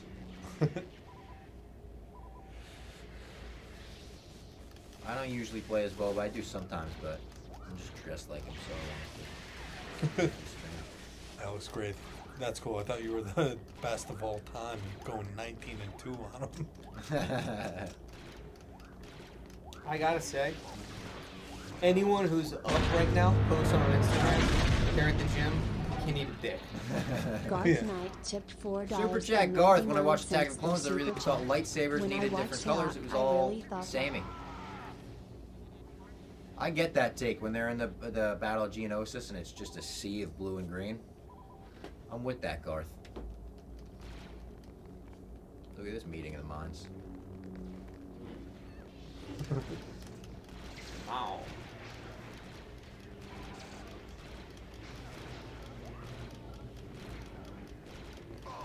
Ah.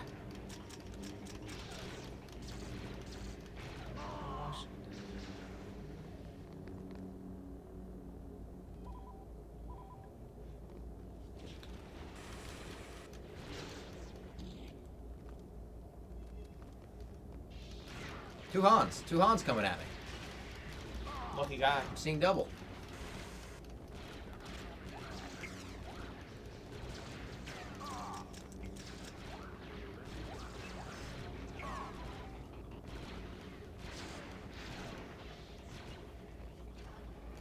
Let's look at some fun facts about Star Wars, about the Wars of Star. I like that idea. Star Wars Fun Fact Hour.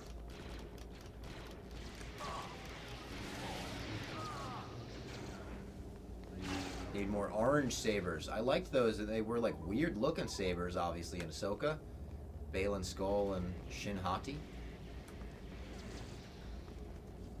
But they, they weren't like illuminated orange around a white glow. It's just straight orange. Which I'd never seen something like that.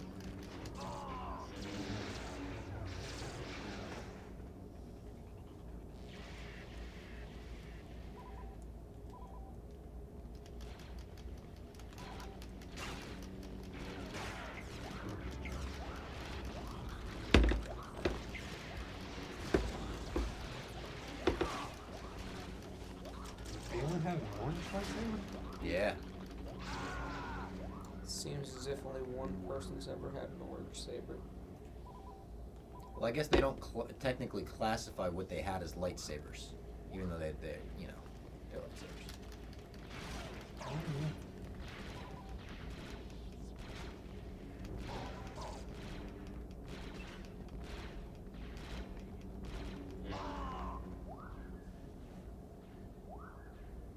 What the heck?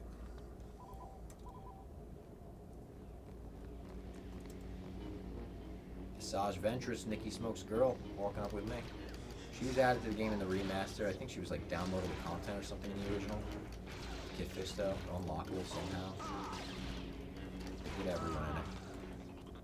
2 Obi-Wans.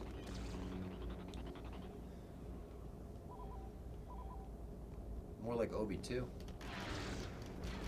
Yoda's original design was meant to be played by a monkey wearing a mask. Yeah, they thought about that. They were like, what if we just put a monkey in a costume?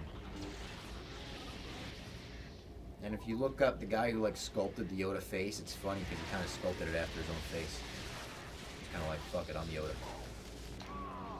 Wasn't I thought it was a little based off of.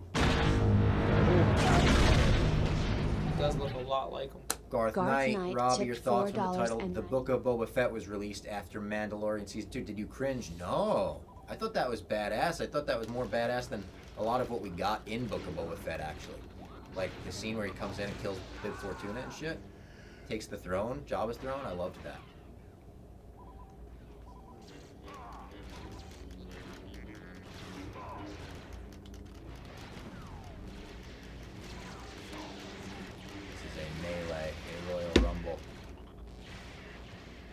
side comes out on top.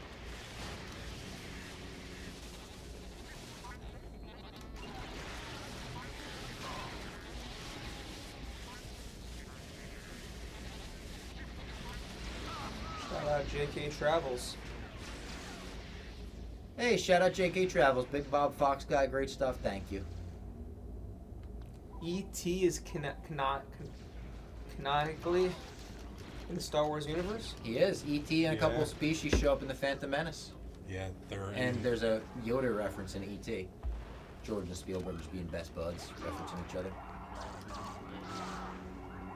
Darth Vader. Bob, do you think we get Cassian's sister and K2SO in the last 6 episodes of Andor? Definitely K2SO. I don't think we get Cassian's sister.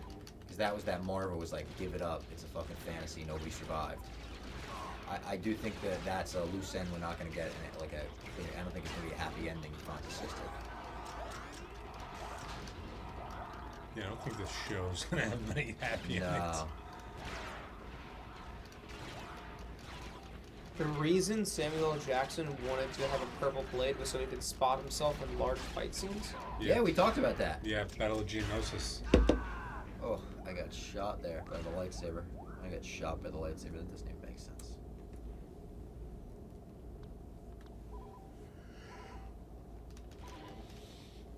Oh, I killed Yoda before I even got to Mulder. Why is Han crouched like that? Oh, lit up. Me and Han T-bowed together. Got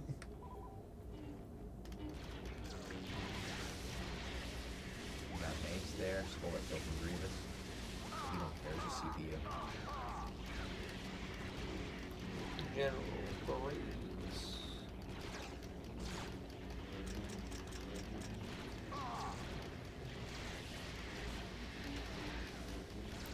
Ewok is never spoken in the movie. True. The word they Ewok. never say the word Ewok. Fun fact and very true. Here's a trivia question. How many people hold a lightsaber in the original trilogy? Ooh.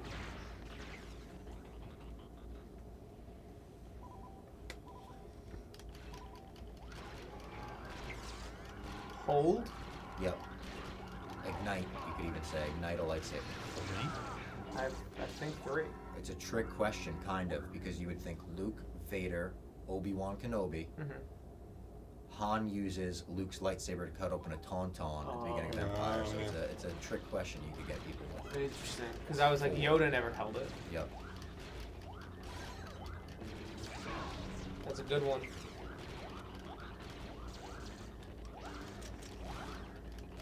Qui-Gon Jinn's wig was $20,000. Holy shit. How? I don't know. It just says Liam Neeson wore a very expensive wig to play Qui-Gon Jinn. The cost of the wig was $20,000. How can a wig cost that much ever? Luke got it in the chat. Ben, Han, Vader, Luke.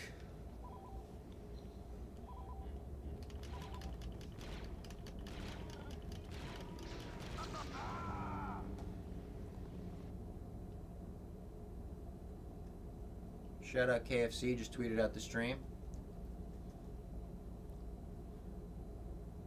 I just shot him a text if he wants to hop on. Let's go to Hoth.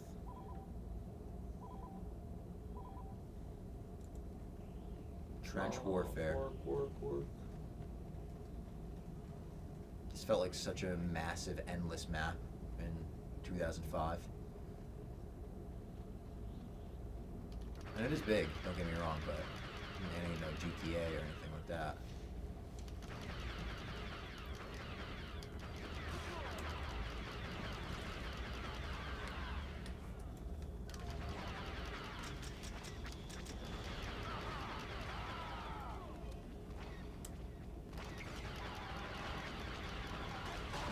I'm at a point now where I'm just, this is life.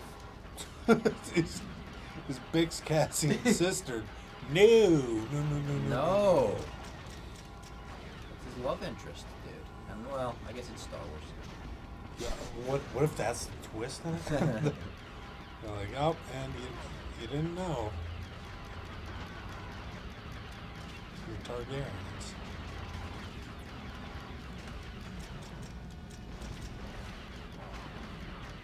Whoa. Huts are hermaphrodites? Jabba the Hutt belongs to a slug-like race that reproduces asexually in canon. Huts are whatever they adopt gender roles based on their personality and power position.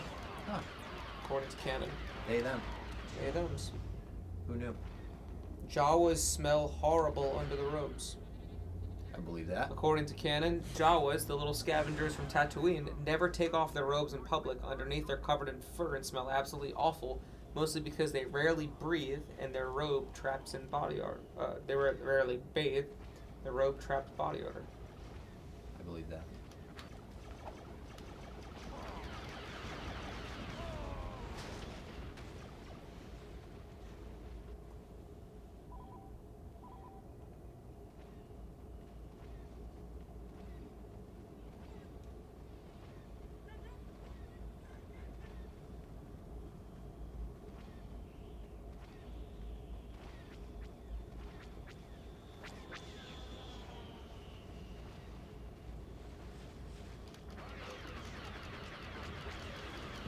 I went to see Thunderbolts last night and missed Eddie's recap of Empire. Are you guys going to cut it together as a whole segment? I don't know. Probably not. I don't know. I'm gonna go back and add time codes. Oh, good. Time codes. Yeah, that'll work. But that will probably be when I wake up. Yeah. I tweeted out a couple of moments of them were tweeted, yeah. from Eddie. He had some astute observations about Chewbacca. The Yoda moment was funny. The landlord stuff. Yeah, If you want to go see Eddie, he's at 7 hours into the first stream. Like, he joined like right at 6 Eastern. So if you go to like the 7 hour point, he's gonna jump in right there, and that's where he talks about it. That's a funny cat, that Eddie Barstool.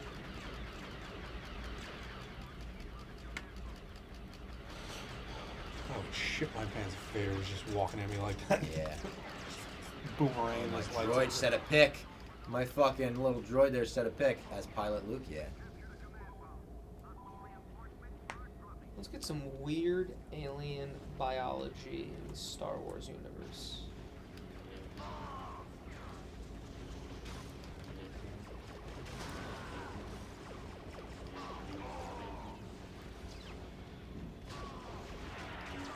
Hutts are born slim. Despite Jabba's infamous bulk, Hutts are actually born small and slim and only become huge later in life due to their slow metabolism and sedentary lifestyle. Oh, it's just metabolism. Sedentary lifestyle. They also absorb oxygen through their skin and can hibernate for years without food. Sarlaccs digest victims over 1,000 years. That's kind of crazy. Yeah, I remember reading about that. It digests them alive over 1,000 years while keeping them partially conscious using neurotoxins. A true nightmare of alien digestion. Pass. Pass. I would like to pass on that one. Come on now.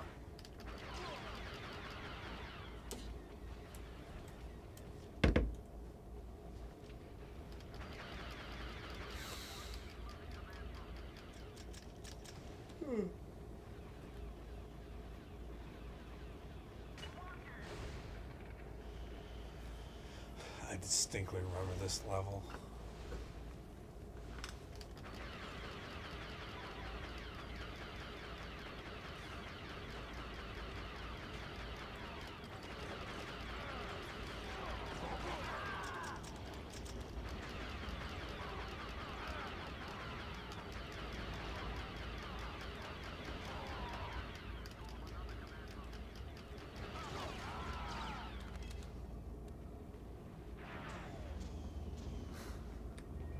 Not really a fun fact, but Qui-Gon volunteering little 10-year-old Anakin for a pod race is crazy.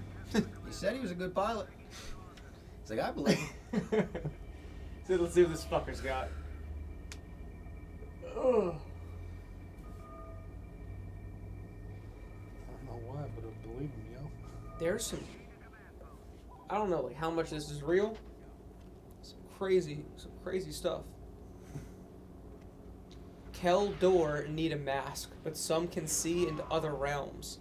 The Keldor, like Jedi Master Plo Koon, breathe a different gas than oxygen, so they wear masks in oxygen-rich environments. Force-sensitive Keldor are believed to be able to see beyond the physical world, detecting life auras in alternate planes of existence.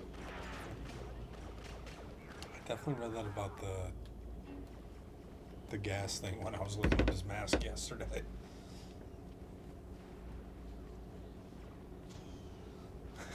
Google Plo Koon without a mask.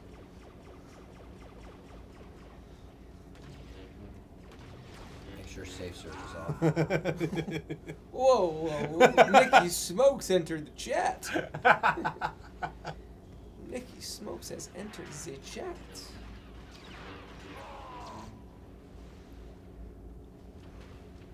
The Ranthar can consume human whole. I'm jealous of everyone actively sleeping right now.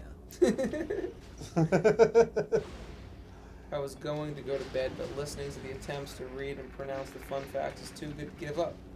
Well, that's what happens when you've been up for effectively almost 24 hours, because I woke up at like 7:30 yesterday. Yeah, I think I got up at 7. I was up at 7:45, so I'm approaching 24 in an hour. 23. I'm starting to get that weird delirious where in one moment I will be like fully alert and conscious and then just be like gone. Yeah, I'm kind of in the gone world right now. I need a lap. I need a lap. I need to take a lap. I was falling asleep on the couch. All right. Let me hit you with we got one video left. Or want me to run the intro again? Yeah, run the intro again. Home stretch, boys. I'm just taking a lap. I need to wake myself up. Robbie, my allegiance is to the fans, to democracy. If you're not with me, then you're my enemy. Only a Sith Lord deals in absolutes. I will do what I must. You will try.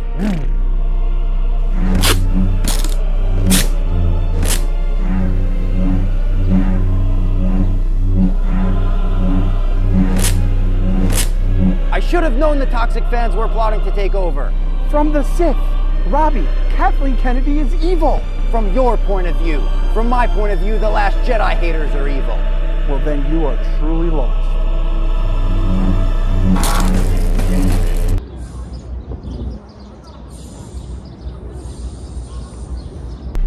It's over now, Robbie. I have the high ground. You underestimate my power. Don't try it.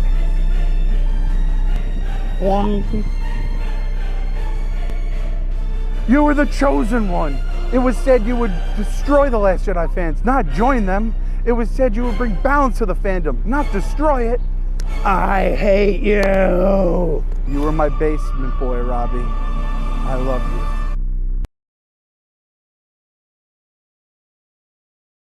That's real quick. We got some Stella Blue going. Shout out Stella Blue. We had the Miss Peaches cold brew, killed that. We've got the normal cold brew. I should probably get a little bit in frame. We got the normal cold brew, and we killed that. I'm gonna lean back, certified ball knower. That's as far as I could go. That's as far as you can go. Oh, that was bad. But we're kind of cooking right now. I'm not gonna lie. I think when Robbie gets back from this walk, he's gonna be in a much better spot. Yeah, we put 2 of these in and let it steep for 12 hours, and we're kind of going through the medium roast blend right now to stay awake. Shout out Stella Blue, one of my favorite Grateful Dead songs. Sounds like the Force is back with Robbie. We'll see what happens. But once we kind of get cooking, I'm gonna run and I'm gonna get some pancake mix, or I guess some waffle mix. And we have this cool Darth Vader waffle maker. So I'm gonna make some chocolate chip waffles, some blueberry waffles, and then we're gonna eat those up. I might just make some eggs and bacon and just call it something. Nope. We gotta ask. We got ass. We got ass. My ass is on stream. We got ass. We got ass on stream. Oh my god. The fact that it says the dark side on the butt is like. Yeah, I've got welcome to the dark side, which is even funnier actually. We're exiting the dark side soon. Oh my god, I just need a minute before I even go back into Battlefront. I'm struggling, chat. I'm struggling to stay awake. I haven't eaten a lot. I can't eat a lot. I can't eat anything. Ooh, gotta do the face in the ice bowl. Oh, face in the ice bowl is not a bad You idea. mean Should I some just ice? do cold water? I think you gotta go. Do we have enough ice to do that? Do we have ice in the we office? We have a full ice machine upstairs. Let's do ice bucket. All right, ice bucket challenge. Ice You're bucket reporting challenge yourself. shit. Maybe this will wake me up. I actually remember doing some cold water in my face when I was trying to like pull all-nighters playing video games when I was like 12. I think the thing that we're missing from back then is just a lot of soda. Maybe it's, yeah, like the most disgusting soda you could put into your body, fucking Mountain Dew and shit. Yeah. Maybe I gotta hurl again. Maybe that would make me feel better. I don't know. Oh, Rob, put that fang away. Talk about my butt. Awooga's in the chat.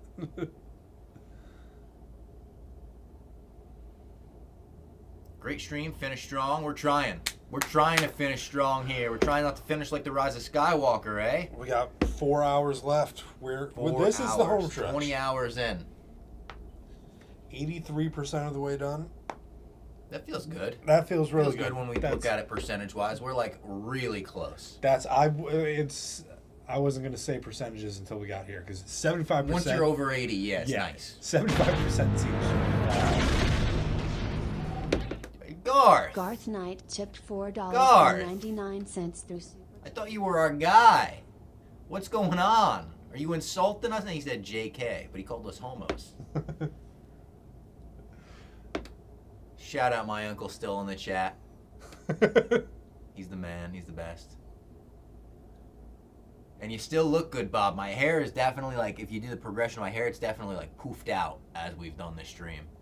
I was wearing the hat for a while. It was feeling tense on my... Look at that. I stopped playing halfway through, and I'm still 23-6. Yeah, this. I mean, listen. First 24-hour stream of my life. We're trying to power through. I think what we learned, we really front-loaded it. Like we did front-load it. Yeah. I think we had less... With the time of day we did, too. Yeah. It was hard to not front-load it. Oh, we didn't have a thing to put the ice in. I'm gonna find a bowl. Oh, I see. I feel like we have a big bowl. No, I went upstairs. A fish bowl? Oh, yeah. Shout out to the fish bowl. Shout out fish bowl. Is it the fish bowl or fish bowl? It's just fish bowl, but I gotta be honest, I don't know if it's one word or two. And I don't either. I wouldn't know the answer to that question. I've talked to Jackie about it. We don't know. Like, on the back end, it's one thing. I think we put another thing. On one logo, there's a space. On another, there's not. We'll just say it's optional. The space is optional. Fish parentheses space bowl.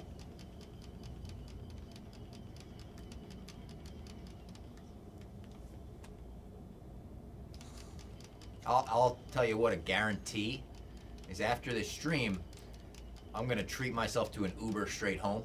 I ain't getting on the train after this because I don't trust myself not to fall asleep immediately on the path. And I will fall asleep immediately in the Uber, and that's okay. The driver will get there. I'll be like, hey, buddy, get the fuck out of my car. I'll be like, all right, fair enough. Having to go pick up my dog is going to be wild. You got to go straight to pick up your dog after this? Yeah, and she's not... I guess the groomer is near the boarding thing, and so we try to do all at once. Yeah. And I think they said just pick her up from the groomer. And I that email went to my girlfriend, not me. So and she's on the west coast. Oh, we got it. It looks like something a dog would eat out of. It'll work though. Ice bucket challenge. Wake me up. Wake me up. Oh, you go.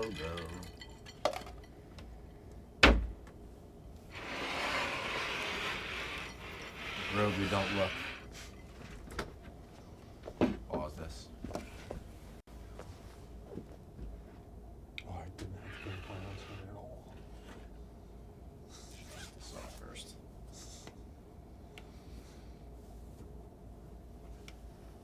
this doesn't work, I'll be pissed. No, I won't really be pissed. I don't know.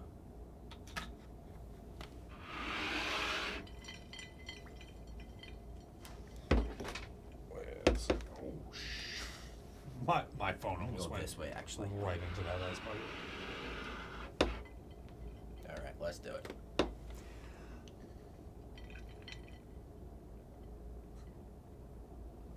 Oh, it's so cold.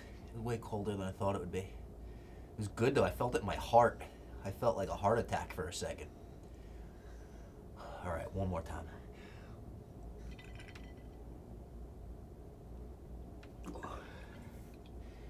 That might have helped.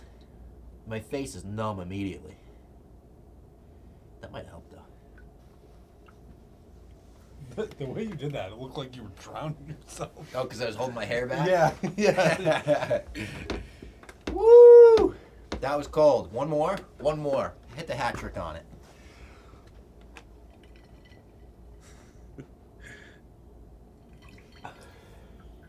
All right, maybe that helped. Shout out Dana White, ice baths. Joe Rogan. Fucking manly man shit. I probably didn't look like a manly man holding my hair back, doing a fucking ice dunk on the 2-inch shallow water. But thank you, Jake. Thank you for preparing my Hoff bucket. Is this my my Bacta tank? Yeah.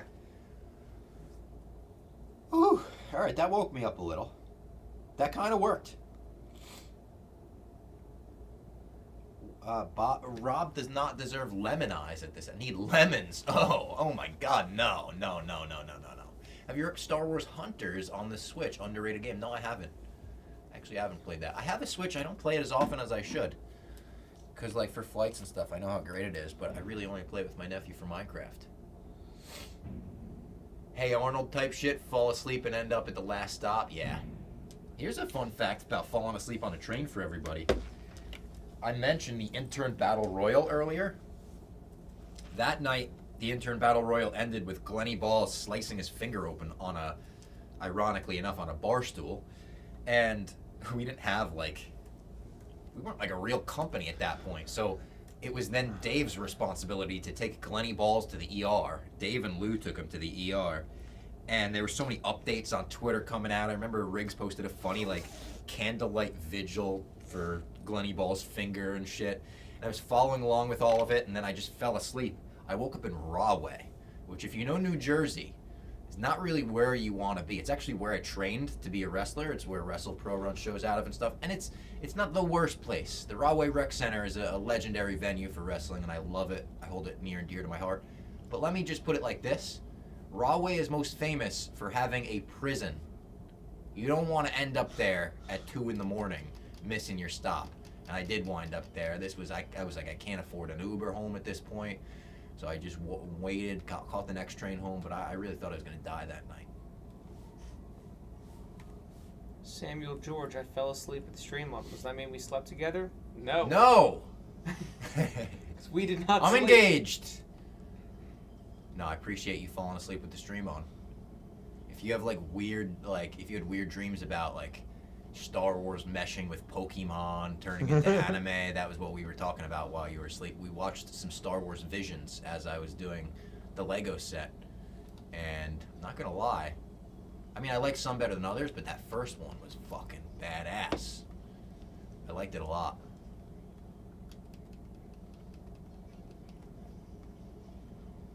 And then I puked. You missed me puking. I didn't do it on stream. I left the stream to puke.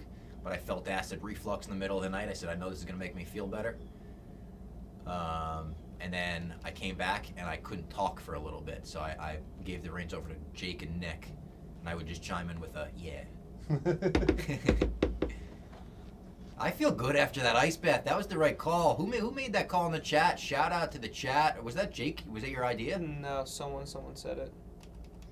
That did make me feel a little more awake. Thank you for that idea. Give me a little second wind. Who sent it? Camino is so sick. Camino is great. My voice is cracking a lot now. I don't mind it though. That doesn't embarrass me. Alex Gray. Gotta do the face in the ice bowl. Alex Gray. Thank you. It was a fucking Jedi Master move.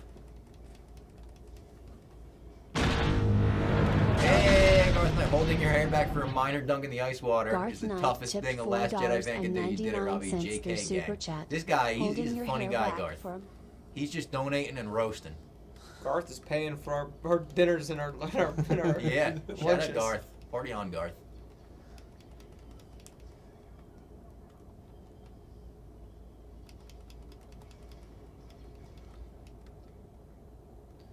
Oh, I didn't get that guy. Super Battle Droid. Love that you're still going, Bob. Watch fanboys. I'm still going. Hope you enjoyed the stream. I did. I really did. Tired, don't get me wrong. But this is honestly one of my favorite things I've done at Barstool in a while. It did so much better than I thought it would do overall. So much support from people in the office, retweeting, sharing. So much support from people I asked to come on as guests. Everyone was no hesitation. Yes, right away. Let's do it.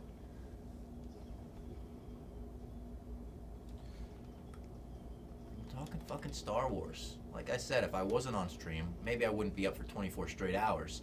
But I'd be spending the entire day yapping Lady Fox's ear off about fucking Cal Kestis's fucking ponchos and Babu Frick. And she's heard it all. She loves it, but she's heard it all. I want to give someone else the opportunity.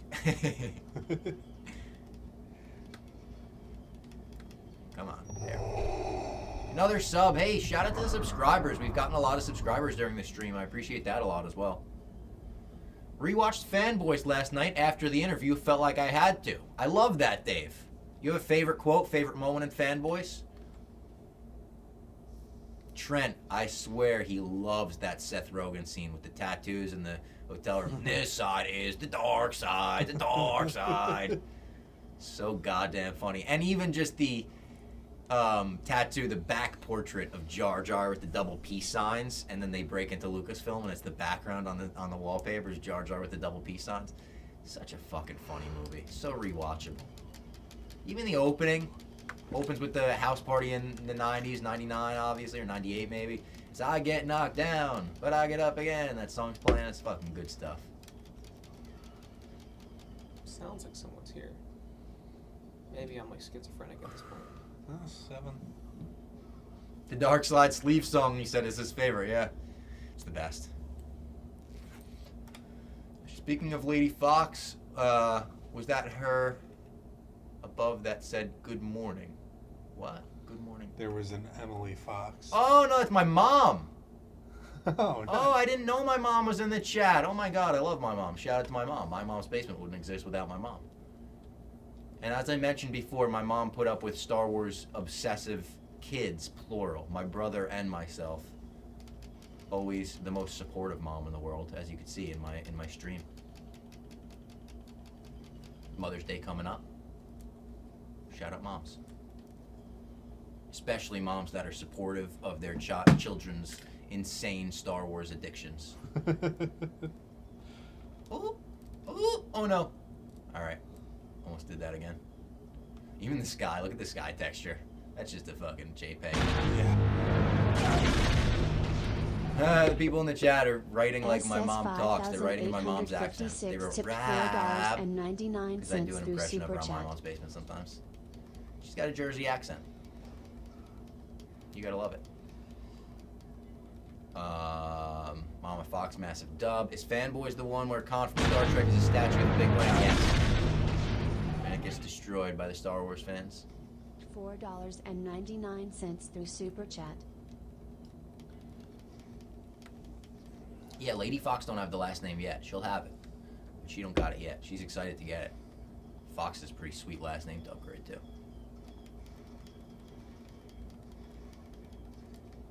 Pretty rare to like come up with a first name that doesn't work with the last name Fox.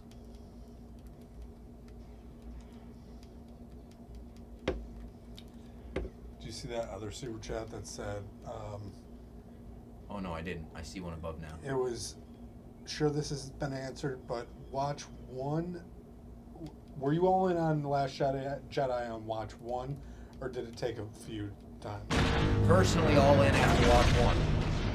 I was all in on Last Jedi after Watch 1, which was a screener with Jeff D. Lowe, so I was all in on it a week before anyone else. Not before anyone else saw it, a week before the public saw it. So I wasn't, I was really not influenced. I don't think. Oh, is the gaming not up? Someone said we can't see the gaming. I'm gonna be honest, you haven't really been missing much. I just been murking fools, but like. Sorry, gang. Guys, we're 20 hours in. Cut us some slack. At this point, you're lucky to be seeing anything. Yeah. Revenge of the Fifth. Golly. The Revenge of the Fifth is real. It is a revenge.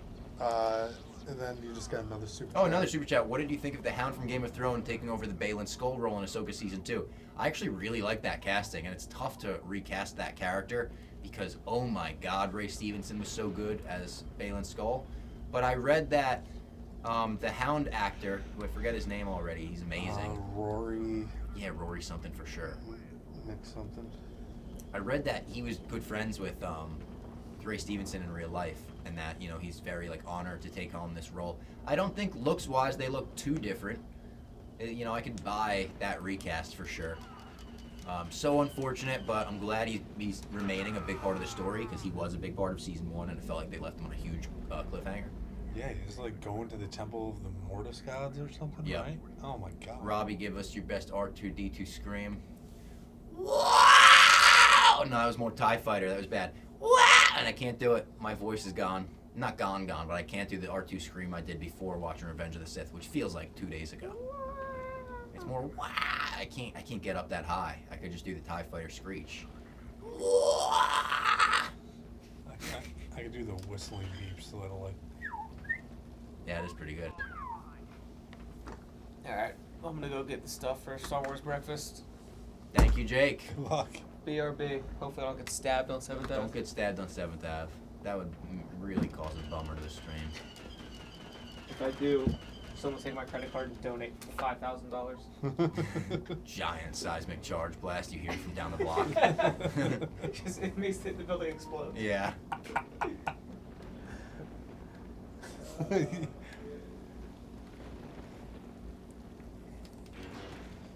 be very funny if you could. There's got to be a way where a donation could trigger something in the room, like turn on a light. Yeah, I'm sure like some Twitch streamers had a fucking chat controls everything. Like, could you imagine if Jerry After Dark or Barcel After Dark now, it was like when they do the shock collar? Oh my god. You donate $50 to Zap. You know what? I also thought, just because I see it in so many live streams, the punishment thing, and I was like, maybe we should do punishment for this or something. From Garth. Oh my god, Garth. $5. Garth Knight tipped $4. By the way, recast all the OGs. through When I heard Super Sebastian Chat. Stan could be Luke Skywalker, I was BTW. sold. They're gonna have to do it at some point. And we were talking about that with Andor. You gotta break the seal at some point, I guess. Or it's like in 50 years, it's not like they're never gonna make a fucking Luke Skywalker thing. Maybe they'll just have the AI to put Mark Hamill and everything, but I don't know. I think they're gonna recast. Maybe not in the next 10 years though. I think we're too close to it still. Ugh. All right, that only gave me a short adrenaline boost. Yeah, that's what. Oh, my stand. Treasure. I do feel bad because Lady Fox has to go on a work trip for like a week starting tonight. So I'm gonna get home and be like, good night, see you next week. That stuff. That's what, yeah. I'm the opposite. My girlfriend was just gone for a week, and she's gonna get home tonight. I'm gonna be dead asleep. Sorry. I'll try not to fuck up my sleep schedule though. I'll try to take a little nap and wake up. No promises though on waking up ever. I might just go into a hibernation after this stream. 60-6? How about that? 60-6. Jesus. And I know I'm playing against the CPU. Oh no, we're back to the Death Star. We're gonna back out of this, go to a different map. Because I already played the Death Star.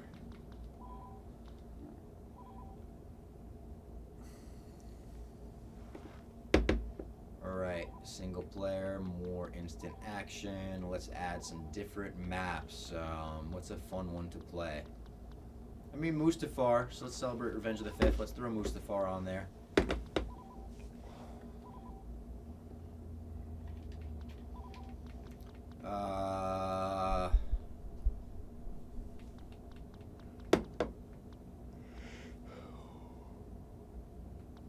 Yavin 4 Arena, I always liked too. That was a good map in the first Battlefront. I would pick people off with snipers in that one. When it said space Kashyyyk, what did that mean? Like a space battle? Yeah, it's a space battle over Kashyyyk. Got it. And a lot of the space battles are all super similar, obviously. Yeah. Just a different planet below you. Yeah. Are you in like fighters for that? Yeah. But you can land on like the Star Destroyer where they're all like based, and you can get out of the fighters and then start shooting, which was like revolutionary when this was out. Oh my God! Another super chat. Did Bo Nickel quit before the knee, and will he ever crack the top 5 in his career? Might be too early to tell the top 5 thing, but the knees were crazy. I was impressed with Rainier DeRainer, or I messed up his name bad. RDR. I've been live for 20 hours. It's tough. I gave him the same first and last name, I think. It's super impressive performance, obviously. The knees were nasty. Knees to the body. I don't wish that upon my worst enemy.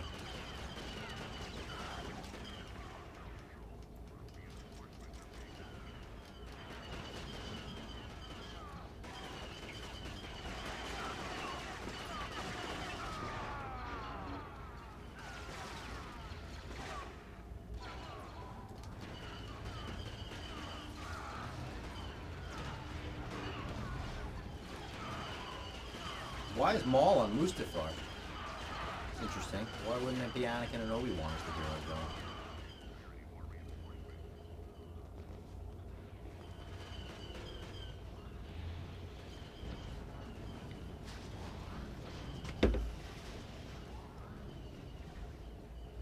Oh damn, this is sick.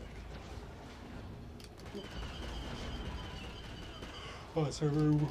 Yeah. That's where he fucks everyone up. Yeah.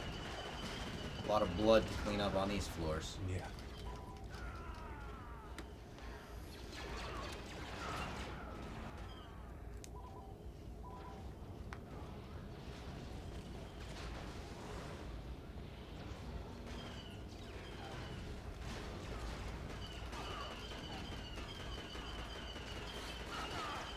If anyone's Sopranos fans out there, there's a great episode where, it's not a great episode, but there's a great scene where Vito kind of gets out of the mob and he starts working his first real job, and it's meant to show that mobsters aren't cut out for real jobs. So he gets there, it's like working on a farm, and he starts looking at the clock, and he's like, stop looking at the clock. Like, I need to just focus, not look at it for a little bit, and a lot of time will have passed. So you hear his internal monologue of like, come on, treat yourself. Look at the clock. It's got to be at least an hour past, right? It's got to be a half hour past, right? And they keep going back and forth with his internal monologue with it. And he looks at the clock and 5 minutes has passed. That's how I felt when I just looked at the clock. Like, oh, it has to be like 8:30 by now, right? No. Oh, no.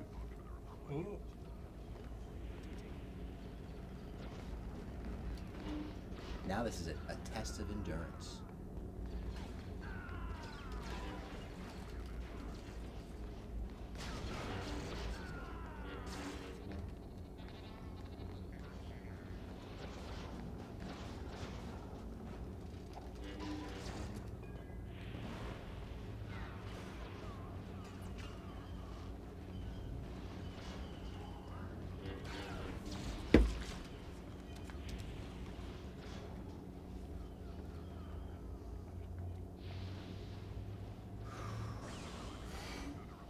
How we doing?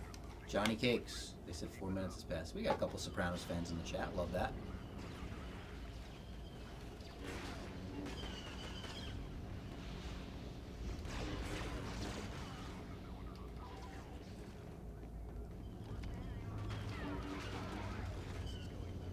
By the way, I hate all of this new mall stuff. Now if the youngsters like it, great, but I'm not buying it.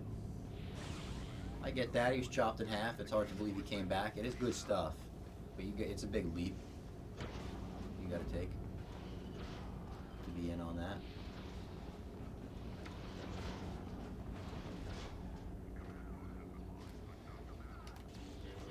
Speak of the devil. Again, I think if we're getting Sam Witwer doing it all, like, which Sam it seems Witwer's like the man, yeah. he's in, like, I trust him. Rank Tony's Gumads. Legless one first. SS 5856 tipped $4.99 through And then Super the Chat. one from, Rake Tony's Goomads. The one from season 1, and then the real estate agent that he has to threaten. She's last. I didn't like her that much. I mean, it's good stuff in the show, but I don't like the way she was fucking with Carm and stuff.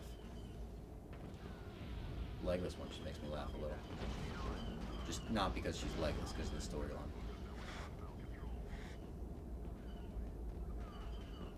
Any thoughts on why they've never dove deeper on today? On Yoda. On Yoda. I think there's so much mystique still with Yoda that they want to keep some mystique. Oh. Clem! One with that one leg was a Mets fan. LGM. Clem, I've hit a wall. I'm struggling. I'm honestly struggling to talk again. My acid reflux is acting up. And every time I talk, I sort of feel like I'm going to puke. But this is for the love of the wars. So we're going to keep talking.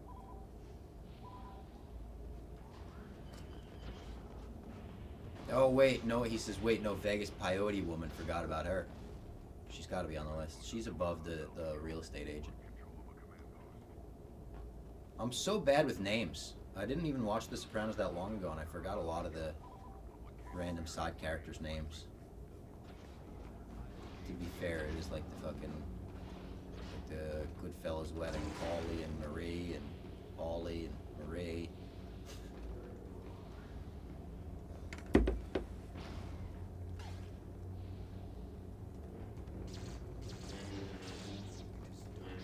Why did Darth Maul try to test me like that?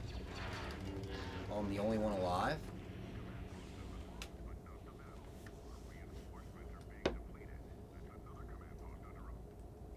Damn. Oh, nuts. Oh my god. I'm hitting a wall. I gotta do another dunk in the water.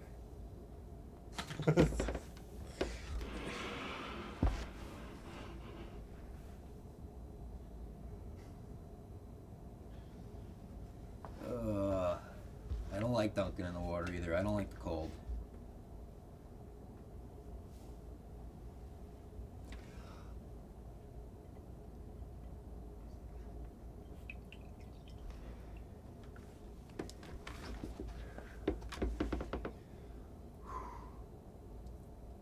This is gonna be the worst look ever, but I'm gonna hold my nose for the next one. I know it's a bad look. I know it is, but I'm not gonna blow bubbles out. This is 2 inches deep. All right.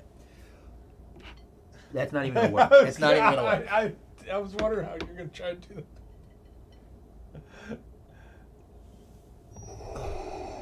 All right, we got a subscriber for it. There we go. Subscriber. Subscribe.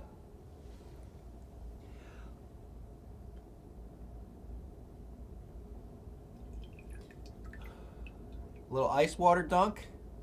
It helps. It helps in short bursts, but it helps. I'm not even going to wipe my face off. I'm just going to keep the cold water on my face looking like a lunatic. Looking like I just got out of the Bacta tank. Woo! Non-glasses reveal. This is what I look like without glasses with a face full of wet water. Woo! Morning routine. People are saying Sentry. Sentry, you know what? I've been getting that, and I love that. I've gotten it more than once on Twitter when I went to the Liam Crowley screening, 4DX. He left, he was like, oh my god, it's Bob himself. He was joking about that. Lewis Pullman's a fucking stud. I'll take that. Hell yeah. Nick, did you see it yet? No, I haven't. When you see it, I'm curious if you agree with my take that, as much as I love Stephen Yeun, like I can't see anyone else but Lewis Pullman as Sentry now. I think it would have been weird with Stephen Yeun as Sentry. Oh yeah, I forgot he was originally signed on. There was some concept art of him in the suit that leaked today. Like, was that where had they already shot? Or? No, I don't think so. Got it. It was clearly like a rendering of him as Sentry, I guess. But the character has like this naivety about him and this like youthfulness to him. Stephen Yeun is like 10 years older than Lewis Pullman, so I feel like that alone was like really big to get that casting. Lewis Pullman was Bob in Top Gun Maverick too, which is weird. They're like, "What's your call sign?" He's like, "Bob." And then in Thunderbolts, they're like, who are you? He's like, Bob. Like, he has two scenes that are essentially exactly the same.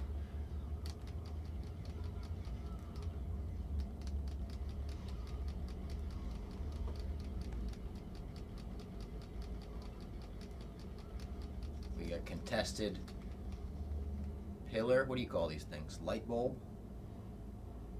Probably not light bulb.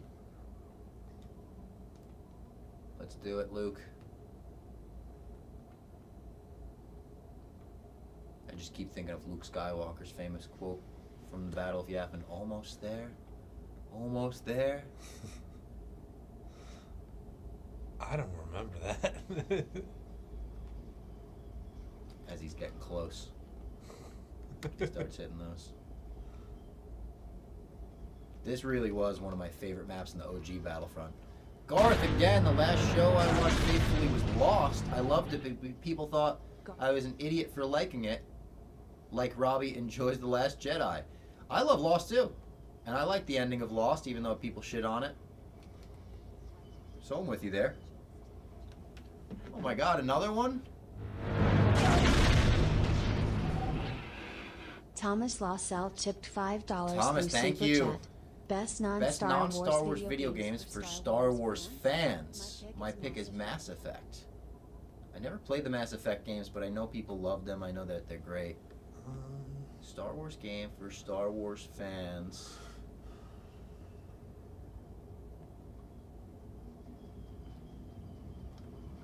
It's a good question. I don't know. I almost feel like I'm not enough of a gamer to know. But the first game that came to mind for me was Titanfall, which is like a mech game, and I know it's had a ton of issues over the years, and they've gone back and forth with it. I really liked Titanfall. I played the shit out of it. I mean, you could say Fortnite, because they made Star Wars in it, but I know that's a cop-out. That's not really what you're asking. BioShock, maybe? Just because the lore is so deep on BioShock and the storytelling is so good. BioShock's great. It really, like, does a good job of world building, too. You feel like you're in that weird steampunky world. BioShock, really underrated. I can't believe they haven't made BioShock into a movie yet. I feel like I've heard development things a lot over like the last 10 years, but it's always just like, oh, pre-production of this, like nothing solid. Someone says Call of Duty, and honestly, like, that passed my mind. I know it sounds silly, but like, if you like Battlefront, Call of Duty is obviously just an amazing first-person shooter. And they're getting wacky now with Call of Duty too. I wouldn't be surprised if they add a fucking Star Wars character by the end of the year. Jay and Silent Bob are in it. Bluntman and Chronic are in it. They just added Seth Rogen. Oh, that was my teammate. I'm sorry about that. They gotta let you get the Seth Rogen skin with the Jar Jar on the back. Yeah. The skin is weird. He's wearing like a really colorful Easter suit. Yeah. Isn't his finisher, he like drops a gun and it shoots a person? Yeah, like accidentally. It's very funny. BioShock is an incredible pick, says Thomas. I'm glad you think so. Those games scared the shit out of me. I've only ever played 3, which is so good. One of those games that has just like alternate endings based on what some of your decisions. Like there's a whole boss battle where like you're fighting against a giant bird, and I think I've read like you could be the bird if you choose like a necklace correct at one point. We're about to get victory here.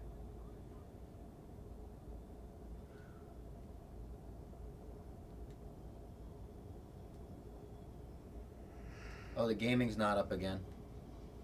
Fuck. Sorry, Luke. Again, you didn't miss much. I'm deliriously running around these maps. Oh. 14-1. Slowing down a bit. I am slowing down a bit. Let's see.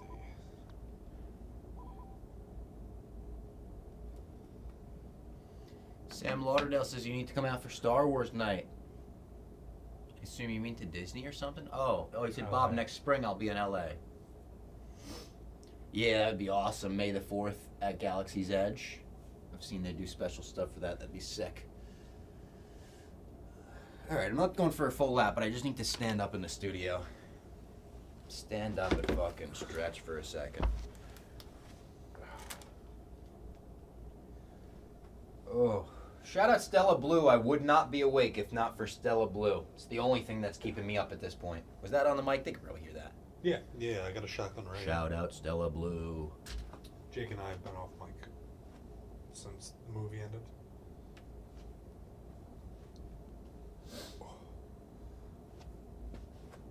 Let's see, can I still touch my toes? Oh boy. We gotta get back to running.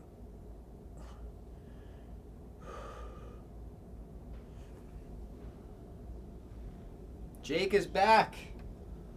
Jake has returned. Somehow Jake has returned. I saw some guy spit in someone's face. You saw someone spit in someone's face? Yeah, I was like, Dad. Oh my god, we got a super chat. Is The Last of Us Season 2 bad / Blue Its Load in Episode 2? I didn't see the episode that was last night, but I don't think it's bad. I thought Episode 2 is obviously like the best episode of the series. But I know that's not really what you're asking. The episode that followed I thought was okay. The episode that was before it I thought was okay. So I wouldn't say bad. I feel like they had to do that though, because so many people know the game. You have to hit them with like a surprise drop. Yeah. Of when you're gonna do that. All right, can you pass my phone real quick? I just want to sit in front of that. Yeah, it's fine. I'm gonna start. I'm gonna wash these blueberries off. I'm gonna get some serving plates, and we're gonna start making some waffles. Beautiful. And in the morning. All right, I'm not gonna take a lap, but I'm just gonna step outside there so I can hit a full stretch. You want me to run the last? We have what everybody loves, or everyone's favorite memories. Yeah, run that. Run that. That's a good one. Your favorite Star Wars memory? I dressed as, for the 4th of July, in a costume. I was C-3PO. Couldn't move at all. My mom made like a homemade costume. It was 4th of July for a parade? Yeah, they do a parade. And like just could not move. That is a memory. Probably just following along your guys' Star Wars journey on the Disney Plus film. And thinking to myself, God, I wish I was there. I wish I liked Star Wars. Growing up, my parents, mainly my mom, would call me Padawan. Oh. So to this day, she still says my young Padawan. So growing up, I've always tried to figure out how to get like a tattoo. Incorporated that. The only thing I could think of is like getting like a rat tail tattoo, put it somewhere on my body. But like you get a rat tail, it just kind of looks like rednecky, and I already have a bunch of redneck tattoos. I don't know. Maybe after it might be seeing Return of the Jedi the first time. I mean, after being chicken pox and end of second grade, going to see it after like last day of school for second grade. Definitely just like watching Mandalorian with my dad when it would come out. It's just like my favorite show, and it's so good. So just like having memories with my family members attached to those movies and shows. It came a week ago. Revenge of the Sith re-release in theaters. And then after the showing, when the credits rolled, I had two fans just break out in a very well choreographed duel. It took me back to like what the Star Wars fandom was when I was growing up. It was so much less toxic and just an enjoyment of what it is. People were happy to be there. Kind of corny, I guess, or not corny, but it's honestly got a connection to my dad a little bit. Like, my dad died in December '94, so he never saw the prequels, thank God. But it was sad. He always was hoping they would make more Star Wars movies. And but when I watch them now, it's like the first thing I think of is my dad, because I remember how much he cared about, how much he liked them, and I still enjoyed the first, well, not whatever, 4, 5, and 6. I really still enjoy. So like, I hope one day like pass it on to my kids, or I talk about it with my nephew and stuff, and it's still kind of a piece of my dad. My favorite Star Wars memory truly is being in 5th grade and Episode 1, Phantom Menace, about to drop. We were all 10 years old, just going nuts, trading the cards. It was also cool, like, because at that point, you know, we traded baseball cards and stuff like that. It was cool to like have this other universe of things to trade and collect and just be like really into. And I do remember seeing it at Palace 9 movie theater. I vividly remember. Like, it's just like one of those like weird childhood memories. to be a kid again and just have that, just like we're seeing Star Wars Episode 1 in theaters. Pretty cool.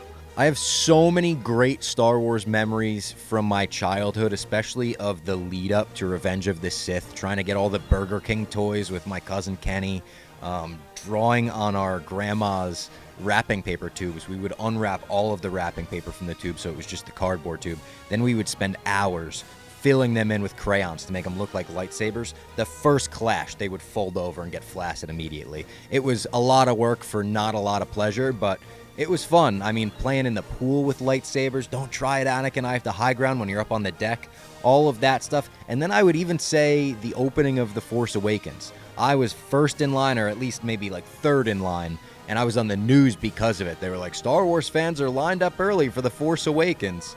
Saw it with my sister, my now brother-in-law, my family, and then I went back at midnight to see it with my brother. I saw it twice in one night. And just seeing Star Wars on the big screen like that, with people going nuts, people loving it, people cheering for the crawl, it's amazing. That's what Star Wars is all about.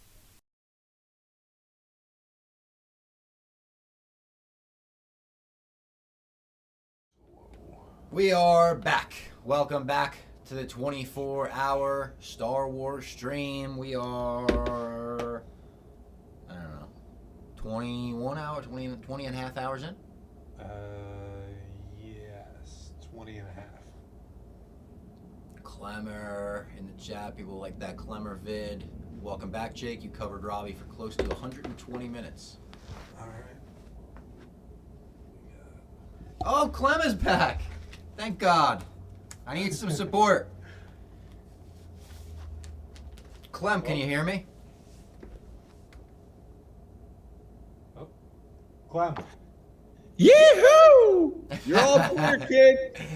Blow this thing up and let's go home. Clem, we are tired. We're tired as fuck. Oh, AJ's there. I said the F word. I'm sorry. I didn't mean to say the F word. I didn't know AJ was there. Bob, AJ, how many curse words did he say when he was talking at you? He's like, he said the S word, he said the F word.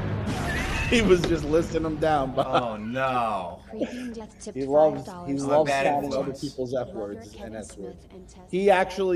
He sings, there's a song in Minecraft where they say the H word, and he actually says the word H word when he's singing the song. He's like, lava chicken, hot as H word.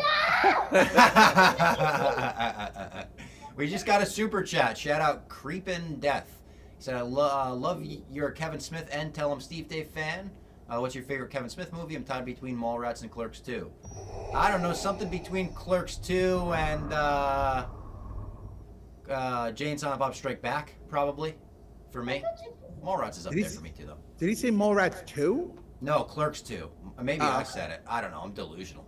Yeah, you might have hit Crazy Town. You probably been at Crazy Town for a little bit. Isn't there a Mallrats 2 rumored at some point? Yeah, I feel like Twilight of the Mallrats. He's been trying to pitch it for a long time, and it seems like Universal, who owns the rights to it, is kind of not interested, which is tough.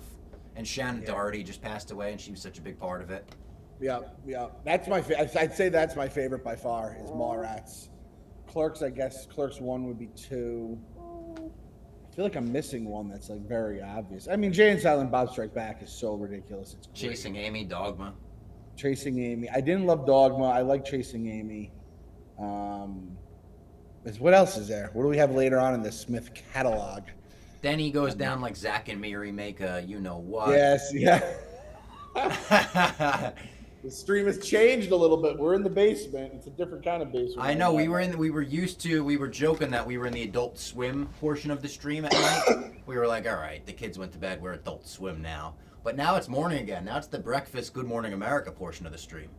I mean, the OG stoolies will say this is EMTC hours, right? Early morning Twitter club. Yep. This is usually when the dads were awake. Bob was probably sleeping for a lot of those mornings back when he was just a savage young man, didn't have faith in his life, or Lady Fox keeping him on the straight and narrow. So it's funny when you say I didn't have faith in his life. Like for a second, I almost didn't even think of my dog.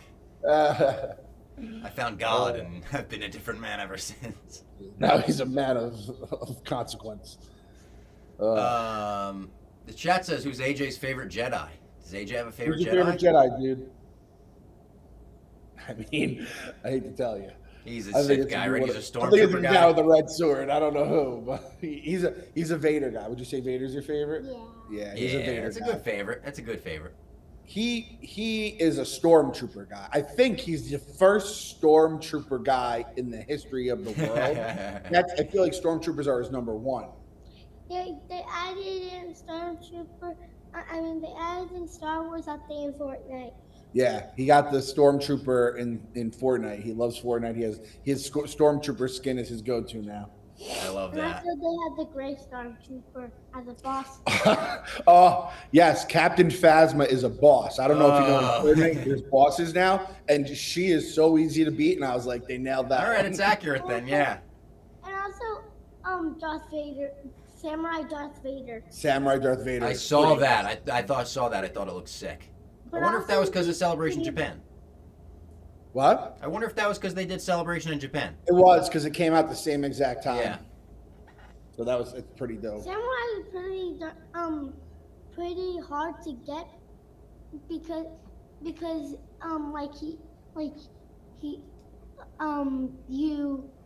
because he has like a million stormtroopers guarding him, but in the Gray Stormtrooper there's like I would say 10. Yeah, there's not a lot of stormtroopers. Like- You're gonna put Robbie to sleep, bud, if you just keep. Oh, rambling. stop it! No.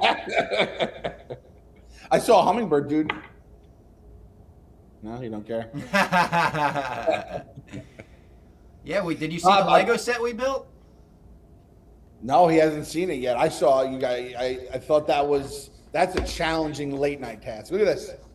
Challenging. Over 1,000 pieces, and the worst part was you build Baby Yoda first. So just like for 3 hours after I built Baby Yoda, I was building his carriage. You like that? It is cool. We went all the way to the Lego store yesterday to do one. I guess they have free Legos like every month or every Saturday or something for their Sunday for the kids. And we were told that Star Wars fans lined up at 10 a.m. for the opening to get them, so they were sold out. Which I was like, damn. honestly, that's on me for not thinking like a Star Wars fan and how the Bob Foxes of the world. And exclusive May the 4th, yeah. Basically, Nicole's fault because Yeah, it's we had to give her our battery in the car. Yeah, we had to jumpstart our friend too, who battered. It was a very, damn. very fun day yesterday, Bob. Let me tell you, I feel like I just went through an episode of The Wars after yesterday. So I'm a different man than when you saw me last, and you are clearly a different man than I saw you last. But I have to tell you, Bob, the feedback is glowingly positive about the stream so far. So you can at least know your next 3 months of sickness will not come in vain. Are you a sick guy? Are you a stay up late and sick guy? I didn't used to be, but I'm becoming one. It's my old age is hitting me. Hit 26 and you become a sick guy. Like, I know this is gonna fuck me up for the week. It's gonna mess me up. Hey, don't worry about it. I mean, the basement is the place you do the all-nighters too, right? Yeah, it is. But you know what? I was thinking about this later before. Even when I did all-nighters, it would be, I'd wake up at 10 a.m. and I would stay up till 6 a.m. or something. It wasn't like a full 24 hours. And at this point, I've been up for 24 hours. I woke up at 7:45 yesterday. To get stuff set up, yeah, for sure. Yeah. So, yeah, I've hit a wall, but I'm in a good spot. Did you hear I threw up on stream? I did not. Oh, God. Yeah. It wasn't like I didn't throw up on stream. I was like, guys, I know myself, and I'm going to go boot and rally. And I puked, and it was all blue because of the blue food coloring we've been using. So are we blaming the waffles? I mean, that's waffles, the cereal, or are we blaming? It's just acid reflux. It's no culprit other than that. It's like if I stay awake long enough, and my stomach has been kind of empty. I can't eat that much on stream. So, oh my God, if you're getting the waffle maker out, it looks awesome. Or pancake maker, waffle maker, waffle maker. I think it's a waffle maker. In Fortnite, you could get a lightsaber that is another. You could get Luke Skywalker, lightsaber, but the better one is that you get a pretty much chance that you could get the lightsaber that you could turn. There's this button you can press, and then you get lightning. You shoot. Oh yeah, there's a lightning I lightsaber, like that. like Emperor kind Not of. canon, but I like that. Yeah, definitely not canon. I don't know exactly how everything works. I have to look into that deeper. The Bob, videos of the la- Emperor doing emotes with like machine guns in his hand are so funny. Yeah, there's so many different things. Like he could do the Ghostbusters walk. He could do a lot of Sabrina Carpenter stuff. yeah. This is the emote you probably only emote that you probably have is The regular one, yeah. He calls out kids that have default. That's the new thing. If you're default, means you just have like the regular skin. You don't pay for any of your skins. That's like calling someone a default is like the meanest thing you can do to a first You're grader. casual, yeah. Yeah, casual, exactly. My last time I think I slept, I made it through the night. My buddy and I were actually, this is just the last I can remember. I'm sure I did something, when I was drinking in my drinking days. Alcohol? My buddy, yeah, alcohol. My buddy and I, it was like in between college, so it was like December of like we'll say junior year, and we went to his basement, played Super Nintendo NHL '94 all night with the worst team, who I think was the Ottawa Senators because they were like newish, and had to win the cup with the Senators. And then we're like, we just got to stay awake to get McDonald's breakfast because at that age, you're never awake for McDonald's breakfast, right? So we won the cup, took his sister to school in high school, and then went to McDonald's breakfast. And then his mom made us shovel the driveway because it had snowed out. And then his mom had talked to him later in the night and thought we were on drugs. We were just fueled by NHL '94 and McDonald's breakfast, which is like the two purest things you could be fueled by, I feel so delusional. I'm worried people are going to think I'm on something, but it's nothing but delusion and lack of sleep and lack of food, really. Shout out Stella Blue for keeping me awake. Shout out Stella Blue. It's the only thing keeping them going. I just realized something. What's that? You have Star Wars you have Star Wars pants on. I got the PJs on, of course. I had to celebrate with the PJs. I've even got PJs on under my PJs. Show him your pajamas right over there, bud. Your pajamas. They weren't We should have thrown Star Wars on last night. His mom did put him in a Darth Vader shirt and long R2D2 socks, which I didn't even know he had. So you can imagine how excited I was. This is what I was watching. I was watching you in Star Wars shirt. Nice. We're raising another one, Bob. Another one. Nice. I love it. Did you hear any of Eddie's Empire review? I heard the whole thing. Shit, you did. Yeah. I thought the Yoda stuff was so funny when he's like, he would be a good landlord in my basement. I thought we were gonna get a Yoda out of him. Like, the Bears lost, they did, or something. I thought we were gonna get an Eddie Yoda impression with that Chicago accent. I don't even know if it's like humanly possible. Like, you have to cut your tongue out to be able to actually do it correctly, right? Yeah. That was good. And like Chewbacca's mechanic, how to get that line of work. That was so funny. That's such a good Eddie observation. Yeah, it was a great. Like Eddie's brain is just different, and that's why it was perfect. And I mean, I think we have him locked in for Jedi. I need him to like cash in on that soon, though, so he has everything fresh in his head. In his mind. Yeah.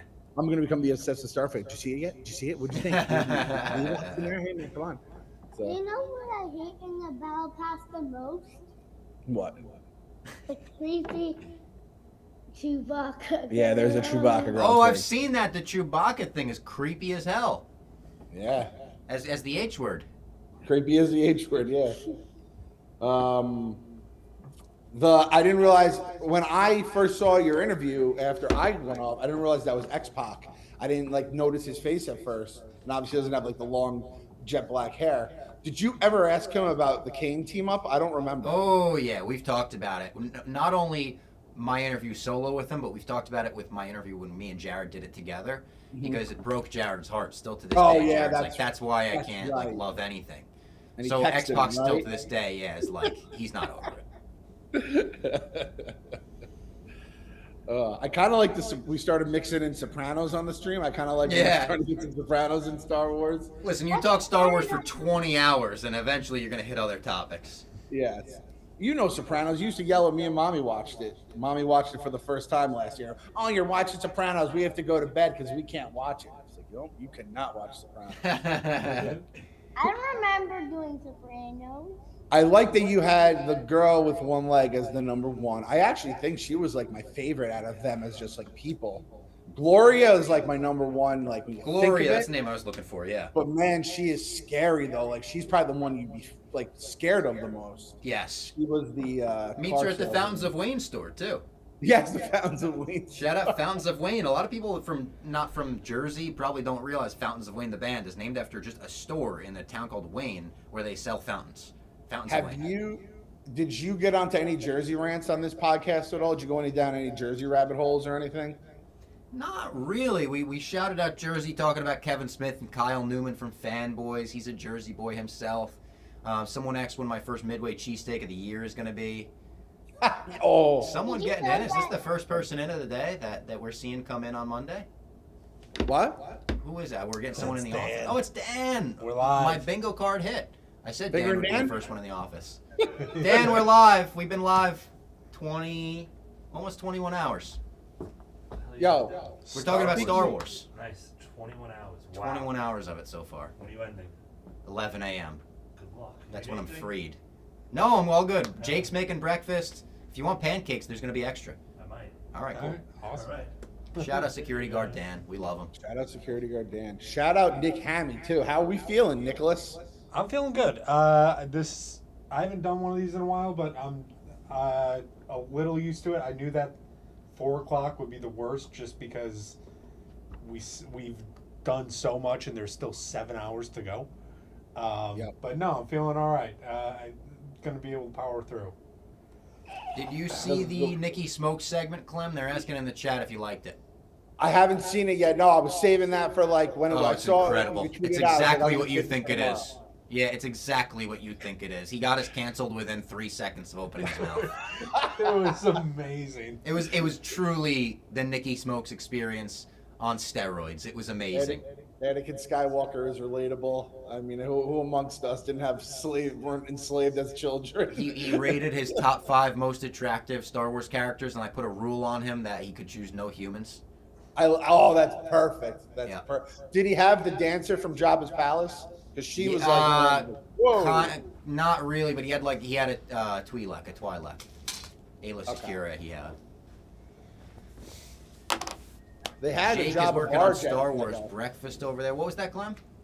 They had the Jabba's barge at the Lego store, and I was like, I hate Legos. But Oh, I know, that's new. Yeah, and that's badass. R2 has the drinks on him. It was incredible. But, that was the other thing. When Eddie, I think it might be Lady Edward, who's like not an R2 fan. Yeah. He's a little silly, which I understand. It's like, hey, lady, watch the whole trilogy. When you were at it, like, this I kid- told him, I said, watch your mouth. It's like Clem and Eddie, they're no longer on the dozen together. Why? Well, Eddie's girlfriend didn't like R2D2. Like, that would be the most snack boys way to end a friendship right there. I'm sure would you say friendships have ended over like Star Wars takes? Definitely. Oh my millions. God, yes. Dude, absolutely. Since the 70s. How many do you think ended because of Last Jedi? That So probably- many. The so numbers many. spiked. The numbers absolutely spiked in 2018, was it? End of 2018? I'm losing track of all my years and time. It's all gone in my brain. This, would have been great if Jeff made you play a dozen match for the last hour. And No, just to that see would where not be you're great. That'd be going. torture. I wouldn't wish that upon my worst enemy, trying to think brain fart things in this time. That sentence didn't even make sense. I said trying to think brain fart things in this time. I'm not making any real sense anymore. Garth Knight, super chat. Shout out to Kyle Newman. Get that dude a Star Wars film to direct. I would love that. He obviously knows the wars inside and out, and he's got George Lucas's approval. Do you want me to let you guys go enjoy your morning? We're gonna let AJ say. He says he has something to say, so we'll get one Oh, more thing. yeah, and then yeah. we gotta Let's get hear it, everything. He has a field trip today to like a kids museum or something. I'm forgetting it's Monday. We have to get him in early. Yeah, we have to get him in early today. Buddy, what's your question, or what do you have to say? They don't have Luke Skywalker in the battle pass that they do in the shop. Yeah, they don't have Luke Skywalker in the battle pass, but he's in the shop. They're looking to make money on their free game. And also they said Darth Jar Jar is gonna be in the shop, I think. That's loves awesome. Darth That's your Jar Jar, dad's right? guy. Well, good luck, Robbie. May the 4th be with you. Maybe I'll hop on once there's morning rush hour, which is from the time they wake up to the time they get on the bus. And then evening rush hour is dinner to bed. So morning rush hour is about to really kick up once we get Sienna's lazy butt out of bed, and then we got to head. I'll in. get her. But we'll see you later. Best of luck. Give me the waffles on the ball scale whenever you eat them too. Okay. I'm not gonna eat them because I threw up. Fair enough. All right, Nick, give me the ball scale. Whenever you eat 'em, buddy. I feel bad too because Jake is a chef, self-proclaimed chef, so I know they're gonna be fire. But yeah, I think the smell of them is gonna make me throw up again. Random barstool related question: have you guys ever tried the Jeff D. Lowe scrambled eggs recipe? No, it's the Gordon Ramsay he uses. I know he talks I've about heard it all it's the time. incredible, but I'm Yeah. dying to try it. I've just never had. I think you have to buy like creme fraiche or something that I just don't have in the house, so I've never actually gone through with it. But I've heard great things. So, all right, Bob. Well, if you're still awake in like the next hour or so, I'll try to hop back on. And All right. I'll just keep the English words coming out of my mouth so the stream counts. All right. Yeah. Keep them to a minimum though, because I can't comprehend them all. Thank you for joining again. We'll talk to you See you later. later, guys. What's up, bud? Oh, that was nice. That was a nice little pick me up from Clem. I gotta stand up again. I'll stay on fucking, I'll stay in the room. I'll zoom on it for you. Woo!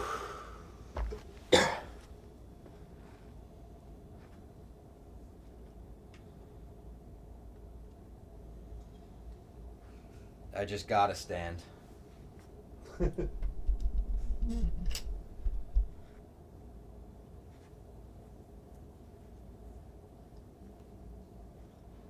Standing makes it a little better. Should I like bounce a little? Brock Lesnar to fucking side to side, get the blood flowing.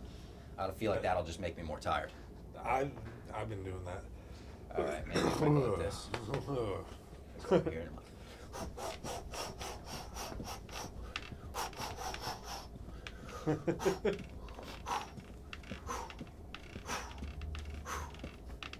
Couple jumping jacks. Never hurt anybody.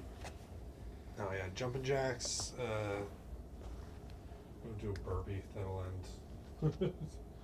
That'll end in throw up. Wait, Robbie, why did you throw up? LOL, I'm just getting up. Good morning. Good morning to you too. I just threw up because of acid reflux. It's not like, I know when people are like, I threw up, people go, oh, what happened? Oh my God. And I appreciate the concern, but I'm telling you, this is like such a normal thing for me. I got a little acid reflux. I go, I got to pull the trig. And I pulled the trig before. It was all blue because of the food coloring. I think we went heavy on the food coloring. We did go heavy on the food coloring. That milk was like, it looked like the guy It's still there. Yeah, it looked like the guy drinking paint. Green. You know what I'm talking about? The photo of the guy that like. Yeah, the old guy. Yeah, He's got like teal on his lips. That's what the milk with the dye looked like. It did. Shout out Stella Blue again. I would not be awake without Stella Blue. Great products. Cold brew, cinnamon sugar donut, medium roast. We've got the Miss Peaches blend. That's my favorite. That's the one I got for Lady Fox. She's a big coffee drinker, bigger coffee drinker than me, so I got her the Miss Peaches blend when it came out. We've got Electric Ave, dark roast, Positive Vibes light roast. More people coming in. It'll be more fun when people start coming into the office too, because I'll try to pull all of them into the stream for a second, and that'll help keep me awake as well. Is this a foreplay one? Yeah. This is the foreplay collab. Cold brew, blueberry muffin. That sounds great. And the espresso bars too. Dark chocolate, Stella Blue coffee, espresso bars, crispy protein bar. It's got good shit. 100 milligrams of caffeine, powered by Stella Blue. It's good stuff. I had one of those in the middle of the night. I think that helped a lot. Shout out Stella Blue again. Also, I didn't realize, the two guys that I texted this morning, asking them to come on, were Kevin and Clem, who both, it's Monday. Kids, yeah. I was like, shout out Clem and AJ Prop. Can we expect any Max Rebo covers from Pup Punk Bob? I said I would love to cover that song from Return of the Jedi.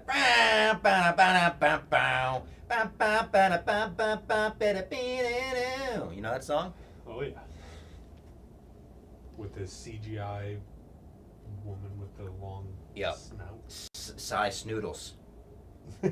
who, by the way, as a 90s kid who grew up with the VHSs of the special edition Star Wars movies, that has been in every version of Star Wars I've ever seen, which is interesting.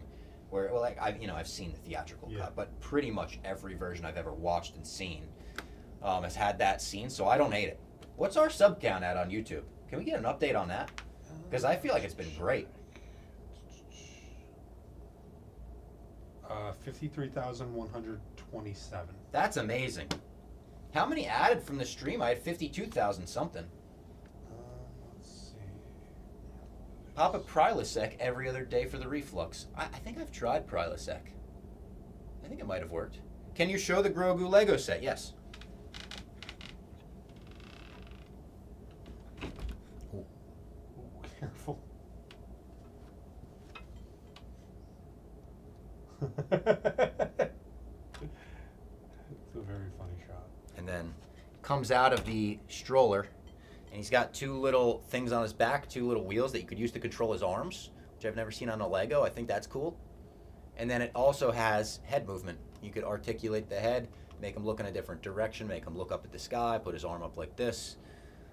I don't think I've ever had like a Lego that detailed necessarily. My Grail Lego set as a kid.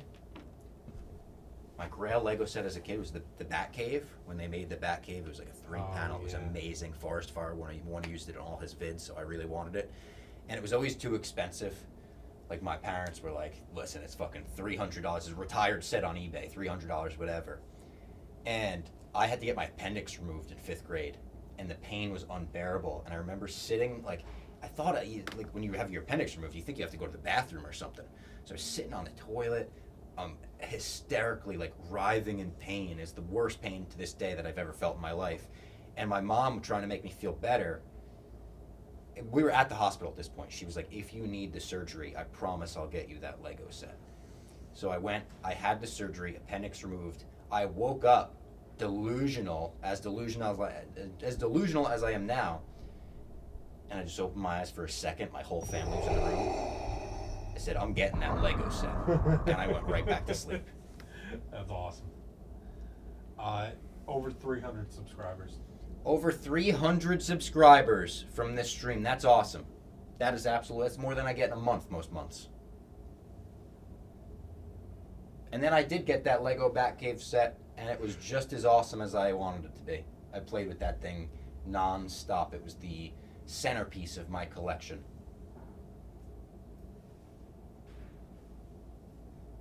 My first Game Boy was during a hospital stay. I look back on it positively, simply for that reason. I mean, I look back on that hospital stay pretty positively too. I remember we were like working on our Christmas card, me and my mom together. She was writing like a poem for it that year. I got a bunch of SpongeBob Lego sets because they had just come out with that collab. And I was 10 years old, perfect age for it. Maybe a little too old for it, but perfect age in my mind. And I got the fucking Lego Pineapple, I got the fucking Squidward House, the Patrick Rock, the Chum Bucket, the Krusty Krab. I had it all. Standing up is helping a little. Yeah, I might need to do that. What?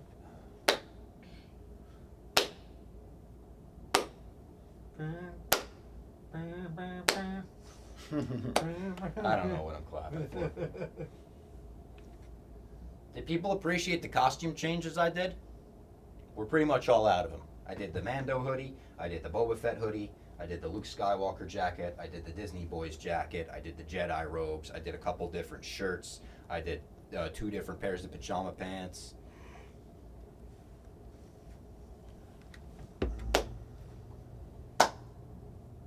When I'm bored, I might just start clapping. Oh. Someone? No.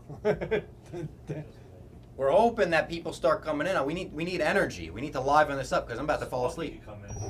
Sparky, we were talking about Sparky before he come in and sing his stories. If you don't know Sparky, and if you're watching a Star Wars stream, you probably don't know Sparky. He works in our building. And he comes up and he sings songs for us, but particularly 2 songs that are his own. One of them he says, Play with them toys, play with them toys. Them toys make noise, them toys make noise. And he comes in, he sings us this song a couple times a week maybe. We've heard it 10,000 times over the course of a couple years. He's a great guy though. We like Sparky. Nice guy. Works hard. I'm a big fan of Mama. Yeah, that's his other one, Mama. Yeah. Mama and Toys. Those are his two hits. The movie 12 Hours In did not help staying up, said Kana G. You're probably right. You're probably right about that. Also, I want to know, is your name Kana, which I think is a cool name, or are you doing like a Boston accent Connor? Like Kana.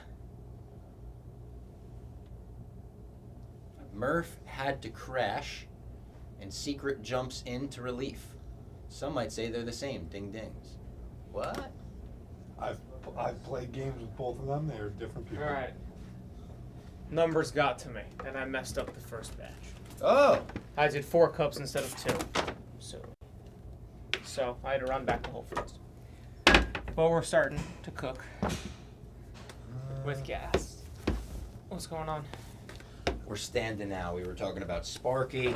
Sparky's here. We talked to Clem for a little bit. That was nice. Dan may have just went to get Sparky. And I don't mind if he did. We'll have Sparky sing his hit song, Toys. He's coming up? All right, Sparky's coming up. And I will wait to turn this on. He's on his way. Sparky's on his way to the stream. Should we start cooking until he... Yeah. Oh, here he is. Move this. Let's get him in front of a mic. Or that'll pick it up. That'll pick it up. All right, that's more of a battery consistence. It was just liquid before. Oh, Sparky! Morning, man. How you doing? We're live. We've been live for 21 straight hours in this room. We're talking Star Wars. You like Star Wars at all? Yeah, a little bit. Yeah? You fuck with Star Wars? A little bit. You want to get on camera so that people could see you? What we gonna do? You want to give them a little something toys? Maybe some bars? Oh yeah, that's what I want. Make sure they can see. This is the camera right here. I want to sing a song about my mom. Okay, I love it. I love it. All right. You can go? Yeah. Mama, mama, mama, come home. Mama, come home. Things ain't right. Things ain't right. Mama, please come home. Mama, come home. Yes, you changed my life. Part of my life. Mama, come home. Eating right. Mama, come home. Things ain't right. I just understand from wrong to right. Things ain't right. Mama, come home. Mama, come. She left me right here in my life, but I'm eating so right. And like, yes, I feel so good. In my life, peace. Yes, thank you, Sparky. Great stuff. Great stuff. Thank you. Sparky's the man. We love Sparky in this building. Thank you, man. I love y'all. Of course. Love you. Love you, Sparky. Love you, Sparky. Bars. Oh, he's giving an encore as he's leaving. I love it. All right, where's that extension cord at? Right underneath you. Rate the smell of the room. Honestly, I don't think it smells that bad in here. I brought like deodorant because I was like self-conscious that I was gonna smell, and I was like, oh no. Same. I've been firing it on just to be safe. Wow. Sparky, what a talent. Someone said, just woke up. What in the yak is Sparky doing here? Alex, that's a funny comment. That's good stuff. All right, we got some maple syrup. We're going to make some blueberries, Star Wars. Those are fucking fire. That's cool. What? Just the mold. I didn't realize it was like that. Like, just let this start heating up. if we burn this room down, that'd be a crazy end to the stream. No ebony bars from Sparky. No. Not You're singing today. a respectful song.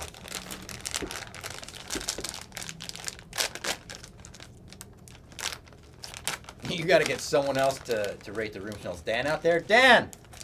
Can you come in here and rate the smell of the room? When I first walked in, I was going to say something that like, smelled something? Yeah, but not smell. It's like a gym, like a sauna kind of. Like Oh, it's like a gym or a sauna, he says. That's a bad sign. Back there's on fire. Yeah, it's hotter in here than Yeah. out there. Yeah. But All right. The chat, we said it doesn't smell that bad here, and the chat it was like, doesn't you smell need an bad, unbiased there guy. is a smell. It's a. That's not. I don't love hearing that. Doesn't smell Yeah. bad, but there is a smell. Makes me feel bad. We gotta get some Axe in here or something. Spray Axe all over the office. Marry, fuck, kill, Duel of Fates, Mustafar, Last Jedi Throne Room. Ooh. You put me in a corner, Eric. You put me in a corner. Of course I'm killing the Last Jedi Throne Room after that.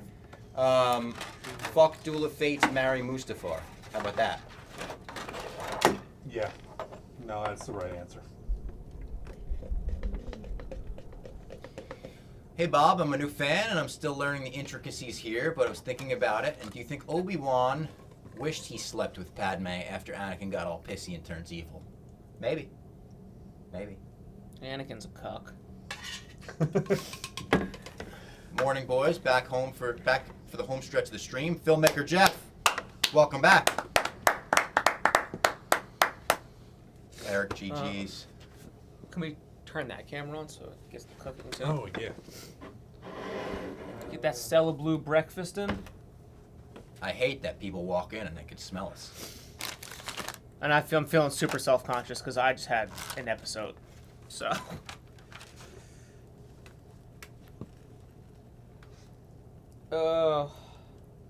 That's because they're just swinging them wands during Mustafar. It's a decent point. But they're kind of doing the same in Duel of Fates. Yeah, it's perfect. I need to get like a fork to flip this. Bless you. Yeah, that was. I stifled my show there. Now I'm gonna. Is that hot? Is that hot? Seems hot. It's steaming.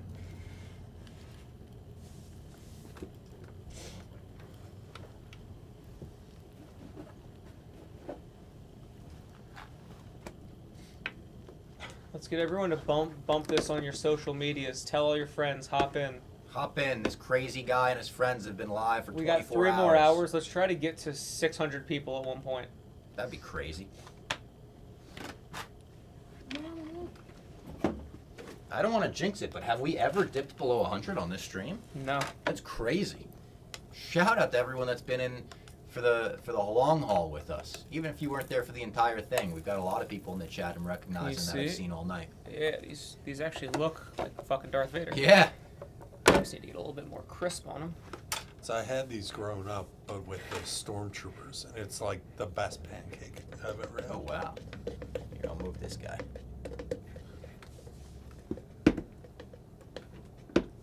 Make sure my coffee doesn't spill. My wife just texted me, got a great night's sleep.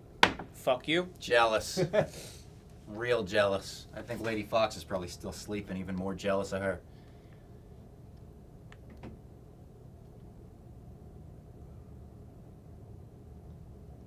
Let me check Twitter. I haven't checked Twitter in a long time.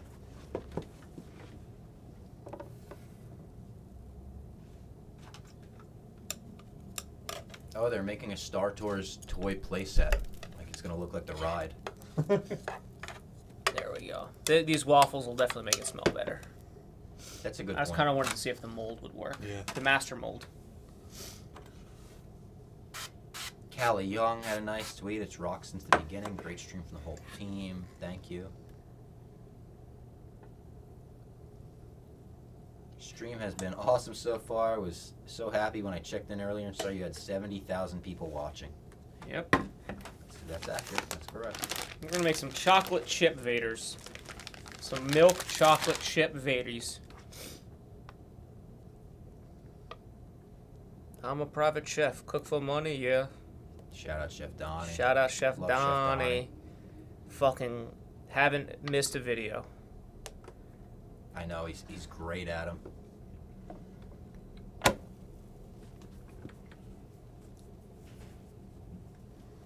Those are some fucking good chocolates if you guys. Yeah, damn. Let's see how this is.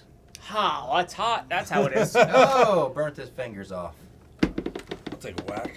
This video of me dunking my face in the water is ridiculous in a very funny way. That's a pancake. That's a good waffle. Waffle, not pancake. Don't want to get the chat mad. It looks like a pancake. Yeah, it's effectively a pancake. The mold is like this thin. Yeah. It's a very, very thin Jin Jar Jar Binks. What kind of breakfast do Jedis eat? Ooh. I don't know. Is it in the BB-8 book? No. Senator. Some boring shit, I'm sure. Something really boring, I think. I mean, Anakin is shredded in Return of the Jedi. Yeah. Or Revenge of the Sith. Grains and fucking lean meat. Sand. Probably eating Beskar. Or what's the? My brain also fully not working. No, mine's gone. It's gone. You shouldn't even be operating heavy machinery over there. I will say the woman at Whole Foods, no free ads, said she was like talking to the person next to her and was like, "Yeah, I'm going to see Revenge of the Sith tonight." Oh, I didn't even think it was still in theaters. And then the other one said, "Do you mean Return of the Jedi?" She said, no.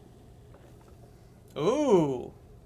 The dark side. Oh, nice. We gotta see the dark side. I gotta time this next time to know. I gotta stand up again. Whose horse is that? Nick's. Oh, yeah. Nick bought it for, I think, a derby party, right? Yeah, it was a derby party a few years ago. And then it was just sitting in my apartment for a long time. My girlfriend said throw it away, and I was like, no, it's a horse. sick horse. I can't throw it away. So it's just been in the background of Barstool videos now for like 2 years. Who X's? One of the bands I interviewed was like, is that horse? Like, is that famous horse? Oh, yeah, no. We don't remember. Was it Grayscale? No, yes, it was. Because then they thought it was Mr. Ed, but then they really thought it was a different horse from the internet. Yeah. All right, that's not as bad of a. No, that's good. Chocolate chip. It's got a nice little mold to it. Star Wars Holocron, character of the day, Cad Bane. Shout out Cad Bane. He's been a sick addition. So great. I can't wait to watch his episode of, I don't know if it's one episode or more of Tales of the Underworld, but Ken Jack said it was great. Was he like Legends first, and then they brought him in? No, I don't think so. I think he was straight Clone Wars creation. That's, yeah. Filoni is. I'm going to go grab another drink from out there. I'll be right back. Enjoy watching Jake make some ASMR pancakes. Is that a little bit to the other side of Vader's helmet? Put this mic right up on it. Yeah, get that sizzle. That sounds like when they put the Vader mask on Anakin in Revenge of the Sith.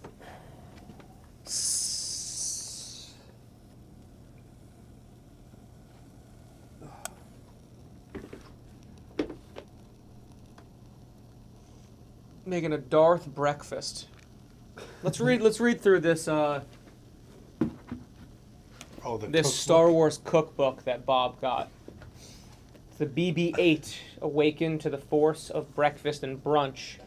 The funny thing about this is that it's literally just food that they named after Star Wars things. Yeah, and there's a few stretches. So let's start with Kylo Renegade Fruit Bowls, which is just a fruit bowl.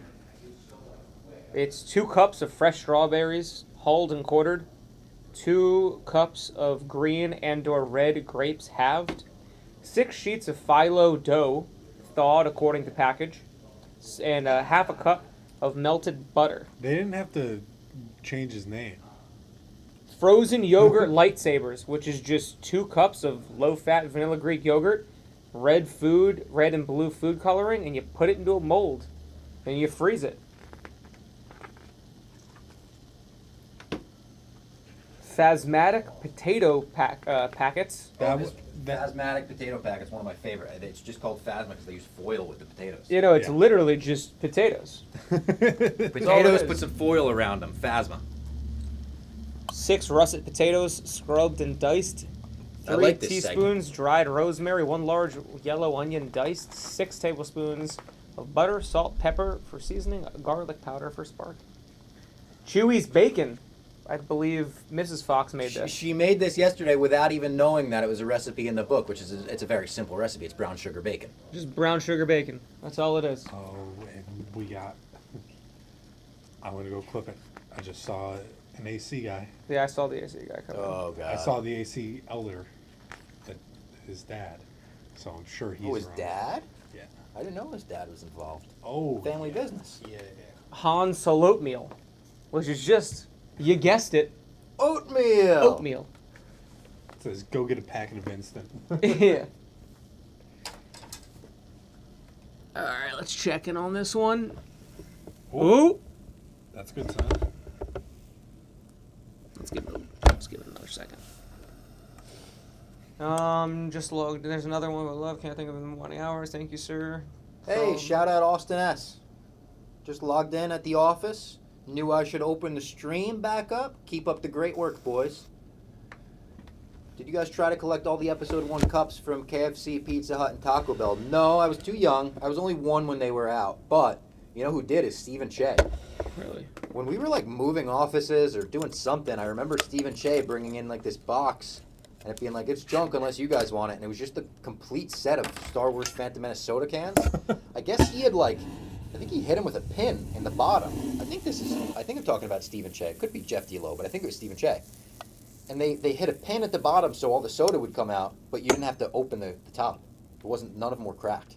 Interesting. When do you think they knew that they really had something with like the toys and the merch and all that? Almost instantly, I would say. Let's make some blueberry ones.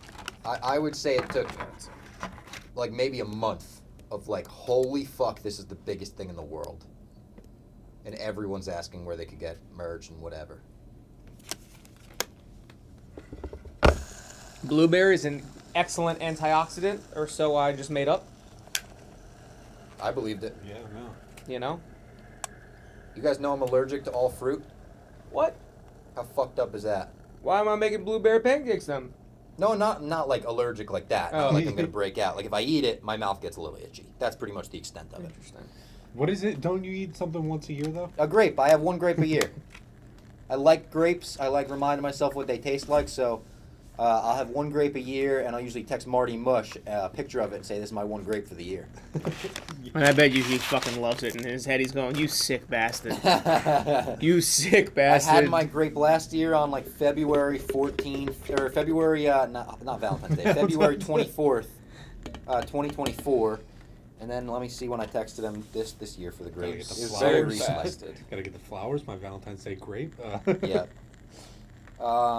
Just had my 2025 grape. I had mine on April 15th. Have you ever gotten a bad one? Well, yes. And you get that at that point where I'm having 2 grapes for the year. I can't end the year on a bad grape. I want that grape to have a little snap. I want it to be firm. I don't want it to be too gushy. Grape day. They're saying early grape day that year. It wasn't early grape day. 1 year grape is LOL. Shout out Married Mush. Shout out Married Mush on his honeymoon right now. Looks beautiful. Shout out Married Mush. I gotta step outside for a sec. The smell's getting to me too much. The smell of the pancakes? Uh-oh. Can't stand the kitchen. I'm gonna stand right here though. Eat a pancake. I'm on Eat a stream pancake. still here. I'm standing here and I'm fine. The smell is too much. But I'm glad we have the smell going. Because I don't want it to smell like a sauna or a gym. Yeah, the boys have been... There you go. Who'd have thought? You ever think Erica Nardini would have thought this would be going on in her old office? Oh my god, that's funny. I didn't even think about that. Erica's old office. 24-hour stream of nerds doing nerd shit. As she probably would have wanted. It's also way cooler. No, yeah. It's crazy. Yeah. This is a big difference. Yeah, this just doesn't work. Yeah, no, we did it the whole thing. This is great. I was gonna say, should we have done it out there? Like on a rundown set? Probably. I didn't even think about that. Probably would have been nicer. Actually, no. This felt like more Basement. Basement, yeah, exactly. Yeah. It had basement vibes. All right, let's get the reveal. Ow. Big reveal coming. Big reveal coming. The blueberry guy. Let's see how the blueberry looks. Oh, just at the top. We're gonna give it another second. Chef Donnie's big thing is don't touch your food. Let it sit. Let it cook. Why interrupt? You know? You don't in the middle. At what point do you interrupt? As a cook, that You know when? anxiety. You know when? When the song is done. See, that gives me anxiety. When the I song want a is specific done. Recipe, 2 minutes, 15 seconds. You leave it on there, not a second long. You can always time it. I'm going off feel right now because I can't even feel my legs. That's what I mean. Going out off field gives me anxiety if I want to be cooking something. Just a pinch of that, just a this or that. Yeah. Chefs love that shit when they're experts. Yeah. Expertise. They put it. It is so much. It's probably like 10 degrees cooler out here than it is here. Ooh. Oh, looks pretty good. Looks pretty good.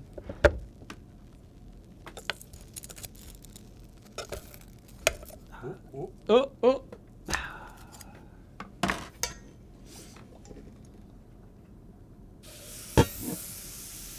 Ooh, that might have been a little overflow. Oh, your dark side is showing. Star Wars way of saying you're bad. Uh-oh. Hey, we all deserve a couple calories here and there. I'm like feeling fine because right now my body's like, yeah, you should be awake. You should be on the Long Island Railroad going to work. I feel better than I did a few hours ago, for sure. Yeah. I really thought more people would be in the office. Nope. Well, Bet Gala. There's a lot of people traveling. There's a lot of people at the Bet Gala. That's definitely why. Cut to a 10:30. Unreal. Dan put on a Screen Crush and/or breakdown out here. Wow. Oh, nice. In the spirit, Revenge of the Fifth. It's not just May the 4th. We celebrate the Revenge of the Fifth. Let's hear it for the toys. Are you a Star Wars guy at all? No, Dan's not a Star Wars guy. Oh, you watched all of them once, though? How recently? Oh, so you did do it. Yeah, you all like the new ones, too. Yeah. Let's hear it for the boys. So here's the thing about cooking cakes. Cooking what? Cakes? Cooking cakes. Oh. I just got one of my newsletters, top 50 podcasts. Okay. Q1. My Mom's Basement? I think it might crack it. I tweeted once, I took the pod track rankings, and I just blurred out one that I hadn't heard of and put My Mom's Basement in its place, like the number 3 podcast in the world over Joe Rogan. Yeah. And I tweeted it out My Mom's Basement is the number 3 podcast in the world this week. We even beat Joe Rogan, some obviously fake thing. The amount of genuine congratulations I got made me feel bad about tweeting. People were like, you deserve this, you worked so hard for that. I was like, guys, I'm not bigger than Joe Rogan. What are we talking about? It's because it's the dead internet theory. It's that none of these people are real. None of what people are real? The internet. There's a dead internet theory that everyone on the internet's fake? You should look into it. It's 70% of the internet's not real and it's all bots, and it's a lot of AI invented bots. And now people are training AI to create AI bots for them so they can make Twitter Blue money and stuff like that. And they're becoming sentient. Yeah. So they're going to overtake the internet. Oh, I hate that. There's whole pockets of the internet where bots are just talking to bots and no one will ever see it. It's just ripping through server space. Yeah, it's fucked. Yeah. That's fucked up. You know what? Hopefully everyone in the stream was real today. I mean, we were getting real money. Hopefully. We're watching you if you were fake. You're not invited to the next stream if you were fake. But if you're a real person, you're invited. All right, here's what I'm thinking. 10 more seconds. Yeah, give it 10 more seconds. Let it cook. That's Let what it I cook. say. Say it on the internet and it's real. Simple as that. You're right, filmmaker Jeff. How do I know you're not real? How do I know I'm not real? Nope. You know? You ever think about that? I'm too tired to think about that. It's way too much. Too deep for my brain. Taking a nice hot long shower and you go, what if this just isn't real? I can't even describe the difference. Oh no! It's a catastrophe. No, it's Mustafa. I'm treating him like Anakin on fucking at the end of episode 3. Just Emperor, just. This is crazy hot. I have a nice cool breeze moving through everything. I feel like I smell like absolute dog shit. Yeah, now I'm like, fuck. Now I feel like I smell like literal asshole. I feel bad for the Uber It smells not bad. Like, I think the pancakes smell not bad. That was an unfortunate situation, chat. Really wasn't looking to 205? We gotta start. 205. I gotta tweet some stuff from Robbie's account once we get these cakes going. 205 left? No, concurrent. Oh, concurrent. I was like 2 hours, 5 minutes. No, we have More 2.5 than that, right? hours. Yeah. 205 in the chat. Make sure you like the stream wherever you're watching it. Thanks for being here. Thanks for tuning in. I'm standing outside of this room because it's hot in there, and the smell of the pancakes is making me woozy. But I'm on stream. Okay, that kind of fixed it. Watch me still. Oh man, oh man. Son of a bitch, we just lost power. Son of a bitch, we just lost power.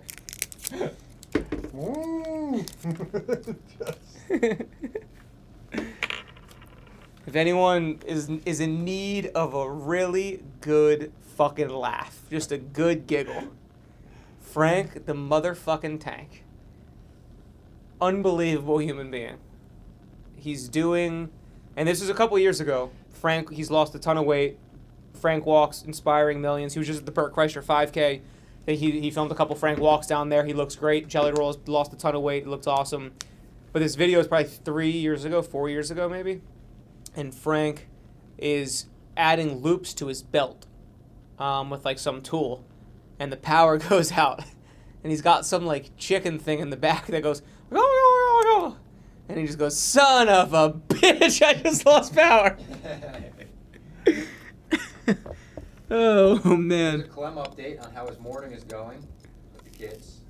He just tweeted out, AJ asked Alexa to fart 34 times. Ooh. Which she did instantly on command. Fucking dumb robots. Idiot robots. I should probably do a little olive oil. A little spray. A little Aperol spritz. They're going heavy with marketing for the Thunderbolts, kind of spoiling the Astrid thing. There was a tweet that's kind of going viral I saw that was like fuck me, I guess, for not being able to see the movie 5 days ago. Yeah, they're going heavy with it now. That's like psychotic. Yeah. What part of the stream are you boys gonna bullseye some womp rats? Well, We got no womp rats, no, we got rats in the city, but no womp rats. it is crazy I that don't want to jinx it. I feel like we haven't had rats in our office in a while. COVID hit and the rats went away. Yeah. Because we used to. I remember there was. Yeah, more mice than rats, but we had. The desk that I got like a year ago hadn't been, the drawers under it hadn't been opened. I opened it, there was a hoodie in there and it was just covered in rat shit. I just closed it, locked it. Never touch it again. Never Throw away opened the that key. again. I was like, that's just not, that's in God's hands. God's hands. I did ask somebody, I was like, can we get somebody to come clean this? And they're like, you want to do it? I'm like, all right, no. Like, so it seems. Let me see. I'm gonna see if I got anything Star Wars in the bin under my desk that I can show off. Let's hear it for the boys. What?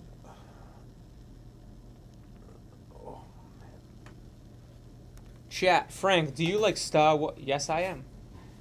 We did watch the Disney Boys earlier today. Or I guess, yeah, was it earlier today? I don't really know when it was. Technically, yes. Technically yesterday. And when Frank is just, they're rough and rowdy and Big Cat's like, Frank, you're a Star Wars fan, right? And he goes, yes, I am. And they just left him. Maybe part 2, who knows? Bob's bachelor party.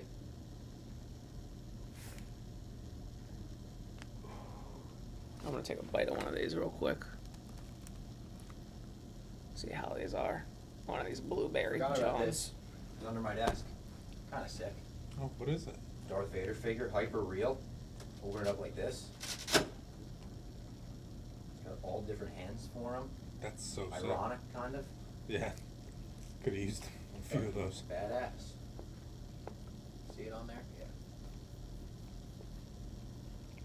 I don't know. Just thinking of random Star Wars things I could show off.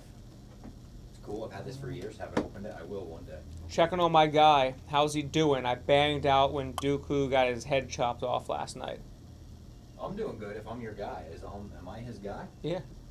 If your guy's Dooku, oh no. Hey, I'm doing good. Thanks for checking in. I'm gonna go put this back on my desk. Yeah, Thank you. the check-in on Frank later in stool scenes. Diabolical. Yeah. Look, that was a Zoopies special. Zoopies, a beast.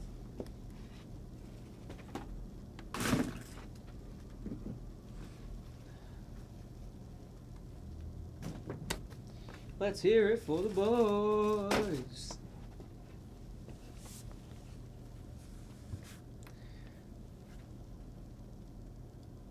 Yeah, poor Frank. Yeah, but Frank is still, he's in good spirits still. He's a good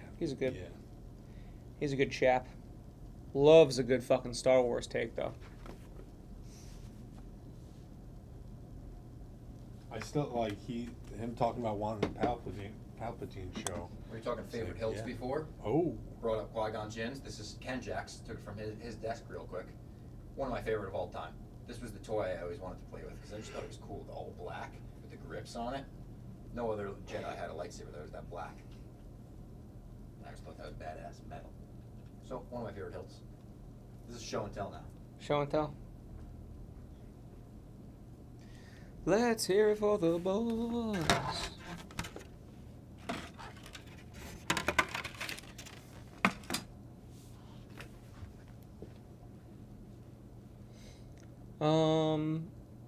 I'm trying to think what else is going on. Let's see if anything. Has Star Wars released anything new today? Something was going on at Disney World last night. Star Wars. Star Wars.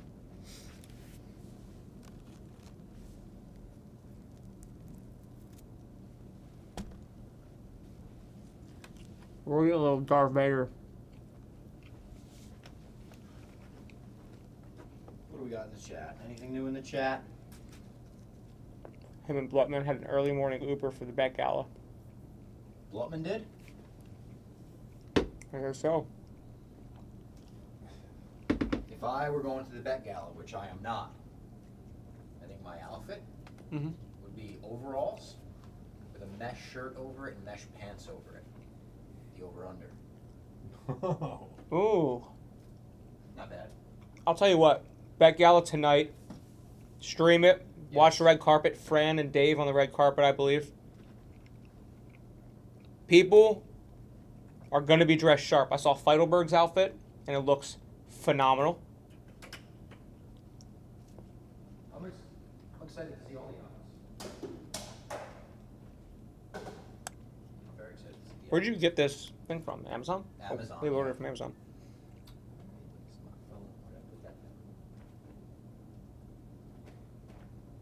My phone in there. Do you see it on the couch? I do not. All right, chat. We think this has been on for long enough. With the bet gal in mind was Robbie at the Robbie was prime suspect for the Duncan Awards. If memory recalls, I don't think that our young Padawan dressed to the T. Pop-Punk's first performance. Actually, if you go watch the 500th episode of Stool Scenes, there's a lot of good lore behind that. The finale, some call it now. Nick and Dan are ready. If we want to send Nick the link. Yeah, perfect.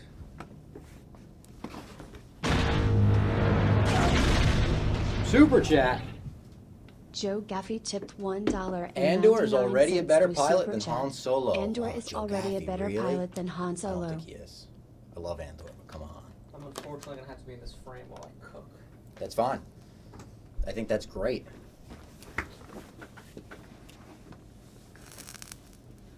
Mickey Fox thought about it. Hybrid Theory by Linkin Park is Def, the album that describes Anakin in Episode 3. Oh, great pick.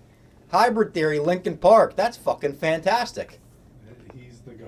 Like, Mickey, that's unbelievable. So good.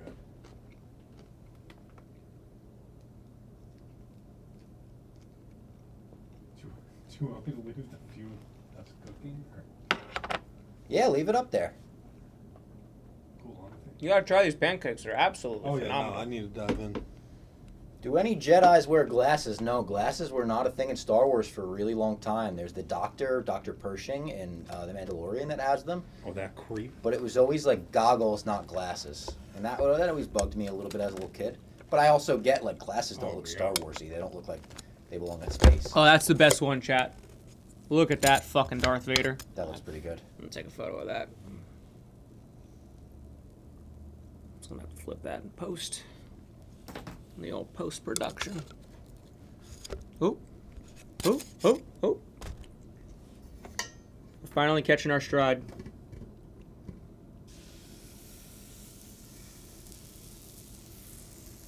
Let's just do a plain one. Bob's been having a tough tummy. I don't know if I'll be able to eat it. Alright, then we're away with the chocolate. No underwear in space either, David Snyder says. True. Yeah, that was a weird. Yeah, it is weird. When Carrie Fisher told the story about that, it was like, was George just being a little creepy? I don't know. I don't want to slander George's name on a beautiful day like today. I mean, half these directors are obsessed with like feet and shit. Yeah. Alright. We got him? Got him. Send him in. Back up. There he is. Hey. Nick and Dan. What's going on, guys? Good. We're pumped about talking Star Wars. Do we have an echo? No, it sounds pretty good. Oh, okay. What are you playing, Battlefront? We were playing Battlefront, yep. We've been plugging the Stella Blue all night. We were supplied and energized by Stella Blue. We watched some Star Wars movies. I built a Star Wars Lego set, over 1,000 pieces. It's been a really good time, Dan. Honestly, you would love it. The thing about me, I love Star Wars. Return of the Sith is my favorite. And then second favorite is...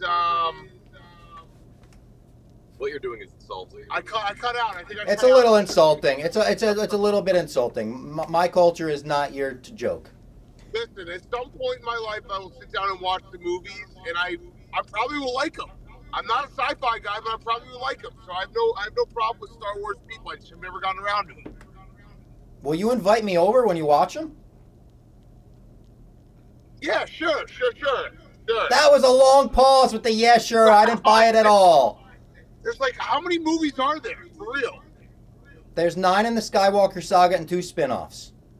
Oh my God. What's your favorite, Nick? I like Rogue One. Rogue One.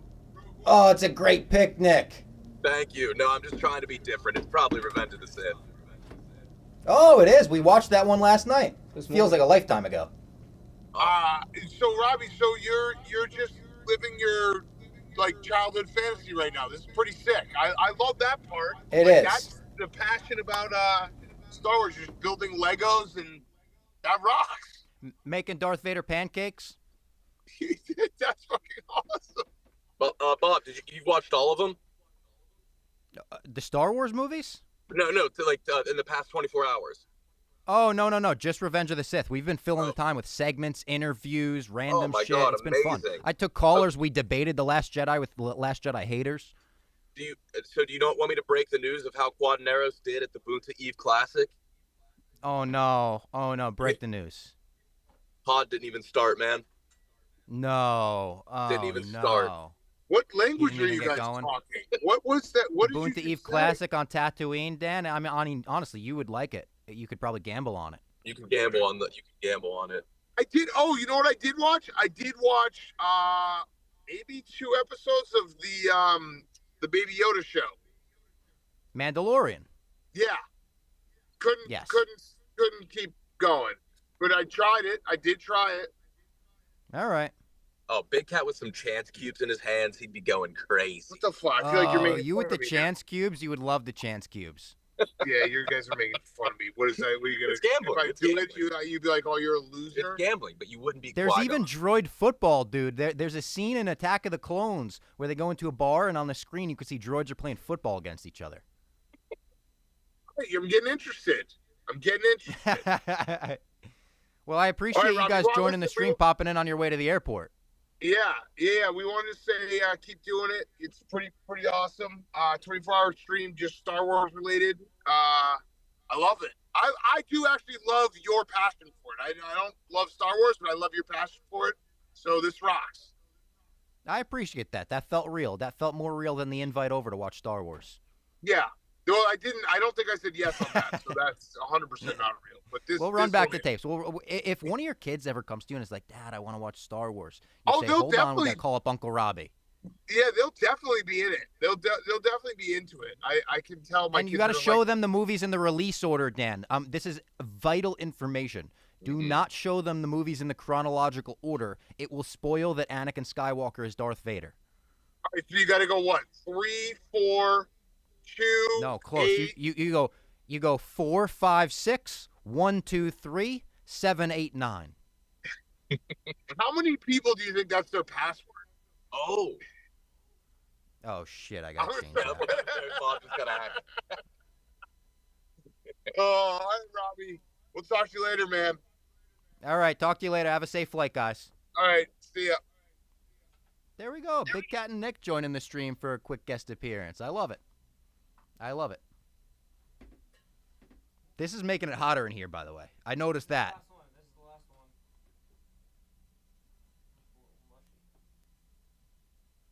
This will be a crepe. A crepe Vader. Crater. How do you say a very thin pancake? I've never had a crepe. I'm allergic to most fruit. I feel like they usually put fruit in those things. Strawberries and shit. Some chocolate in there. I'm allergic to chocolate too. No, imagine that. I mean, I look like a guy who could be allergic to all that shit. Star Wars fans, again, it's Star Wars fans. Acid reflux, allergic to random shit, bad circulation. Oh, you Bubble Boy Bob then. Hmm?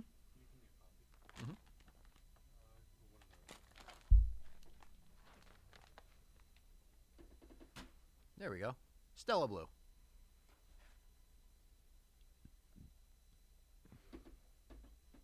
I gotta step out again. That smell is really making me woozy. Do you want me to? I could flip the camera around to myself.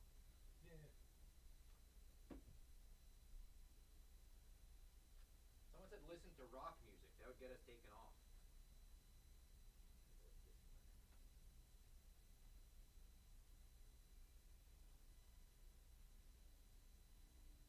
Still in there. I just need to cool. It's a sauna in there now. There's Mustafar in there. With the pancakes going too. I gotta unzip this too. Pull the camera off. Boom. How did that camera off? Did it fuck it up? Your head's completely out. I'll pan up.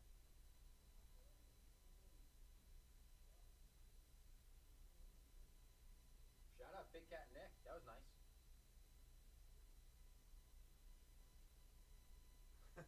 Ben Quadraneros is still. Oh, this is funny. Lord David Snyder just tweeted, Clem, did you give the all clear for Big Cat to enter the basement? Or because this isn't the basement, it's okay? Big Cat did get a ban from the basement. I forgot about that. Clem banned him from the basement when he eliminated me from surviving Barstool. And I believe the ban was, we said, we'll never go on Pardon My Take. And they'll never come on My Mom's Basement. But they're doing a nice thing. They sponsor it, you know. I'm sure Clem will be fine with that.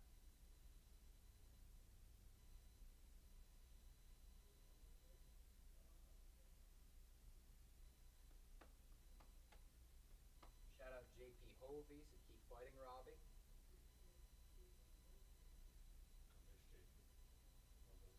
I love those guys as well. Great guys. Let's see, I'm pulling up the chat right here as well. So I'll have the chat on my phone. Ooh, I see the Mostly Sports Cinco de Mayo murder mystery is scheduled for 11 a.m. Exciting stuff there.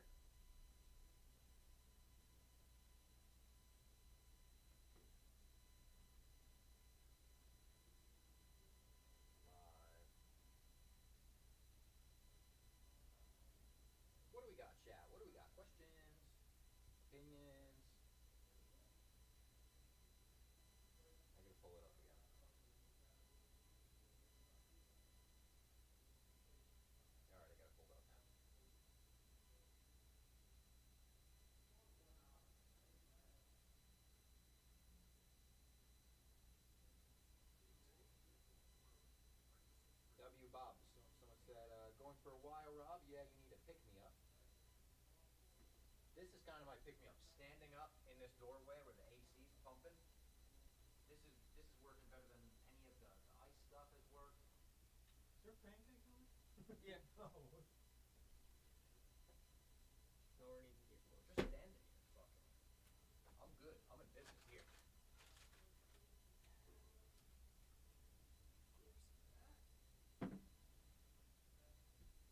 They said, Robbie, can't hear a word you're saying. Sorry. Oh, you spilled on your computer a little. Just a little water. It's all right. Oh, yeah, I shut off that.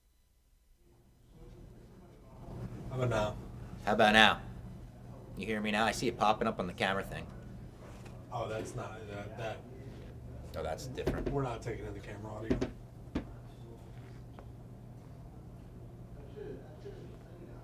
Good man, Robbie. Any thoughts on Daisy Ridley's character? I actually love the character of Rey. I know what they did with her in Rise of Skywalker. I wish she was a nobody. They made her Palpatine. I'm okay with that, actually. I'm okay with it. I think it makes a cool, like, House Palpatine, House Skywalker fucking feel in Star Wars. I'm okay with it. Can hear you clear. Good. Do you think the Urso family will appear in Andor this season? Mads Mikkelsen rocks. Would love to see him again. I would also love to see him again. My gut instinct says no. My gut instinct says Andor didn't have relation with the Urso family before Rogue One.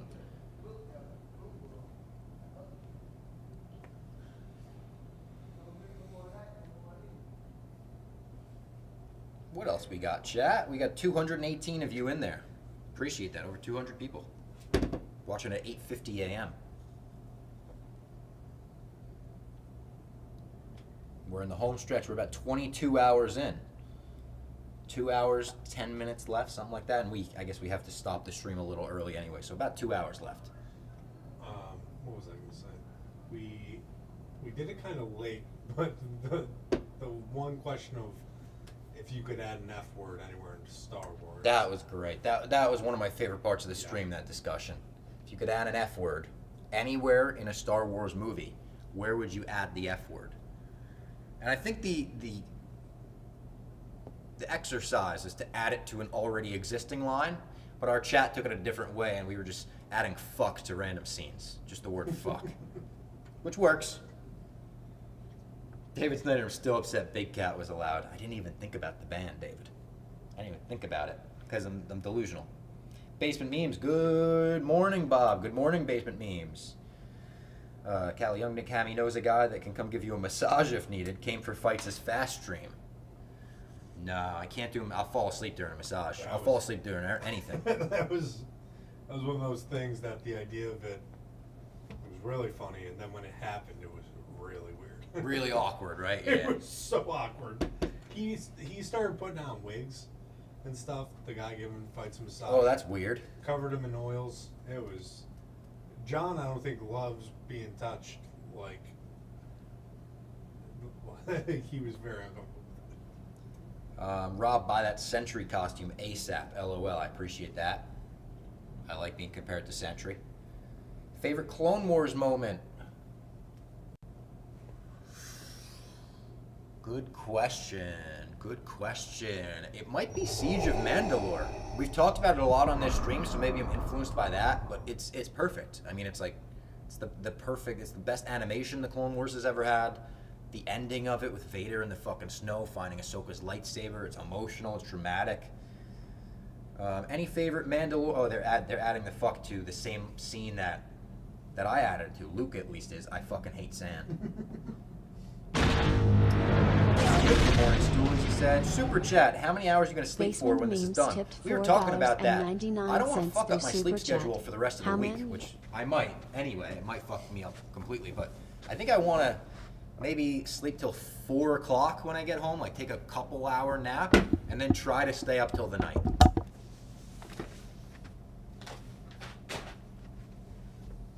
How long does this go? May the force be with you. We're going for about 2 more hours to hit 24. F word from Ben Quadraneros when his body won't start. That'd be good. David Snyder, can we put up a poll about the Katie Sackhoff comment? I'll volunteer to be the horn dog in the 2%. I don't know what that is. I don't know what the Katie Sackhoff comment was. I'm interested.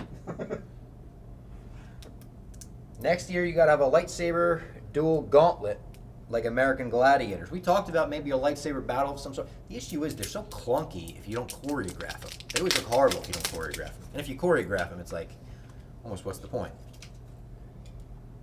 When Anakin says, "You underestimate my power," Obi-Wan should say, "Don't fucking try it." I don't hate that. Don't fucking try it. Like he's a dad. He uses the finger point too. Listen here, motherfucker.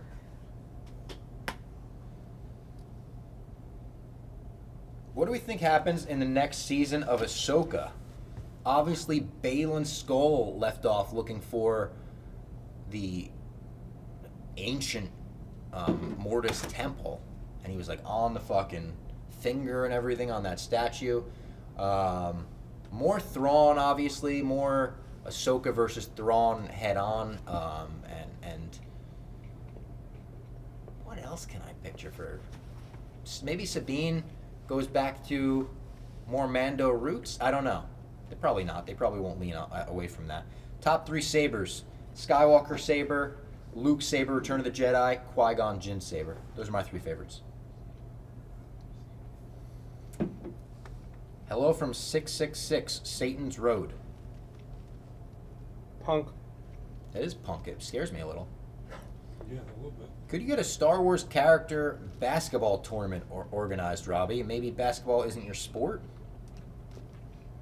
Would you mean like a bunch of people would play basketball dressed as Star Wars characters? I can't like call up Han Solo and be like, "Do you want to play pickup today?" Or like a fictional. But basketball's not my sport. You're right about that. Horrible basketball. Or like a fictional debate, like the Lights Camera used to do. Maybe a fictional debate. Yeah.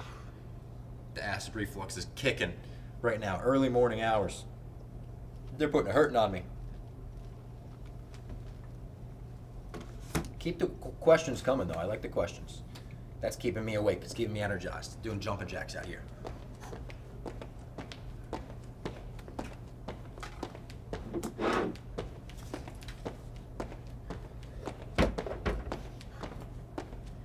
Oh, Andrew Joven, good question. What do we got? Maybe a dumb question. Has there ever been a Wookiee Jedi? There has been in The Acolyte. Check out The Acolyte. I mean, you don't get to see a ton of him in action, but he is a Wookiee Jedi, and I kind of like him from that, too. Played by Junis Sudamato, who we discussed earlier, was a basketball player at Penn State. Now he plays Chewbacca live action. He now plays kind of all Wookiees. I don't think he played Black Chrysanthemum, but he plays a lot of them. There's also the, is it Gunji? The young Wookiee one in... oh, you might be right about that name in Clone Wars. Genji, maybe, or something, yeah. And then he was in the Bad Batch. I just watched that one. Luke says, would you want to see Sam Witwer in a live-action Star Wars role? If yes, what role would he play? Yes, any role. I don't think he would come in as Star Killer. I don't think obviously he's not playing Maul. Give him any role. He'll sink his teeth into it. I have full faith in him. I'm here for Nigerian political talk. Throwing it back to the early hours of this stream. I think there's been a Wookiee Jedi in the comics. Correct about that. What would your Sith name be? Darth?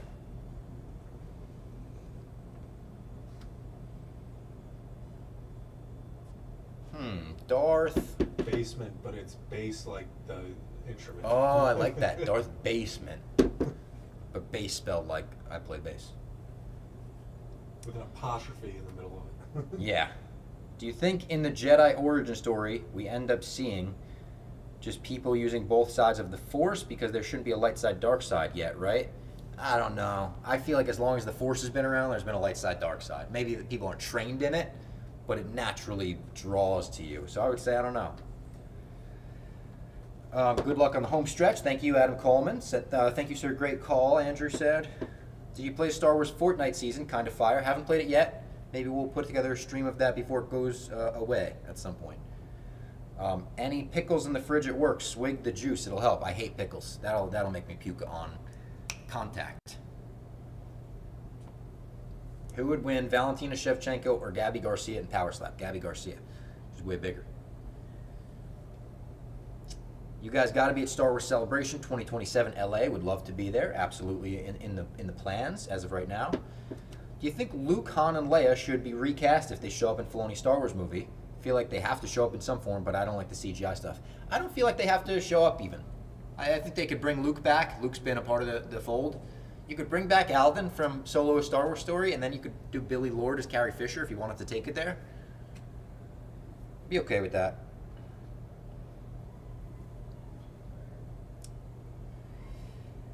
Have you got another Disney trip on the cards, Robbie? Not yet. It'll happen at some point, but we don't have anything in the books.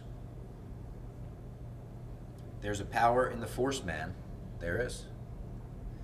Could there be a quick Star Wars themed Daily Dozen? Could be really fun. Not Daily Dozen, The Dozen Show. No, it's too late for that, for sure, unfortunately. What do you think the general plot of Starfighter is going to be, and how do you think it will do? Was it Mike Forrester who said, when they announced it, his first thought was it's just Drive, but in Star Wars? Do that. A Starfighter comes into town, meets a lady, maybe her man isn't treating her too well, Mr. Steal Your Girl, kill the guy or something, get out of there.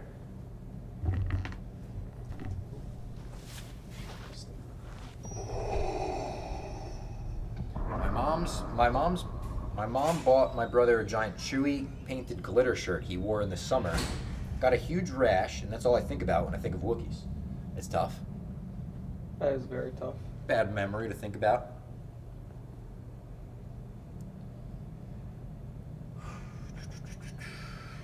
What else we got in the chat? Make sure to like the stream if you haven't already. I appreciate it, everyone. Got a lot of subscribers on these streams. That was awesome.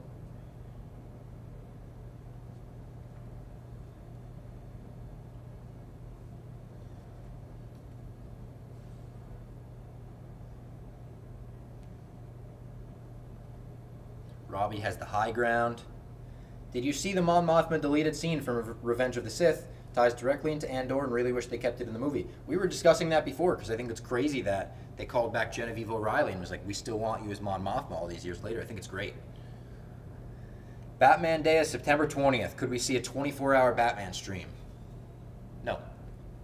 I love Batman, don't get me wrong. But I can't commit to a 24-hour stream 22 hours into a stream. You know, like, maybe in the future, but I'm going to say no.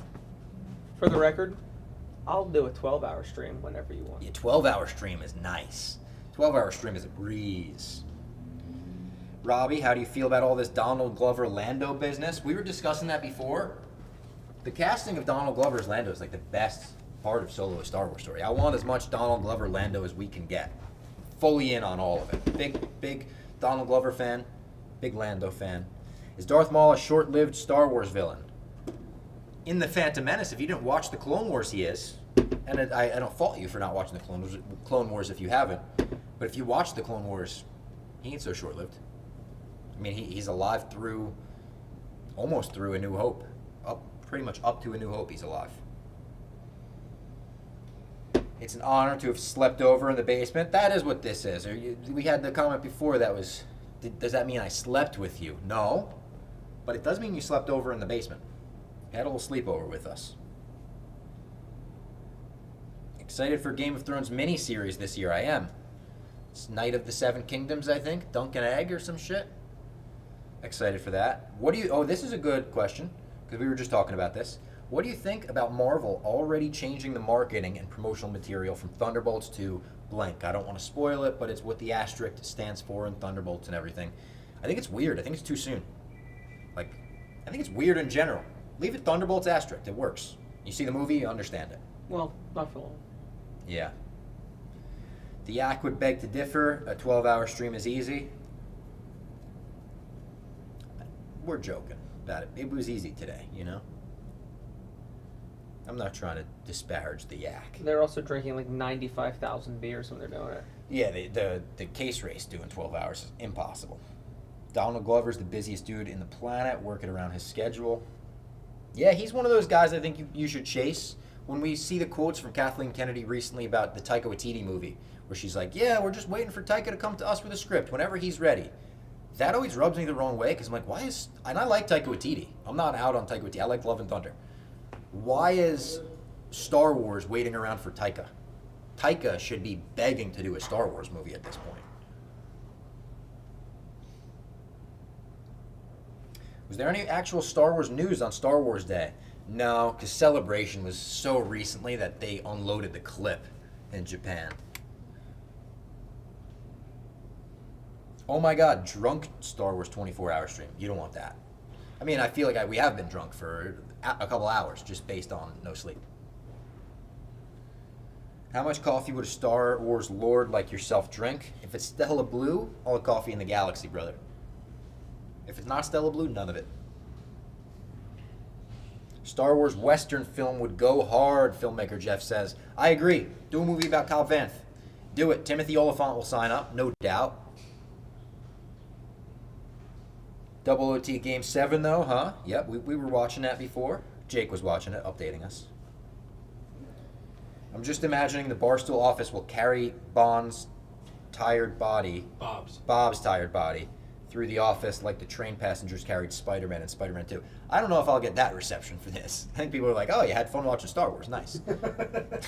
Dan literally was just like, oh, so you played with Legos, and which is a little demeaning. But and it's like, but that is what we did, yeah. We literally had a sleepover without sleep. Yeah, that's exactly what we did. This is a basement sleepover. Can we get one bing bong from Big Bob? Bing bong!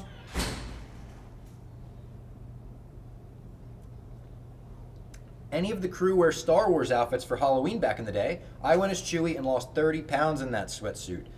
The only Star Wars Halloween costume I think I ever did was Jango Fett in 2nd grade. I was 7 years old. I'll pull up a picture of that. I think I got a picture of it. It was badass. I just wanted the Jango Fett costume and the blaster.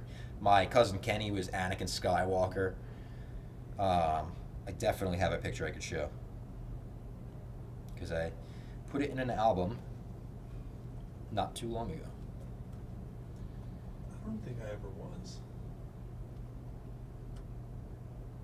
Maybe, I don't know.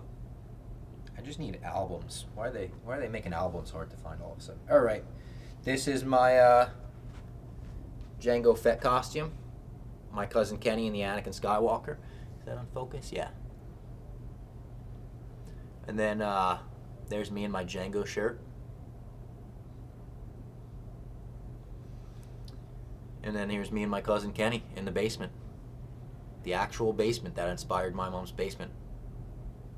He's got the Qui-Gon saber. I've got a saber that I think is supposed to be like an Obi-Wan type one. It was always one in the middle, and I kind of liked that it wasn't a specific one, because I was like, this is the Fox saber. Let me see if I type in Star Wars, if I have more random pictures I could show throughout the years. I bet I do. Let's see. More Star Wars pictures in my arsenal. Here's my Star Wars shelf at home. I think it's kind of badass. I don't know why there's dots on the screen. There's yellow dots, I think, are because I typed in Star Wars. But Star Wars shelf at home. Baby O Crochet from Erica Fleischman. Very nice. Pictures from Star Wars Celebration, our first one, me and Clem.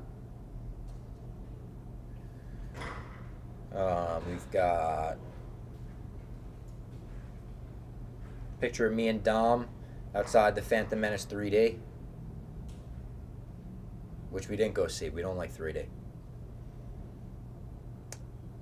What else do we got here? One of the OG classic arcade games. It was in every Chuck E. Cheese.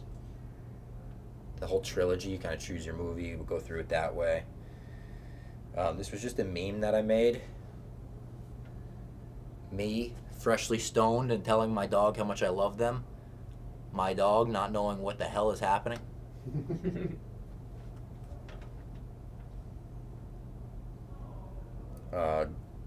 Mando cereal.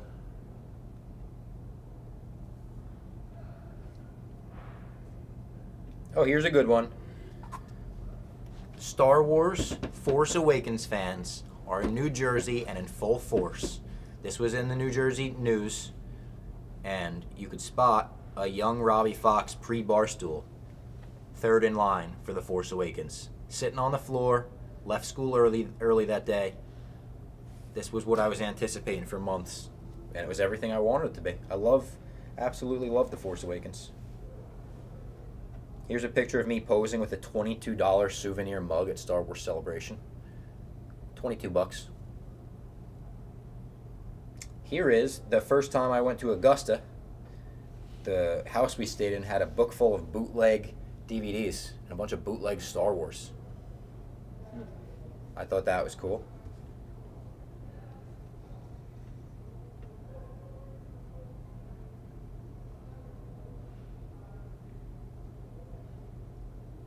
I don't have too much else in that when I just type in Star Wars, but when I go, if I type in like kid, I could find 100 pictures of me as a little kid, or I've got Star Wars things on.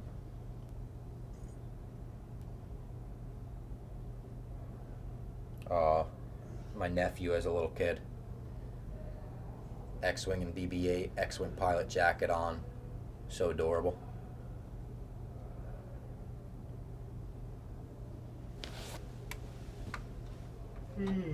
What else do we got? Star Wars. My brother and my niece playing with lightsabers when she was just a baby. Adorable. My nephew got the same backpack that I got. He wanted to be like Uncle Rob. Rebel backpack. Again, adorable.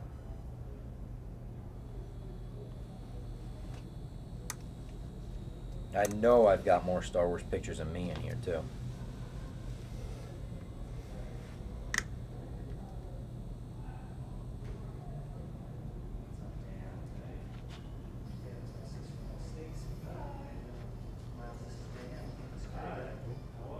Who's that? Pat.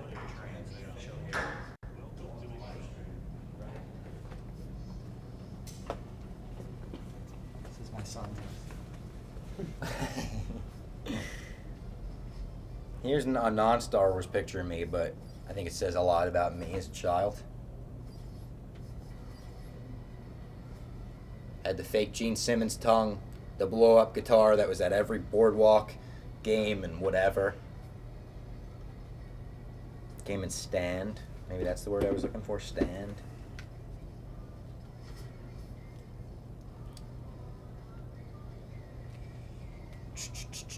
Alright, let me go sit back down. Someone asked, would you go back to short hair? Yeah. Not like, not crazy short, not like short like it was in, I don't know if I was just talking about. I wouldn't go back to short like it was in some of the early, like, Man on the Street videos we watched today. I think that was a little too short, but I'll go back to kind of a shorter haircut, probably for my wedding and stuff.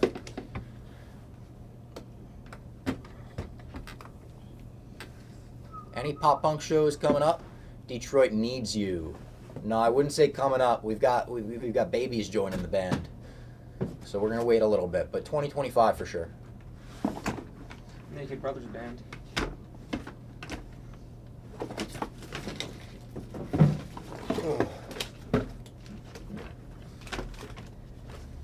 Growing the game, Robbie. Derek from the chat. Shout out Derek from the chat, fellow Commanders fan. Hashtag Grogu the game.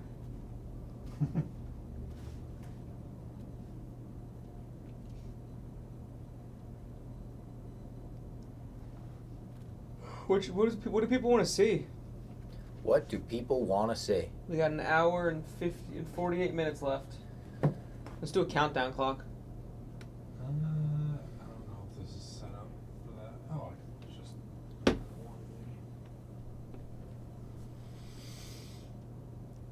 Should I try Lego Return of the Jedi? Yeah. Fuck it. We'll do it live.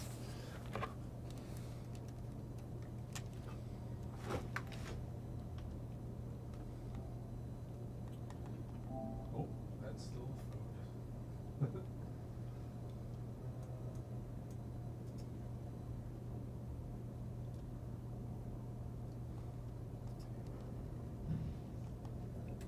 Don't listen to this. Don't sue us, George. Don't listen to what they're about to play.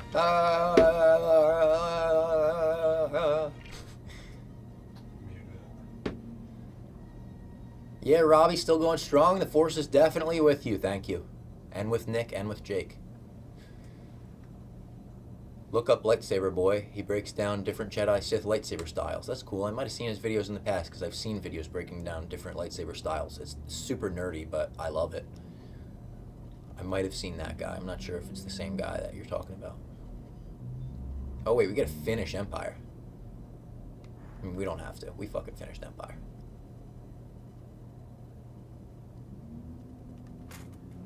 Jabba's Palace. Any Comic-Con moments, Robbie, that stood out? What character you went as? Who did you meet?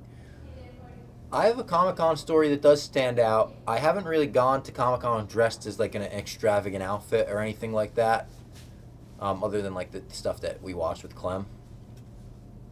My Comic-Con memory that sticks out the most is I went to Comic-Con with Trent one year. I went and shot a video there, and then like the next day I was like, all right, I still have the passes. Like, do you want to come with me, Trent? He's like, fuck it, I've never seen a Comic-Con, let's go. We walk in, we walk all around the Javits Center, had a good time, and then as we were leaving, we were like, oh, let's see, like, there's like the panel floor on the basement, let's see if anything's going on. We walk and we see there's like this door. It's almost like when they put the wall dividers up in gym class. They had one of those up, but there was a door that was just cracked. And if you've heard this story before, I apologize, I've told it on my mom's basement. It was cracked, and we were like, what do you think is in there? So we both sneak into the back of this panel, and there's thunderous applause. And as the applause dies down, I see Trent on his tippy toes, and I swear, it was like a record scratched in the room. He goes, oh, it's John Krasinski. And everyone in the panel heard that. We were immediately escorted out. They were like, you cannot be here. How did you get in? We pointed to the fucking cracked door. They were like, absolutely not. They were pissed, but me and Trent still laugh about that. As loud as he could have said it. Oh, it's John Krasinski. Appointment TV. Scoof's Mexican Star Wars is today too, right? Yup, it is, Dave. It's coming up right after this stream. The stream's going to lead you into it. About to start Empire and Lego Star Wars on my 360. Loved the stream.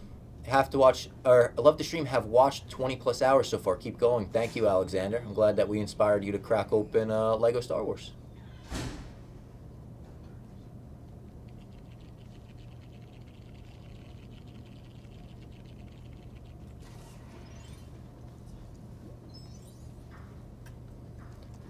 Oh boy.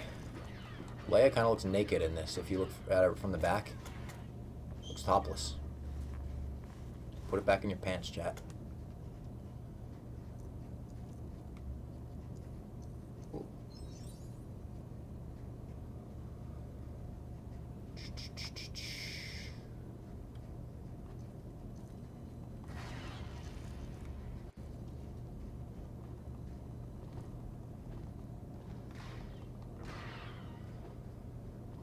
Oh my God, I can't wait to lay in my bed. I'm falling asleep right now. I'm going down. He's going down for real. I can't keep the eyes open, Bob. If you want to call it, I would not be offended. No, that'd be a ridiculous. I mean, we are pretty close. We are so close. That'd be so. Even though I have been up for 24 hours. I think I need another Stella Blue. Shout out Stella Blue. We love Stella Blue. The Bob Fox Gene Simmons tongue, the Jar Jar tongue sucker. That's funny. Revenge of the Sith, Cinco de Mayo. Bob's still going strong. That's right, Schmitty. Welcome back, Schmitty. Schmitty paid for our fucking rent. I like that. I feel like Star Wars has underutilized the Force for fight scenes. Any thoughts on that? I agree with that, but you know who I think they're doing it well with is, what's his nuts? Oh my God, how am I blanking on his fucking name? Rebels. Amon.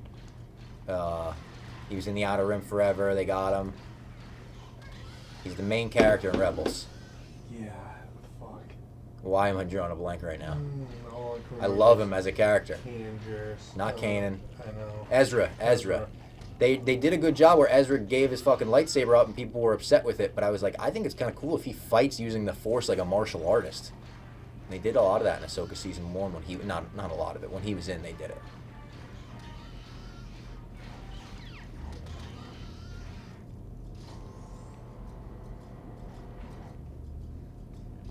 Alright, come on, Leia. Help me out here. I always hated those spiders with the little jar in the bottom of them from Jar Jar's palace, from Jabba's palace. If I want to buy some Stella Blue, is there a code that'll help support this stream? No. Tell him we sent you. Say I got the Stella Blue because of Bob and Nick and Jake. It's a great call. Would love to see more of that. It's good. It's good when they do it. It's cool.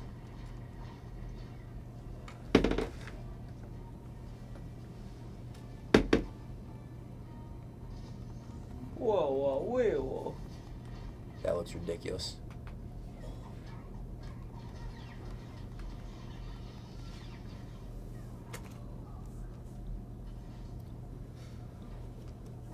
Ezra, yep, that's who we were talking about. You guys gave us all this for free. Feel like we've been stealing for years. Happy to help out. Basement lights on forever. That's really nice. Thank you, Schmitty.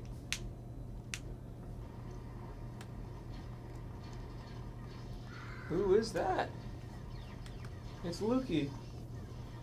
It's weird to meet up with him like that. Can I play him as him now? Yeah.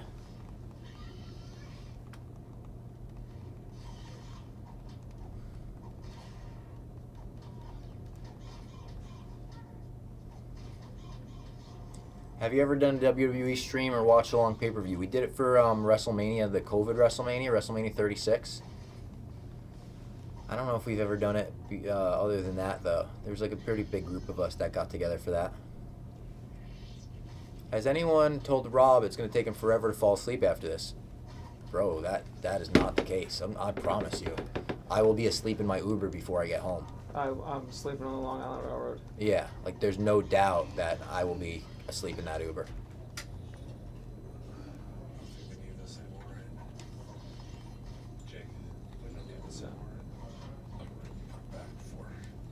Yeah, honestly, I'm gonna start cleaning some of this stuff up, so when it's done, it's done. Yeah.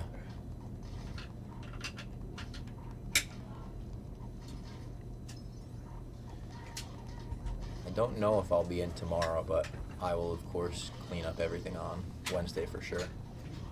Anything that's left. I just wanna be close to you. Bob better have a cameo in Mexican Star Wars. Cannot confirm or deny. You're gonna have to watch. Mexican Star Wars. Le Force. Le Force. Have you played Fallen Order? Just a little bit. Only a few levels of it I played. I know I should have. I know I should get back into it. Oh, we forgot to do the painting. Oh, we didn't do the painting. I don't have the energy to do painting. You can do that on another stream. Yeah. I'll leave that here. I'm gonna toss this out though. Yeah. We don't need that. So some of these extra pieces.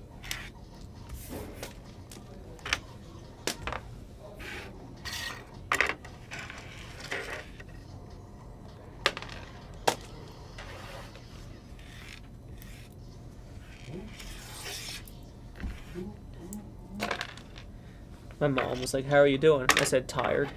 She said, "Well, you've been up for 26 hours, silly." I said, "I can't do this, Serena." I said, "Sharon, I can't do this." Greatest video game of all time. What game are you currently playing non-Star Wars? Minecraft with my nephew. Every now and then, maybe Call of Duty. But again, like every now and then, really. Do I play any other games?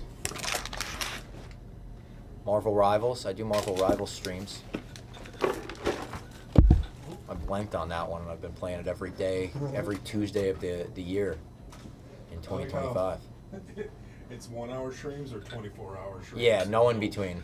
Do you have a favorite clone? We were talking about this before. My favorite clone is a bad clone because of his name and costume. I really like him. It's Commander Fox.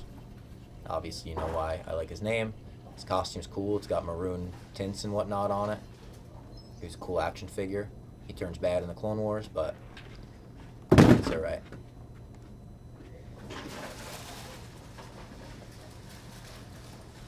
Why didn't Vader or Inquisitors ever look harder for Yoda after Order 66? Because they went hard hunting Jedi. It's a good point. Maybe Dagobah was just that isolated.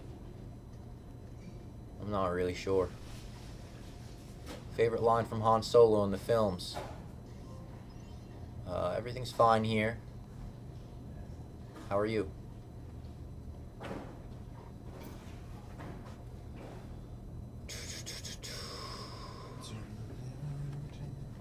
mean, the iconic one and two is "I Love You, I Know," improvised by Harrison Ford. Say goodbye to the Darth Waffles. Goodbye, Darth Waffles. Oh, of course, look how good this one looks. Yeah, it looks really good. This one looks unbelievable. Can you believe it's like when people's pancakes come out, they look like Jesus Christ? It looks like the chosen one. Or so we thought. Yeah. You were the chosen. You were supposed to be the chosen one. It is very funny. They knew he would turn into Darth Vader, and they were like, "We're going to make a lot of comparisons to Jesus." Yeah. Which I guess Dune does too. Oh yeah. I didn't know that. Doom as in Victor? No, Dune. Oh. Oh yeah, Paul Atreides. Yeah. Two chicks at the same time. What trilogy would you get rid of in the Skywalker saga if you had to? If I had to get rid of a trilogy, it'd probably be the sequels because I didn't grow up with them. It's the only trilogy I didn't grow up with. I think the sequels are better movies than the prequels, but I have more nostalgia for the prequels. The reflux is killing me. Sorry, I guys. think just story-wise, you could do without.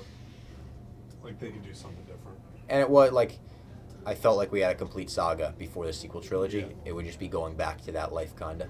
So it is one of those things. I'm like, I kind of want them to just move away from this time period. Yeah. W. Bob, thank you. It's a big ass galaxy. Go somewhere new. Yeah, they do have trouble making the galaxy feel small sometimes.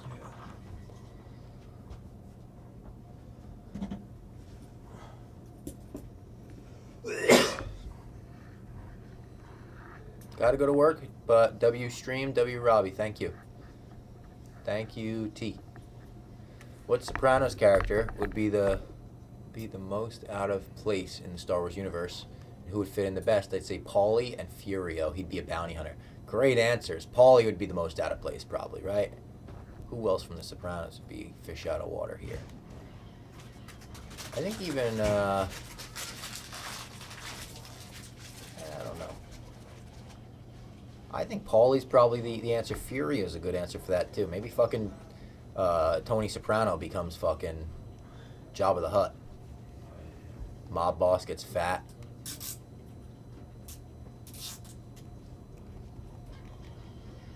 Oh, I'm gonna need another bounty hunter helmet. You gotta be kidding me.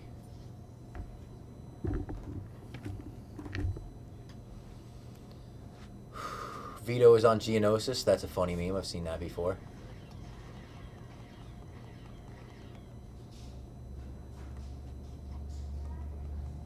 I need that. Oh my god, I need the bounty hunter thermal detonator again.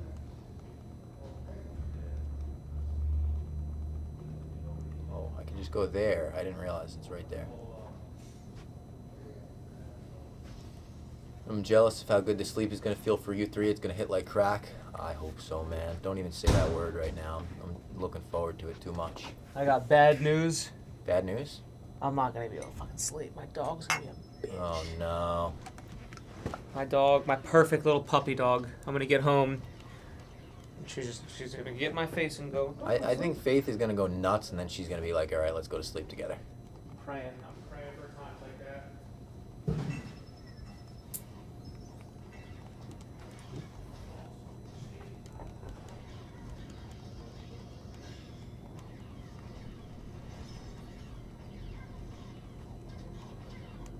All right. Come on, Luke, protect your sister.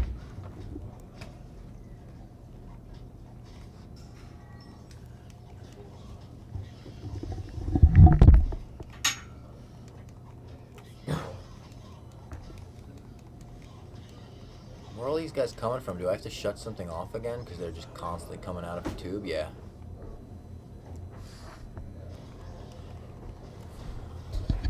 Gabagool the Hut, that's funny. Bryce Dallas Howard has talked about bringing Mace Windu back. Any thoughts? I would love for her to do it. I think she's great. I think it should be done regardless, though. Whether she does it or whether someone else does it. Bring him back. Furio would let the hair flow like No helmet with like Boba. True. Oh my goodness, I'm hitting this friggin' wall. Could you imagine if they just did that? They were like, somehow Mace Windu came back. Yeah, you can't do it like that.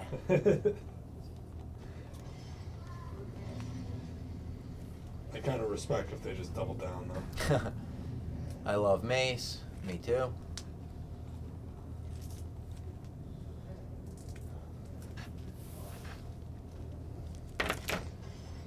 Oh, I fell.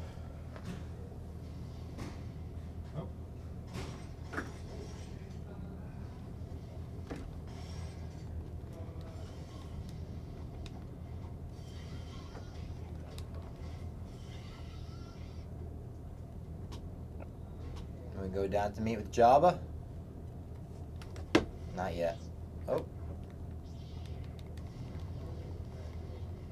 Let's go, Bob. Oh, Clem's back. Oh my God. Clem, I heard your voice. I thought I was hearing a Force ghost. You're probably hearing a lot of voices right now, pal. I can sense we're starting to lose it. I'm hearing voices all over the place. I no longer have a 7-year-old who just wants to tell you about all the updates of Fortnite, so I figured I could hop on. If you need me to chop it up or Thank you. Bounce stuff off of. I don't know, it might be easier just to play video games mindlessly. So if you need me to hop off, just let me know. No, this is a help, Clem. This is absolutely a help. I am hitting a wall. I am getting so tired. My eyelids are getting heavy as a bantha. I mean, the fact you're still looping in Star Wars vernacular as you're doing this is honestly one of the most impressive things. But that's how you know the Force flows through you, because this is just, you have it cooked into your brain. Cooked. Yeah.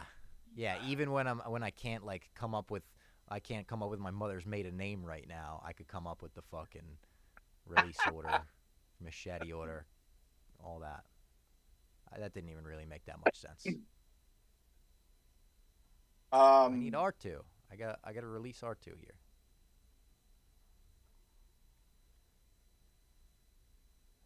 I've gotten to the point where I forgot my age a few times. That's just an old thing, not a tired thing. Oh yeah. But I had to do the. I've had that, and I'm pretty young. You're pretty young, yeah. And you don't really want to know your age as you get older. That's the whole other thing. Yeah. A little basement keeping. I know this is Star Wars yeah, stream. please, I have to I'm going to put it out there. Obviously, no spoilers. Last of Us is starting to lose me a little bit. I'm starting to drift. Oh no, really? Yeah, I'm not loving last night? I obviously didn't watch love it. last night. I think it was better than last week for sure, but I'm getting a little concerned. I'm not even concerned. It's just I feel like we might have hit the peak of this show last year, and along with a couple episodes ago, I think we might just be kind of like on a. It's kind of like right now in this game where you're just kind of smoothing out right here. You're just taking care of some tasks, and you're gonna see where you go. Now I don't know how the game goes. That's just how I feel the show is going. Yeah. Damn. That's disappointing. You know, I actually thought when I got a lot of people in the chat last night that were like, hey, I'm hopping off to watch Last of Us. I'll talk to you in a bit. When I didn't get a lot of people coming back saying, I just watched The Last of Us, it was awesome, I was like, ooh, something's going on there. That's not great. Someone in the chat, Smacky Jable, says, I'm out on The Last of Us. Out? Clem Dog, how's your day going?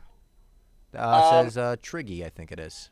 What's up, Triggy? Yeah, let's give you a quick update. So I saw you guys. AJ was awake and very excited to see Robbie. AJ had as we said, a field trip on Cinco de Mayo, no less. Very excited about that. Kids Museum. Had to wake up his sister because we had to drop him off early because the buses leave early. And Sienna just moves in. She has 2 speeds. Backward, stop and back and rewind, basically, are her 2 speeds. So it was an absolute disaster. There was a lot of yelling, a lot of cold silences in the air. It was not a fun day, not a fun morning. Oh no. Yeah, and then oh no. We had to leave the house. I had to drive AJ to school. I was gonna then take her to the bagel store, get a bagel, and then drop her off at school. Nice little daddy-daughter breakfast date. She was so late. We had to leave the house. She left without shoes. She had to get in the car without shoes. Oh, no. I drove AJ to school, drove home, got all her stuff. And then as I'm about to pull into the school, she goes, well, I didn't eat breakfast today. And I'm like, All right. Well, I guess I got to take you to break. So she still got the bagel out of me, and because she has play practice until 7 o'clock today. By the way, she's in Matilda. I've never seen the movie Matilda. Yeah. I know it's a great movie. Do you know Anthony Edwards? That's his favorite movie. Oh, I saw that. I read that to The Office the other day. I was like, Anthony Edwards' favorite movie is Matilda. I think Pat was like Anthony Edwards on the Timberwolves you're talking about, and I was like, yeah, dude, that's why I brought it up. It's crazy. That's a Lady Fox favorite, actually. One of her favorites. Everyone loves it. I mean, Dave quotes it all the time, I know, and Roald Dahl guy, huge Roald Dahl guy. Dave quotes it all the time? Yeah, I'm big, I'm smart, you're dumb, I'm big, you're small. Like he used to. Oh yeah. All the time, which I believe is the dad from Matilda who says it. So I never watched it. I always hated the teacher, Miss Trunchbull, something like that. I hated her. She scared the shit out of me. Sienna's Miss Wood, who is mom, I believe, in the book or the movie. I don't know enough. I don't know enough to remember that. It was so funny too, the way the Anthony Edwards thing came up. I don't know if you saw it in the quote. They're like, because he was in LA, they're like, "Is your favorite movie Boys in the Hood?" And he's like, "No, it's Matilda." Like, hey guys, settle down. He did reference complete opposite direction. But yeah, it was very different than what they had guessed. It was very funny, very funny. That's funny. I like Anthony Edwards. I like what I see of that guy. I got to be honest. I know I'm a Knicks guy, and Bing Bong. Bing Bong. But when I watch Anthony Edwards, he's fun to watch. When's the next Knicks game? Tonight. I was when I went to the bagel store. I was just like bombarded with, "What do you think they're gonna do tonight?" And I was in such like an anger, tired dad mode that I was like, "You're like they're gonna lose." Yeah, and I'm like, guys, we all know what this is. Like, if they win, we're gonna feel good, and if they lose by 30, we're gonna think the season is over. Like, this is kind of how the Boston series is. I'm not feeling great about that. I am feeling great about Bet Gala tonight. I want to see how that all is gonna shake out. I have no clue. I'm excited for that. Bob, that's all you have to do. Just set your alarm for the Bet Gala so you can tweet the Bet Gala. I don't want you to end up on... True, I do have to do that. Or just give me your password. I'll do it under your guise, and I'll just say different Star Wars references. This is Bantha-Poodoo, this outfit. All right. Do you think they have Bet Galas at the stupid Casino Planet? I knew you were going to go Canto Bite there, and yes, I think they do. I couldn't remember the name of it. I think that's the exact place for a Bet Gala, is Canto Bite. All right, how the fuck am I supposed to do this? These Lego games have been really defeating me, Clem. Makes me out to be an idiot in front of the whole chat. Well, like, I don't do Legos. I'm not a Lego guy, you know that. I do like the Lego games because they're very fun. Like, they have like a good. The puzzles are tough though. Yes, the thing is, like, if I could just play the Lego games without the puzzles, which I guess you could do in like free play mode, they're awesome. But when you have to do this, no, thank you. And you're doing this on a live stream, no sleep. Chat is a good vibes chat, great vibes chat. If you had a chat roasting, great vibes chat. If you had the old, I'm talking Jerry After Dark chat, mean things would be being said right now about you. Luckily we have a great vibes chat here that's coaching you through this all. They've been crushing it. Shout out to the chat. Thanks for keeping us awake, along with Stella Blue coffee, of course. Of course. Well, look what I did. I have my Stella Blue coffee, and I buy plastic cups, so it tastes better. Everything tastes better in plastic. I'm sorry. I'm sure there's some environmentalists in the chat room. But when you get blue cheese for wings, if you pour it on your plate, it doesn't taste as good as if you have it in a plastic cup. You gotta have it in a plastic cup. And iced coffee just tastes better than if you had it in like a reusable cup. It's just the truth. I'm with that. I agree with that. I need might this buy one like a over Costco here, and then thing. maybe R2 can get up. What are those, like 3-ounce cups? Those blue cheese cups, would you say? Yeah, probably. Blue cheese cups. And they come in handy for everything. Ketchup, ranch, fucking this, that, the next thing. Hot sauce, salsa. You know what I hate? Those little crinkly cardboardy ones that are like thin cardboard. But there's a way that you like open them that they make sense, but no one ever opens them the right way. Yeah. Because you don't like pour them. You don't like pour them into it like that. Like when you like squish it from like the ketchup thing, you're not gonna. Yeah, into, like, true, plate. true. Vibes are at an all-time high, Triggy says. Connor from Boston. I was asking, we have someone in the chat, Connah, Connah. And I was like, is your name Connor or is it Connor? And you're doing it in a Boston accent. He says Connor, Boston accent. Anna, wicked smart, that kid. Going to dunks, kid. Jake, can you pull up a Let's Play? My computer died. Computer's finally dead. Rest in peace to the computer.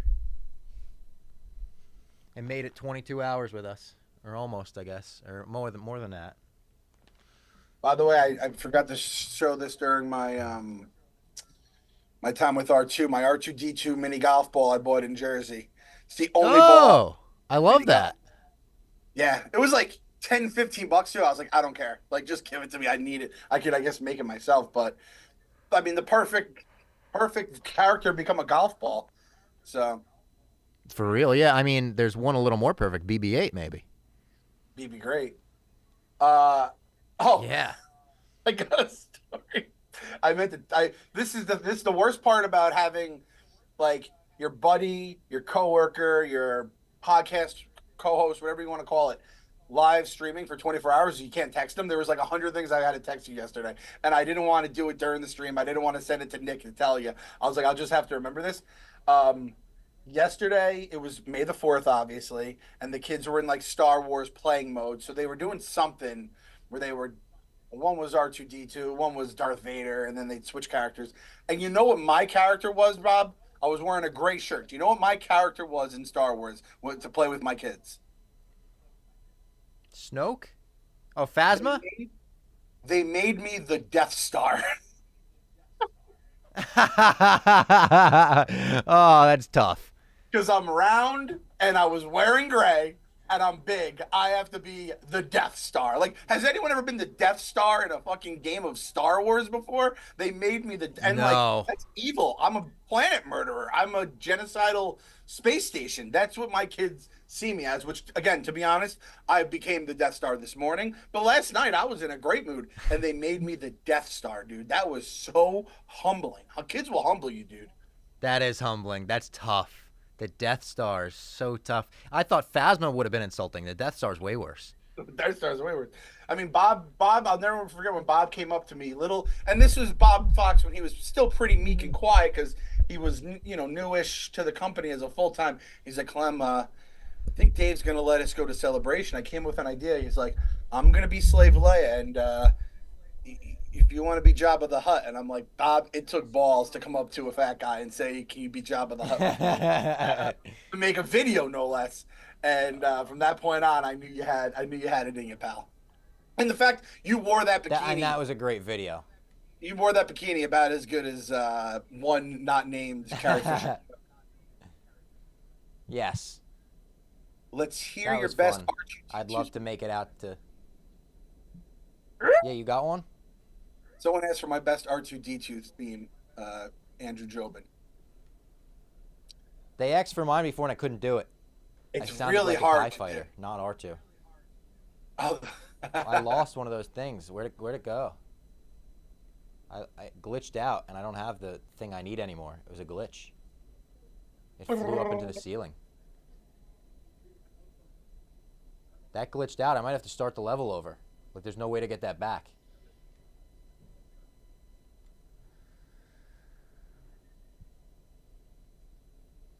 I'm trying to stand up right now to just wake up. Should I do one more dunk? There's no ice in here anymore, but I've just been dunking my head in this cold water. I'm going to do one more dunk. The back to tank. I like it. The bob to tank. All right, dunk time. I need to wipe down that table too. My New Year's resolution is to get a full-sized R2D2.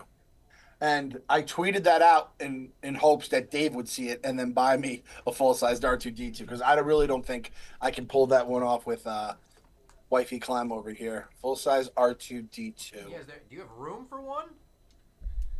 I mean, it's just going to make it clunky in a room, but that's something you have to like live with. $5,500 on eBay. 55. Damn. I mean, 5,500 to 55,000. How is one of them like operational? It better be for $55,000. Right? You better have a remote control and drive that thing around at free will. I wouldn't even say remote control. I'd say it's like it has a brain like R2D2, where it just It's wakes sentient. up and does stuff Yeah. for you. Yeah. Do you think R2D2? Oh, it's Cloverfield Cam. Do you think R2D2 would be like? And I realize what I'm saying about my favorite movie character though. Like, do you think it would be tough living with him though? Like he seems like a ball buster, right? Oh, way tough living with him. Him and C-3PO fight like an old married couple. That's true. That's true. C-3PO would be the worst though. He'd be the worst roommate to have. We all know that guy. Yeah. We've all probably interacted, maybe even lived with a guy like that. R2 would be fun. Like Trent?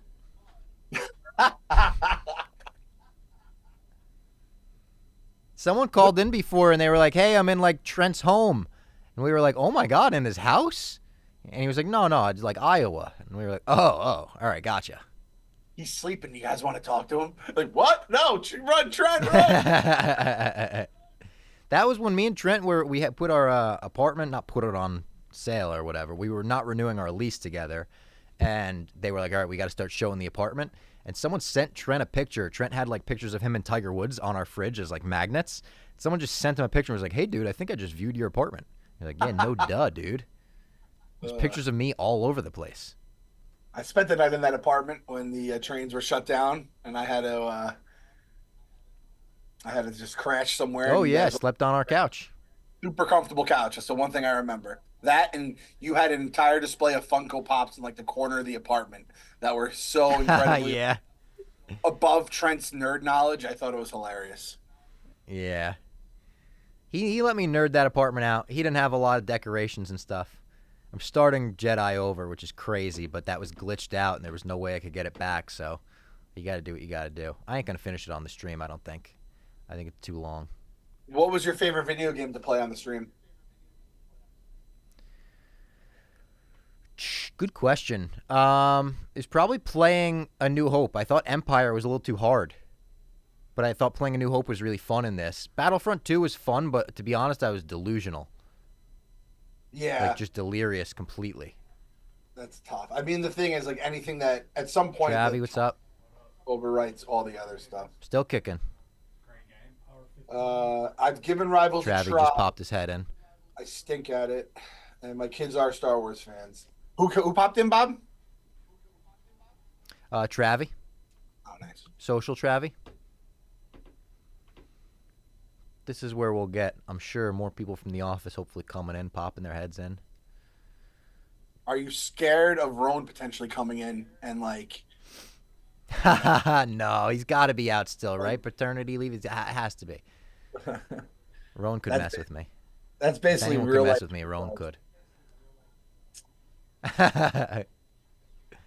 Has Roan ever I did played say any, on the stream, I'm sorry, you got. Go ahead. Has Roan ever played any practical jokes on you guys at Pub Punk when you guys are like on the road? I don't think so. I don't think I can recall a Roan practical joke with Pup Punk. He has done this thing, I think twice now for our shows, that always makes me laugh. It's such a lead singer fucking thing to do. Where in Colorado, I believe it was Colorado, he was so sick that before the show he's like, guys, I think I got to go throw up or something. Like, I'm really not feeling well. And we were like, oh my God, but we go on in like 5 minutes, dude. We have to go on in 5 minutes. Like, there's a curfew. We're on. And he was like, all right, I'll see you on stage. And we usually open with like, I'll come out on stage and go rip into like Seven Nation Army, and PFT and Nick kind of join right afterwards, and Frankie kind of joins right afterwards, and it's like a cool moment. And we were playing Seven Nation Army in Colorado, not knowing if Roan was going to join the stage at any point. We were like, we might just play this riff for the next few hours. And then I think he kind of did it again when we played the library at Ole Miss. I remember taking the stage and being like, I don't know where Roan is, but I have faith that he'll be here when it comes time for him to get up on stage, and he was. So it's not a practical joke, but it's like, it gives us a quick moment of panic of like, is he going to come on stage? And of course, he always does. He's putting asses in the jackpot, basically, is what you're saying when he does that. Yeah. Which I'm sure he does like. But that's as far as he's gone. Like, I don't think there's more practical jokes he's done. He's a pretty calm guy on the Pup Punk trips, I would say. Which is good, because Roan scares me. Let's be honest. Like he tried to kill Frankie. Oh, super chat from Schmitty. Clem rocks too. Literally the Chewy to Robbie's Han. Best barstool lunch table to sit at is you guys with the nerd and sports crossovers led by Clem. What a nice comment from Schmitty. Thank you, Schmitty. Schmitty85, my guy. He's been in the chat for a lot of the stream. He's been a big donor of the chat, so I appreciate that. Keeping the basement Schmitty lights has on, been baby. donating all stream. Keep it exactly. I was just about to say, keeping the basement lights on. I like someone, Smacky Jable said that wasn't Trent's apartment, that was Tiger Woods' apartment, and he's just a big Trent fan. That's good. That's funny. That's funny. Clem appreciation post for making this whole thing work since he's here now. I agree. Clem appreciation post at all times. I love Clem. Jake says, I love Clem. I love Jake. Nick Look says at that. agreed. Perfect. Look at that. So I think I'm getting some MVP votes for the stream. They're like, that he put in like an hour and a half of hard work here. You want to hear something crazy, Clem? Jake was saying he's like afraid to talk to people from Barstool even though he works here. He said you're one of the names that he's afraid to talk to. Afraid?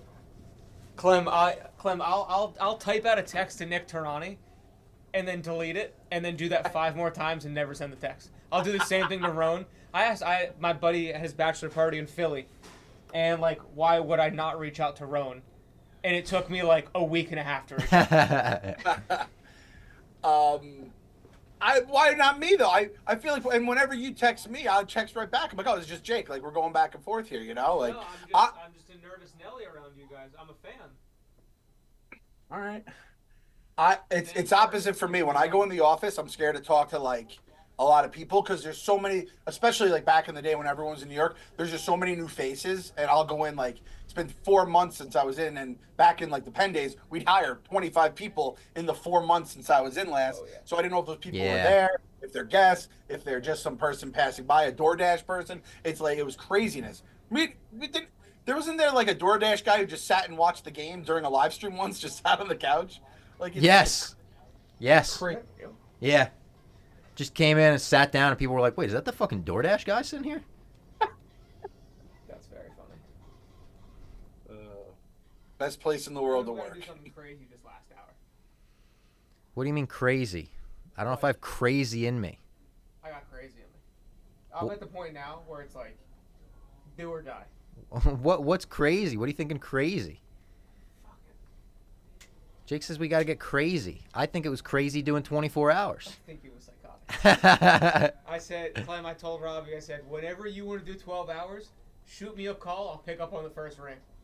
All right. 12 hours flew by. 12 hours was like, oh my God. 12 hours, we were like, I think we could do 36. I think I said at one point, like, we could do 36 hours on this stream. Around 3 a.m., I was thinking about calling my mom and saying, I have a tummy ache. I need you to come Yes. pick me up. It was straight up, call your mommy, tell her you want to come home. I was throwing up in the bathroom. Blue. That was crazy. Yeah. He put so much milk in that coffee. There's a lot of milk in the coffee. I'm a big milk in the coffee guy. I make the milkshake, as they say. Light and sweet, baby. That's the way to drink it. You're a light coffee guy. Are you a coffee drinker generally, Clem? Yes. So I didn't drink coffee until I was probably like, I think 30. My wife introduced me. It was like the girl in basketball dreams, hoop dreams that like, no, was it Basketball Diaries? Is that Leo? Basketball Diaries? It's like yeah. The girl that like lets him try like Coke for the first time. Like she gave me coffee and I was like, whoa, this stuff is awesome. And I was wide awake and I just loved it so much. So it was perfect. But yeah, I've become I need it in the morning, first thing. I used to do like a 2 o'clock pick me up, kind of weave that one out of my life, but definitely every single morning need to have my coffee, need to have my Stella Blue. The Stella Blue, the fact that they I don't got drink the it that ice much, but I thought it was delicious. Oh, I it's gotta incredible. take some of those beans home. Yeah. Beans. I can't forget that. Yeah. Jake was saying he's like a coffee connoisseur of sorts, and he's like, this is legit. No free ad, no fucking phony stuff. Oh my God, we got another super chat. Drew donated $9, $9.99. Love listening to MMB. What Star Wars project are you and Clem most looking forward to? For me, it's probably the Mando and Grogu movie. It's in the can. We know it's shot. We've seen very little footage from it, from Star Wars Celebration, but what we've seen I thought was badass. The Gosling movie, Starfighter, would probably be next, but at the same time, you know, I have faith in that because they brought him out on stage at Celebration. How much faith can we really put in that? Yeah. The What about you, Clem? untitled, unannounced Darth Jar Jar project that I have created in my headcanon. I'm looking most forward to. I mean, I think Mando's the answer because also, if you guys can somehow find the Disney Star Wars Celebration trailer that Robbie found, which they are doing all their efforts to wipe from the internet, it really does like hit. It's like, oh shit, this looks awesome. And a lot of Baby Yoda in it too, which was shocking. Yeah. I actually thought about this last I'm almost night. up to where I was now. I'm kind of proud of myself that I didn't do an entire blog about how much I hated the name Grogu when it was announced. And I had to go back to see if I had blogged anything about it because I did not like that name. Did it grow on you? Do you like it now? We were talking about how we liked it before. I only call him Baby Yoda or Baby Yoda. If I call him Grogu, it's like around mixed company who I don't want to be like corrected or something. Or if obviously the movie, I have to say the name. No, I call it the Mando movie. I don't call it the Baby Yoda or Grogu movie. Damn, we were just saying before we felt like Grogu was such a good selection for a name. It works. So Star Warsy and him. It would have almost been impossible to nail that. Fair enough. And for me. Yeah, it was a tough target they were trying to hit there. Will always be Baby Yoda. Yeah, I'm with that. I was saying before, like, I like the name Grogu, but I'm not with the people that are like, you have to call him Grogu. You can't call him Baby Yoda. Like, he's Baby Yoda. You could not call this fictional creature by anything but his given name. I mean, they call him the Child in the first. He's got a couple different names. It's like, call him whatever you want. Is it Baba Yaga? That I like the Child more than Grogu? You like the Child more than Grogu? The Child more than Baby Yoda. Oh, the Child more than Baby Yoda? That is a little crazy. I just feel like it like adds so much more like lore. The Child does sound like mysterious, like, ooh, the Child. What'd they call Anakin? They just always call him Anakin? Young Annie? Young Annie? Chosen one. I don't like that. Makes him seem like a play. Someone said his name grew on me. What did the What did the guy say? What did the Imperial guy say? He's like, I want to see the baby. Yeah, Werner Herzog. I want to see the baby. Werner Herzog. There's crazy stories about him as a director. He like held some guy at gunpoint because he wouldn't read his lines or something. Really? Bob, if you had to stop listening to a band when you find out their worldviews, what? Bob, have you ever had to stop listening to a band when you find out what their worldviews are different than you thought? I don't think so. Nothing comes to mind for me. I'm also pretty good at, I could separate the art from the artist.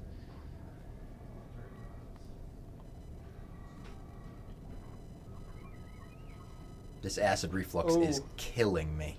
Liam Crowley. In the chat? No, our boy Liam Crowley with a great tweet. Very aesthetic date today. 5525.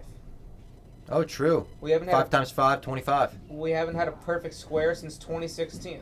Next one will be 2036. Pretty freaking awesome. Enjoy it. Celebrate it. Revenge of the 5th. You think they're going to announce any? No, there's nothing more than they can announce. Nah.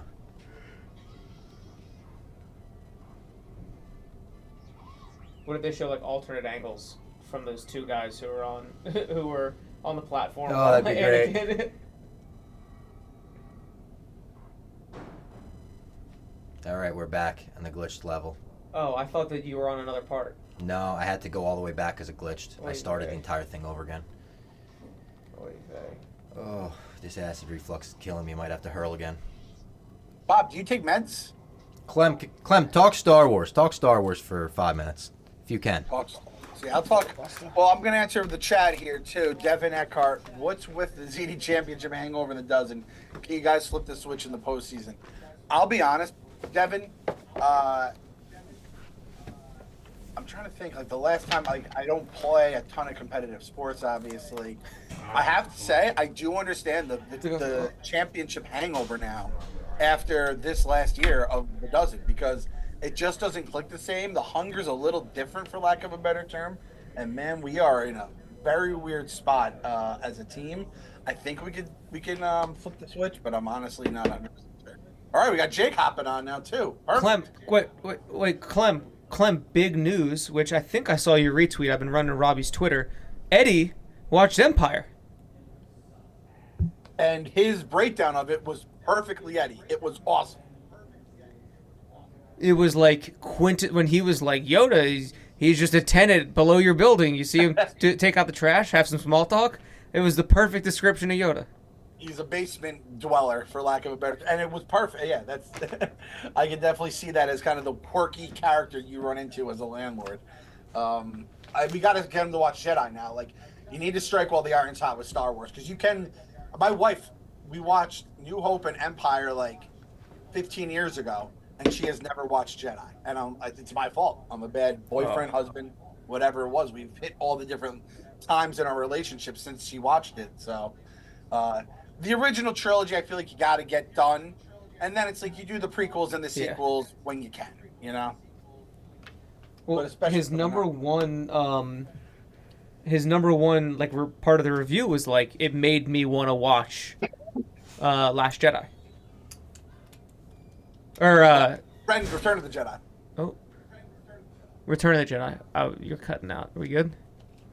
No, yeah, he was like, yeah, it makes me want to watch number 6, and then you just can't. I was really worried that he was going to get Phantom Menace when we spun the wheel because you just can't watch that.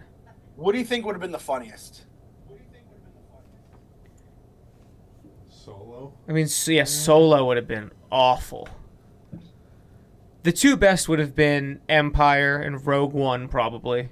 True. I mean, but if you just tossed him into like Rise of Skywalker, like with no context. Yes, you're dealing with beacons. Like I watched every Star Wars movie, and that movie made no sense to me, right? So someone like Eddie coming in blind would have had a really tough time. I think that worked out as good as it could. That was the Force. The Force was strong with the wheel. The Force was strong with Robbie, and the Force was strong with Eddie to get him the correct movie. We had him on. We had Gooch, Jeff, and how about we had some guy call in from Greece? It was 2:30 in the morning for him. I saw that. Yep. Yeah, Frank. We were gonna try to get Frank the Tank, but he was busy. He was too busy hanging out with Jason, Kelsey, and Jelly Roll. What a world we live in. What a world we live in. Frank the Tank, he was a day one Star Wars Barstool guy too. Like he came on and let it be known the Vader mask was a part of his videos. Frank was a big Star Wars guy, so it was always good to have. It's always good to have allies here at Barstool. Always very happy to have more people from the wars. It's great when we picked up Trent as a Star Warrior. We were very happy. Now Eddie has joined the light side here. Robbie is puking again, but he looks like he's looking all right. No, I wasn't. No, I was fine. Nothing that time. False alarm. And again, I don't want people to get concerned when they're like, why is Robbie puking? It's that I puke all the time. I puke like I breathe. People asked my opinion of Solo. I did not like Solo. I'll just leave it at that. It was not my cup of tea. I also thought it could have been a really good movie if they had. I don't know what they had to do, but there were Woody fucking Harrelson. You know, there was some dynamics. Yeah, he was good in it too. I liked him. I haven't seen it since I saw it in the the movie theater. So I wonder how that looks now. I don't really want to go. I want to see Sinners. I can't even go to see Sinners. And that's in the movie theaters right now. Oh, Bob, you want to buy a movie theater with me? A little less than an hour left. Great stream. Oh, I heard your mom and pop theater. Go next. Mom and pop. You want to go in on it? So also the basement boys and girls. Tweeted I'll be honest. My new thing is I tweet stuff and then I just mute the conversation because you never know what kind of mean shit you're gonna get tweeted to you. I just do that almost with every tweet, and I went back to it and I couldn't believe how many people it took off. There was all these Barstool people who wanted in on it or this and that. My wife was at AJ's baseball game, And one of the people comes up and goes, "I heard your husband's buying a movie theater." She's like, "What?" And then there was literally our local. Someone has like a Facebook page, like parents of Mayapack, which is where I live. And there's literally my tweet and then a thread about how I work for Barstool and Dave, loves to save. Oh my God. And how I'm going to say, I'm like, oh my God. I literally wrote in the tweet, I don't know anything about the movie industry and I'm basically poor. I can't and it's the movie industry. It's not exactly something that some idiot can just come in and save. But Bob, if you want to join, this could be an investment opportunity for you. I mean, we did get a lot of super chats today. Maybe we could put those towards the fucking theater. Save the theater. Speaking of super chats, we got one from Filmmaker Jeff. A little less than an hour left. Great stream, Bob. Shout out Clem. Go Knicks. Shout out to the chat. Shout out to the basement boys and girls. Had a blast with this one, lads. Thank you. Shout out Hefe. Very nice stuff. Shout out Connor Griffin pushing us. Oh, shout out Connor Griffin. Less than 1 hour, and then it's them. Yeah, then we throw it over to the mostly sports murder mystery. They got a murder mystery. More Star going? Wars content from Barstool. Murder mystery that takes place in Star Wars in Mexico to celebrate Cinco de Mayo and Star Wars. I don't even want to say just day, but Star Wars 2 days. May the 4th, Revenge of the 5th. Oh, Bob, we got a deleted post-credit scene from Thunderbolts, just so you know out there. I won't say what happened. Deleted post-credit scene? I don't know Like if this a is post-credit scene they made for the movie that wasn't in there? apparently. I don't know if it's real or not, but... Have you seen Clem? I don't want to spoil it for the chat, so I won't say anything about it, but have you seen they're promoting the movie in a much different way all of a sudden? Yes, and that's shocking. Shocking to me. Weird. Too soon to be promoting it like that, I think. Very much so. Very much so. Yeah. What has that been? Like, wait for the DVD release. And I know that's not even a thing nowadays, but wait for Disney Plus. Did it just come out on Thursday or Friday? I think it was this past Thursday, or was it this Thursday? Yeah. It's not even a week old, right? It came out May 2nd. No, it's not a week old. Wild that they're pulling that shit. Wild. And posters, billboards, they're fucking going all in on it. I'll say it doesn't really spoil. No, it does. It's it doesn't spoil a lot, but it's a cool moment. Yeah.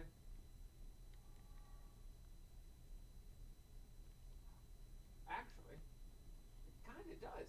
It kind of spoils the moment, yeah. Because it doesn't even the moment. It kind of ruins the ending. A little bit. 3PO, get over here. This guy's It's afraid kind of of like the spiders big or thing some you shit. walk away from. Like the biggest thing you walk away from the movie, they just spoil them. Oh, wow, Bob. Oh, yeah. Another holiday here. This guy's a big holiday celebrator. Jared Cannabis. Jared Carabas. Jared Cannabis. Jared Carabas. Is that Carabas really is in the chat? Holy shit. What did he say? Scroll up. I can't see that. Oh, it's not on your laptop. Sorry. At one point he said do 48 hours. I bet you won't. Jared? You would bet right. I ain't doing 48 hours, Jared. That's crazy. What'd he say? He said, I've never seen a Star Wars movie in its entirety, just parts of one movie at Bob's apartment. True. I don't remember what Star Wars it was, but I remember trying to give the rocket a taste. Trying to be like, you like what you see? There's more where that came from. Shout out to the Rocket. He's been sending me such awesome pictures.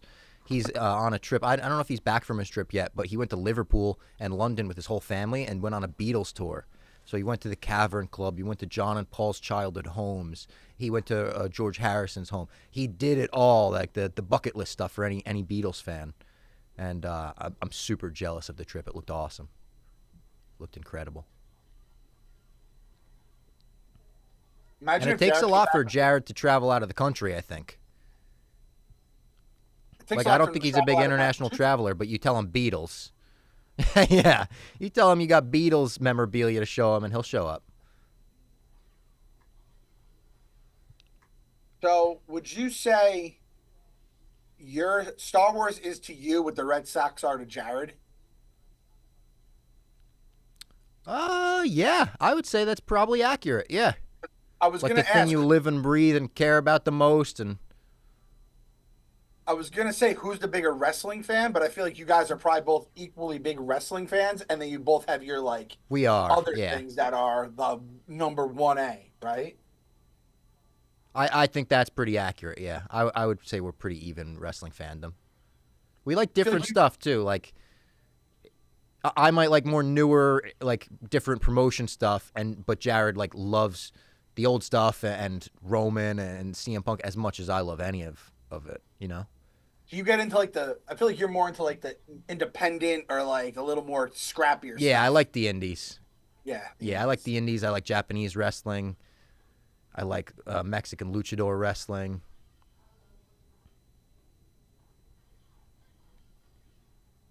That would be a video. Go down to Mexico and watch a luchador fight live. That'd be some crazy shit. That would be awesome. WWE actually just like acquired like the second biggest promotion in all of Mexico. It's like one of the bigger promotions in the world, which is crazy. They're kind of getting the monopoly back. Is New Japan still around? They are, right? I mean, I guess they've always had it. Never went anywhere. Gucci pants? New Japan. New Japan. Oh, yeah, New Japan's still around. They're thriving. I thought you said Gucci pants. I was like, where did that come from? Oh. Jared says he gives you the nod on wrestling fandom. He says you were waking up at 4 a.m. to watch Japanese wrestling and knew all their names. Wild stuff. That's true. That's true. But like, I feel like I like that as much as Jared likes fucking OG, Stone Cold shit, Attitude Era shit, Kane shit. I don't know if there's any wrestler I love as much as Jared loves Kane. That's, yeah. He might be Clem, how do you source new items to taste on Snack Boys? That's a good question. So there's a couple snack accounts that we follow on Instagram that will tell us like, hey, this is out or this is coming. We have a list notes app. And then if you just like hear it, right? If it's like McDonald's has the crispy strips and then the snack wraps are going to be coming out. We know that. Mm-hmm. And then sometimes so we load up all the stuff in a list and then we'll go to Amazon and whatever, order stuff. And then sometimes you just go to the grocery store and be like, oh, that's new. Oh, that's new. Walmart is a gold mine for this stuff. They have a lot of like exclusives. And we just kind of be like, what would I want to see a review of if I was at home? And I kind of just go based off of that as like fun snacks or like good collabs. Just if it's interesting to you, yeah. Yes, exactly. We shot like 25 the other night when I was in town. Eddie was in New York. Robbie was on an episode. We got a bunch of people from the office there. It was a lot of fun. It was the night of the draft. So we got them. We got to chop them up, edit them. But we got fresh ones coming in the can right now, as they say. I love that. I like the episode we did. I took the snack home and I finished it. Yes, you did. We let everyone, if they like their snack, they can take it home. And I'll tell you, the one we did with Feidelberg, I bought my own bag the other day and housed it in like 2 days. Oh my God. Dude, those were dangerous. Those were just sitting in like on his desk for a while. And every day I would get in at 9 a.m. and I'd be like, all right, I could have one of these. It's not a 9 a.m. snack, not to spoil it, but it was like Nate was around and Tommy was around and we all just kept being like, oh, these are fucking dangerous. Why are they still here? So good.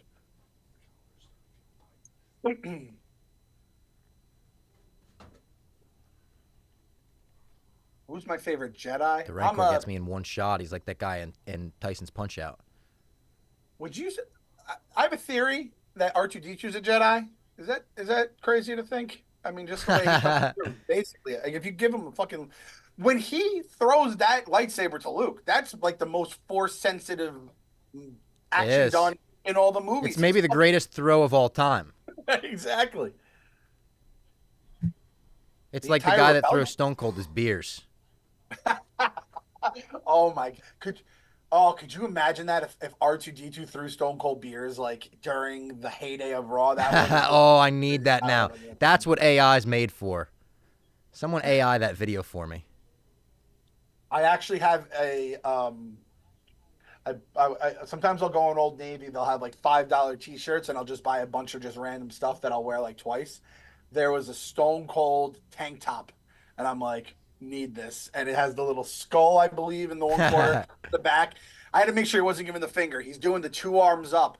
And one of the things it has, underrated, the Austin 316 and Red Riding really hit. It wasn't as good with as the the blood original drip, White. or did it have the blood drip or no? Did not have the blood drip. I love the blood drip as well, but just Okay. the regular red works. And I feel like there was a blue. Was there some blue as well, like a light blue?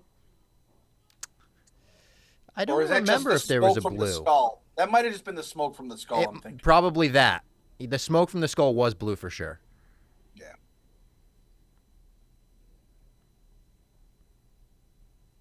How about Stone Cold hitting that lady with the ATV at WrestleMania? How funny was that?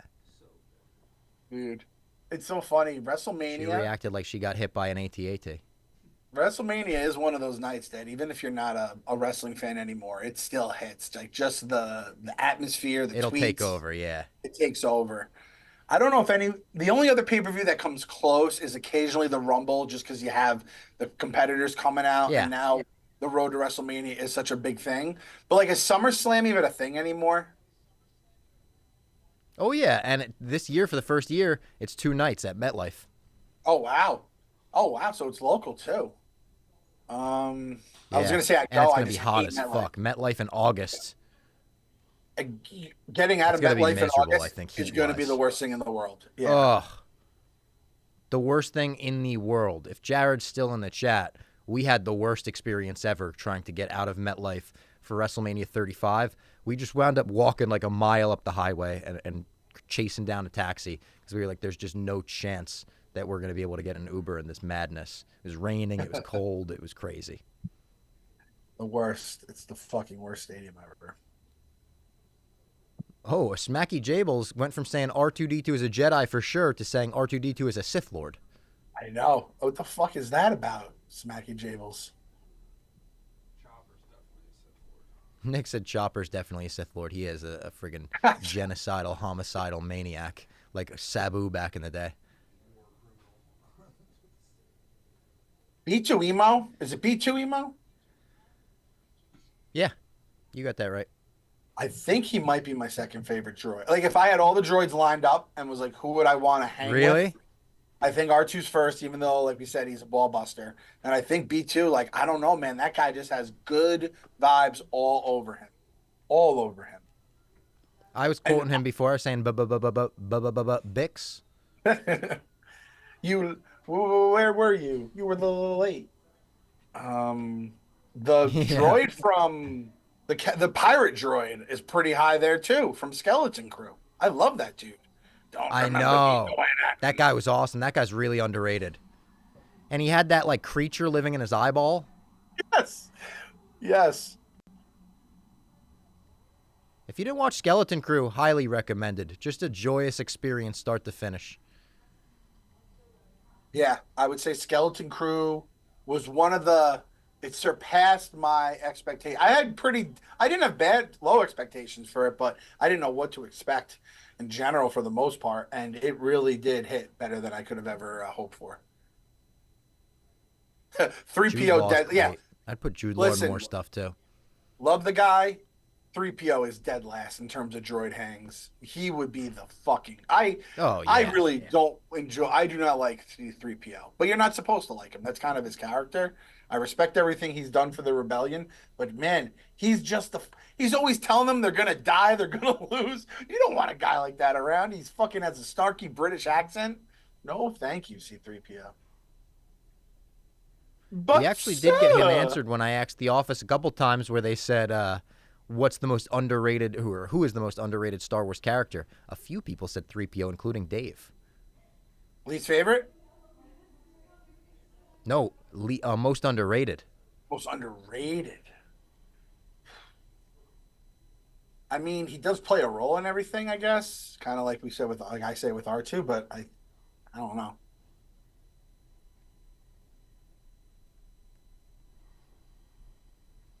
I keep dropping shit on this Rancor's head and nothing's happened. I pick the world up and then I'm drop it on your fucking head. Lil Wayne? Is that Lil Wayne? Shout out Lil Wayne. So much past my time. A lot of Lil Wayne fans at Barstool. What creature do you think would He's be doing fair? MSG Because I soon, too. saw your thing, 100 Ewoks versus a Wookiee, and Ewoks is the answer. They were taking down ATSTs, right? What Yeah. creature I don't even think I take 100 Ewoks over a Rancor. You might be right about 100 of them is a lot. That's People a aren't lot. considering how many 100 is, I feel like. Yeah. And the gorilla, like, I think I everyone take the kind of Ewoks over dismissed almost the gorilla everyone. thing a little too quick. Like, the gorilla, I think humans are the clear winner. I think that was kind of what we all agreed on. And 100 is just a big number. I don't know. Clem, I got a gorilla guy in Detroit who told me otherwise. I saw a gorilla guy online that said definitely humans. Really? Yeah. My gorilla guy said definitely the gorilla.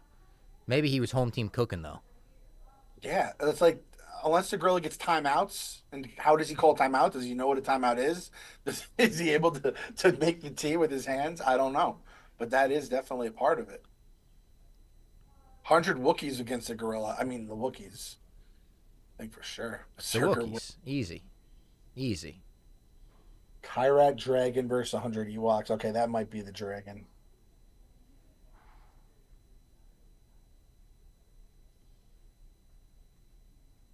.3PO would be good for Jeopardy. Yeah. That's a good point. Translator droid, too. It'd be good for travel. Did they make 3PO a Sith in Rise of Skywalker? I remember he had red eyes and shit. They didn't necessarily make him a Sith, but he was the only one. If Babu Frick was able to jailbreak him, which he was, of course, Babu's the best, he would be able to translate the Sith language, and when he was translating it, his eyes did turn red. Okay. It was And on that that was- dagger, that blade, the Ochi blade. That was that wasn't Last Jedi, right? That was Rise of Skywalker. Yeah. Or wait, what? Did you say was that in The Last Jedi, not Rise of Skywalker? Shane, was that Rise of Skywalker? That was in Rise of Skywalker. Yes, it was. Sorry, I had a brain fart there. Okay. Shout out Gonk Droid, someone says. Yeah, shout out Gonk Droid. I like Gonk Droids.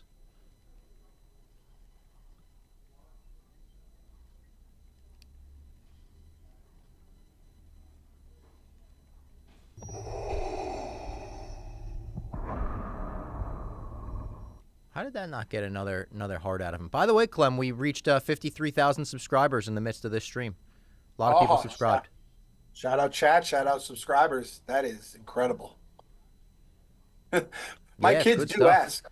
My kids go, "How many subscribers do you guys have?" And I'm like, 53,000. Like, what? Like, Dad, you're a YouTuber. Don't you call me that? But it is pretty hilarious. This all makes me at least cool to my kids. Yeah. Did AJ think it was cool being on the stream? Oh, not only did AJ think it was cool being on the stream, Sienna was, I believe, crestfallen would be the correct word to describe how sad she was. Oh, no, she's that like, she missed out?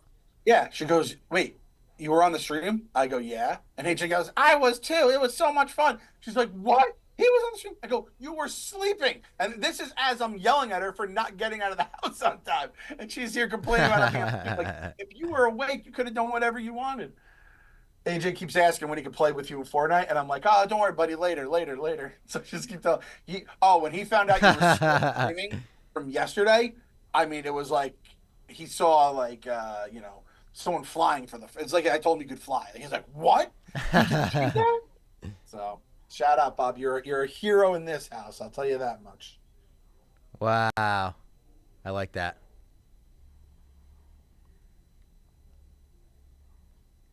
I need to get him over here. This Rancor level is insane hard. Yeah, this does not seem like a fun Drag him level. over. You got to drop the boulders on his head. It's not fun at all. There's nothing fun about this. It's just killing time, really. You destroy these. You got to get the boulders to fall on his head. I've made it fall on his head 1,000 times. Nothing works. Nate Dogg walking in. What's up, Nate Dogg? Walked in a half hour ago. Yeah, he walked in a half an hour ago, I mean. Yeah. How's it going? It's going good. We're in the home stretch now. I hit a wall for a while. We've got Clem on now. He's waking me up. He's a pick-me-up for sure. I saw that the 16-hour mark, you were kind of down in the dumps.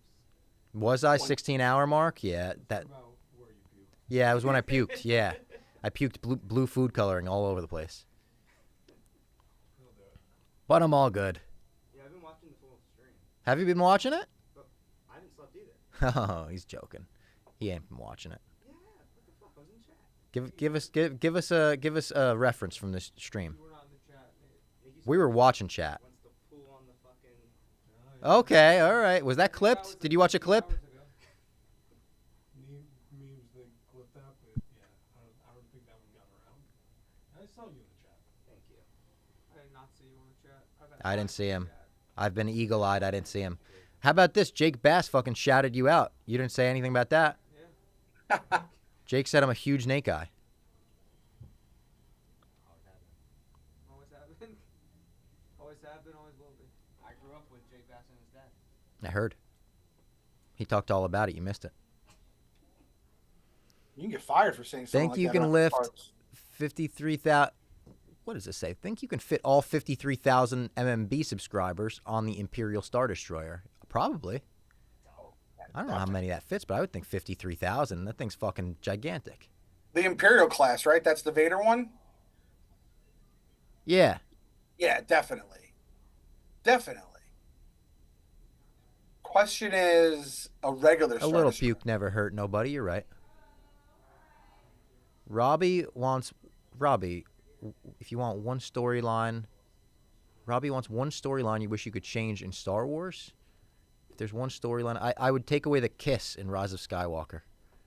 I would have Ben Solo be like irredeemable. Although I do think the Ben Solo stuff is cool when he fucking force hands Rey the lightsaber and stuff behind the back. Like there's some cool stuff. The shrug, he hits the Han Solo shrug.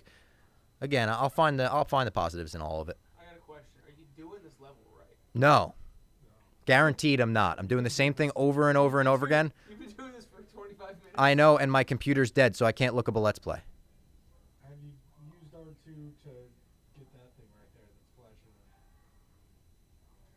Yes, it opens this and allows for enemies to attack me. I have to close that.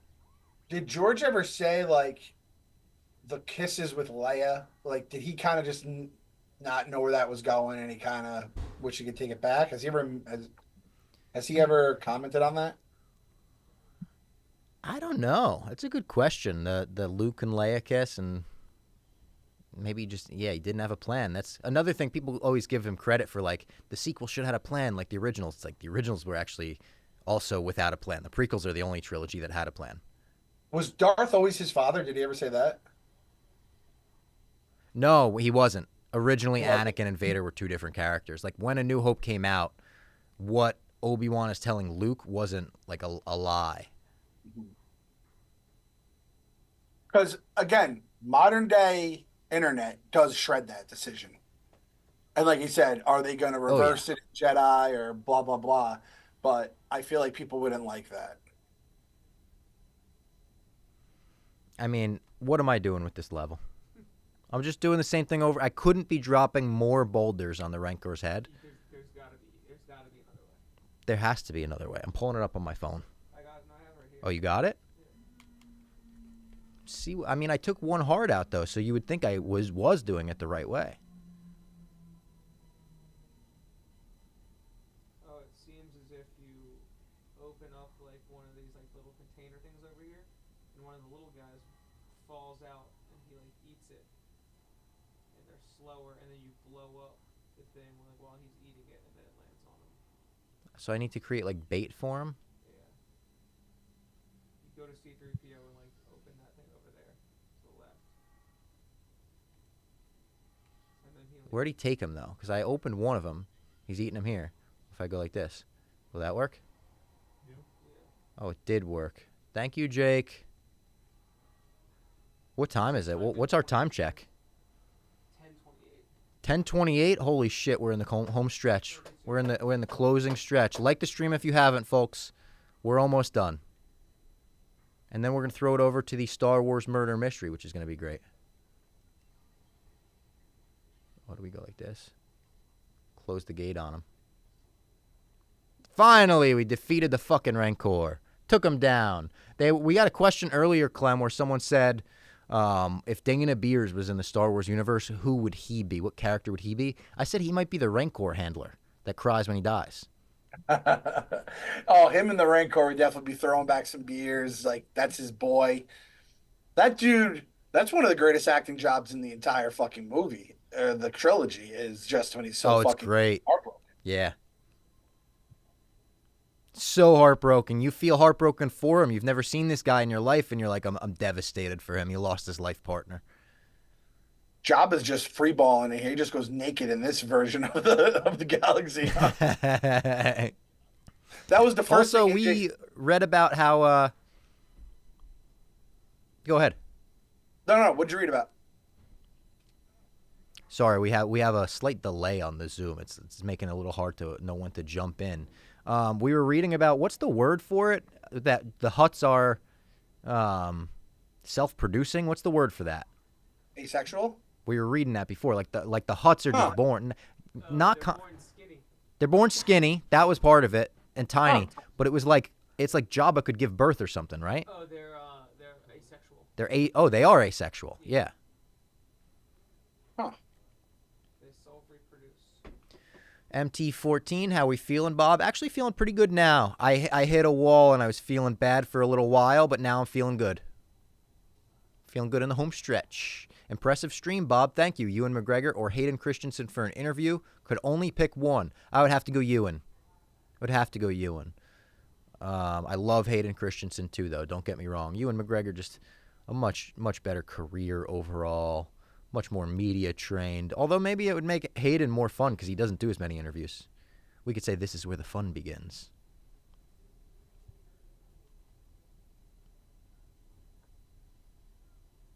Like the stream, folks. Home stretch, unbelievable. Which planet would you live on? We were talking about that before. I'm a Naboo guy. Love Naboo. Ooh, is that favorite planet, did they say? Yeah, like where would you want to live? Naboo's probably the right answer, huh? I'm trying to think of like. Yeah, there was just some, Italy, you know? There was some cool ass shit in Andor. I feel like last episode or 2 episodes ago.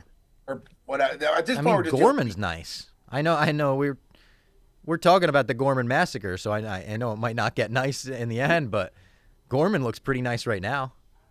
I heard Alderaa's great this time of year.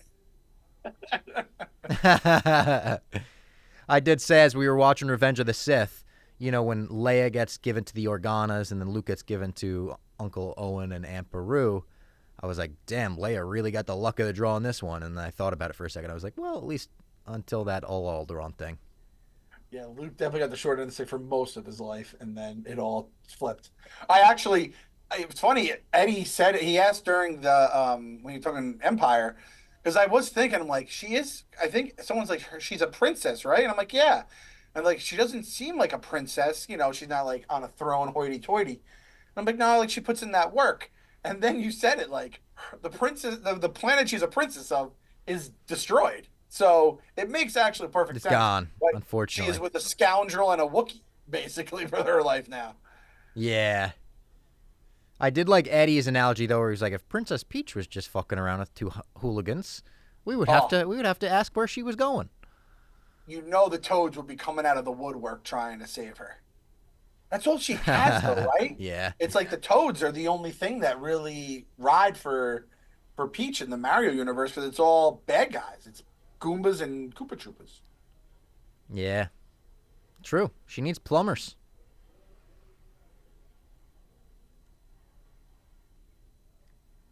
Would you say, so if you had to do could you do a Princess Mount Rushmore?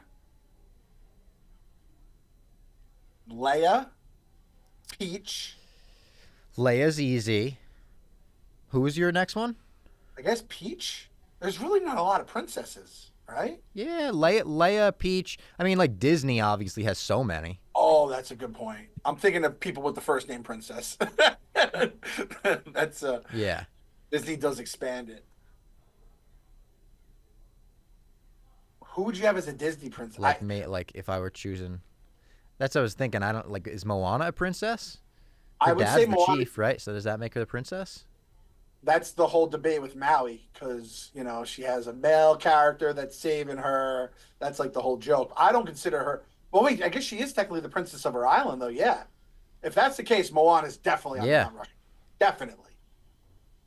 Yeah, she's definitely on it, along with Peach and Fisher, or, Princess Leia. And then, I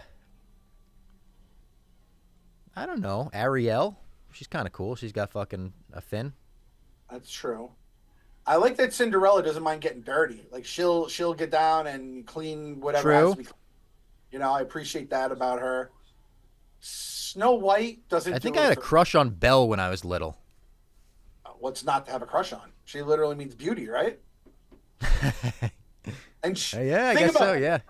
Thing about Belle is like she's like a common woman. Like she's the daughter of the local crazy guy, but she's like she doesn't act. She's like Jennifer Love Hewitt and Can't Hardly Wait. She doesn't realize how sought after she should be. She's a little too common, which I think makes you think you have a chance. She's like the girl next door. Yeah, true. I'm so delirious I forgot who we were talking about. Oh, Princess Jasmine. I forgot about Princess Jasmine. It's loaded. Yeah, Jasmine's a good one. She's got good Princess songs. Bubblegum? What's Princess Bubblegum? I don't know. Is that the one from Wreck-It Ralph? No, right? Adventure Time? I don't know what it's a Cartoon Network thing. I don't know Adventure Time. I've definitely heard of it. It's big. Yeah. I've never watched it myself. I've seen the character, like Arya Stark. Ooh, now we could go Game of Thrones princesses. Padme. True.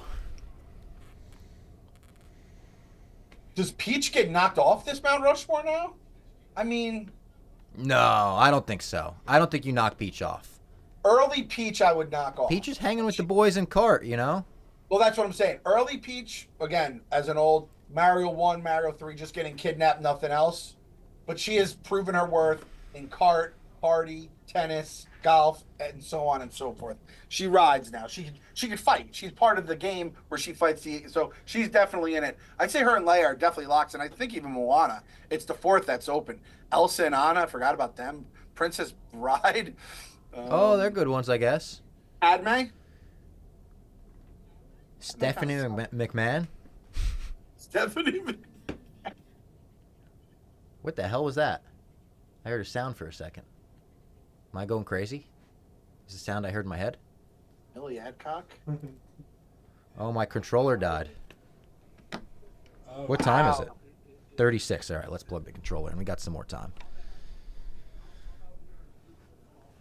It's one of these lower ones, I know. I had it. Here it is. Oh my God, I just felt my neck go. My neck is going to be fucked after this. I just can't wait to be like this. Would Mulan count? She's a badass. Yeah, I'd count Mulan for sure. Yeah, sure. You can't count like Another subscriber. Thanks to the subscriber. Lilo, you said? No. I was gonna say not every girl is a princess. Moana does fit it though. I forgot Moana. Her dad's the chief. This isn't working, so let's call it a day on the video games. My eyes have taken enough. The blue light has seeped into my eyeballs like the dark side seeped into Anakin Skywalker's veins in Revenge of the Sith. Real quick. Bob, are you gonna get the very what do they call it? Comfort Uber? Like the really fancy ones. I feel like you have to get a nice one. Oh, I'll order myself an Uber Comfort. I'll do that. And I'll fall asleep like that. Like you won't even believe how fast I'm falling asleep. I'm falling asleep faster than Yoda died when Luke started nagging him in Return of the Jedi. Oh, shut up. We were talking about that before. It's one of the funniest deaths of all time. He got nagged to the point where he's like, I'd rather die. And he did. Fuck this guy. Fuck this kid. When Star Wars characters' voices break, that's one of my favorite things. Like when Luke's like, they're my friends, I gotta go find them. And yeah. What was your favorite Han Solo My voice line? has been cracking left and right on this. What's your favorite Han Solo line? Because that's my favorite because of the way he says it too. The way when they're like, you know, how's everything going? He's like, everything's fine up here. How are you? Like, that's such a good line. Throwing it back at him. That's what I thought of in Thunderbolts when they're talking to the guards. Without spoiling anything. Oh, I didn't even think about that, but I could see that. Yeah. Yeah. It's the same casual vibe. John Walker scene. Yeah. The Uber better have a pillow in it. Saddest death in Star Wars. How about K2SO in Rogue One? Everyone dies in that movie, spoilers, and it's fucking sad. But K2SO is the one that breaks my heart every time. Fake death of Chewie. That's pretty sad that they even fucking thought about doing that. Are we doing what? Oh, no. We'll just end it like this. The fake death of Chewie was sad for the couple minutes that it lasted. I was like, they better not fucking be doing what I think they're doing. What else is a sad? I mean, the Rancor death is kind of sad when you watch the Handler get upset. That's true. Qui-Gon, that made me really upset as a kid.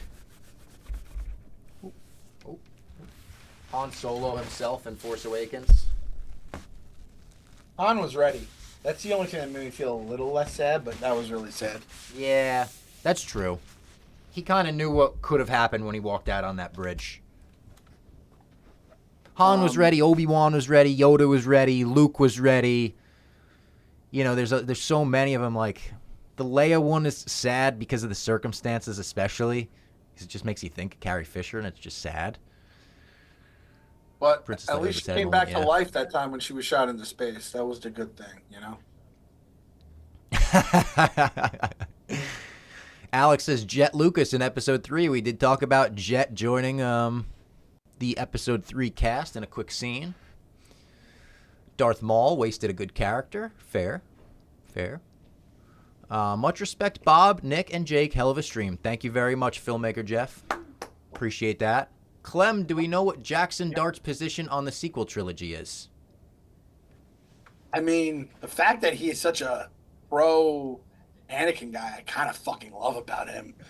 So I don't know. That if I get a interview with Jackson Dart, that'll be the first question I ask. Promised. Bob, are you a little jealous about that? Just a little bit that we have 2 Star Wars guys as our Yeah, first 2? I am a little jealous about that. You have like Star Wars guys on your team. I want them on my team. The Commanders put up a post for May the 4th. I retweeted it. It was just fine, though. It was just like, all right, it's fine. It was like Tress is the way. If Abdul Carter's smart, he's going to make a Star Wars celebration for when he gets a sack. I'm just trying, like, what do you think it would be? I was thinking, like, he does the choke and one of his teammates acts like they're being choked. Oh, he does like, the choke on one of the teammates? Oh, that would be good. Yeah, I like that. Or he, like, slams him, like... Or maybe the Anakin Revenge of the Sith, he does the fucking slice Count Dooku's head off with the back and forth. Yeah, one of those. But I don't know. That would be hard. People would be like, what's he doing? Superman that hoe? Goodell any other dream streams or events you guys want to do on the basement? This was a smash hit and would love to see the Basement Boys continue to do more content. Thank you for calling this a smash hit. I really appreciate that. Nothing planned right now. I mean, we're 23 hours into we're 23 and a half hours into the stream. There's nothing going on in my brain. It's the Homer Simpson, the monkey with the symbols right now. It's just symbols being hit in my brain, and I got no control over it. That tweet where you're like, I think I'm a 24-hour streams guy now. I mean, that's the all-time Cold Takes Exposed. All time. It took 2 hours for me to be like, I regret this tweet more than I've regretted anything ever. I was like, I think I'm a 24-hour stream guy. I might have to just be forced to be 24-hour streams once a week or something. And then I was like, oh, no. Maybe once a year, if that. Clem, he tweeted that with he wasn't like, oh, I'm having a blast. Like, he just, like, went outside for a walk and then I tweeted that, yeah. And then he told me and Nick, he goes, I'm having a blast. 2 hours later, he's throwing up blue milk. Yeah. And that, life comes at you fast. I feel like it's like childbirth, though. I feel like you're going to look back at this and you're going to look back at it fondly and you're going to want to do it again. I feel like... Oh, yeah. You're gonna come. The thing is, like, I remember we would go to, like, there was a company we went to for Barstool Game Time, and they do 24-hour streams. I'm like, oh, that sounds so much fun. But they don't just have the same person on camera for 24 hours. They have people rotating My in and mouth out. was getting real dry at certain points. I was like, I need body armor. I need Stella Blue. I need some kind of liquid in my mouth. I shouldn't say some kind of liquid in my mouth. It's getting late. I don't know flip what it. I'm saying. It's getting early. Basement memes. Awesome work, Robbie and Nick Hammy and everyone involved. Can't wait for the Clem 24-hour Secret Invasion stream next. Is that coming up next, Clem? I'll turn the camera on at the house, and you guys can just see what the fuck I deal with on a daily basis, and that could be, it'll be about Chaos. it. Well, yeah. Here's a question for you. Would you have rather swapped your chaotic morning for a 24-hour Star Wars stream, or are you okay with the morning you had versus the stream we had? I was not okay with the morning I had, but like I've said this more as I get older. Like if I tried to do what you just did, I would just turn into Thanos dust. Like my body doesn't handle that. My brain can't handle my body, nothing. I just would just cease to exist around hour 17 or so is when I think I would just no longer be a living creature. So I would unfortunately have to choose this morning, which I hated with all my heart. Ugh. We've also got some people in the chat. Joel Mueller says, been a great stream, Bob. Thank you. Deutsch's accordion folder said, Nikki Smokes low-key, goated Star Wars fan. I love that. Big W to Nick for pulling this together. And Jake. Big team effort. I love that these guys stuck it out with me the entire 24 hours. Great partners in this. Great stream, fellas. Same time next week, right? Jolin, you jokester. You absolute jokester. No. W's all around. Filmmaker Jeff, thank you. Does anyone have like favorite moments from the stream as we wrap up here? Does anyone want to like write in the chat? Oh, this was the best moment of the stream. That was the best moment of the stream. The watch along, the interviews, the segment I did with the Lights Camera Barstool boys, the opening with Clem, AJ Clem joining the program. Next year, let's grind out some Star Wars Fortnite, run on Battlefront if they ever fix it. Yep, I like that, Schmitty. Maybe not even next year. I'll try this Star Wars Fortnite shit this month. 24-hour Daniel Jones clip watching stream for Clem tomorrow. I can talk myself into Daniel Jones in 3 seconds, so let's do it. Oh, my mom's in the chat. Almost there. You did it. How wholesome is that from my mom? Thank you, Mom. I love you. W interviews, deep dive into the Disney Boys was great. Fanboys guy was super cool. The timing the start of Revenge of the Sith was hilarious. Yeah, that was a struggle. I couldn't get that figured out for a while. The Nigerian government debate was interesting. 361 still streaming. I got dyslexic for a second. That's amazing. Clem, we never dipped below 100 on this 24-hour stream. I was terrified that we were going to have 17 people. It was 4 a.m. 4 a.m. we still had over 100. Active chat, too. Yeah. George Lucas Children Christmas Story. That was insane. Did you hear that story from the Fanboys director? He said he showed George Lucas's kids the holiday special without George's knowledge, and he was not happy about it. Oh, I did not hear that. I also... A lot of W Mama Fox in the chat. I love that. I hope my mom sees that. She probably has no clue what W Mama Fox means, too, which is... Rob, what are they talking about? With It means win. It means a win. It's a good thing, Mom. I love how the chat was talking like favorite moments, the cut of you and Clem at Celebration. Yeah, oh, I love that they were in the Rob with the A and the H in there. I've never watched a Star Wars movie. I've watched a large portion of this May the 4th stream. I will be starting the series. Where should I start? Buddy, release order. I love the release order. Start at A New Hope, 4, 5, 6, and then take it from there. Watch those 3, then do what you must, you know? If you want to continue, continue. If you don't want to continue, I'll be happy with you watching the original trilogy. So Callie Young said, Rob, what are these W's? George Lacussy. George Lacussy? So who said that? Someone in the chat. I didn't even see that, George Lacussy. Mama Fox, you raised an outstanding young man. That's nice. Young crass Bob Fox before he met his lady made me laugh out loud. That was funny. Every video was like, I'm going to meet my wife here. 19 being like, I'm meeting my wife this weekend. Robbie defending The Last Jedi might be the best segment. Thank you. I liked that one too. I I saw your tweet about calling in, and I was gonna tweet the one where the guy takes the phone off the Walmart and then farts into the loudspeaker. And right as I was about to do that, I saw Dave was like cosign or whatever. Portnoy replied to the tweet, and I was like, "Yep, not gonna say how much I hate Last Jedi right now." Wait, Portnoy responded to something? Yeah. What did he respond to? The Last Jedi. The Last Jedi. When I tweeted, it was like we're debating The Last Jedi. It's a good movie, and he said, "Preach." Wow, I didn't see that. Holy shit, thanks for Dave for supporting. Oh, my brother said, I'm explaining to Mom what W's are. Thanks, Mike. I appreciate that. The family effort. We got a family effort here. Shout out to Bob, Nick, and Jake for doing the Maker's work. I like that, Star Wars themed. Shout out to all of the chat members, too. You guys were really fun to hang out and bullshit with for a whole day, says Andrew. I love that. It was a great chat. This was the best chat we could have asked for. Super chats, people being nice, people helping me out when I needed help. It was good vibes the entire way through. 24 hours of Star Wars. That shit was crazy. It feels like a week ago when we began this stream. Robbie and Clem, what Star Wars line do you use the most in everyday real life? Honestly, it's the one that I've quoted a few times, and it's a cheat because it's not a Star Wars line. It's a Star Wars associated line. It's Harrison Ford saying, "It ain't that kind of movie, kid." I think about that all the time. Whenever I'm watching a movie and I'm critiquing it too much in my head, I'm like, I don't know about that. And I go, it ain't that kind of movie, kid. Stop thinking about it like that. My uncle says, Eddie, so Chewbacca's a mechanic? That was one of the best parts of the stream for sure. He was just so baffled by that. How do you get into that line of work? When do you do rival streams? I got to check that out. We're taking tomorrow off of the rival streams, but in the future it'll be Tuesdays at 4 p.m. You had some good amount of views on Twitter X. I know it said like 70,000 on there. We'll send that to advertisers. Be like, it was 70K for sure. You got to finish Fallen Order. Yep, that's a good point. I do have to finish Fallen Order. This was super entertaining, and that says a lot because I've never seen a Star Wars movie. Robbie or Clem, tell me which one to start with. I will go back to what I just said, A New Hope. I think that's the number one. You start with the original. You see what blew everyone's minds back in 1977.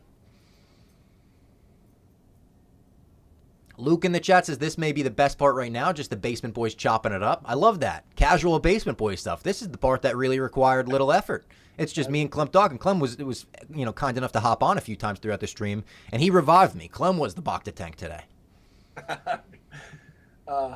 I tried to get on more, but it was quite a morning and quite a night last night. So AJ Clem's demanding a Fortnite game with Robbie. So streamed or not streamed, you owe him at least. We'll make that happen. We will make that happen. Because you said he's going to carry me to a victory royale, and I think it'd be a hilarious stream if I'm playing with your son. And has he 8 years old, 9 years old, and he carries us to a victory royale? It'd be hysterical. He just turned 7. He stacks victory royales as a 6-year-old nonstop. It's crazy. And I mean, I played one time with him the other day. We came in second place, and someone asked, "What's his happiness level with a victory royale?" Honestly, at this point, ball scale, of course, out of 5, it's like a 2. It's like I will nothing. He is just all about business, and he wants to see what kind of loot he wins from the battle pass after he's done. So it's as much about that as it is about getting the little victory royale. So he will get you there, Bob. Which, I mean, for you, it probably still is a little nice to get that victory royale. You played back. Oh yeah, I think I've gotten one in my whole life years ago. Murdering. Yeah. Someone says, Andrew says, Bob, what would you do if your kids don't like Star Wars? That ain't gonna happen. All right. They're gonna be read Star Wars bedtime stories. They're gonna have Star Wars stuffed animals in their crib. The kids are liking Star Wars. Don't speak that evil into the world. Don't you say that. Don't you ever say that. That is really mad. That's like when my kids were born, I'm like, I hope they're a Mets fan or whatever my fandoms. Star Wars is that time like 1,000 for Bob. The seismic charge is scaring me at this point. Honolulu Blue 13 tipped $4.99 through Super Chat. Blue 13. Love the stream. I tried to get for Robbie MCU to go to the full MCU rewatch marathon before Endgame came out because I didn't want to do it, but I wanted someone at Barstool to do it. So I was like, hey, Robbie, you could do that if you want to. And he was like, oh, no, I'm good. And I'm like, fuck, come on. Someone has to do this. I was like, I want to see Endgame awake. I want to be awake when the greatest movie of all time starts. But yeah, shout out Honolulu Blue 13. Love the stream, boys. Full MCU rewatch stream next. All love, fellas. I don't know. I mean, 72 it would take 72 hours, Nick said it would take. So obviously we can't do that. What we could do is 7 or 8 12-hour streams. Yeah. Bob, are you going to watch mostly stream after? Yep, I'll be watching at my Uber home. Russo brothers directed the Thunderbolts post-credit scene? Yes, they did. Very cool. The second post-credit scene was on the set of Avengers Doomsday, directed by the Russos. Did we know that when we reviewed it? All these battles we're talking about, but the biggest... No, I didn't. That came out later. The director said it. We said it. We said, I bet it was just the Russos who did it. I'm pretty sure we just, said that. We just guessed it. We said it in the theater, I think. Yeah. Mike said, all these battles we're talking about, but the biggest battle is Robbie versus Acid Reflux. Good stream, boys. That is right. It's not Anakin, Obi-Wan. It's not Luke and Vader. It's me and Acid Reflux. Who do you think the killer will be? I don't know. I have no idea, actually. I don't have the slightest clue of who I don't know who the full roster of characters are in the murder mystery. When are you and Clem recording The Last of Us Andor recap? Probably Wednesday? Basically, for this week, whenever Bob tells me he's ready. Because I can sense there's not only going to just be a tired day today and tomorrow. You guys, if you've ever stayed up 24 hours, you know you're just off. It's like jet lag almost, where whenever Robbie's ready to record, we record. 10 at night, 10 in the morning, whatever it may be, we make it work this week. I respect that, Clem. All right, I just got the signal from Nick Hamilton that we're ready. We're about ready to close this book, close this saga, the 24-hour Star Wars stream. It was a great time. Again, thank you so much to everyone that tuned in. Thank you so much to everyone that joined the chat and made this the greatest stream I could have asked for. Truly, it was way beyond my expectations. Thank you to all of the guests that joined in and out of Barstool. Thank you to Clem for joining over and over.